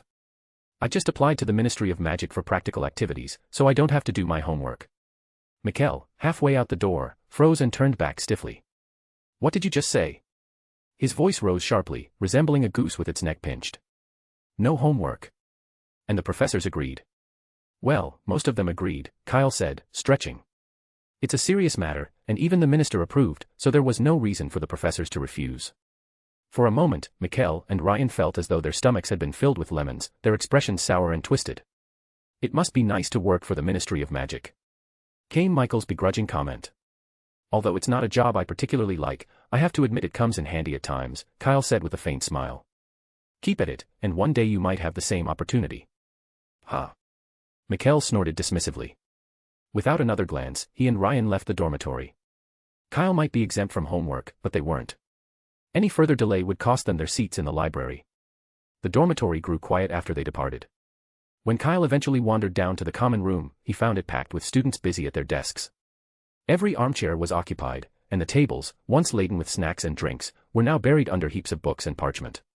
Kyle, sensing the mood, refrained from mentioning his lack of assignments and quietly left. The Great Hall was similarly bustling, second only to the library and common room. Students there combined meals with studying, saving themselves a trip, and the communal atmosphere allowed for the easy exchange of reference materials. The result was a noisy, lively scene. After a quick breakfast of fried egg and ham sandwiches, Kyle stepped outside to the grounds. With Connor and Cedric both occupied, Kyle didn't want to appear as though he had nothing to do. He decided to pay Hagrid a visit. Hagrid's face had healed significantly since Kyle had last seen him, leaving behind only a few faint scars. "What brings you here?" Hagrid asked with a broad smile. "Have I not yet congratulated you on joining the ministry?" "Let's not talk about that," Kyle replied, rubbing his forehead. "What are you working on?" "I'm making a bowl," Hagrid said. "A bowl?" Kyle repeated, puzzled. He glanced at the piece of wood Hagrid had set aside. It was hollowed out in the middle, but judging by its size, it could probably double as a bathtub for first-year students. This was supposed to be a bowl. "Oh, no, I misspoke," Hagrid quickly corrected himself. "I meant to say I'm making a wooden bucket, well, to feed the Thestrals with." The old one got chewed up and damaged. Kyle studied Hagrid's slightly guilty expression and suddenly pieced it together. "It's not for the Thestrals, is it? This is for the giant you've been hiding in the Forbidden Forest, isn't it?" Hagrid hesitated but eventually sighed. "All right, you've got me. It's for Grop. I've been trying to teach him to eat properly, but it hasn't been going well. He seems to prefer just holding his food in his hands." "Oh, Grop is his name, by the way." "I don't think that's necessary, Hagrid," Kyle said thoughtfully. "Even if giants wrap their food in mud, it's not going to make them sick, is it? And honestly, with their level of intelligence, I doubt they'd grasp the concept of using cutlery. Why bother?" "No, I have to teach him some manners," Hagrid insisted firmly. "If I do, I can show everyone he's not dangerous." "Show everyone?" Kyle blinked. "You mean take him out to Hogwarts? Or are you planning to have him help you as a gamekeeper?" "I know it sounds hard, but I have to try," Hagrid said, resuming his work and scooping out sawdust from the wooden bucket. "He's too small to live with the other giants. The Forbidden Forest is the only place where he has a chance." Hagrid's eyes glistened with tears as he added softly, "He's my brother. I can't just leave him behind." "Your brother?" Kyle asked, startled. "Well, half-brother," Hagrid clarified, wiping his eyes with his sleeve. "He's a pure-blood giant. I should be thanking you, actually." "Thanking me? For what?" Kyle tilted his head, trying to recall what he might have done to help Hagrid recently. "Yes, last time at the Three Broomsticks, I heard from Professor McGonagall that you were the one who got Umbridge to leave," Hagrid said, sounding relieved. "To be honest, while that nasty woman was here, I felt like I could be fired any day. She hinted as much more than once. I can't imagine what would have happened to Grop if I'd been forced to leave. He's only 16 feet tall, weak, and helpless. What could he do in the Forbidden Forest?" Kyle fought to reconcile the words 16 feet tall with weak and helpless, but he let it go. "I was even thinking about asking you to look after him." Hagrid continued. "I'd be fine with that," Kyle replied casually. "I don't have much going on lately, so I'd be happy to help." "Oh, no need now," Hagrid said, waving his hand. "That's why I wanted to thank you. Now that Umbridge is gone, I won't be expelled and can take care of Grop myself. Besides, I don't want to trouble you, especially with your exams coming up." "Believe me, Hagrid, it wouldn't be any trouble at all," Kyle assured him sincerely. "You don't need to hold back with me." Kyle couldn't hide his curiosity. He'd never seen a true giant before, not even in Newt Scamander's famous suitcase. This was an opportunity he didn't want to miss. "I appreciate it, I really do," Hagrid said after a pause, "but no. Grop doesn't know his own strength. He could hurt you without meaning to, and I can't take that risk." Hagrid glanced toward a rope lying near his cabin. Kyle followed his gaze. The rope, as thick as his wrist and similar to what dragon handlers used, was snapped in the middle. The jagged end suggested it had been torn apart. "As you can see," Hagrid said, gesturing to the rope, "I had to tie Grop up to keep him from wandering too far into the forest and getting into trouble. But even this wasn't strong enough, so I replaced it with a thicker one. Now you understand, don't you? The strength of a pure-blood giant is terrifying. Even a playful tap could break your bones." Kyle wasn't deterred by Hagrid's concerns. As someone familiar with dangerous magical creatures, the idea of meeting a giant intrigued him more than it scared him. But Hagrid remained resolute. Without his guidance, there was no way to find Grop in the vast Forbidden Forest. Even though the thought was a little mean, Kyle couldn't help wishing he had waited a few more days before advising Fudge to deal with Umbridge. Maybe then Hagrid would have been more desperate for help and willing to reveal Grop's location. But it was too late for regrets now. Hagrid was unwavering in his stance, and by noon, Kyle returned to the castle, a bit disappointed. As the holidays passed, the weather grew clearer with each day. The warm, gentle breeze brought a drowsy sensation, but few could indulge in rest. Most students forced themselves to stay indoors, completing homework, reviewing lessons, and making frequent trips to the library. Under such conditions, even a Dementor might leave Hogwarts hungry. It wasn't until the final days of the holiday that the castle atmosphere shifted slightly. In the Hufflepuff common room, tables were strewn with pamphlets, flyers, and notices about various wizarding careers. A new announcement on the notice board caught everyone's attention. Career guidance. Kyle asked, raising an eyebrow as he stood before Professor McGonagall. What's that supposed to mean? It's quite simple, Professor McGonagall said, handing him a pamphlet. It provides fifth-year students with advice on career paths they might be suited for. By sixth year, they can choose their courses accordingly. Wait. Kyle said, flipping through the pamphlet. I didn't have this in my fifth year. That's because we, myself and the headmaster, agreed you didn't need it, Professor McGonagall said, not looking up from her desk. Of course, if you'd like to participate now, it's not too late. All right, no need, Kyle replied quickly. So, why did you ask me to come here, Professor? To assist, of course, she said, straightening a stack of pamphlets. Every year, many students express interest in working for the Ministry of Magic. As the senior assistant to the minister, it's your responsibility to offer guidance. Kyle frowned, confused. When did I ever say I wanted to help? He paused mid-sentence as Professor McGonagall gave him an amused look. Oh.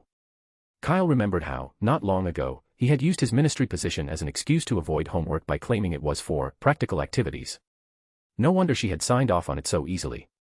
All right, he said with a sigh. When do we start? Now, she replied crisply. So soon? Kyle asked, glancing at the stack of materials. Shouldn't we give them time to think about what they want to do first?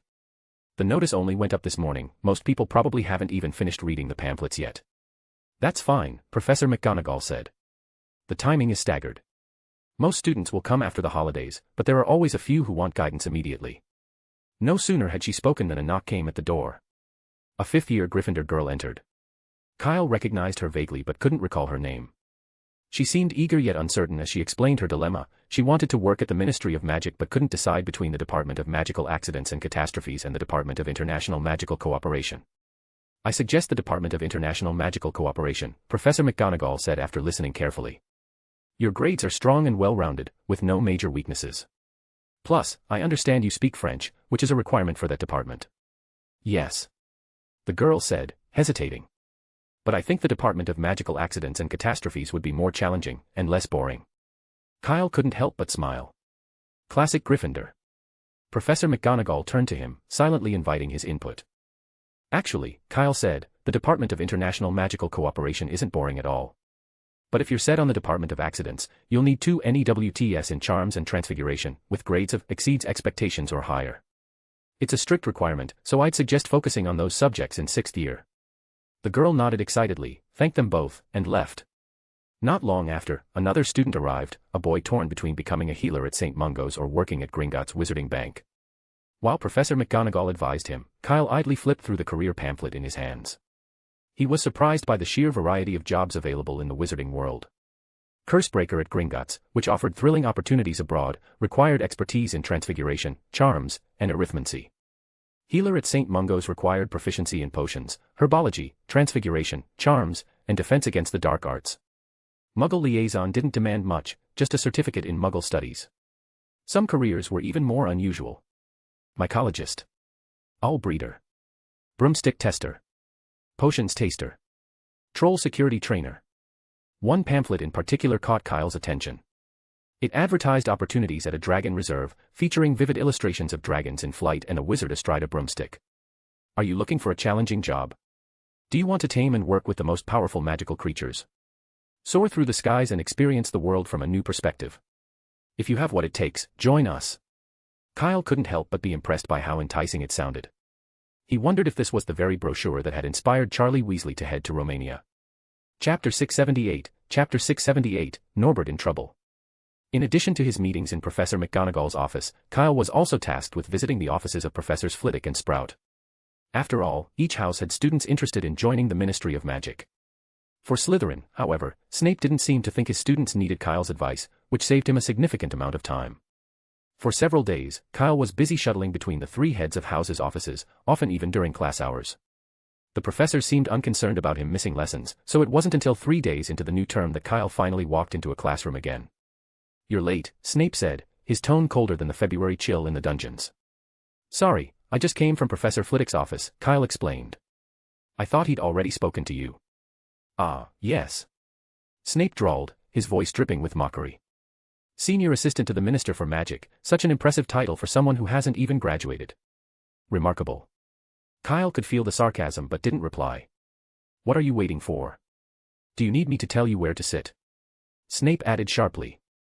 Kyle quickly moved to the only vacant table and sat down beside Kana, who turned to say something but was cut off by Snape's commanding voice. "Antidote to common poisons," Snape announced, his wand flicking toward the blackboard. "A highly efficient antidote capable of countering many poisons and even mitigating some effects of dark magic." The production steps appeared on the board in sharp, neat writing. "The required materials are in the cabinet. Be aware, due to the cost of unicorn horns, each student may take only one. If anyone wastes this material, they will bear the cost themselves." The class formed a line to collect ingredients. Kyle received a piece of bezoar, a bag of mistletoe berries, a small vial of murtlap bile, and a thin slice of unicorn horn about the size of a galleon. "I thought it'd be a whole horn, but it's just this small piece," Kyle muttered under his breath before falling silent under Snape's icy glare. Given the price of unicorn horns, 21 galleons even for a hollowed-out piece used as decoration, it wasn't surprising that the school rationed them so strictly. According to advanced potion making, a complete horn was needed to brew a perfect antidote to common poisons, but the cost of providing one per student would be astronomical. Still, the smaller portion was enough for beginners. Even so, by the end of the lesson, only 3 students had managed to brew the potion correctly, and none were usable. The ingredients, particularly the unicorn horn, would have been wasted if tested. "How's your preparation coming along?" Kyle asked Kana as they exited the dungeon classroom together. "Are you planning to take the most extraordinary Society of Potioneers assessment after the school year ends?" "That's what Professor Snape suggested," Kana replied, stuffing 2 thick books into her bag. "He told me to brew as many different potions as I can over the next few months and to work without interruptions to familiarize myself with the processes. Oh, and he said I need to compile a list of the latest potion formulas. That's apparently the first step toward joining the society." Kyle nodded thoughtfully. He knew the most extraordinary Society of Potioneers valued practical talent above written achievements. Submitting an original potion recipe with unique insights was a key part of the process, much like submitting a paper to Transfiguration today. "Do you need any help?" Kyle offered. "I have basilisk venom and scales, rare ingredients you won't find anywhere else. Combine those with a few other components, and you'll have a unique potion that's guaranteed to stand out. And I might be able to get Phoenix Tears, though you'd have to wait for Professor Dumbledore to return." "No need," Kana said with a shake of her head. "I finished my new potion recipe before Christmas. Professor Snape already reviewed it and said it meets the Society's standards. Now, it's just a matter of deepening my knowledge of potions." "I see. Well, let me know if you change your mind," Kyle replied. "I'll be fine," Kana reassured him. Last year's selection process included a very obscure question, the Merperson's elixir. No one passed that year because of it. "The Merperson's elixir?" Kyle repeated, frowning. "Did someone annoy the examiners last year?" The potion, which allowed a wizard to grow a fish tail and breathe underwater, was seldom used. Even in the broader magical community, gillyweed was the preferred solution for underwater activities. The potion's practical applications were limited to those wanting to disguise themselves as mere people. By the way, sirens are creatures with human-like bodies and fish tails, known for their striking beauty. They are a completely different species from the unattractive Selkies in the Black Lake, who always look like they are in a bad mood. Kyle couldn't help but suspect that whoever invented this potion might have had ulterior motives. "That's why I need to gain more knowledge to cope with their tricky exams," Kana said, rubbing her eyes. Recently, she had been spending almost all her free time in the school library. The library offered a wide range of books on potions, even covering the most obscure topics. This was her advantage, something that graduates no longer had access to. "By the way," Kyle asked suddenly, "what's the potion formula you invented?" "A fatigue-relieving potion," Kana replied. "I use dragon's claw powder and peppermint leaves, which help invigorate the mind." "Peppermint?" Kyle mused, as if recalling something. "Isn't that what you added to the chocolate you gave me for Christmas?" "That's right," Kana said with a smile. "How did you feel?"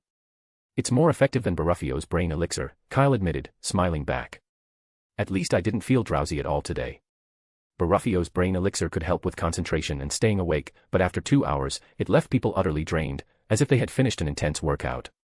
Kyle had eaten the chocolate Kana gave him on Christmas Day, and he hadn't experienced that energy crash. Of course, the potion's effects were weaker than Baraffio's brain elixir, but it had kept him alert all day. I found the formula in an old book filled with fascinating herb combinations. That's amazing, Kyle said. Have you thought about selling it? You could make a fortune. With exams looming closer since the Easter holidays, anything that helped students stay focused had become highly sought after, especially among 5th to 7th years. Baraffio's brain elixir, for instance, was selling for 12 galleons.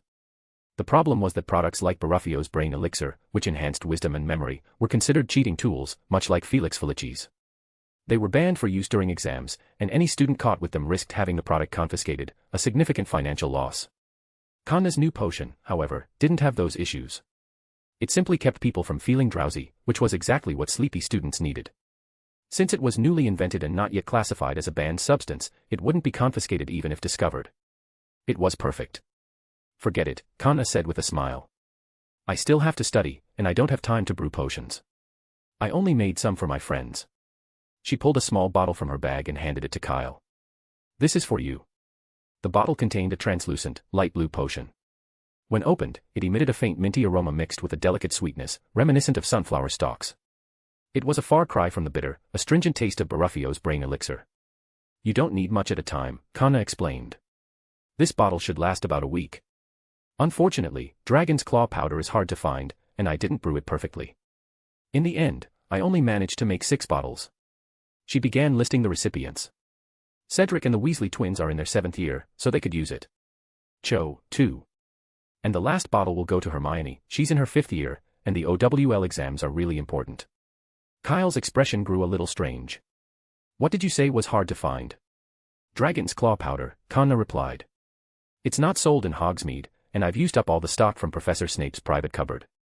He's helping me source more. Kyle's expression turned even stranger. He couldn't resist asking, take a good look at me. Do you remember anything? Huh? Kanna blinked, studying him. Her cheeks flushed slightly, but she still asked blankly, did I forget something? Kyle said nothing. Instead, he pulled her into an empty classroom and retrieved a suitcase. Follow me. I want to show you something, he said, opening the suitcase and stepping inside. Kanna followed him, curiosity piqued. They arrived in a small room at the entrance of the suitcase. Kanna noticed that the room looked more complete than the last time she had been there. What had once been a spacious but sparsely furnished area now had a narrow path, barely wide enough for one person to walk through. Sit down, Kyle said casually, heading straight to the bookshelves to retrieve a bag. Take a look at this, he said, emptying the bag onto the table. 7 or 8 10-inch claws clattered out. Kanna froze. This can't be. Yes, dragon claws, Kyle confirmed. Have you forgotten? I visited the Dragon Reserve in Romania and brought back quite a few trophies.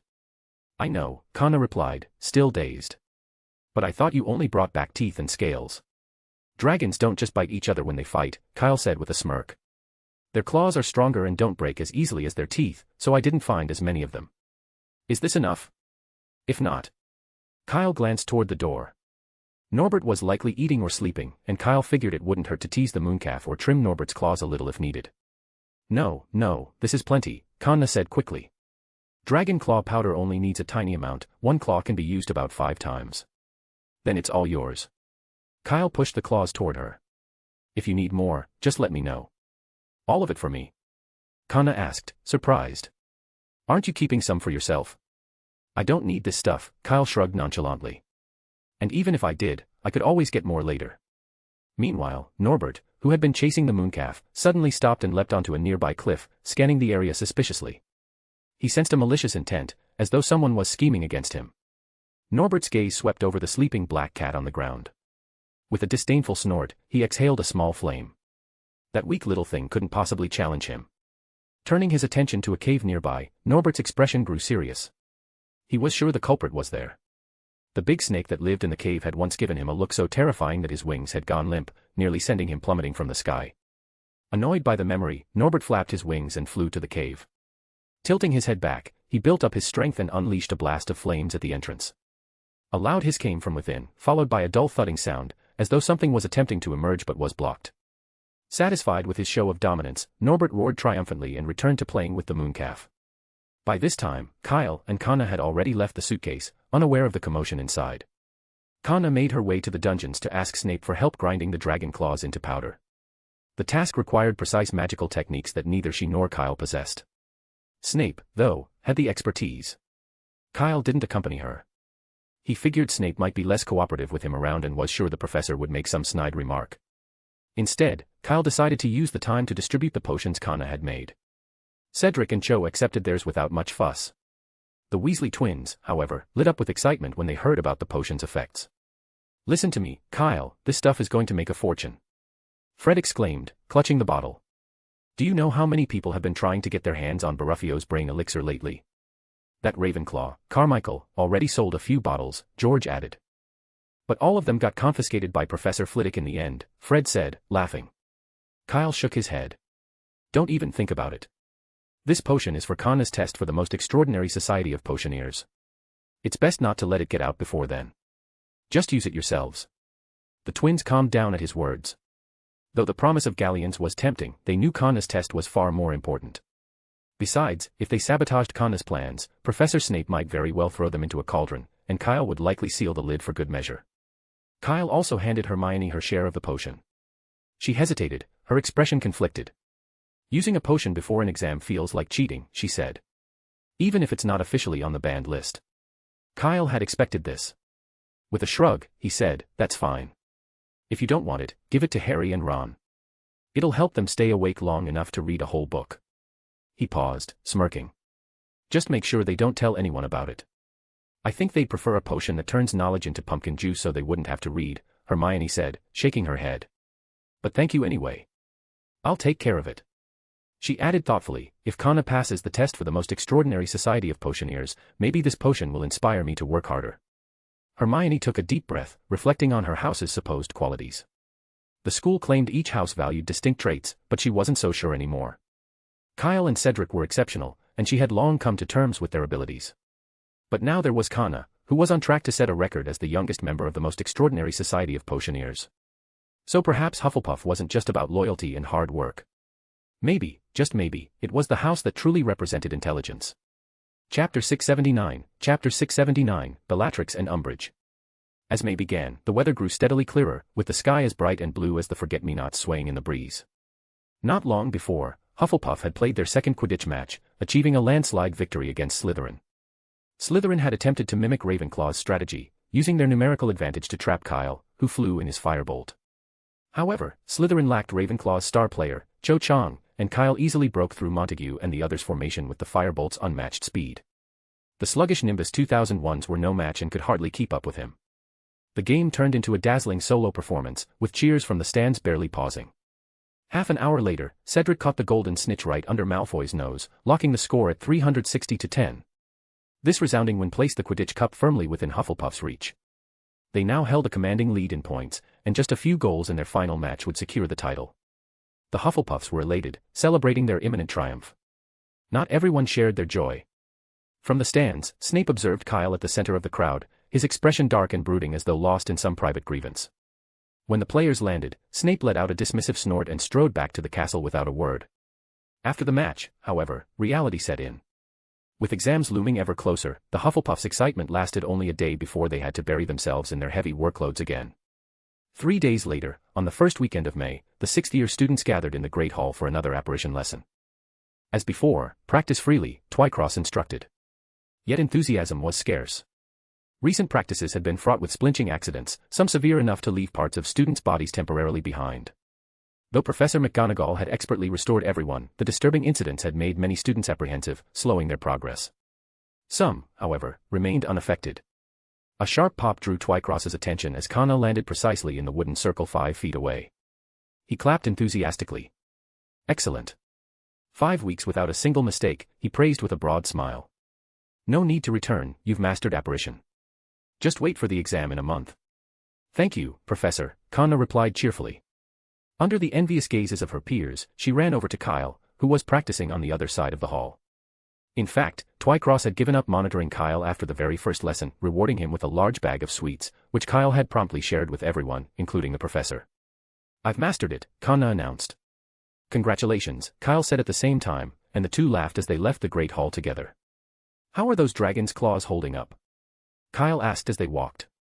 "They've been ground into powder. Should last me through exams," Kana replied with a smile.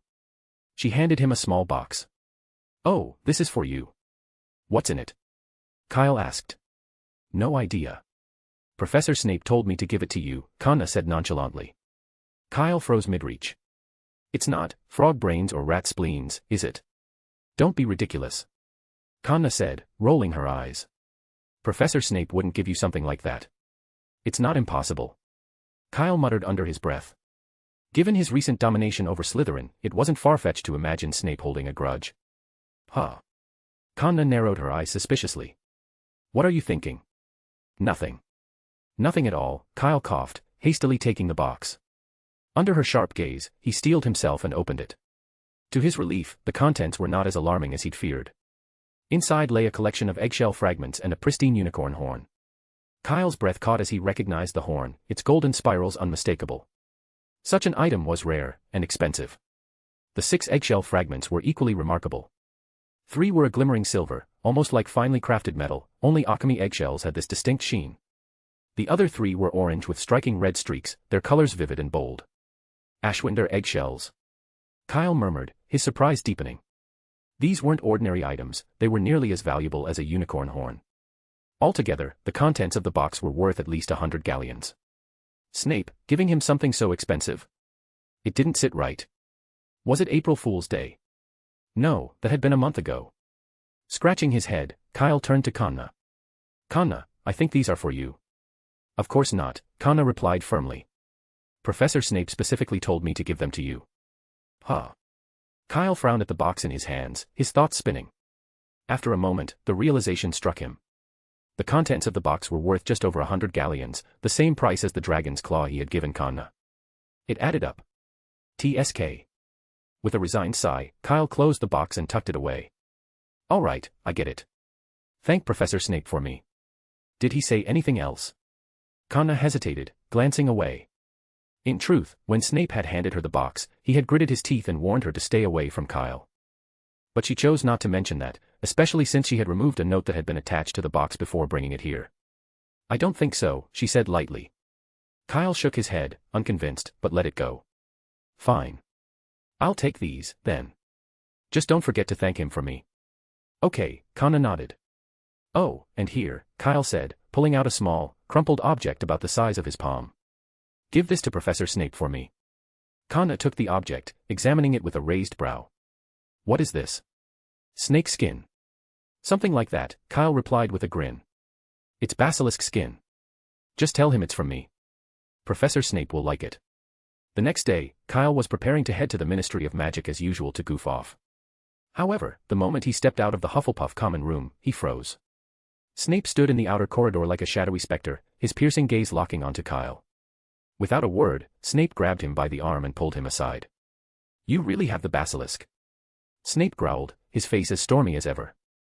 Now, Professor Snape, you can't say that," Kyle replied calmly. "Professor Dumbledore dealt with the basilisk. I don't know anything about it." Snape's expression darkened further as he pulled out the snake skin. "Then how do you explain this?" "Oh, I just picked it up," Kyle said nonchalantly. "You gave me something so valuable, I thought it was only polite to give you something in return.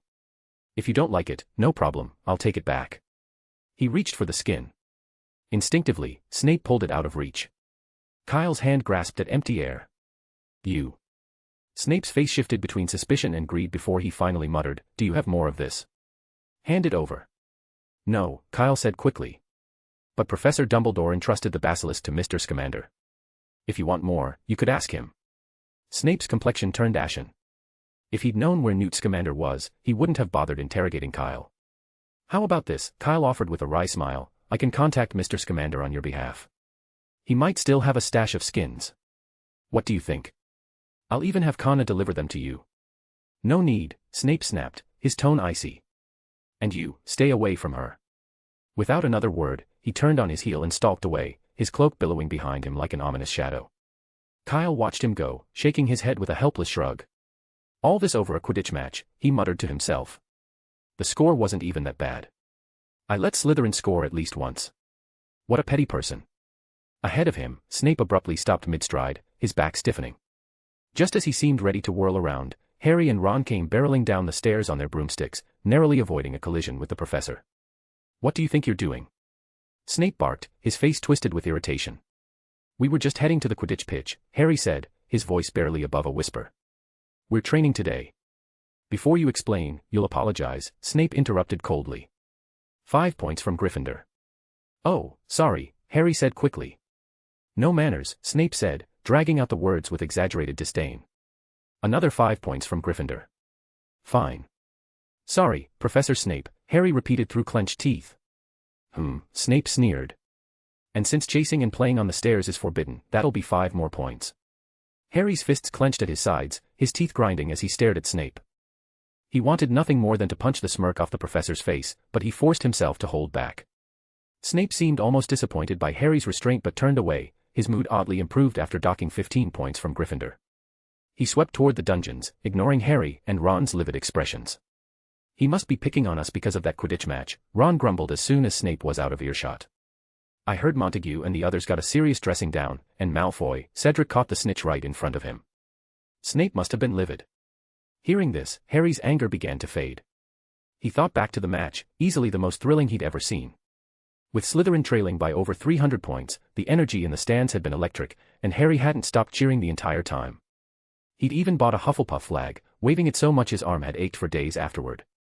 In comparison, losing 15 points seemed trivial. Gryffindor was already dead last in the House Cup standings. What difference did 15 more points make? The only pity is that they scored a goal, Ron sighed. If Hufflepuff's keeper had been more competent, Montague's shot wouldn't have gone through. They could have shut Slytherin out completely. Exactly. Harry nodded enthusiastically. The thought of Slytherin leaving the pitch with 0 points was deeply satisfying. We'd better hurry, Ron said, glancing at his watch. Snape's already wasted enough of our time, and training started. You're right. If we're any later, Angelina will kill us. Exchanging worried looks, the two bolted for the castle doors, brooms in hand. Once the corridor cleared, Kyle stepped out from the shadows and headed down the stairs to the 4th floor. Although Umbridge had been ousted from the school, her office had been repurposed, with its fireplace accessible to students for an hour every weekend to travel to the Ministry of Magic. When Kyle arrived at the Defense Against the Dark Arts office, Cedric was already waiting. What took you so long? We're late, Cedric said, looking slightly annoyed. Ran into Professor Snape, Kyle said casually. That held me up for a bit. Anyway, it's fine. Our hours are different from the regular staff. As long as we're there before 9, we're good. True, Cedric admitted, though he added, it's still better to be early. The two passed through the fireplace, emerging in the bustling atrium of the Ministry of Magic. Wizards and witches hurried in every direction, their faces taut with worry. The Death Eaters had been increasingly active, and the newspapers carried reports of destruction nearly every day. Breaking news, Death Eaters spotted in the south again. Kyle overheard 2 witches in the lift discussing the latest headlines. This time it was Bellatrix Lestrange. That lunatic seems to have been searching for something. Yeah, and she ran straight into a hit wizard team pursuing her. A whole street was destroyed in the fighting. If only an Auror had been leading the team. Maybe they could have caught her. At first, Kyle dismissed the conversation as yet another exaggerated piece of news, a remnant of Umbridge propaganda. But as the witches exited the lift, he caught a glimpse of the newspaper they were holding. To his surprise, there was an actual photo of Bellatrix on the front page. When the lift stopped on the Department for the Control and Management of Magical Creatures floor, Cedric turned to Kyle, about to speak, only to see him bolting out of the lift. Kyle, wait. We're not even at the office yet. Cedric called after him. I know, Kyle called back over his shoulder, sprinting toward Chris's office. Inside, Chris was bent over his desk, quill in hand. He glanced up when Kyle barged in and joked, "What is it now? Has the minister sent you with another urgent task?" "Dad, do you have today's Daily Prophet?" Kyle asked, skipping the pleasantries. Chris pointed to a freshly delivered copy on the table. "Just came in. Help yourself." Kyle snatched it up and flipped to the front page. Sure enough, a large image of Bellatrix Lestrange dominated the cover, cackling as she repelled a hit wizard's attack before vanishing into a cloud of black mist. The headline read, "Hit wizards encounter escaped Death Eater Bellatrix Lestrange in Hampshire. Fierce battle ends in her escape." The article detailed how Bellatrix had been cornered but managed to flee after a chaotic battle. One section caught Kyle's eye. The team leader, Senior Undersecretary Dolores Jane Umbridge, was found showing signs of exposure to the Cruciatus Curse and has been taken to St. Mungo's for treatment. Kyle's eyes narrowed as he scanned the photograph. In the background, amidst the flames, he spotted a familiar figure, Dumbledore, arriving in a burst of phoenix fire. That had to be the reason for Bellatrix's panicked escape. Dad, do you know what's going on? Kyle asked, lowering the paper. The Order of the Phoenix must have some news. Chris's expression turned serious. With a wave of his wand, he closed the door. I do. The headmaster went to find someone, and it seems the Death Eaters were after the same person. Who? Kyle pressed. Chris hesitated before answering. Bob Ogden. Kyle frowned. That name again. Who is he? Chris shook his head, his expression guarded. This is Order of the Phoenix business, Kyle. While Dumbledore said we don't have to hide anything from you, there's nothing you can do to help with this. Kyle considered pushing further but decided against it. Instead, he changed the subject. What's the deal with the hit wizards? Why not send Aurors? At this, Chris let out a short laugh, quickly stifling it. Funny you should ask. It ties back to that little idea you gave Fudge. Kyle said, nodding. He had shared that suggestion with Chris long ago, and several Order members knew about it. Well, Chris explained, we got word yesterday about someone smuggling 2 Madagots into Hampshire. Umbridge, eager to prove herself, rushed out this morning to investigate. Chapter 680, The Gaunt Shack. Kyle also learned from Chris what had transpired that morning. The sequence of events was relatively straightforward. Umbridge had led a team of hit wizards to Hampshire early in the day, aiming to gather material for the front page of the Daily Prophet. This wasn't her first time orchestrating such efforts, she was well versed in these operations and had brought along seasoned veterans accustomed to working with her. Upon arriving, the hit wizards dispersed expertly to search for clues. But as fate would have it, they encountered a Death Eater carrying out some task. Later, when the hit wizards regrouped, they witnessed an extraordinary and startling scene, the haughty and overconfident Umbridge writhing on the ground in pain, pleading for mercy, while Bellatrix Lestrange stood nearby, wand in hand, laughing hysterically. Almost instinctively, one of the hit wizards snapped a photo of the shocking moment. However, the Ministry ultimately opted not to use that particular image for the newspaper, choosing a less damning one instead. So, Umbridge approached them deliberately. Kyle asked, incredulous. Sort of. Chris replied. Since you know who hasn't shown himself lately, it's clear he's keeping something under wraps. Normally, Death Eaters wouldn't waste their time on something so trivial unless they were coerced into it. But Umbridge is an exception. Everyone knows her fierce opposition to Death Eaters, and her rhetoric is even more extreme than Barty Crouch's back in the day. And Bellatrix. She's one of you-know-who's most fanatical and loyal followers. Running into Umbridge must have felt like the perfect opportunity to eliminate a threat for her master. Why not just use the killing curse? Kyle glanced at the photo in the paper. That spell can't actually kill anyone. I suspect she wanted to extract some useful information from Umbridge, Chris said after a thoughtful pause. Things like the Ministry's plans or even the location of the Order of the Phoenix headquarters. That's her usual method. She thinks Umbridge is part of the Order of the Phoenix. Kyle asked, puzzled.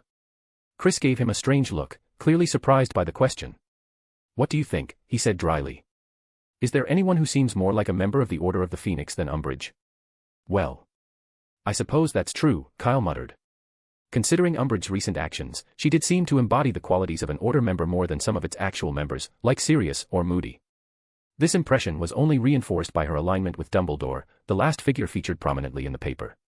Umbridge might actually be pleased, Kyle mused aloud.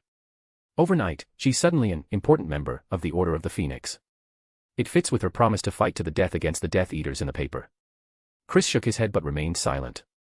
Half an hour later, Kyle left the Magical Creatures Control Department and returned to his office. To his surprise, Fudge seemed unusually composed about the situation. Though Bellatrix's appearance and actions had undoubtedly shocked him, he quickly regained his usual demeanor, as if Voldemort's resurrection was now an accepted fact. By midday, at Fudge's request, Kyle accompanied him to St. Mungo's to visit Umbridge. As they approached the 5th floor, Kyle could hear her shrill voice echoing down the corridor. I need to leave. I must see the minister. It's not safe here, that lunatic could show up at any moment. You can't stop me. I'm a senior minister in the Ministry of Magic, get out of my way. Hearing her last statement, Fudge's expression darkened slightly. If Umbridge was a senior minister, what did that make him? Then, abruptly, the yelling ceased. Moments later, a flustered healer emerged from the room, sweating profusely, and froze when he saw Fudge standing in the corridor. Sorry, Minister, I didn't realize you were here, the healer said hastily. Madam Umbridge's screams were so loud that we had to put her to sleep temporarily to avoid disturbing the other patients. Oh, that's quite all right, Fudge replied with a smile, showing no trace of displeasure. You did what was necessary. Screaming like that isn't appropriate here, and you handled it correctly. Hearing this, the healer sighed in relief. Looks like we've come on a wild goose chase, Fudge said, glancing at Kyle with a meaningful expression. I think we should let her rest for now, it'll aid her recovery. Yes, Minister, Kyle agreed. Since Fudge had spoken, he saw no reason to argue. Still, he couldn't help but find Umbridge remarkable in her own way. Despite having been tortured by the Cruciatus curse, she'd managed to summon the energy to scream so ferociously. That wasn't something most people could do. Sirius, for example, had been weak for days after enduring the curse, and Kyle doubted Bellatrix's version of the Cruciatus was any less potent than others. With that, Fudge merely toured the 5th floor of St. Mungo's briefly before heading straight back to the Ministry of Magic, not even stepping into Umbridge's ward. For the remainder of the afternoon, Kyle returned to his usual state of idleness. With nothing pressing to do, he spent his time playing automatic wizard chess in his office. Opting to play with the black pieces, Kyle made his moves while the white pieces responded automatically. It was a perfect way to pass the time when alone. The day passed uneventfully, and when Kyle returned to Hogwarts, he found the castle abuzz with talk about the morning's newspaper. Although the Daily Prophet had been regularly publishing news about the Death Eaters, it typically repeated statements from hit wizards or other sources, making it seem as though the Ministry was perpetually trailing behind the Death Eaters without ever catching them. Today's edition, however, featured a clear photo of Bellatrix in one of her characteristic fits of madness, which reignited a wave of panic among readers. Fortunately, some had noticed a fleeting image of Dumbledore in the background of the photo. The Headmaster was there too. A Gryffindor girl said in a relieved tone. That Death Eater is definitely done for. No wonder the Headmaster hasn't been at school much lately, he's been dealing with the Death Eaters. But what if the Death Eaters decide to attack Hogwarts while the Headmaster is away? Someone else asked nervously. Don't worry. Let's not forget Professor McGonagall. That's right, another student chimed in. With the professors here, the Death Eaters would be making a huge mistake if they tried anything. The Great Hall buzzed with discussion, and the voices of students could be heard everywhere. However, this lively atmosphere didn't last long. With exams less than a week away, the mounting workload quickly shifted everyone's focus. The looming tests left little room for distractions. Adding to the academic pressure, the Quidditch finals, originally scheduled for this week, had been postponed by Professor McGonagall to a date after the exams. Perhaps she felt that revising for exams was a more appropriate distraction than playing Quidditch. After a transfiguration class, the students received their exam timetables along with specific guidelines. The NEWT exams, like the OWLS, will span 2 full weeks, Cedric explained during dinner. 1 subject per day, written theory in the morning and practical application in the afternoon. The rest of the time, we can use for reviewing. I prefer to get it all over with as quickly as possible, said Mikkel with a grimace, as if recalling the stress of the previous year. To be honest, I was so nervous during the OWL exams that I couldn't focus on anything. How about you? I'm fine, Cedric replied confidently. I think I can pass. Despite his calm words, Kyle noticed Cedric fidgeting with his hands and occasionally taking deep breaths. It seemed that, despite his outward composure, Cedric was feeling the pressure of the upcoming exams too. Hogwarts settled into the tension of exam week. Meanwhile, far from the castle, a flame erupted out of thin air on an empty country road. From the fire emerged an old man with a long beard, followed closely by a stern-looking man draped in a black cloak. Dumbledore, your plan has succeeded, Snape said curtly. The Dark Lord seems to believe he's already eliminated Ogden before you could reach him. Severus, believe it or not, it was never my plan for Umbridge to appear there, Dumbledore replied evenly. Snape scoffed, his derision clear. The timing of Umbridge's arrival had been too coincidental. Just as Bellatrix had discovered Ogden's location, Umbridge showed up. If that wasn't orchestrated, what was? Seeing Snape's skeptical expression, Dumbledore sighed.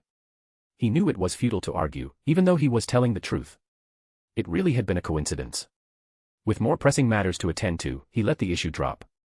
You've done enough, Severus. You should return to Hogwarts. I don't think that's wise, Snape said flatly, remaining rooted to his spot. The Dark Lord is already displeased with me. I need to know what you're planning. Dumbledore turned to him, his expression serious. Trust me, Severus. If you were to reveal what I'm about to do, Tom would kill you on the spot. This concerns his greatest secret, one he will not tolerate anyone uncovering. Snape stood silent for a moment, then spoke. It's a Horcrux, isn't it? He asked, his tone low. What have you uncovered? Ogden's memory should provide some vital clues, Dumbledore replied. He didn't press Snape to leave but instead resumed walking, stopping at a wooden signpost. 2 arrows pointed in opposite directions, Great Hangleton, 5 miles, and Little Hangleton, 1 mile. Dumbledore turned toward Little Hangleton, and Snape followed him without a word. As they walked along a narrow path flanked by tall hedges, they descended into a valley. Nestled between steep slopes was a small village. Across the valley, perched on a hillside, stood a grand and imposing mansion. Is that where Riddle lived? Snape frowned, eyeing the mansion in the distance. So that's our destination. Then why take such a roundabout route? To Snape's surprise, Dumbledore didn't head toward the village or the mansion. Instead, he veered off onto a narrow side path, turned right, and vanished through an opening in the hedge. It was a hidden entrance, similar to those used for St. Mungo's or the Ministry of Magic. Before the invention of the Muggle-repelling charm, older wizards often relied on such measures to conceal themselves, and they remained surprisingly effective. Snape hurried to follow. The path led to a narrower, desolate dirt road. It was overgrown and forgotten, with loose stones scattered across its uneven surface. Vines crept along the edges, making it clear that no one had ventured here in a long time. The road twisted and turned, eventually leading to a dark forest. Upon reaching the forest's edge, Dumbledore drew his wand and waved it gently. The tangled branches ahead separated as if moved by invisible hands, revealing a peculiar-looking house concealed within. The structure appeared long abandoned, with its door completely obscured by lush, overgrown vines. The house resembled a giant cocoon, as if nature itself had tried to swallow it. Dumbledore flicked his wand again, and the vines parted. The long-unused door creaked loudly as it swung open. Snape noticed a snake etched onto the door, its vivid colors oddly fresh, as though the carving had been made only yesterday, out of place against the surrounding decay. Where are we? Snape asked sharply. The Gaunt Shack, Dumbledore replied, stooping to enter the decrepit house. Gaunt. Snape's expression stiffened. Yes, Dumbledore said, the last residence of Tom's mother. Be cautious, I don't know if Tom placed additional protections here. It's best not to touch anything. I'm not an amateur, Snape snapped.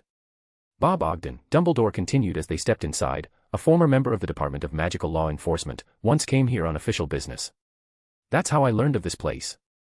Every step they took elicited a sharp creak from the rotting floorboards. Though it was daytime, the house was steeped in an unnatural darkness, as if the dense forest outside blocked every ray of sunlight. What are you looking for? Snape asked, glancing around. The interior was even more decrepit than he had expected. Most of the furnishings were gone, leaving behind only broken furniture and chipped mugs. Dumbledore didn't respond immediately. Instead, he wandered through the house until he stopped in front of a small table with long, thin legs. Snape guessed the table had once held delicate, valuable ornaments, but now it bore nothing but a thick layer of dust. Not a particularly clever hiding spot, Dumbledore murmured. It seems this isn't where Tom relied on magic for protection. He tapped the table lightly with his wand. The surface of the table flipped over like a lid being removed, revealing an unsightly gold ring with a large, black gemstone set in the center. Snape examined the ring closely. It looked oddly familiar. Dumbledore, too, stared at it, his gaze fixed on the black gem. His breathing grew heavier, and without thinking, he extended his hand toward it. Stop! Snape shouted. Something's wrong with that ring. It's cursed, terribly cursed. But Dumbledore didn't seem to hear him. His hand continued moving toward the ring, as if drawn by an unseen force. Snape's heart pounded as he realized he couldn't reach him in time. Suddenly, thin golden threads materialized on Dumbledore's arm, wrapping around it like ropes. They pulled taut, halting his hand mere inches from the ring. Instinctively, Dumbledore resisted, trying to free himself, but the threads dug into his skin. Pain seared through his arm as the golden restraints left deep, bloody marks. The sharp pain jolted Dumbledore from his trance. Gasping, he stared at the cursed ring, his mind clearing. He began, but Snape was already moving toward him, his focus on the blood oozing from Dumbledore's arm. Snape seemed not to notice the glowing golden threads. All he saw was how dangerously close Dumbledore's hand was to the ring. Damn it, don't touch that thing. Snape growled. In his panic, he acted without hesitation. Lifting his foot, he kicked Dumbledore hard. With a dull thud, Dumbledore stumbled backward, the impact sending a sharp pain through his body. The world spun briefly as he landed on the dusty floor. By the time he looked up, still dazed, he was greeted by the sight of Snape's boot sole. Chapter 681, The Resurrection Stone. Severus, I believe you've forgotten what just happened, haven't you? Dumbledore asked nonchalantly as he rose from the ground, dusting off his robes as though nothing unusual had occurred. Who would have thought that the esteemed headmaster of Hogwarts, widely regarded as the most powerful wizard in the world, could be knocked to the ground, on his face, no less, by one of his own professors? If word of this got out, his reputation would be in tatters. Dumbledore wasn't certain how he felt about it, but he was positive that Dugald Macphail would be ecstatic, likely trembling with excitement. And if Macphail found out, it would only be a matter of time before the entire wizarding world knew. To prevent such a catastrophe, Dumbledore even entertained the fleeting thought of silencing Snape permanently. Well, this place is secluded, unfrequented, and fully furnished. It would be perfect for someone racked with guilt, like Severus, to remain indefinitely. No one would ever find him, of that I'm certain, he mused. Meanwhile, Snape stood there, his focus inexplicably lingering on the sensation in the soles of his feet. He hadn't noticed it before, but now, seeing Dumbledore's disheveled state, a peculiar realization dawned. Why did it feel so pleasant? It was as though he had stepped into a stream of Felix Felicis mixed with phoenix tears, a profound, inexplicable relief and satisfaction radiating from his feet, spreading through his entire being. If only there were a spell to preserve this feeling forever. Severus. Dumbledore's voice pulled him from his reverie. Snape blinked, suddenly aware of an icy draft swirling through the room. How odd. He was certain he'd shut the door earlier. Where could the wind be coming from? Apologies, Headmaster, Snape said gravely, regaining his composure. The situation was urgent, and I had to act. That ring bears a dreadful curse, and not even someone as powerful as you could escape its effects unscathed. I understand, Severus. You acted to save me, and for that, I owe you my thanks. Dumbledore finished dusting himself off and approached Snape. Both men tacitly avoided mentioning what had just transpired. Dumbledore's gaze returned to the ring, and a flicker of pain and internal struggle crossed his piercing blue eyes. What exactly is that thing? Snape asked, unable to hold back his curiosity. The Peverell family ring, Dumbledore replied. The Peverell family, as in the three brothers from the tale who possessed the Deathly Hallows? Snape asked instinctively. He paused, frowning. It's just the ring of an ancient family. Famous or not, it hardly seems worth such a reaction. A sudden thought struck him, and his expression shifted to one of disbelief. I see you've guessed, Dumbledore said calmly. This is the fabled Deathly Hallow, the resurrection stone, said to bring back the dead. Snape's breath quickened. His hand moved involuntarily toward the ring, his yearning evident. Beneath his robes, Dumbledore shifted slightly but ultimately did nothing to intervene. Instead, he waved his wand, and the ring vanished. Snape's hand froze midair, trembling with frustration. Where did you put it? He demanded, his voice rough. Do you recall what you just said? Dumbledore replied serenely. The ring is cursed, Tom's magic, meant to guard his Horcrux. I don't care. Snape snapped.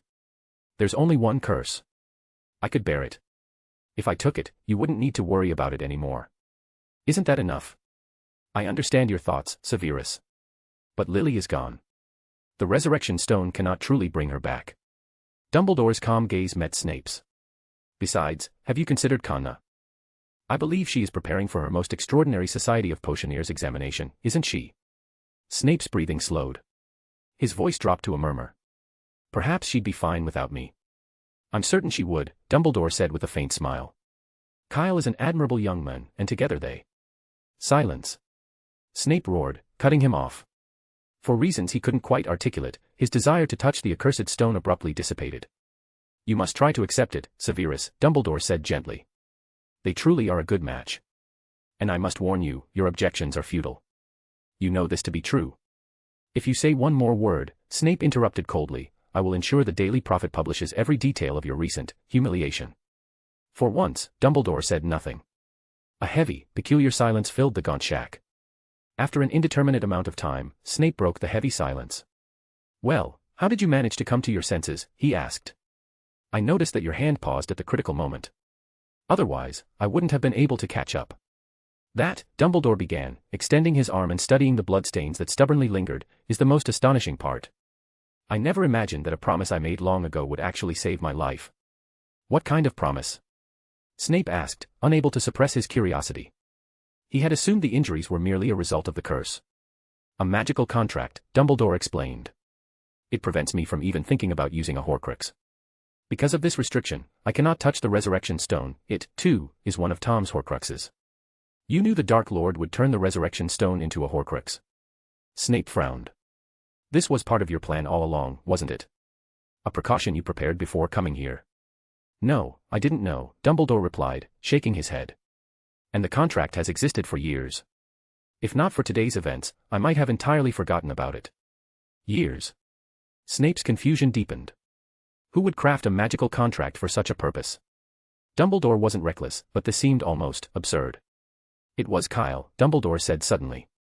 He holds the other half of the contract. In fact, he was the one who proposed it in the first place. Kyle. Snape's expression darkened at the mention of the name. What does he have to do with any of this? And didn't you just say the contract pertains to Horcruxes? Kyle possesses a Horcrux, Dumbledore said calmly. The fabled Slytherin locket is in his hands. Snape blinked, his mind grappling with the revelation. 10 seconds passed before the gravity of Dumbledore's words sank in. You gave a student a Horcrux. Snape's voice erupted, vibrating through the room and shaking dust from the ceiling. His neck veins bulged with fury.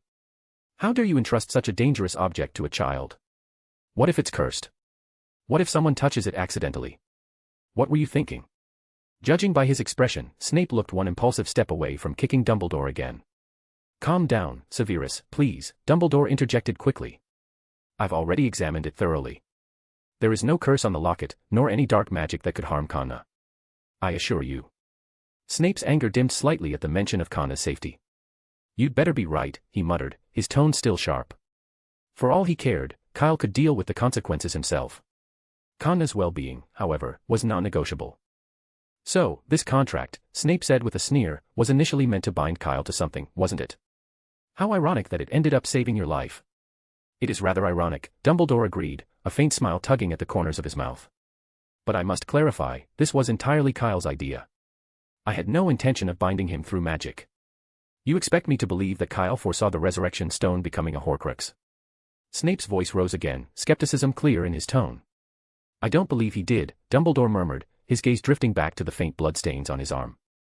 His voice softened, almost introspective, and though he said no more, his expression suggested his thoughts remained far from the present moment. After securing the ring, the two left the gaunt shack. Dumbledore gave his wand a subtle wave, and the vines that had previously been displaced crept back up the dilapidated house. Slowly, the bushes shifted and closed together, concealing the shack once more, until it appeared as unremarkable and abandoned as before. What will you do with the Resurrection Stone? Snape asked, his tone carefully neutral. It must be destroyed, Dumbledore replied without hesitation. The destruction of the Horcrux was, of course, non-negotiable. Yet, he did not elaborate on the method or the timing of its destruction. Fiend fire was the simplest option, but neither Dumbledore nor Snape mentioned it aloud. Perhaps both silently recalled the perils of that particular magic. I have other matters to attend to, Dumbledore said, glancing up at the heavy clouds looming overhead. Will you continue to follow me, or are you heading back to Hogwarts? Where are you going? Most likely to Devon for a short while, Dumbledore replied. I have classes this afternoon, Snape said curtly, giving Dumbledore a look that suggested he had more to say but ultimately chose otherwise. After a pause, he shrugged and added, don't mess with the curse. If you do, you won't live to regret it. Ah, I'm well aware, Dumbledore said lightly. And even if I had the inclination, I couldn't. The magical contract ensures I cannot break its restrictions on my own. Snape remained silent, offering no further comment. A gust of wind swept past, rustling the hedges and dislodging a few leaves that fluttered to the ground. The two figures turned and disappeared down the dirt road, leaving the gaunt shack shrouded in its usual stillness once more. Snape arrived in Hogsmeade via apparition, his robes billowing as he moved with purpose. Without pausing, he strode back to the school and headed straight for the greenhouse. Ignoring the curious glances of students, he dragged Kyle out with a firm grip on his arm. Professor, what are you doing? Kyle muttered, stumbling to keep up. The exam is coming up, and venomous tentacula is an important topic. Snape didn't bother responding until they were far enough from the greenhouse. Then, with a cold, clipped tone, he demanded, where is the Slytherin locket? Hand it over. What? Kyle blinked, feigning confusion. Don't play dumb. Snape's narrowed eyes gleamed dangerously. I know you have it. Now, give it to me. As the head of Slytherin, Snape added icily, I am entitled to any heirlooms left behind by Salazar himself. Kyle rolled his eyes. Then maybe you should talk to Professor Dumbledore. He muttered. Are you implying that you handed it over to the headmaster? Snape sneered. Interesting. Because he's the one who told me you had the locket. Kyle groaned inwardly. He hadn't expected Dumbledore to broadcast the information so freely. How could he tell Snape, of all people? Giving Snape the locket felt like throwing raw steak to a starving fawn. Hand it over, Snape ordered, extending his hand. Sorry, Professor. Kyle said bluntly, but I don't have the locket anymore. I gave it to someone. Gave it to someone. Snape's expression darkened, and his voice rose sharply. Do you have any idea how dangerous that thing is? That's exactly why I gave it away, Kyle replied coolly. In the wizarding world, only Nicholas Flamel has the expertise to handle such an object without destroying it. Nicholas Flamel. Snape's anger faltered momentarily, replaced by surprise. So, you didn't give it to He stopped mid-sentence, his expression hardening. To whom? Kyle prompted, curious now. Shut up. 5 points from Hufflepuff, Snape snapped, refusing to elaborate. Relieved to learn the Horcrux wasn't currently at the school, Snape turned on his heel and marched back toward the castle, leaving Kyle behind. Kyle, watching him retreat, couldn't help glancing toward one of the castle's uppermost windows. Had Snape already gone to see Dumbledore? Or perhaps Dumbledore had returned without anyone noticing. Snape's reaction confirmed something Kyle had long suspected: the professor had likely encountered other Horcruxes. The Resurrection Stone, Kyle mused. It was the only known Horcrux that hadn't yet been accounted for. But where could it be? Neither the Hogwarts library nor Sirius's collection of obscure texts had any leads. The Gaunt family held no records, either. Even Dumbledore had seemed uncertain when Kyle had subtly broached the topic. Kyle frowned. Could Dumbledore's recent departure have something to do with finding the stone? And Bob Ogden. He seemed like a key figure in all of this. Glancing at his arm, Kyle pondered the magical contract he had once helped create. He wasn't certain it was still in effect, but if it was, it might yet serve its purpose. For now, though, Dumbledore remained absent. Kyle shook his head, dismissing his thoughts as he turned back toward the greenhouse. When he returned, Professor Sprout was instructing the class. Venomous Tentacula is a very dangerous plant, she said sternly. The seedlings we're studying today aren't lethal, but a single prick is enough to land you in the hospital wing for a month. And don't come crying to me if you miss your exams. This was why Venomous Tentacula was studied in the 6th year. It wasn't a critical year for exams. After getting her approval, Kyle resumed his spot at the workbench. Next to him, Connor leaned closer. What did Professor Snape want with you? She asked curiously. Mikkel and Ryan, nearby, perked up, eager to hear the answer. Snape's abrupt entrance earlier had startled the entire class, prompting wild speculation. Some students were convinced Kyle had blown up Snape's private stores and was about to face retribution. Nothing, Kyle replied with a shrug. He wanted the Slytherin locket from me. A Slytherin snuff box? Mikkel asked, blinking in confusion. What's that? Idiot, it's a locket, Ryan corrected.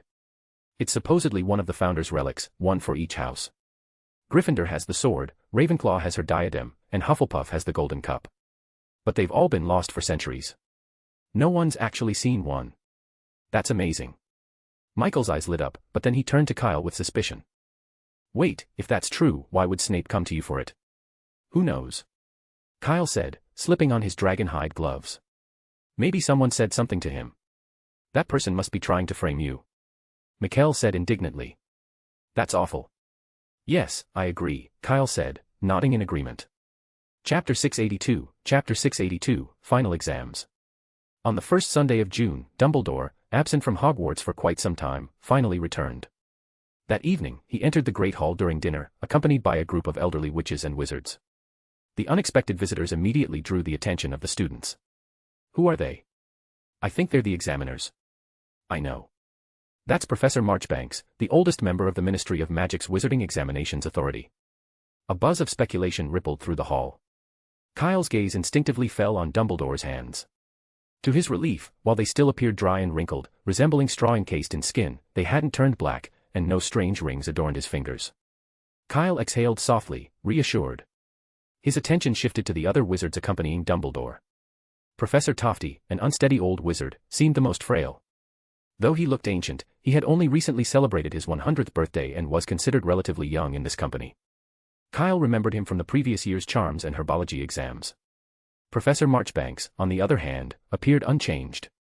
Her face, with its labyrinth of wrinkles, seemed impervious to further lines. It was hard to tell if age had added any more. Despite her advanced years, she appeared energetic, engaging in lively conversation with Dumbledore. It was a pleasant journey. We've been here many times before, she said, surveying the hall. Then, in a loud voice, she asked, I heard you wanted to run against Cornelius for Minister of Magic once. Is that true? I think you've been misinformed, Dumbledore replied with a calm smile. My only wish is to be a good headmaster for Hogwarts. I lack the energy for additional responsibilities. He continued, honestly, the school's demands are quite overwhelming. Sometimes I even feel relieved to have stepped down from the International Confederation of Wizards, a decision that has granted me 2 extra hours of sleep every night. Albus, you're still young. You can't think about shirking your duties, Professor Marchbanks chided. Her comment left the onlookers bemused. While her statement was technically accurate, she was over 130 years old herself. The juxtaposition with Dumbledore's grey beard and venerable appearance made it an odd remark. Most students exchanged puzzled glances, unsure whether to laugh or remain silent. "You're absolutely right," Dumbledore agreed, nodding politely. "Would you care for a cup of tea? Or perhaps something to eat?" "Tea will suffice," Professor Marchbanks said. "We ate on the way here." With that, Dumbledore escorted the visitors to the staff common room. Meanwhile, the Great Hall buzzed with tension. The presence of the Wizarding Examinations Authority had created a palpable sense of dread, particularly among the 5th and 7th years. That night, few students managed much sleep. Common room lights stayed on well past midnight as everyone crammed feverishly. The following morning marked the beginning of the exams for the 5th and 7th years.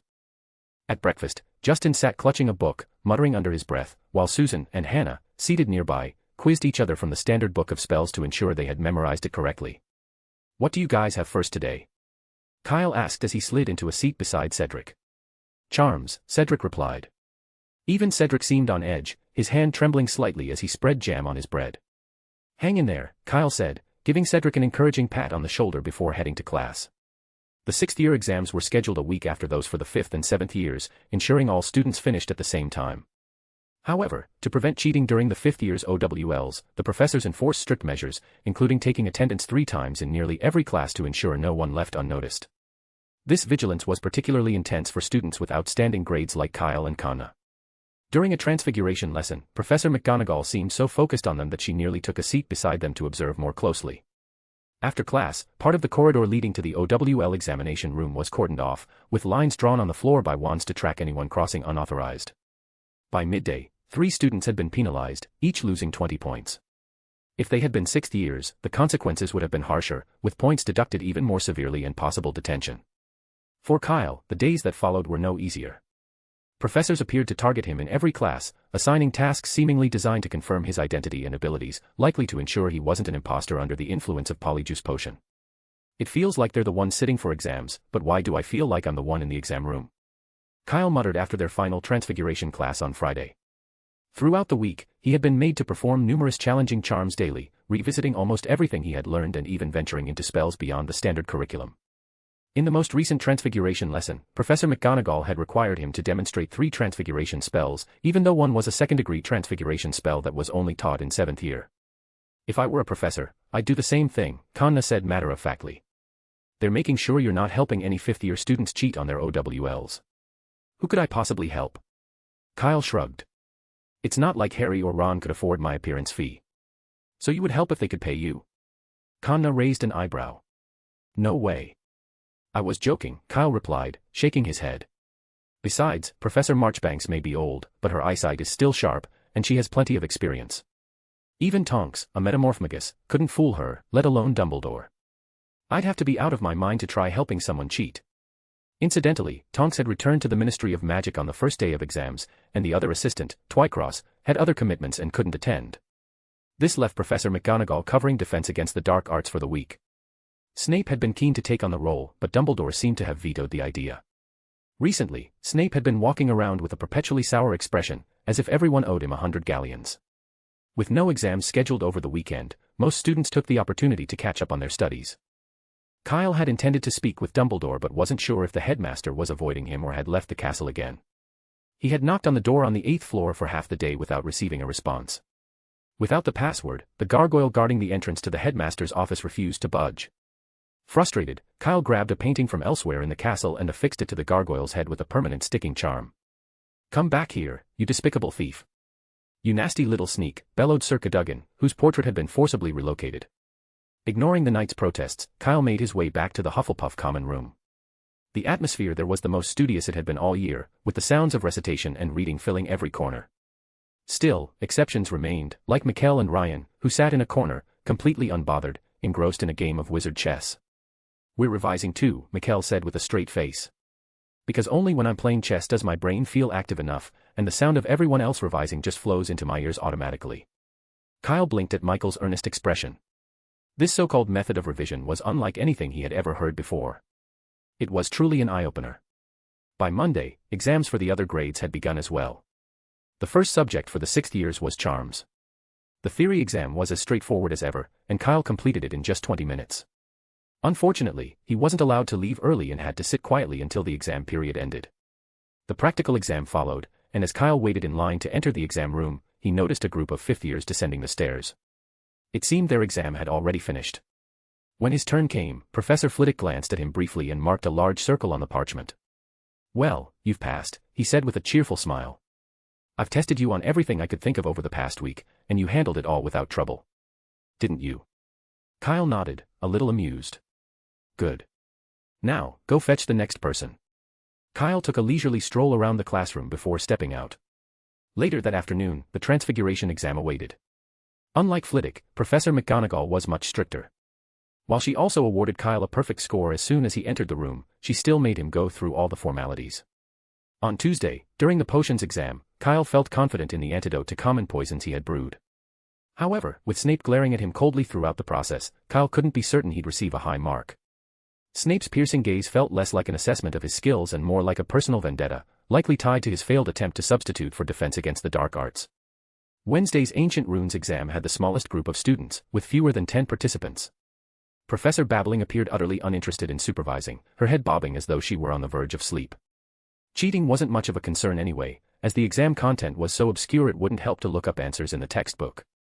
Guessing seemed like a more practical strategy.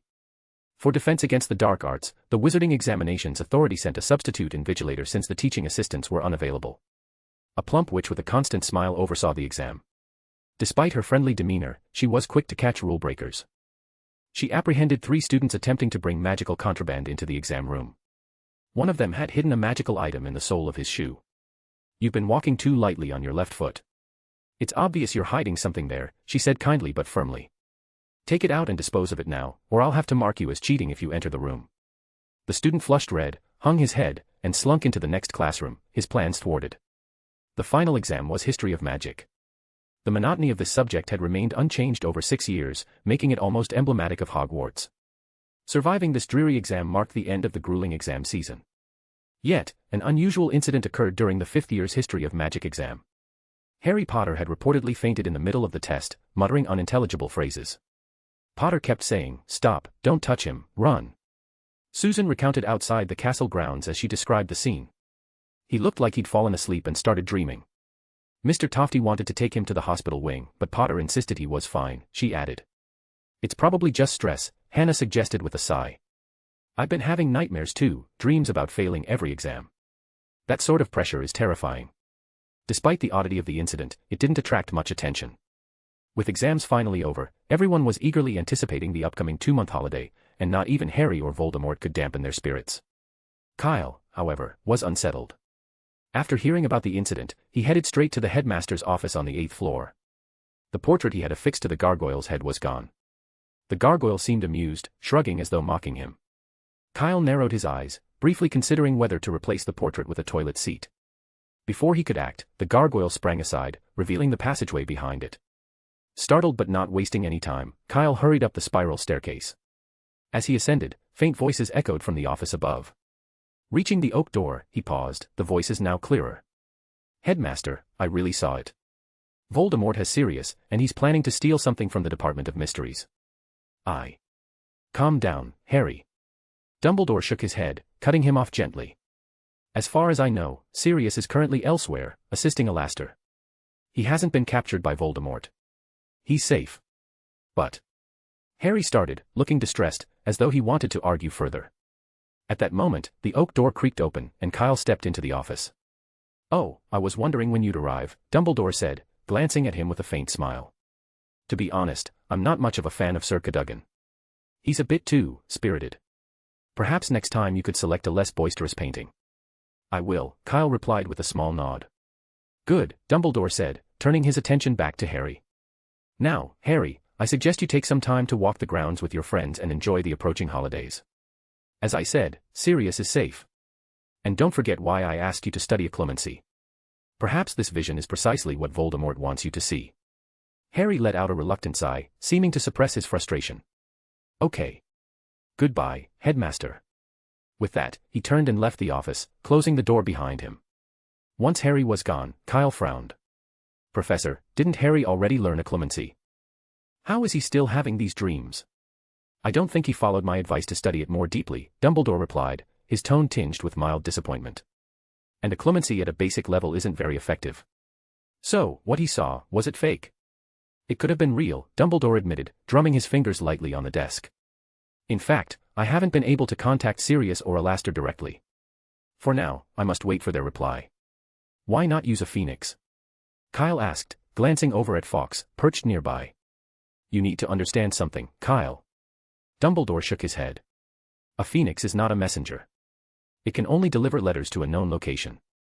In many cases, an owl is better suited for such tasks. Satisfied with the explanation, Dumbledore gave Kyle an expectant look. So, what brings you here today? Kyle hesitated, tempted to revisit Harry's vision, but decided against it. Instead, he asked, Professor, what's going on with that signature of yours? I'm only a sixth-year student. Why did you agree to let me work at the Ministry of Magic? Oh, that, Dumbledore said, chuckling softly. You don't need to thank me, it's the least I could do. Kyle's eyes narrowed. Did his tone make it sound like he was thanking him? And, Dumbledore continued, you'll be a seventh year next year. Working at the Ministry of Magic is an excellent opportunity. Fudge's offer is remarkable. In 2 centuries, no one has ever been appointed as senior assistant to the Minister for Magic while still a student, and with a full salary, no less. You're the first. As headmaster, I had no reason to refuse. Besides, I consulted your father about this matter, and he agreed wholeheartedly. Kyle's mouth twitched slightly. He hadn't realized his father had been involved in the arrangement. Apparently, he was the only one kept in the dark until the official announcement had been made. Chapter 683, The Mutual Harm Between Kyle and Dumbledore. Dumbledore was clearly enjoying himself, his eyes twinkling with delight as he observed Kyle's helpless expression. He looked so pleased that he seemed on the verge of laughing out loud. The petty side of the Hogwarts headmaster had not forgotten the relentless avalanche of owls and teasing letters he had received in the past, poking fun at the idea of him becoming Minister of Magic. Those memories had left him contemplating how to make Kyle feel the same frustration, especially since it was clear Kyle wasn't fond of the tedious bureaucracy of the ministry. However, the unexpected announcement by Fudge in the Daily Prophet, publicly admitting that you-know-who had returned, had been a pleasant surprise for Dumbledore. He was acutely aware that this was Kyle's doing. Fudge would never have made such an admission unless Voldemort had marched into his office and handed over his wand. Because of that, Dumbledore had already abandoned any notion of getting even with Kyle. But then, Fudge had delivered an unexpected twist that very afternoon. When the Ministry of Magic sent an exceptional employment form for Kyle, Dumbledore had signed it almost instinctively. The offer was too extraordinary to decline, a 6th-year Hogwarts student being appointed as senior assistant to the Minister for Magic, complete with a full salary. As he had told Chris, it was a once-in-a-lifetime opportunity. Refusing such an offer would have been irrational. Kyle's opinion, of course, wasn't factored into the decision. Dumbledore glanced again at Kyle, who stood silently before him. The satisfaction of the moment tempted him to indulge in a slice of egg and custard pie. But as Kyle prepared to leave, Dumbledore called out to him. Yes, Professor. Kyle responded flatly. I still need to write a report. Already back to work? Dumbledore asked, his tone light. What is it about? Perhaps I can assist you. Oh, it's quite simple, Kyle replied calmly. A report on cutting the salary and benefits of the Hogwarts headmaster. I've always felt that even the headmaster shouldn't be absent for 2 months without a valid reason. That's an excellent suggestion, Dumbledore said with a smile, his calm demeanor suggesting he didn't feel personally affected. However, I must clarify something. My absence wasn't without reason. On the contrary, I was away on a matter of great importance. With a wave of his wand, a golden ring set with a jewel appeared on the desk before him. Kyle's eyes widened slightly as recognition dawned. Oh, so you recognize it, Dumbledore said softly, his gaze fixed on Kyle as he tapped a finger on the table. Yes. A Horcrux, Kyle replied evenly. I've seen them plenty of times before. This one belongs to Voldemort as well, doesn't it? Dumbledore didn't respond immediately. He held Kyle's gaze for a moment longer before replying, I don't believe there is anyone else in the wizarding world who would go to the lengths of creating a Horcrux, except him. Yeah, that sounds about right, Kyle agreed with a nod. I have you to thank for this, Dumbledore said, extending his arm to reveal the bloodied scars, now scabbed over, that marred his skin. You were injured? Kyle asked, a faint frown crossing his face. This is the price of breaking a magical contract, Dumbledore explained. For reasons I cannot entirely explain, I succumbed to the temptation of the Horcrux, the overwhelming desire to use it. Thankfully, the contract we established earlier prevented me from fully succumbing. Without it, touching the ring might have cost me my life. I am ashamed, Dumbledore admitted. I always believed myself strong enough to resist such temptations. But I was wrong. You saved my life. It's nothing, Kyle replied with a shake of his head. Voldemort's arrogance is his downfall. He always chooses incredibly precious magical items as vessels for his Horcruxes. To him, they're symbols of honor, but to others, they're treasures too irresistible to ignore. In fact, even Nicholas almost couldn't resist wearing Ravenclaw's diadem when he saw it, Kyle remarked casually. So it's only natural that you, Professor, would feel the same way. Wait, did you just say Ravenclaw's diadem? Dumbledore's eyes widened, his expression shifting to incredulity. When exactly did you find another Horcrux? Ahem. Kyle froze, realizing his slip. Attempting to recover, he said hastily, actually, I meant Slytherin's locket. The diadem has been lost for nearly 1,000 years. How could I possibly find it? Dumbledore raised a skeptical brow. It was clear he wasn't buying such a flimsy excuse. Sometimes the truths we try hardest to suppress slip out unconsciously, Dumbledore said in a measured tone. When did this happen? Well, not long ago, Kyle muttered, his voice barely audible. About a year ago. A year ago. Dumbledore's chest tightened as though he'd been struck. Ravenclaw's diadem, an artifact of unmatched significance, treasured by scholars and alchemists alike, himself included. And yet, Kyle had discovered it and chosen not to tell him. To make matters worse, Nicholas had apparently known as well and also kept it from him. A whole year of secrecy, a conspiracy between the two, and not a word to him. Was his nearly century-long friendship with Nicholas Flamel worth so little? As he recalled Nicholas's benign expression during their meeting yesterday, Dumbledore felt a pang of betrayal. Where is the diadem now? Dumbledore asked, his voice carefully controlled. I don't know, Kyle answered truthfully. After I returned from Nicholas's house last Christmas, Rowena Ravenclaw took it to speak with the Grey Lady. I'm not sure where they are now, but they're probably somewhere in the castle. Rowena Ravenclaw. Dumbledore's eyelid twitched, the implications dawning on him. You don't mean to say. Yes, Rowena Ravenclaw, Kyle confirmed.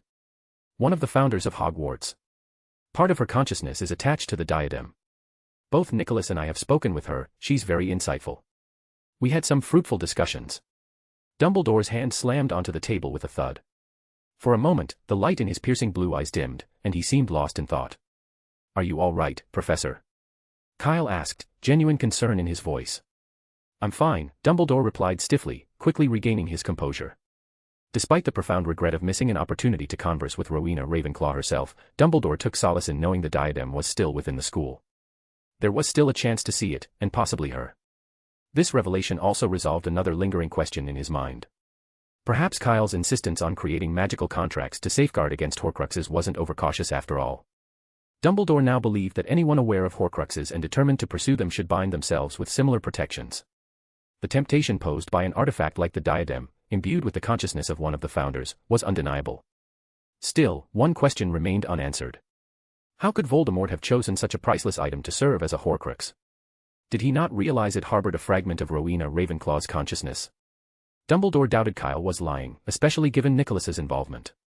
He resolved to question Nicholas later to confirm the details. As Dumbledore pondered, Kyle had approached the desk and was now examining the ring closely. To Kyle, the Horcrux looked distinctly underwhelming. It resembled a cheap Muggle trinket, the kind one could buy for £5.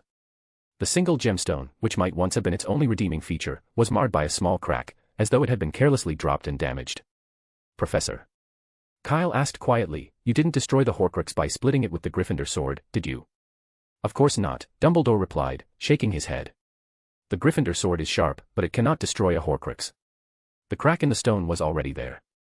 I believe Cadmus Peverell himself smashed it in anger when he realized the stone couldn't truly bring someone back to life. Dumbledore spoke with an overly calm tone, clearly trying to provoke a reaction. He had enjoyed the shocked outburst Snape had made when he first explained the ring's history and expected Kyle to react similarly. Oh, Voldemort really is a loser. Kyle exclaimed, but his tone was more amused than astonished. Dumbledore raised an eyebrow, surprised by Kyle's lack of reverence. I assume you've read the tales of Beetle the Bard. Aren't you astonished to be looking at the Resurrection Stone, one of the Deathly Hallows? Surprised? Yes, Kyle admitted. But I've seen another one before and even studied it for a while. Honestly, this is just a clever piece of alchemy. Whether it's the Philosopher's Stone, the time turner that lets you travel back 1,000 years, or Ravenclaw's diadem, none of them are any less extraordinary than this. You've seen it? Dumbledore asked, his interest piqued as his fingers instinctively brushed the pocket of his robes. Harry's cloak of invisibility, Kyle stated plainly. When I was bored, I looked through Nature's Nobility, a wizarding genealogy at Sirius's house. It mentioned that the Peverell family's descendants included both the Gaunt family and the Potter family. And how did you conclude that this is connected to Harry? Dumbledore asked, his curiosity deepening. Because Harry once mentioned that his father used the cloak of invisibility when he was at Hogwarts, Kyle explained. Mr. Potter had it for at least 20 years, but the best invisibility cloaks on the market only last 10 years due to the limitations of demiguise fur. The only way Harry's cloak could still be functional after all this time is if it belonged to Ignotus Peverell, the third brother. That's remarkable, Dumbledore said, clapping his hands lightly. I doubt even Harry himself realizes this. If he'd bothered to read the book of wizard genealogy, he would have known, Kyle said dryly. But he didn't even open it after having it for 2 months. He nearly threw it out, calling it trash. That, I'm afraid, is one of Harry's greatest weaknesses, Dumbledore said with a faint smile. This Horcrux hasn't been destroyed yet, Kyle pointed out, his gaze flickering to the ring. I suggest giving it to Nicholas. He has the expertise and experience to handle it properly. I just returned from Devon, Dumbledore replied. But this Horcrux is protected by a particularly potent curse. Nicholas's methods won't work unless the curse is removed first. He recommended destroying the Horcrux by force, but I find myself without a suitable weapon. I've heard you're supplying basilisk venom to St. Mungo's for 1,000 galleons per pint. That's correct, Kyle said, producing a small bottle of venom no larger than his thumb. If you need it, I can give you a very good discount. How about 500 galleons? Dumbledore glanced at the bottle, raising an eyebrow. But there doesn't seem to be a pint here. That's why I'm offering a discount, Kyle said calmly. Fair enough, Dumbledore said with a smile, placing a bag of galleons on the table. Kyle handed over the bottle and casually asked, Professor, how do you plan to deal with the curse afterward? If Voldemort placed it on the Horcrux, it's bound to be dangerous. And once the Horcrux is destroyed, the magical contract we made will be rendered useless, correct? You're absolutely right, Dumbledore agreed. The contract's protection only extends to the Horcrux itself. Professor, I think it would be safer if I kept this, Kyle suggested, glancing at Dumbledore's injured arm. At least I wouldn't be tempted to touch it. I understand your reasoning, Kyle, but that is entirely out of the question, Dumbledore said softly, though his tone left no room for argument. Understood, Kyle said with a shrug. Seeing that Dumbledore wouldn't budge, he decided not to press the matter further and prepared to leave. Before Kyle reached the door, he turned back and said, I think you could find a Death Eater and throw the ring at him to lift the curse. Or Dementors would do. There were 60 of them that defected to Voldemort before, might as well put them to good use. Dumbledore, lost in thought, suddenly brightened. Of course, how had he forgotten about the Dementors? Throwing the ring at a Death Eater might be too ruthless, even for him, but using Dementors was another matter. Those creatures, formed of pure malevolence, were essentially walking curses themselves. Moreover, Dumbledore had already pinpointed the location of the rogue Dementors, a remote island to the south. He'd been planning to deal with them after the school holidays, and this task could align perfectly with that mission. When Dumbledore looked up again, Kyle had already left, leaving only Fawkes, still dozing on his perch. The headmaster's thoughts drifted back to Ravenclaw's diadem, and his mood darkened once more. His intuition told him Kyle had deliberately let the diadem slip into the conversation as a subtle act of revenge for his signing the ministry induction form. If that had been Kyle's intent, he had succeeded spectacularly. Dumbledore couldn't shake the feeling of frustration and disappointment. Knowing that Rowena Ravenclaw herself was in the castle, yet being unable to see or speak with her, left him so dejected that even his favorite cockroach clusters held no appeal. The headmaster wasn't the only one unsettled by the revelation. The portraits on the walls, usually feigning sleep or disinterest, were suddenly abuzz with chatter. Rowena Ravenclaw, one of the most brilliant minds in wizarding history, whose wisdom and creativity had remained unmatched for 1,000 years. The mere thought of conversing with her, even briefly, was an unparalleled dream for any wizard. One by one, the portraits vanished from their frames, abandoning their usual stoic demeanor. This sudden activity caused a stir within the castle. Soon, students began noticing unfamiliar faces in the frames scattered across Hogwarts. The first incident occurred in Gryffindor Tower. The fat lady, keeper of the common room entrance, was seen deep in conversation with the curly-haired witch in her frame. She seemed so engrossed that she completely ignored the students' attempts to enter. Hey! Pumpkin fizz! Seamus shouted the password for the third time, his voice tinged with impatience. The fat lady, however, paid him no mind. She was too excited, speaking animatedly, her voice high-pitched and enthusiastic. When Seamus opened his mouth to call out again, he was interrupted by a sharp, piercing scream. The fat lady, overcome with excitement, vanished from her frame in a blur of uncharacteristic speed. Seamus and the handful of other Gryffindor students waiting in the corridor exchanged baffled looks. How are we supposed to get in now? Neville groaned. I've been waiting here for an hour. But the fat lady had already disappeared into another painting, far beyond earshot. Just then, the common room door swung open from the inside. Harry emerged in a rush, followed closely by Ron and Hermione. "Oh, thank goodness, Neville began, only to watch the trio vanish down the corridor without a word. They're always like that, so secretive." "No idea what they're up to," Seamus muttered, catching the door before it could close. "All right, let's get in. Hopefully the fat lady will be back soon.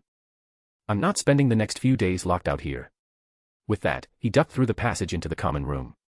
Neville, not wanting to be left behind, hurried in after him. Chapter 684, The Battle of the Department of Mysteries. Kyle struggled to put his feelings into words. He had barely been asleep for 10 minutes before being abruptly woken up.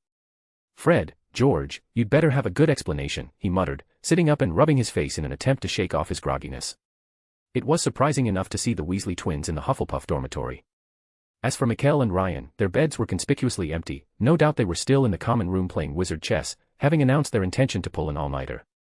"I know you're about to graduate, and you don't want to leave Hogwarts," Kyle said with a touch of irritation, "but sacrificing your sleep to wander around doesn't seem worth it. I'll still be here next year. And more importantly," he added, his curiosity piqued, "this is the Hufflepuff dormitory. How did you even get in here?" "Cedric showed us in, of course," Fred answered with a grin. "Never mind that," George cut in, his tone more serious. "You've been to the headmaster's office, haven't you?" Kyle nodded. "Yes, why? Has the Order of the Phoenix been active recently?" Fred asked in a hushed voice. "I haven't heard anything about that," Kyle replied after a moment of thought. "Why are you asking?" "That's strange," George murmured, sounding doubtful. "If there's nothing going on, then why did Harry and the others leave the school?" "Leave school? What do you mean?" "They just disappeared, flew away into the night," Fred explained. "We were talking about the plans for our joke shop when we looked up and saw Harry flying in the sky." "And Ron and Hermione," George added. "They were riding something, though we couldn't see it properly," Fred said. "Probably Thestrals, I'd guess." "What?" Kyle exclaimed, his drowsiness vanishing instantly. It didn't take long for him to piece it together. Despite Dumbledore's clear warnings, Harry must have believed his dream about Voldemort. There was no doubt in Kyle's mind where Harry was headed, the Ministry of Magic. He had overheard Harry mentioning it outside the headmaster's office earlier. And it was almost certainly a trap. If Harry went there, Death Eaters would either be waiting or would arrive shortly after. "When did this happen?" Kyle asked urgently. "About 2 hours ago," Fred replied after a brief pause. "We were arguing about our shop's opening events when it suddenly came to mind." "Hey, Kyle, where are you going?" Ignoring the twins' bewildered expressions, Kyle jumped out of bed and bolted out of the common room.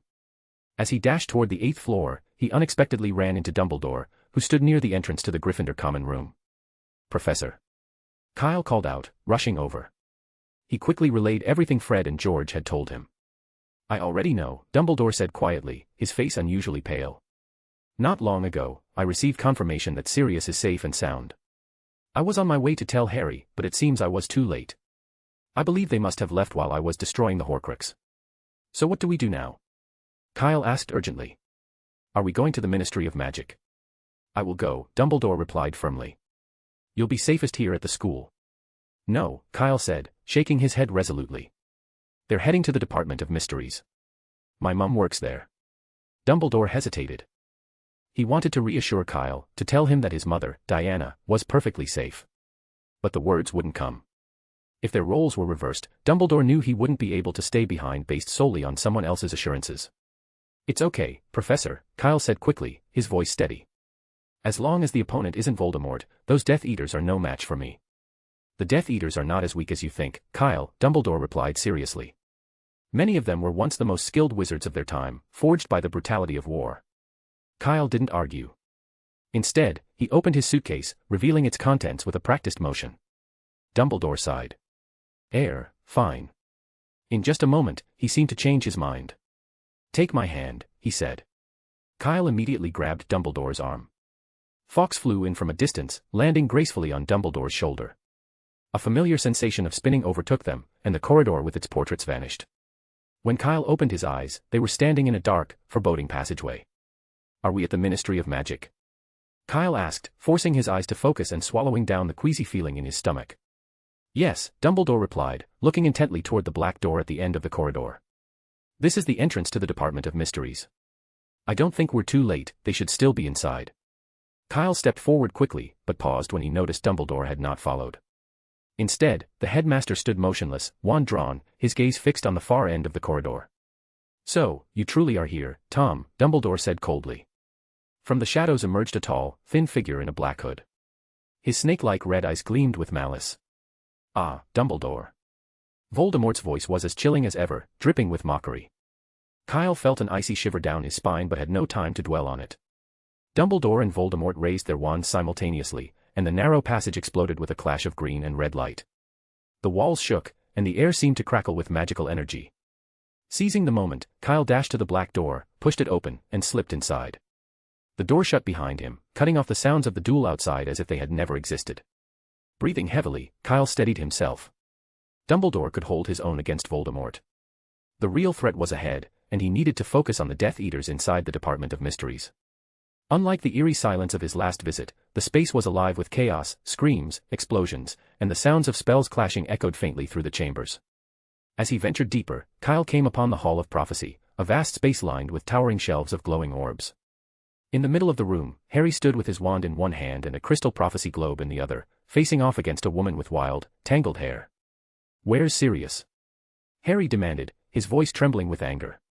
"You've got him, I know it, he's here." "Ho ho, the baby wakes from his nightmare and thinks it's real," Bellatrix Lestrange mocked in her high-pitched, grating voice. It was sharp and jarring, like glass being scraped with a saw. "Oh, Bellatrix," another voice drawled. Lucius Malfoy stepped forward, his tone dripping with derision. "You don't understand Potter as I do. He has a fatal flaw, personal heroism. The Dark Lord counts on it. I know Sirius is here." Harry shouted, his voice more desperate now. "I saw you capture him." Lucius chuckled darkly. "Learn to distinguish between dreams and reality, Potter. Now, hand over the prophecy globe, and perhaps we'll let you see Sirius." Harry didn't move, his confidence shaken. Lucius's words, and the smug look on his face, were convincing. Sirius wasn't here. Dumbledore had been right all along. It was a trap, and Harry had walked straight into it. A chill crept through Harry's limbs as guilt overwhelmed him. His stomach felt as though it had tied itself into knots. Because of his mistake, Ron and Hermione had been dragged here, risking their lives for nothing. "Harry." Hermione whispered, gently tapping his shoulder. She shook her head slightly, her expression urging him not to make any rash decisions. "Oh, how touching," Bellatrix sneered, her manic energy crackling through the room. "Look at them, so serious, as if they think they can actually fight us. If you give me the prophecy," she added mockingly, "I might consider letting you all die together." "Shut up," Harry shouted, his frustration boiling over. Bellatrix burst into laughter, the sound unhinged and grating. "Did you hear that? He's giving me orders," she cackled. Her laughter cut off abruptly, replaced by a twisted sneer. "Who gave you the nerve to give me orders?" "Crucio." Harry froze, caught off guard. Fortunately, Hermione reacted swiftly, shoving him out of the way just in time to avoid the Cruciatus curse. "Are you mad?" Lucius barked at Bellatrix. "If you break it." "No one orders me but the Dark Lord." Bellatrix snapped, her chest heaving. "Anyone who does will die." Her frenzied breathing slowed as she regained control, and her cruel grin returned. "Seize his companions," she barked. "Let's see if the boy can stay indifferent while his friends are being tortured.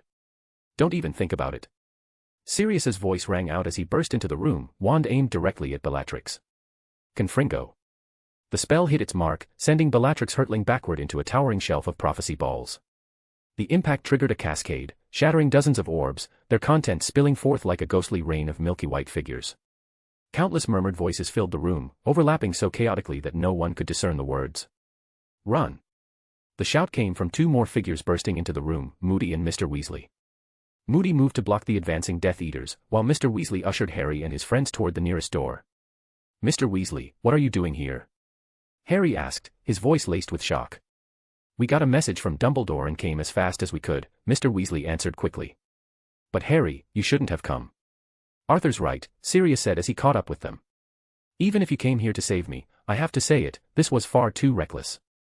Even if I really had been captured, the last thing I'd want is for you to risk your life, let alone bring Hermione and Ron into this." "I'm sorry," Harry muttered, staring at the floor. "We insisted on coming." Ron interjected, trying to deflect the blame. When Harry said no, we followed him anyway. "Idiots," Moody snapped, glancing sideways at Sirius. "What have you been teaching them? Dumbledore should have let me take over the younger classes." Sirius said nothing, his lips pressing into a thin line. Enough, Mr. Weasley said firmly, breaking the tension. Run. There are nearly 20 Death Eaters here, and we don't have enough people to hold them off. Damn it, how did they get so many? But Dumbledore should be here soon, Moody added, his magical eye whirling. We just need to buy him some time. The group fled through door after door, weaving aimlessly through the labyrinthine chambers of the Department of Mysteries, the Death Eaters in relentless pursuit. Kyle, following the sounds of chaos, arrived at the Hall of Prophecy moments later. The sight was disorienting, a graveyard of shattered prophecy balls, their remains glinting like broken stars on the floor. Most of the shelves had toppled over, their contents lost to the destruction. Aha! I knew someone would still be here, came a sinister voice from the shadows. A figure in a black hood emerged from behind one of the few intact shelves. His tone turned gleeful as he continued, "You're another Hogwarts student, aren't you? If we catch you, we can force Potter to hand over the prophecy he took." "Not a bad idea," Kyle replied with a calm smile. Instead of panicking, he tilted his head with interest. "But I thought I heard Sirius and Moody's voices earlier. Let me guess, you stayed behind because you were too scared to face them." "Lies," the Death Eater snapped, his high-pitched voice cracking slightly. "I am the Dark Lord's most loyal servant. Fear? Never. I outsmarted them. And now I've got you." Kyle shrugged nonchalantly. "Then I guess you're in luck." "Enough," the Death Eater barked, his wand drawn as he stepped closer. "Once I have you, Potter will have to give up the prophecy. The Dark Lord will reward me personally." "Oh, the glory." The man's excitement grew as he noticed Kyle standing unarmed, his hands at his sides. It blinded him to the faint movement behind him, the subtle glint of dark blue eyes watching from the shadows. "You'd better stand still and..." Poof. Before the Death Eater could finish, he was violently thrown backward. A massive crystal spear, forged from shards of broken prophecy balls, had appeared out of thin air, piercing through him with a sickening crunch and pinning him to a nearby shelf. As the dust settled, Kyle's wand slipped into his hand from his sleeve, and the suitcase, where an orange-yellow eye blinked back at him. "You should be at Hogwarts right now, not here," said a familiar voice from behind him. Kyle sighed in relief, turning to find Diana standing not far away. "Mum," he said, surprised but reassured. "I heard Death Eaters might come to the Department of Mysteries, and Voldemort too. I brought Dumbledore with me, he should be able to help you." Diana shook her head. "Do you think I need help?" Kyle glanced nervously at the Death Eater still pinned to the shelf by the crystalline spear. "Well, should I head back now?"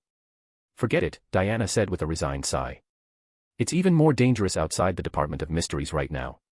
With a flick of her wand, the crystal spear transformed into a shimmering figure that dragged the howling Death Eater into the shadows, vanishing into the darkness.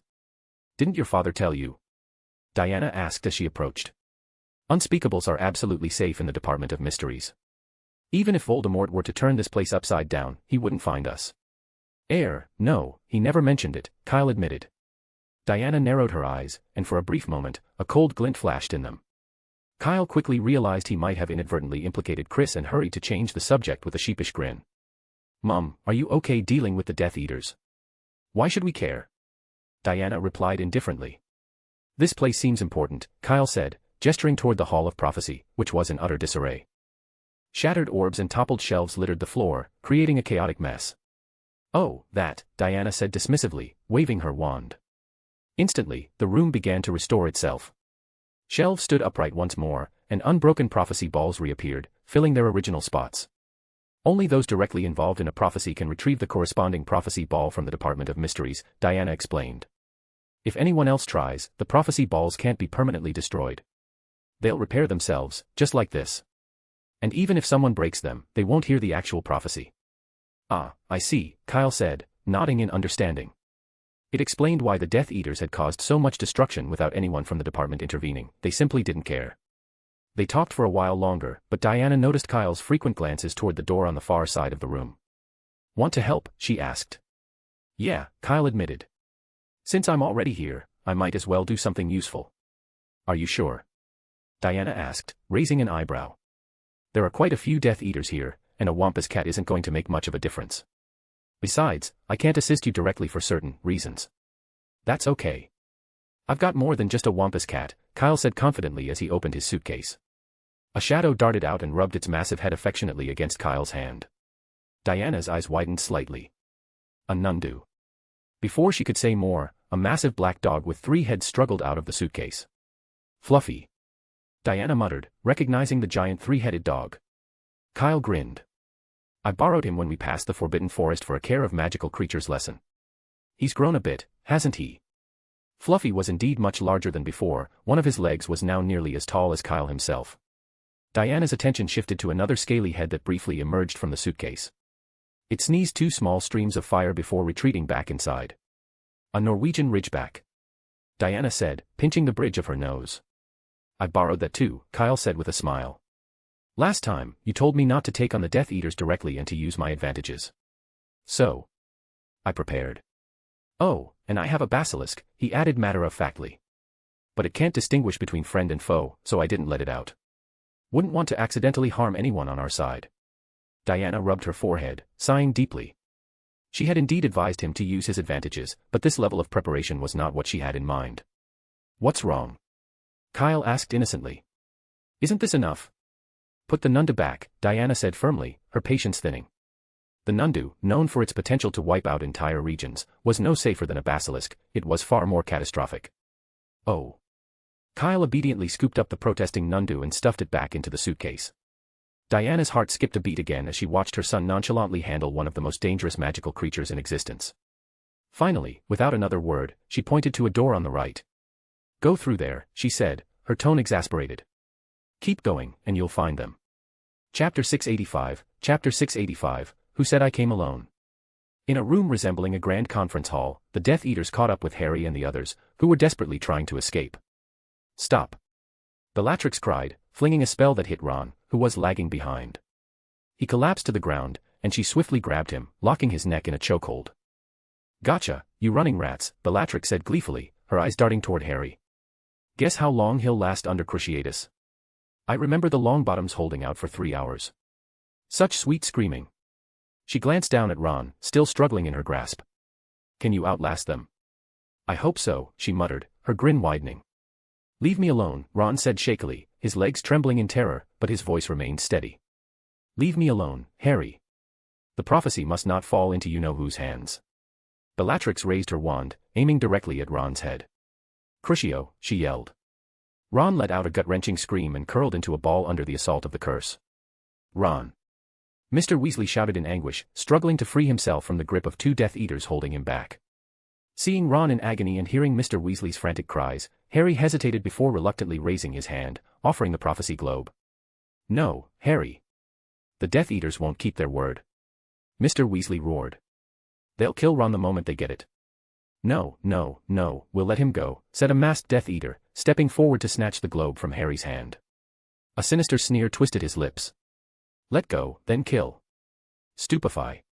The nearby door burst open, and Lupin, Tonks, and Kingsley stormed in. A flash of red light shot from Kingsley's wand, striking the Death Eater, who collapsed face first onto the ground. Damn it! Bellatrix screeched, hurling Ron aside like a rag doll as she raised her wand again. The prophecy globe. But Harry was faster. The moment the Death Eater fell, he dove forward, snatching the globe back and clutching it tightly. Meanwhile, Tonks hurried to Ron's side, pulling him out of harm's way. Just in the nick of time, Kingsley panted. Alastair, you really shouldn't have let us get separated. It was the safest way, Moody growled, dodging a curse as his magical eye whirled frantically. Despite his efforts, a sudden spell from the shadows struck him square in the back, sending him sprawling with a bloodied wound. Though he had been a legendary Auror, age was catching up with Moody. Battling 2 Death Eaters at once was already pushing his limits, and the odds were growing worse. Kingsley sprang into action, leaping to Moody's side to relieve some of the pressure. Don't worry about me. Moody barked through gritted teeth, snatching up his dislodged eye and forcing it back into its socket. Lucky it wasn't a killing curse, bastards. Kingsley gave him a quick glance before rushing to Hermione's side. She was standing frozen, her wide eyes locked on a Death Eater approaching from behind. Kingsley deflected the incoming spell and shouted, "Watch your back, girl. Stick to the wall if you can." Hermione, though overwhelmed, nodded stiffly, gripping her wand tighter. Well, now the whole bloody lot of them are here, Bellatrix cackled, her gaze landing on Tonks. She raised her wand with glee. Avada Confringo. Her spell was cut off mid-incantation. Come on, show me what you've got. Sirius taunted, stepping forward with a defiant grin. Bellatrix's eyes narrowed, and a blinding red spell shot toward him. Sirius, anticipating the move, transformed into a black dog, dodging the curse, then shifted back to his human form. Is that all? He sneered. How disappointing. Bellatrix's laughter grew shriller as she launched an onslaught of spells at him, which he deflected with equally aggressive counterattacks. Their duel turned into a dazzling display of magic, a chaotic blur of flashing lights and deafening booms. The two seemed evenly matched, locked in a fierce standoff. But the rest of the battlefield told a different story. The Death Eater's numerical advantage was taking its toll. Hermione and Ron, less experienced in combat, were soon disarmed and cornered. Moody, though stubbornly fighting, succumbed to his injuries and tumbled down a flight of stone steps, landing in a crumpled heap. A maskless Death Eater stood over him, laughing cruelly. Antonin Dolohov pointed his wand at the fallen Auror. "Get up, you worthless relic." Crucio. The tide of battle was turning rapidly in the Death Eater's favor. Sirius, preoccupied with Bellatrix, now found himself fending off spells from multiple angles. The pressure mounted as he tried to guard against sneak attacks. Meanwhile, Harry stood alone, inexplicably facing only a single Death Eater. His opponent seemed uninterested, casually throwing a half-hearted spell whenever Harry attempted to flee. "Looks like we've won." Bellatrix's triumphant cackle echoed through the room, her voice dripping with malice as she toyed with Sirius, relishing her perceived victory. "Not so sure about that," came a faint voice from above the crowd. Bellatrix's head snapped upward instinctively. Standing at the top of the stairs, framed by the doorway, was a figure she hadn't noticed before. Her grin faltered slightly as her eyes adjusted, falling not only on the person but on the creature standing beside him, a sleek, dark form with an aura of foreboding. The sudden appearance drew everyone's attention. The room stilled, and a murmur swept through the gathering. "Kyle." Mr. Weasley's voice wavered, heavy with disappointment. For a fleeting moment, he had thought it might be Dumbledore come to save them. But as the truth registered, he shouted in alarm, "Run, you're not." His voice was abruptly cut off. His words died in his throat as the leopard-like creature beside Kyle stepped forward, its sleek form moving with predatory grace. Its neck arched, and then began to swell unnaturally, almost grotesquely, like an inflating blowfish. Harry's breath caught as he watched, unsure of what kind of creature it was. A strange, heavy quiet enveloped the room as the animal exhaled. A faint purple smoke billowed from its puffed neck, spreading rapidly outward like an ominous mist. For a split second, the room froze. It was as though time itself had stalled, every eye wide and fixated on the creature. Then chaos erupted. "Damn it, why is there a Nundu in the Ministry of Magic?" a Death Eater shrieked. "Run," another howled. "Do you want to kill everyone? Stop. Stop it. No, stop." Bellatrix's manic confidence wavered as she instinctively stepped back, her voice rising with panic. The room descended into a frenzy. Antonin Dolohov abandoned his torment of Moody, bolting for the far side of the chamber without a second glance. The other Death Eaters, trembling with fear, left Hermione and Ron lying helpless on the ground and scrambled for cover, crawling and tripping over one another in desperation. Even Bellatrix, who moments earlier had been reveling in her dominance, was retreating, her expression a mixture of rage and trepidation. "Ron, Hermione!" Harry shouted, seeing his unconscious friends left behind. He started to move toward them, but Mr. Weasley grabbed his arm, holding him back. "Don't go over there. It's Nundavenom, you'll die." Mr. Weasley's voice cracked, his face pale with anguish. Harry froze in place, staring helplessly at the spreading purple smoke that was now beginning to engulf Ron and Hermione. "But they're still there. I have to save them." His voice broke with desperation as he struggled against Mr. Weasley's grip. "It's too late, Harry," Mr. Weasley said, his voice trembling as he held Harry tighter, pulling him back. The venomous smoke spread rapidly, swallowing Ron and Hermione in its deadly haze. Mr. Weasley clenched his jaw, his nails digging into his palms as he fought to keep Harry from breaking free. His heart twisted with agony as he watched the scene unfold. Why was Kyle doing this? Why was he commanding a Nunda to unleash such destruction? Mr. Weasley's mind raced, grasping at any explanation. Was this truly Kyle? Was it someone disguised with Polyjuice potion? But his better judgment crushed those desperate hopes. Only a handful of people could control a Nundu, and Kyle was unmistakably among them. The Death Eaters, in their panic, cast bubblehead charms on themselves. "It's no use," Kyle said calmly, his voice cutting through the commotion. He raised a hand and wagged a finger as though scolding them. "The Nundu's venom can penetrate your skin through clothing." His words sent a fresh wave of terror through the Death Eaters. They scattered, moving even faster, tripping over one another in their haste to escape. Lupin, amidst the chaos, stopped suddenly. He turned his gaze upward, locking eyes with Kyle. Something in Kyle's expression, or perhaps in the scene itself, seemed to dawn on him. His tense shoulders relaxed, and a faint sigh of relief escaped his lips.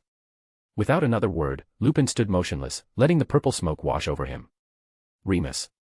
Sirius's voice cracked with fear. Now Mr. Weasley not only had to hold Harry but also had to free a hand to pull Sirius closer. Remus, let go of me. Remus isn't here yet. I have to save him. Shut up, Padfoot. Stop embarrassing yourself. A familiar voice came from the smoke, and Sirius blinked in confusion as he saw Lupin, unharmed. You're okay. Of course I am. Didn't you see? Kyle walked over, calm and composed. He pulled out his wand and gave it a casual wave. A plume of purple smoke, identical to the surrounding haze, emerged from its tip. I just changed the color of the smoke spell. What could possibly happen? You didn't really think I was going to kill everyone, did you? Sorry, Mr. Weasley, Kyle added, turning toward him. The only way I could rescue Ron and the others, who couldn't move, was to make the Death Eaters feel a mortal threat. It was the most effective approach. Ah. Oh, yes, that's right, Mr. Weasley mumbled, his face flushed as red as if it had been painted. You did well. Thank you, Professor Lupin. Kyle turned his gaze back to Lupin. When did you figure it out? When you mentioned that the Nunda's venom could enter the body through clothing, Lupin replied evenly. As far as I know, its venomous mist isn't nearly as fearsome as you described. Also, the color was slightly off. That was intentional, to make it more conspicuous, Kyle said with a smile. You really are one of Hogwarts' most popular defense against the dark arts professors, unlike some people. He cast a sideways glance at Sirius, whose face was streaked with the remnants of tears. Shrugging, Kyle imitated Sirius' earlier voice. Remus. I have to save Remus. Aren't you a bit distrustful of me? Sirius' face turned a shade of red so deep it rivaled Mr. Weasley's. He wished for the ground to open up and swallow him whole. Mr. Weasley looked no less mortified. So, the Nundu. Of course, it was fake, Kyle said brightly. What do you think? My transfiguration spell was pretty impressive, wasn't it? Remarkable, Kingsley admitted sincerely. When he had seen the Nundu earlier, the terror that gripped him had been visceral, far too real to feel like a mere transfiguration. That fear had compelled him to flee, just as it had the Death Eaters. How dare you play such a trick on us? A furious voice snapped. Antonin Dolohov stepped forward, trembling with rage. His eyes gleamed coldly, and behind him, the other Death Eaters glared at Kyle with equal hostility. Yeah, Kyle said with a shrug. I was just messing with you. Got a problem with that? A green flash streaked through the air, a killing curse. But Kyle, as if he had anticipated it, casually stepped to the left. The curse missed him and hit the wall behind him. Thanks, he said with a serene smile. From the still thickening smoke behind him, a low growl rumbled, deep and menacing. Lupin, standing closest to Kyle, caught a glimpse of two faint flashes of eerie blue light piercing through the haze. What do you plan to do next? Bellatrix sneered, stepping out from the group of Death Eaters. You don't think you can take us all on by yourself, do you? Her words jolted Mr. Weasley, who suddenly remembered the gravity of their situation. Grabbing Kyle's arm, he urged, there are too many of them. Let's run. It's too late, Kyle said calmly. The Death Eaters had already spread out, enclosing them in a tight circle within moments. Bellatrix smiled darkly. What's the point of being clever and saving those pathetic losers? All you've done is buy them a little time.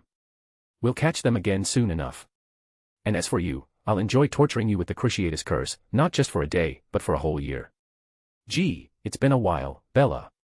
Still the same charming personality, Kyle said lightly, addressing her as if she were an old acquaintance. But who said I came here alone? Kyle raised his hand, and the swirling smoke began to dissipate, revealing a magical creature resembling a leopard. Its 6 powerful legs supported a sleek body, and its pair of glowing, eerie blue eyes gleamed with menace. Transfiguration again, one of the Death Eaters sneered. Do you think we'll fall for that trick? Before he could finish, the creature blurred into motion. It appeared in front of him in an instant, its sharp claws enlarging mid-swipe. With a bone-crunching impact and a scream, the Death Eater was flung away, landing in a motionless heap. Harry shuddered at the sight, the scene triggering unwelcome memories. But the brutal effectiveness of the attack left no doubt in anyone's mind, the creature before them was no transfiguration but a living, breathing beast. Reducto. Antonin Dolohov shouted, aiming his wand. It's just a wampus cat. So what? Who told you I only had one? Kyle replied with a grin. Suddenly, a searing ball of fire shot past Kyle, and out of the flames emerged a massive dragon, its scales shimmering like molten metal as it unfurled its wings. Some Death Eaters instinctively tore off their masks, rubbing their eyes in disbelief. A dragon. They thought. This must be a trick. But before they could react, the ground began to quake. Emerging from the haze came an enormous 3-headed dog, towering 10 feet tall. Its heads were the size of tables, each one bearing fangs as long as a man's forearm, glinting with deadly intent. Terror spread like wildfire. Several Death Eaters began trembling, their confidence evaporating at the sight of the creatures. Those fangs looked all too capable of ripping through their defenses with ease. Avada Kedavra. Reducto. Stupefy. Spells flew from all directions, streaking toward the creatures. Protect them. Lupin shouted, stepping forward with his wand raised. He intercepted as many spells as he could, deflecting some with well-aimed counter-charms. But not all of them were stopped, several hit the Wampus Cat and the dragon, including a killing curse. Yet the results weren't what the Death Eaters had hoped. Fluffy, the massive three-headed dog, stumbled briefly but recovered with a growl, its eyes blazing with rage. It charged forward, its claws tearing into the earth as it roared. Norbert, the dragon, was even less affected. Rising into the air, it spewed torrents of fire into the largest concentration of Death Eaters, scattering them like leaves in the wind. Sirius, having regained his composure, joined the fray with enthusiasm. Laughing loudly, he disarmed and immobilized a Death Eater with a flick of his wand, tying them up before tossing them aside. "Come on, don't run now," he taunted. "Where's all that bravado you had earlier? Let's see it." The battle swiftly turned one-sided. The presence of a dragon and a three-headed dog threw the Death Eaters into chaos. Ordinarily, they could handle magical creatures with coordinated efforts, but every time they tried to focus their spells, Sirius and the others would intervene, disrupting their concentration. The strategy worked, protecting the creatures allowed them to fight back more effectively than defending themselves. "This can't go on," Lucius Malfoy growled, limping over to Bellatrix. His mask was gone, burned away by the dragon's flames, and most of his immaculately groomed hair was singed. But Malfoy didn't care about his appearance now. "We need to retreat," he shouted. "At the very least, we need to lure those beasts away." But Bellatrix wasn't listening. She dodged a stream of dragon fire with a roll, her focus shifting to Kyle. Her eyes narrowed, and she pointed her wand at him. Then, after a pause, her aim subtly shifted to Harry, who was clutching the prophecy. Harry, frozen in place, didn't realize the danger until he was suddenly shoved aside. Something had kicked him, sending him tumbling to the ground just in time to avoid a lethal curse. "Oh, thanks," Harry muttered breathlessly, looking up at the Wampus Cat, which had saved him. He got to his feet, only to realize too late that the prophecy orb had slipped from his pocket during the fall. It rolled across the floor and shattered on a nearby stone step. Chapter 686, Voldemort's Suspicion. No one could have imagined the prophecy globe would be so fragile. It had only tumbled down a single step, yet it shattered into countless pieces. Harry was just as surprised. He had always assumed it was sturdy enough, at least, that he'd casually slipped it into his pocket without a second thought. Now he sat on the ground, staring blankly at the spot where the prophecy globe had broken apart. From the shards rose a milky white figure, its magnified eyes eerily large, almost cartoonish in size. There was something unsettlingly familiar about those eyes. Harry squinted, the resemblance dawning on him. Those bulging eyes were almost identical to Professor Trelawney's, like her gaze during divination class. Add a pair of glasses, and the resemblance would be uncanny. The ghostly figure began to speak, its voice soft, almost a whisper. "At the moment of victory or defeat, there will be a new." The words trailed off. The voice was so faint, and the chaotic din around Harry, crashes, screams, and shouts, drowned out the rest. Before he could react, someone grabbed his arm, yanking him out of the way. "Move." Harry recognized Sirius's voice, sharp with urgency. He quickly understood why. Two curses, their beams glowing in vivid colors, struck the ground where he'd just been sitting. Without Sirius's intervention, Harry wouldn't have stood a chance. "Thanks," Harry muttered, scrambling to his feet. "Don't just stand there." Sirius barked, his tone harsh but his focus locked on Bellatrix Lestrange in the distance. Bellatrix, too, had seen the globe shatter. "No," she screamed, her voice shrill with desperation. She flung curses at Harry with unrestrained fury, each one more reckless than the last. Voldemort had ordered the prophecy globe be retrieved intact. Its destruction was a catastrophic failure, one Bellatrix couldn't bear. She was consumed with rage and a frantic desire to salvage something, anything. Killing Harry might be her only chance to atone. She hurled spells wildly, oblivious to the danger above her. A sphere of dragon fire had appeared, glowing ominously and growing in size. A nearby Death Eater noticed the threat just in time. Grabbing her arm, he dragged her toward the nearest exit, barely pausing to explain. Bellatrix, resisting at first, was ultimately forced to retreat.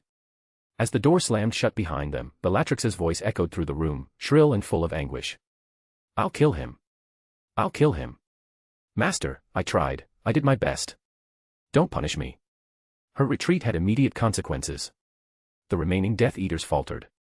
With Bellatrix fleeing and the prophecy lost, their resolve crumbled. Panic set in, and they scattered. Those swift or fortunate enough bolted for the exits, while the rest found themselves blocked by Sirius, Lupin, and the others who had quickly regrouped. "Haha, what luck, I've won the jackpot," Sirius said with a grin, dragging a rigid, immobilized figure behind him. The captive was Antonin Dolohov, infamous for having tortured Moody earlier. Truly, a jackpot catch. Dolohov's body was frozen stiff, courtesy of the full body bind curse, and he glared furiously at everyone in the room.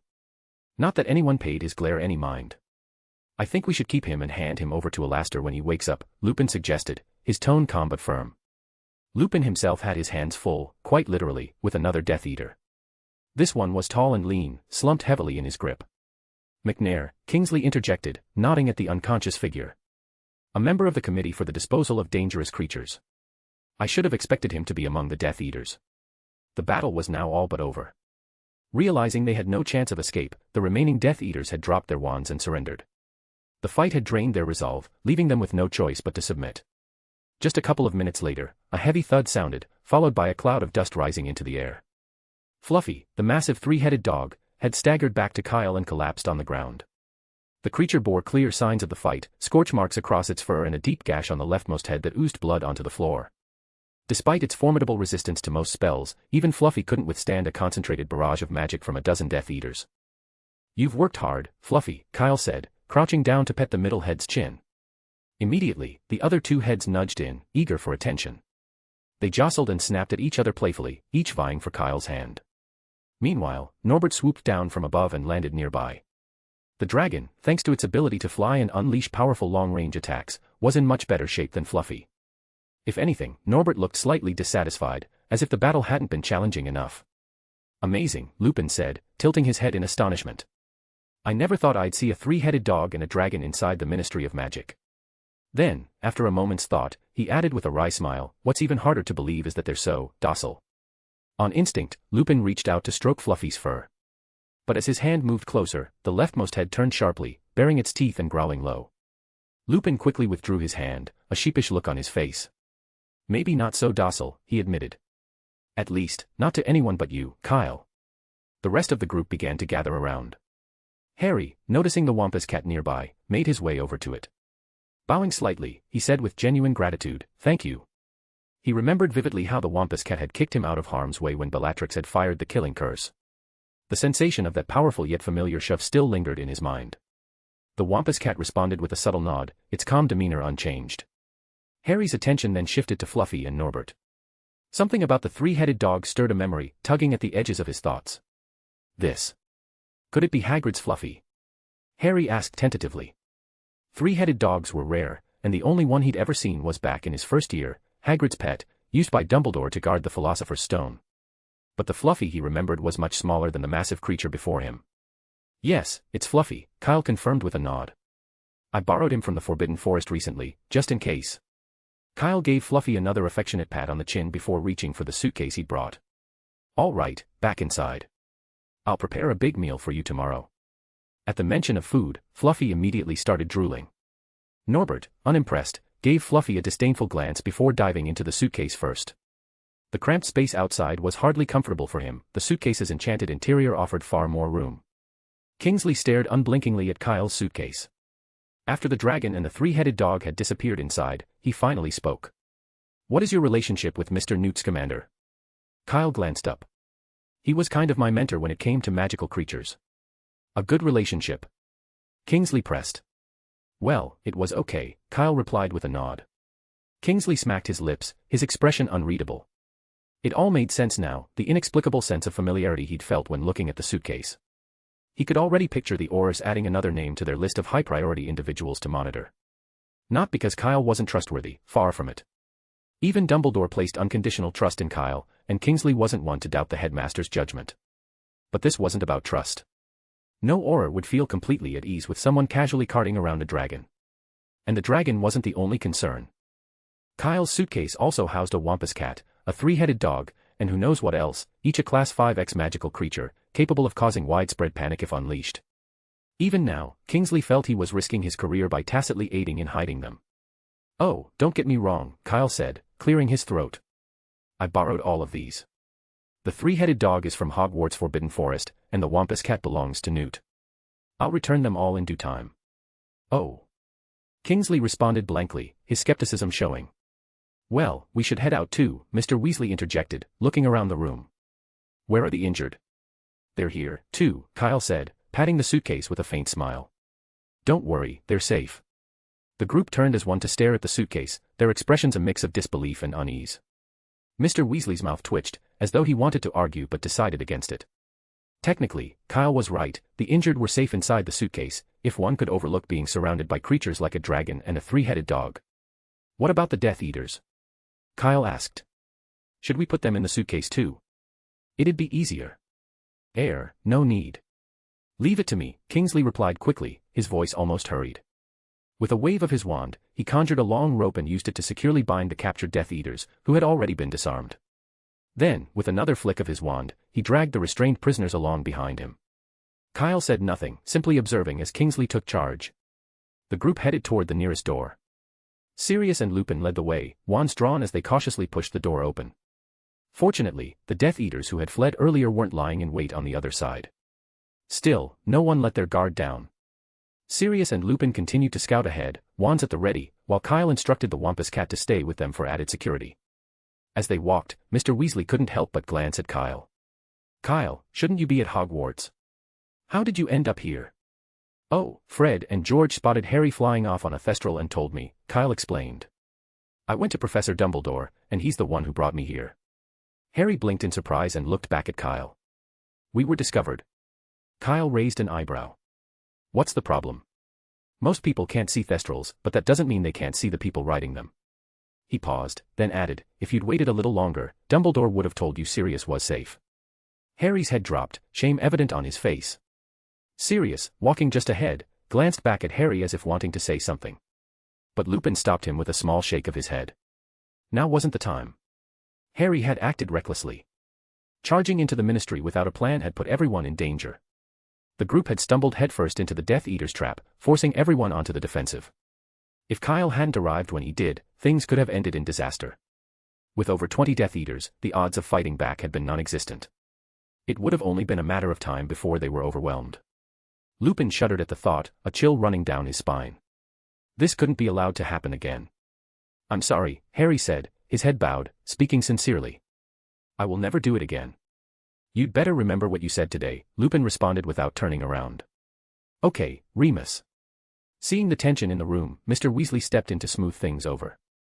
Sirius is, after all, Harry's only family. He's the affection Harry has longed for more than 10 years. This was a trap, carefully prepared for him by the cunning you-know-who. You-know-whose tricks are difficult to anticipate. Sometimes even we fall for them, let alone Harry, who lacks experience. Lupin sighed. It was true, but some things still needed to be said.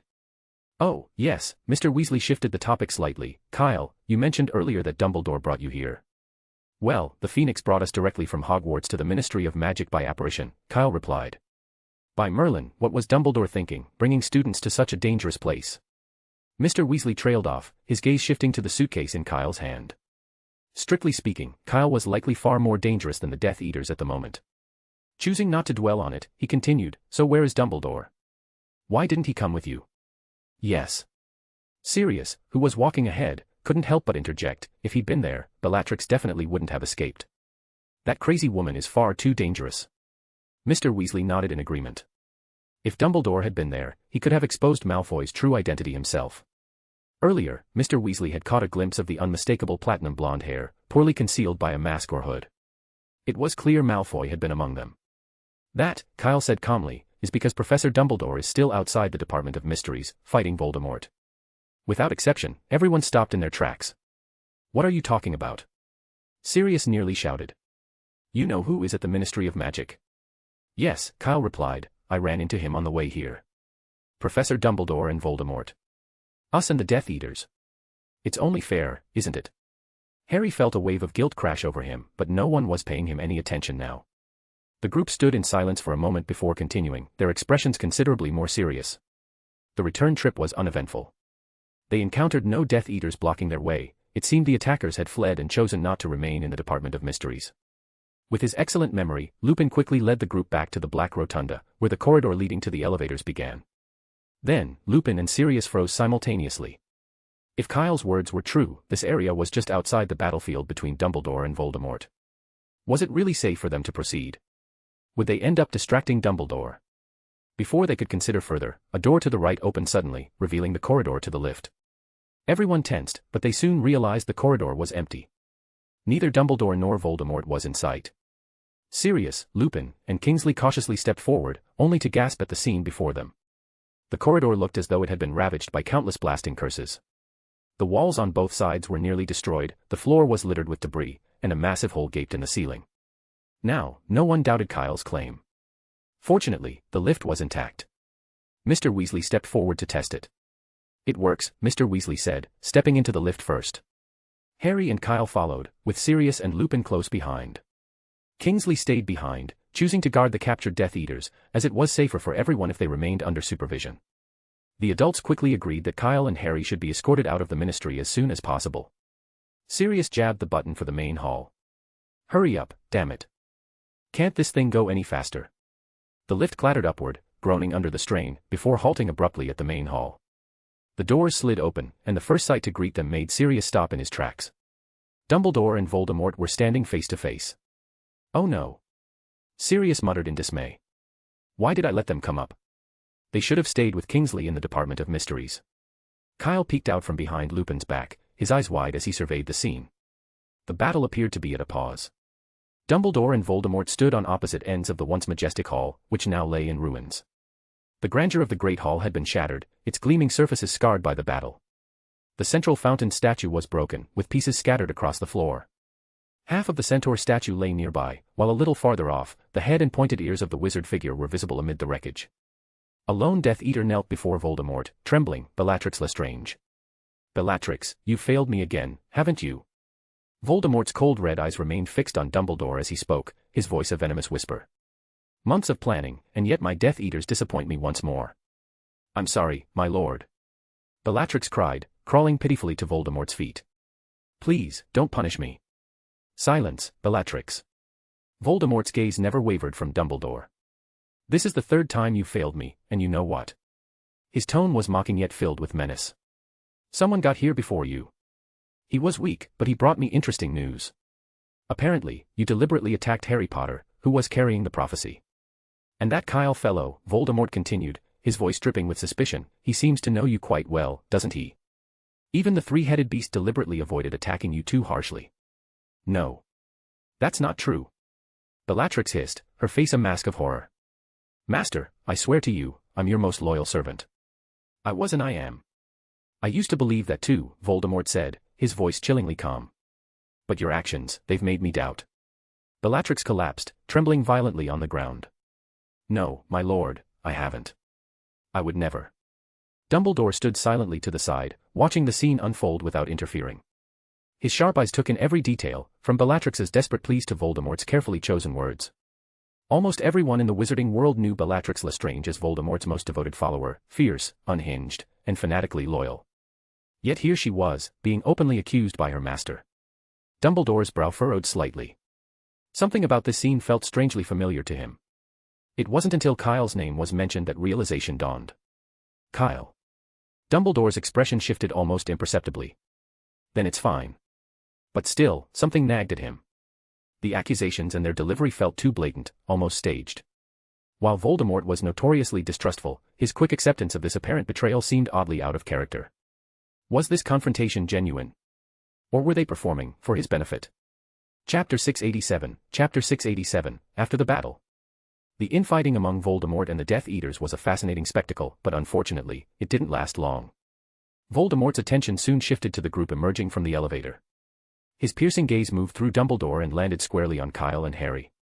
"So, it's you two again," he said in a cold, venomous tone. "Always you two, meddling in my plans. Over and over. Too many times, for far too long. Avada Kedavra." The killing curse burst forth from Voldemort's wand, thick and sinuous like a venomous snake slithering through the air. Kyle couldn't help but wonder if even the Norwegian Ridgeback, Norbert, would survive such a deadly strike. Yet, he neither panicked nor attempted to dodge. In the next instant, a glowing red hand materialized on the wall beside them. It surged forward, intercepting the curse before it could reach its target. The green light ricocheted off the massive hand. Tom, don't forget, Dumbledore said with quiet authority. I am your opponent. Of course, I haven't forgotten, Voldemort replied, his tone devoid of surprise, as though he had anticipated this outcome. But the killing curse reignited the battle with ferocious intensity. The fountain in the hall erupted, its water reshaping into razor-sharp swords that flew towards Dumbledore. The projectiles collided with the half-finished statue, ripping a jagged hole into its center. Dumbledore, calm as ever, raised his wand. An invisible shield seemed to form around him, deflecting the barrage of swords effortlessly.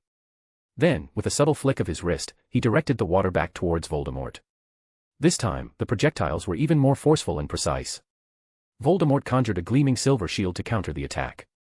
The water droplets struck it with a resounding, gong-like echo as they dispersed. Kyle's eyes gleamed with fascination. He couldn't help but admire the spell.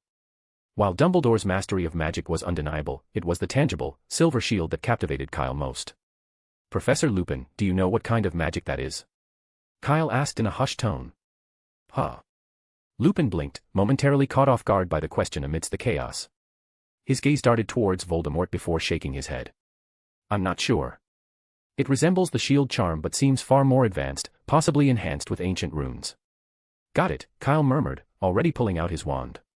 He cast the shield charm first, then carefully rotated his wrist. One by one, glowing golden runes emerged from the tip of his wand, coalescing into a larger, intricate rune. Slowly, he guided the rune towards the charm, attempting to fuse the two. Just as he began integrating the rune, a streak of red light shot towards them from the right. The augmented shield charm deflected the attack, but the force shattered it instantly. Who's there? Sirius demanded, stepping in front of Harry, wand at the ready. Lupin moved to shield Kyle instinctively. It was clear the Death Eaters aligned with Voldemort hadn't caused the disturbance. They remained entrenched in their positions. Kyle glanced upward and saw that the battle in the hall had escalated into a chaotic frenzy. Spells crisscrossed the space like torrents of rain, and the charm that shattered Kyle's shield turned out to be a wide-area attack from Voldemort. His gaze drifted to the nearby wall, where the red light had struck. A massive crater now marred its surface. Lupin noticed it too. He scowled, frustrated by his earlier distraction, but his expression softened as he regarded Kyle with a mix of astonishment and respect. Blocking even a fraction of Voldemort's spell with a shield charm was no small feat, especially for a 16-year-old. Across the battlefield, Voldemort's breathing had grown labored, while Dumbledore, significantly older, still appeared composed and untroubled. The outcome of the duel seemed inevitable if it continued on this trajectory. Desperation flickered in Voldemort's eyes as he spat out a mouthful of flames, which coalesced into a massive, serpentine form. The fiery serpent lunged at Dumbledore, its maw wide open as though intent on consuming him whole. Unperturbed, Dumbledore extended a hand and grasped the serpent's fangs. The fiery creature twisted and writhed before transforming into a long rope of flames, which Dumbledore skillfully redirected. In a fluid motion, he used the flaming rope to ensnare Voldemort himself. Voldemort let out an ear-piercing hiss as black smoke began to billow from his body, swirling ominously through the hall. Master! Bellatrix screamed desperately, lunging toward Voldemort's aid. But before she could reach him, Voldemort broke free of the fiery rope binding him. His body dissipated into 7 streams of black mist, streaking in all directions. Dumbledore acted swiftly, casting a spell that blasted most of the black mist apart, but one stream managed to slip past him, heading straight for the group near the elevator. Be careful, get out of there. Dumbledore's voice, for the first time, carried an edge of fear. But it was too late. The black mist bypassed Lupin and Sirius as if they weren't even there and tore through Kyle's shield charm effortlessly. It coiled itself around Kyle like a serpent, pressing into him. Kyle's head buzzed violently, and a hissing sound filled his ears, an alien presence clawing at his mind. Yet, just as quickly as it had come, the hissing stopped. The mist retreated from Kyle's body and surged towards Harry. Harry collapsed, clutching his forehead where his scar burned fiercely. A piercing scream escaped his lips as his eyes turned a vivid, unnatural red. Aren't you trying to kill me, Dumbledore? Harry said, but the voice was not his own. Voldemort's cruel, mocking laughter spilled from Harry's mouth as he glared at the group. Come on, whoever you are, kill the boy. Dumbledore's face was ashen. Sirius's hand trembled as he pointed his wand at Harry, frozen in indecision, unable to cast a spell. Get away from him. Sirius roared, though the command seemed more for himself than anyone else. Voldemort, still speaking through Harry, laughed maniacally. But suddenly, his laughter faltered. His red eyes caught sight of something, a pair of eyes in the crowd, deep purple like shimmering amethysts. For a fleeting moment, the red in Harry's eyes dimmed, replaced by his usual green. Dumbledore seized the opening, sweeping his wand with a forceful motion. An invisible blast struck Harry, forcibly ejecting the black mist from his body. The dark cloud swirled in rage and frustration as Voldemort's voice echoed through the hall. Damn beast. Voldemort bellowed just as the fireplaces along the walls roared to life. Wizards in bright red robes began pouring out in waves, their arrival marked by the clamor of boots and shouted commands. The black mist retreated swiftly, coiling around the remaining Death Eaters. With a deafening crash, they smashed through the ministry windows, escaping into the night. "He was here," shouted a wizard in red robes. "I saw him, I'm sure of it." "I know, Williamson, we all heard him," said Cornelius Fudge, stumbling into the chaos, rubbing his forehead in agitation. "Sorry we're late," Fudge said, approaching Dumbledore with a sheepish expression. "Are you all right?" "You're just in time, Cornelius," Dumbledore said, his voice betraying a hint of relief. After quickly ensuring Harry's condition, he turned to Fudge. He was afraid. "You heard it yourself." Well done, Fudge muttered, his confidence bolstered slightly by Dumbledore's words. "Now, we mustn't let this chaos spread. Come on, everyone, back to work." While the gathered wizards were distracted by the commotion, Kyle quietly slipped back into the elevator. Reaching into his suitcase, he gestured to the Wampus cat nestled inside. "Come on, back in," he murmured. The feline obediently leapt into the suitcase, and Kyle closed it securely before stepping back out. Lawless, lawless, lawless. The muttered chant of the Department of Mysteries employees carried through the hall as one of them wandered by, seemingly dazed. "Yes, quite natural," Fudge said nervously, as though trying to downplay the odd scene. "Who knows what secrets are hidden down there, they've always been peculiar. I recall a thief once broke into the Department of Mysteries," Fudge added with a weak chuckle, "and the next day, the poor fellow went completely mad." "Well," he continued, shaking off the thought, "this isn't the time for stories. Dawlish, Williamson, head downstairs and make sure everything's in order." "Albus." "I need to return to Hogwarts," Dumbledore interjected, his tone firm. He gestured to Harry, unconscious on the floor. "Once Harry wakes, we can discuss what's next." Of course, Fudge stammered, his gaze finally landing on Harry. His face paled. "Why is he here?" "Oh, Merlin, should I call St. Mungo's?" "Thank you, Cornelius, but that won't be necessary," Dumbledore said, shaking his head. "Harry has only fainted. Madame Pomfrey will see to him perfectly well.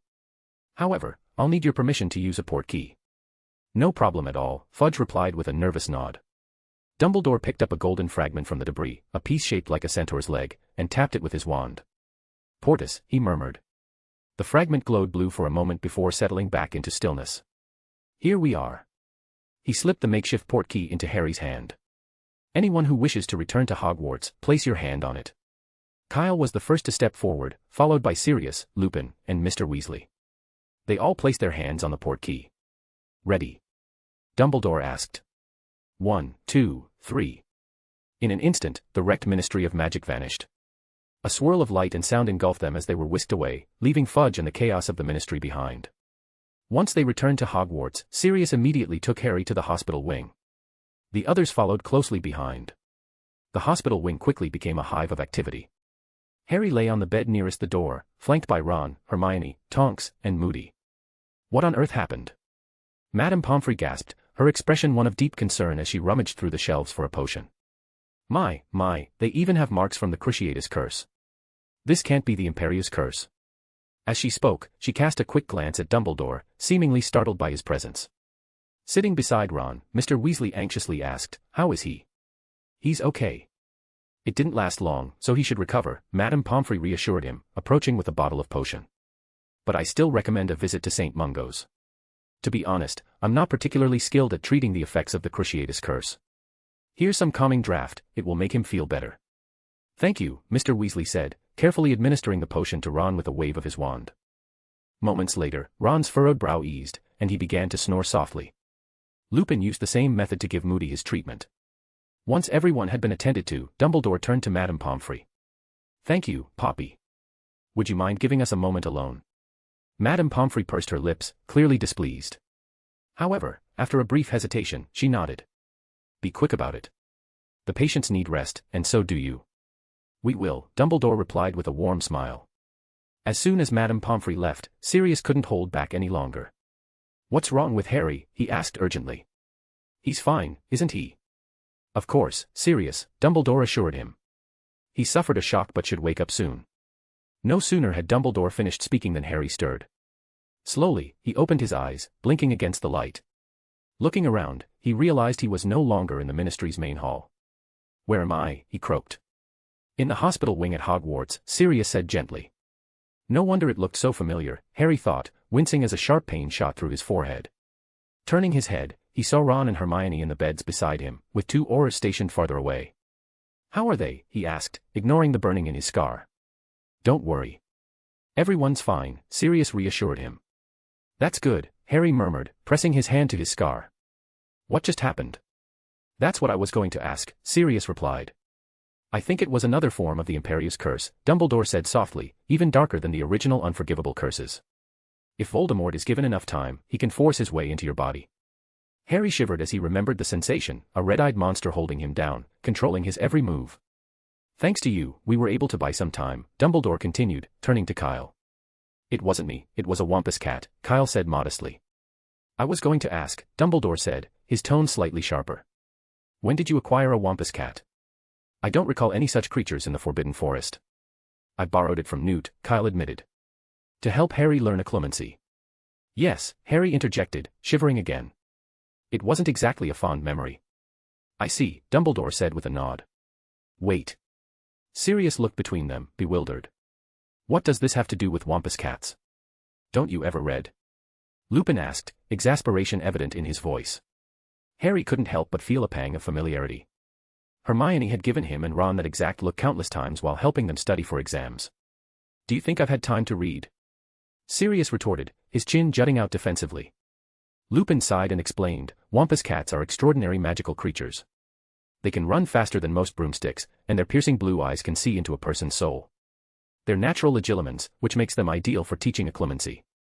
That's right, Kyle confirmed. That's how I learned the skill. It was tough, but it worked. Harry shivered again.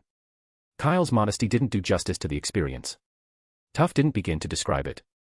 Even now, the memory haunted him, a 6-legged monster chasing him and lashing at him. I'm afraid only someone close to Mr. Scamander, like you, could learn occlumency in such a luxurious way, Lupin sighed with a hint of envy. The Wampus cat is an extraordinarily rare creature. For most people, seeing one even once in their lifetime would be impossible. Kyle shook his head silently, declining to comment further. Sirius, however, looked even more puzzled. But what does this have to do with what just happened? Could it be that you know who was afraid the Wampus cat might see the secrets of his mind? Not quite, Lupin continued. In addition to being a natural legilimens, the Wampus cat has another remarkable ability. When its eyes turn purple, it can hypnotize its prey. That's correct, Dumbledore interjected. The Wampus cat's hypnotic power caused Tom to temporarily lose control of Harry's consciousness. I doubt he ever imagined a magical creature could undermine him so effectively. Dumbledore's expression softened, as though he wanted to laugh but decided it wouldn't be appropriate. But why was Kyle fine? Harry asked hesitantly, struggling to contain his emotions.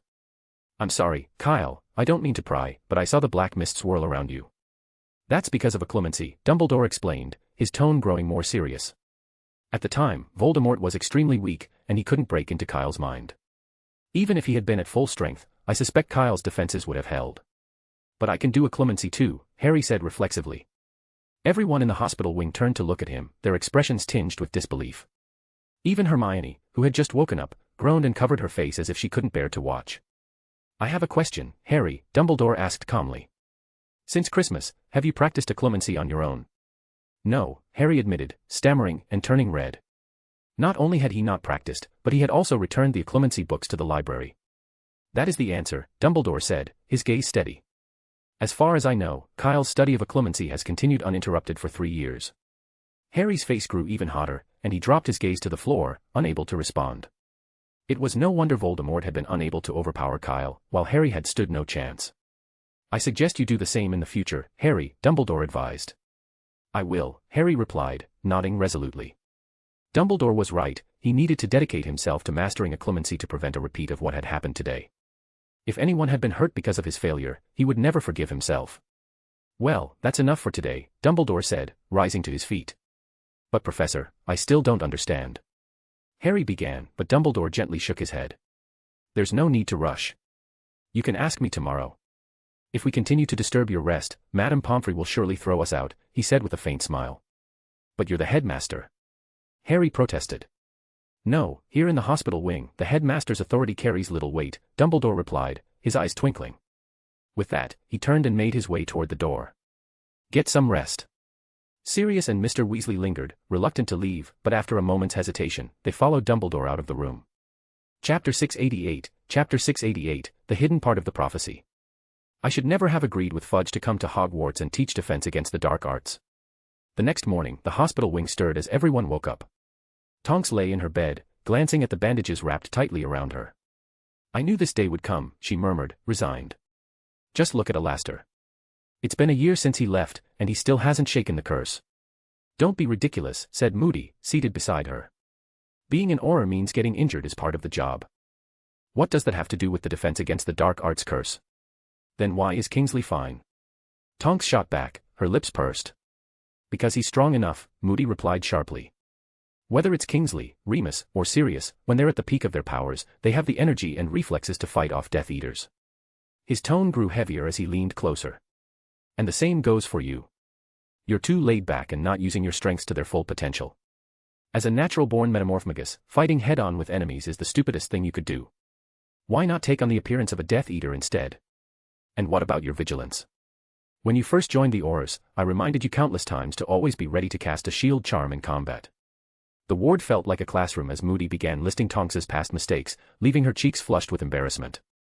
The Death Eaters all wear black hoods and masks, she argued weakly. Our clothes are different, so changing appearances wouldn't help. Ah, really? Moody replied coldly. Maybe I'll have a chat with Minerva. I'm sure she never taught you how to change your clothing in Transfiguration class. I can vouch for that, we learned it in third year, Kyle chimed in with a grin as he approached. To demonstrate, he tapped his wand lightly against his robes, which immediately morphed into a pure black cloak identical to a Death Eater's. Tisk, Moody muttered, his voice calm but cutting. Looks like I was wrong about Minerva. By now, Tonks had turned her head away, feigning sleep to escape the conversation. She had meant to thank Kyle for saving her life, but at this point, she felt the score was settled. Laughter rippled through the ward, lightening the mood. Lupin entered just then, his curiosity piqued by the laughter. Did I miss something? He asked. It's like this, Ron began eagerly, but Tonks cut him off, opening her eyes and speaking loudly. I'm an assistant professor, and that's important. If you tell anyone about this, I'll give you 10 times the defense against the dark arts homework, and trust me, I can manage that. Ron clamped his mouth shut immediately. And you too, she added, shooting Kyle and Hermione a warning look. Kyle shrugged nonchalantly, deciding to stay out of it, while Hermione wisely said nothing. Lupin, however, seemed uninterested in the explanation. Placing a bag of sweets from Hogsmeade on the table, he smiled. You seem to be recovering well. Sirius and I were debating whether to send you to St. Mungo's. Absolutely not, Tonks replied, shaking her head vehemently. I can't stand the smell there. This is fine, at least there isn't the stench of 100 different potions. Fair enough, Lupin said, as long as Madame Pomfrey has no objections. I don't want to go to St. Mungo's either, Ron muttered. You don't have much say in the matter, Lupin remarked, shaking his head. That decision rests with Arthur and Molly, they're on their way now and should be here soon. Oh no, Ron groaned, diving under his quilt to hide. Hermione, Lupin continued, turning to her, are you sure you don't want to inform your parents? Absolutely not, Hermione replied quickly. They're muggles, they wouldn't understand. Telling them would only worry them unnecessarily. I'll be fine soon, there's no need. After a moment's hesitation, Lupin nodded. All right. Hermione had sustained the lightest injuries and could technically have been discharged that day, but Madame Pomfrey insisted she stay a few more days for observation. I still want to thank you for saving us, Kyle, Moody said suddenly. If you hadn't arrived in time, none of us would have made it. It's nothing, Kyle said with a small shake of his head. You should never have become senior assistant to the Minister for Magic, Moody said regretfully. The Aurors office would have been the perfect fit for you, you would have been brilliant there. Kyle suppressed a sigh. Being senior assistant or even an Auror hadn't been his choice, but it was a reality he had to accept. Before Moody could delve further, Kyle deftly changed the topic. Where's Harry? Didn't he come back with you? No, Lupin replied, refilling Tonks's water glass. He said he had something to discuss with the headmaster and left before you arrived. He didn't go to Hogsmeade with me. I see. Kyle wasn't surprised Harry had gone to see Dumbledore, though he found it odd that Madame Pomfrey had allowed him to leave. It was likely on Dumbledore's orders. With Voldemort's connection to Harry's mind, it wasn't far from being a kind of strengthened Imperius curse. Without the headmaster's approval, Pomfrey wouldn't have let Harry out. Soon, Mrs. Weasley's voice rang out from the corridor. You're his brothers, how could you let him go to such a dangerous place? Fred and George's voices followed, sounding indignant. Mum, how could we have stopped him? He was riding a thestral. Yeah, it's not like we could fly out there and grab him. Or break his legs in advance. Kyle glanced over at Ron, who was shivering and curled up in bed, looking utterly defeated. You'd better just admit your fault, Kyle advised gently. Don't talk about how much help you were, don't make excuses, just apologize and keep quiet about the rest. Huh? Why? Ron asked, startled. He had been considering whether to embellish his role a bit more. After all, they had managed to thwart Voldemort's plan, something even the Order of the Phoenix was working towards. Because whatever excuse you can think of, Mr. Weasley has already thought of, and repeating it won't help you. Before Ron could respond, the door suddenly burst open with a loud bang. Mrs. Weasley rushed in, her face tear-streaked and full of worry. She made a beeline for Ron, enveloping him in a tight hug. Thank goodness you're okay, she said, her voice trembling as she fussed over him, inspecting him from head to toe. Once she was assured he wasn't seriously injured, her expression shifted to one of stern disapproval. How dare you go up against Death Eaters? Yesterday, the magical clock showed you and your father in mortal danger. I nearly fainted. Ron opened his mouth, ready to mention he hadn't been alone, but Kyle's earlier advice came back to him. Swallowing his words, he instead muttered, I'm sorry, Mum. I won't do it again. Mrs. Weasley's eyes filled with tears once more, and she pulled Ron into another hug. Behind her, Mr. Weasley stood in the doorway, blinking in surprise but clearly relieved. Oh, and you. Mrs. Weasley said as she turned to Kyle, pulling him into a warm hug. You saved both of them. Thank you. It's nothing. Kyle said modestly, shaking his head. And Mrs. Weasley, I think I've heard this thank you a million times since yesterday, so let's call it even. That's because we hadn't seen you yet, Mrs. Weasley countered, pulling him into another hug before glancing around the room. Where's Harry? Arthur mentioned he was hurt too. Harry's probably in the headmaster's office, Lupin answered.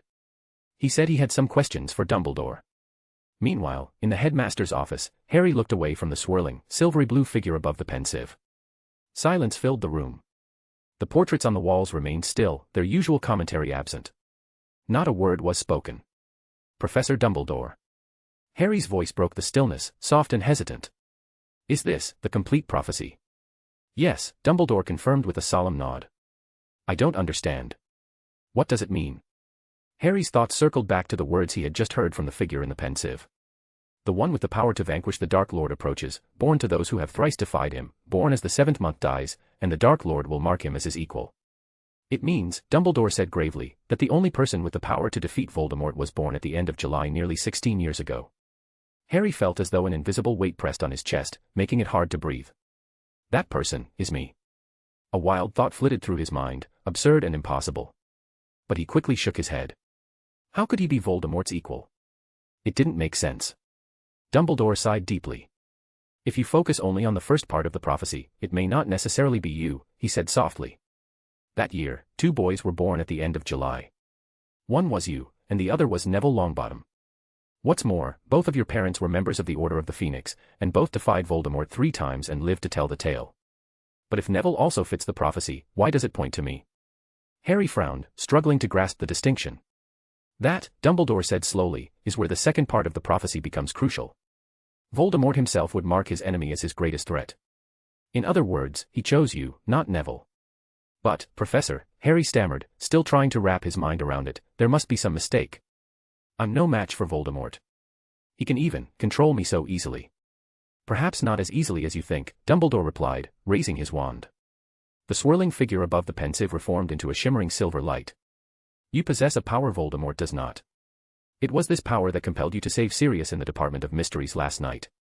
In fact, Dumbledore continued, I believe that even without my intervention, you would have freed yourself from Voldemort's control through the strength of your own heart. Harry blinked, startled. Free myself. He didn't quite believe it. How could he possibly overpower Voldemort? But as he mulled it over, another thought struck him. Wait, Professor, Harry said, his mind racing. Kyle was also born at the end of July, wasn't he? Could the prophecy be talking about him instead? After all, it only mentions the month of birth. Dumbledore hesitated for a moment, as though considering how to answer. Finally, he shook his head. I've considered that possibility as well, but I'm afraid it's not the case, he said gently. Why not? Again, it comes down to the second part of the prophecy, Dumbledore explained, his gaze fixed on Harry's lightning-shaped scar. Voldemort would mark his chosen adversary. When he gave you that scar, he sealed his choice. He marked you as his greatest enemy. And there's another crucial point, Dumbledore added. Neville and Kyle are both pure-blood wizards. Only you are half-blood, like Voldemort. Harry stiffened, confused. What does that have to do with anything? Because Voldemort was also a half-blood, Dumbledore explained. Although he professed a belief that only purebloods were true wizards, his father was a muggle. This is a fact you already know. Perhaps it's the shared identity that caused him to see a reflection of himself in you. Me and Voldemort, the same. Harry murmured, the words chilling him to the bone. He felt cold, numb, as if all warmth had drained from the room. It's just what he believed, Dumbledore said firmly. We both know you are nothing like Voldemort. But Harry wasn't listening anymore. Dumbledore's reassurances faded into the background as Harry's thoughts spiraled. No, that's impossible. He denied the connection vehemently in his mind, trying desperately to latch onto anything that could prove Dumbledore wrong. Right, the prophecy. Harry's expression shifted as something occurred to him. He spoke aloud, when the prophecy globe shattered before, I heard something, but it was completely different from what we just heard. You must have made a mistake. Oh. For the first time, Dumbledore looked genuinely surprised. What did you hear? Harry thought back carefully. It was something like, at the moment of victory, a new and powerful figure will appear. It was so chaotic, with screams everywhere, that I didn't catch the rest. But you can ask Kyle and Mr. Weasley, they were nearby. Dumbledore said nothing, his gaze fixed on the pensive as though lost in thought. Professor, Harry pressed cautiously, you must have made a mistake, right? That wasn't part of the prophecy we just heard.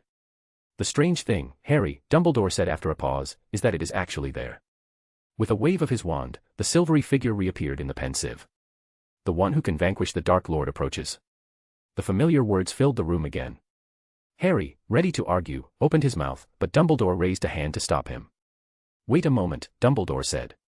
Keep listening. Be quiet. Reluctantly, Harry closed his mouth and continued to watch. After a brief silence, the figure in the pensive moved again, its mouth forming words. But instead of hearing speech, there came a strange, droning hum, like a swarm of bees. What did she say? Harry blurted out. I don't know, Dumbledore replied calmly. Because that is exactly what I heard. This part of the prophecy is concealed. A prophecy can be hidden. Of course it can, Dumbledore said, turning toward the window. He gazed out, speaking in a low voice. I found it puzzling at the time, but I later understood. The prophecy is like a dark, frozen lake. When I saw it, it was winter, and I could only glimpse what lay above the ice. What remains beneath will only reveal itself when spring comes, when the ice melts. Time. Harry ventured uncertainly. Exactly, Dumbledore confirmed. The prophecy will only be complete when the time is right.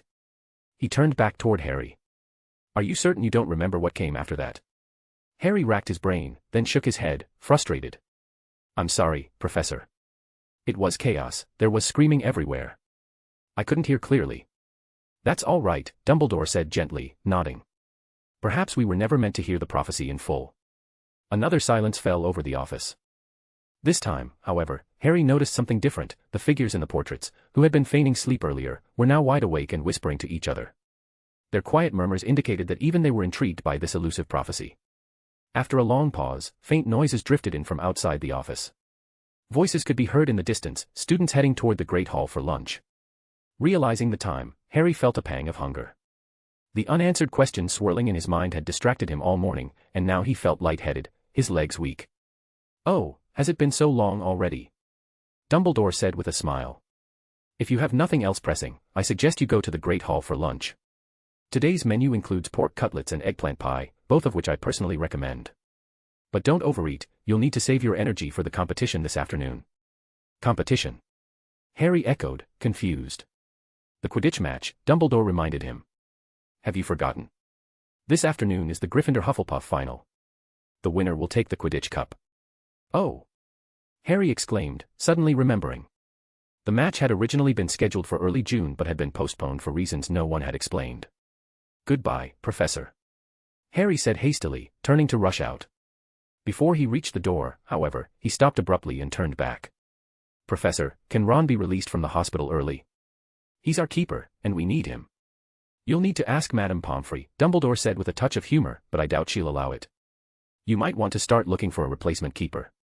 And even if she does release him, I'm afraid Mr. Weasley won't be in top form so soon after enduring the Cruciatus curse. Hearing this, Harry groaned inwardly but quickly dashed out of the headmaster's office. The prophecy, for now, was forgotten. His immediate concern was finding a new keeper in the 2 short hours remaining before the Quidditch final.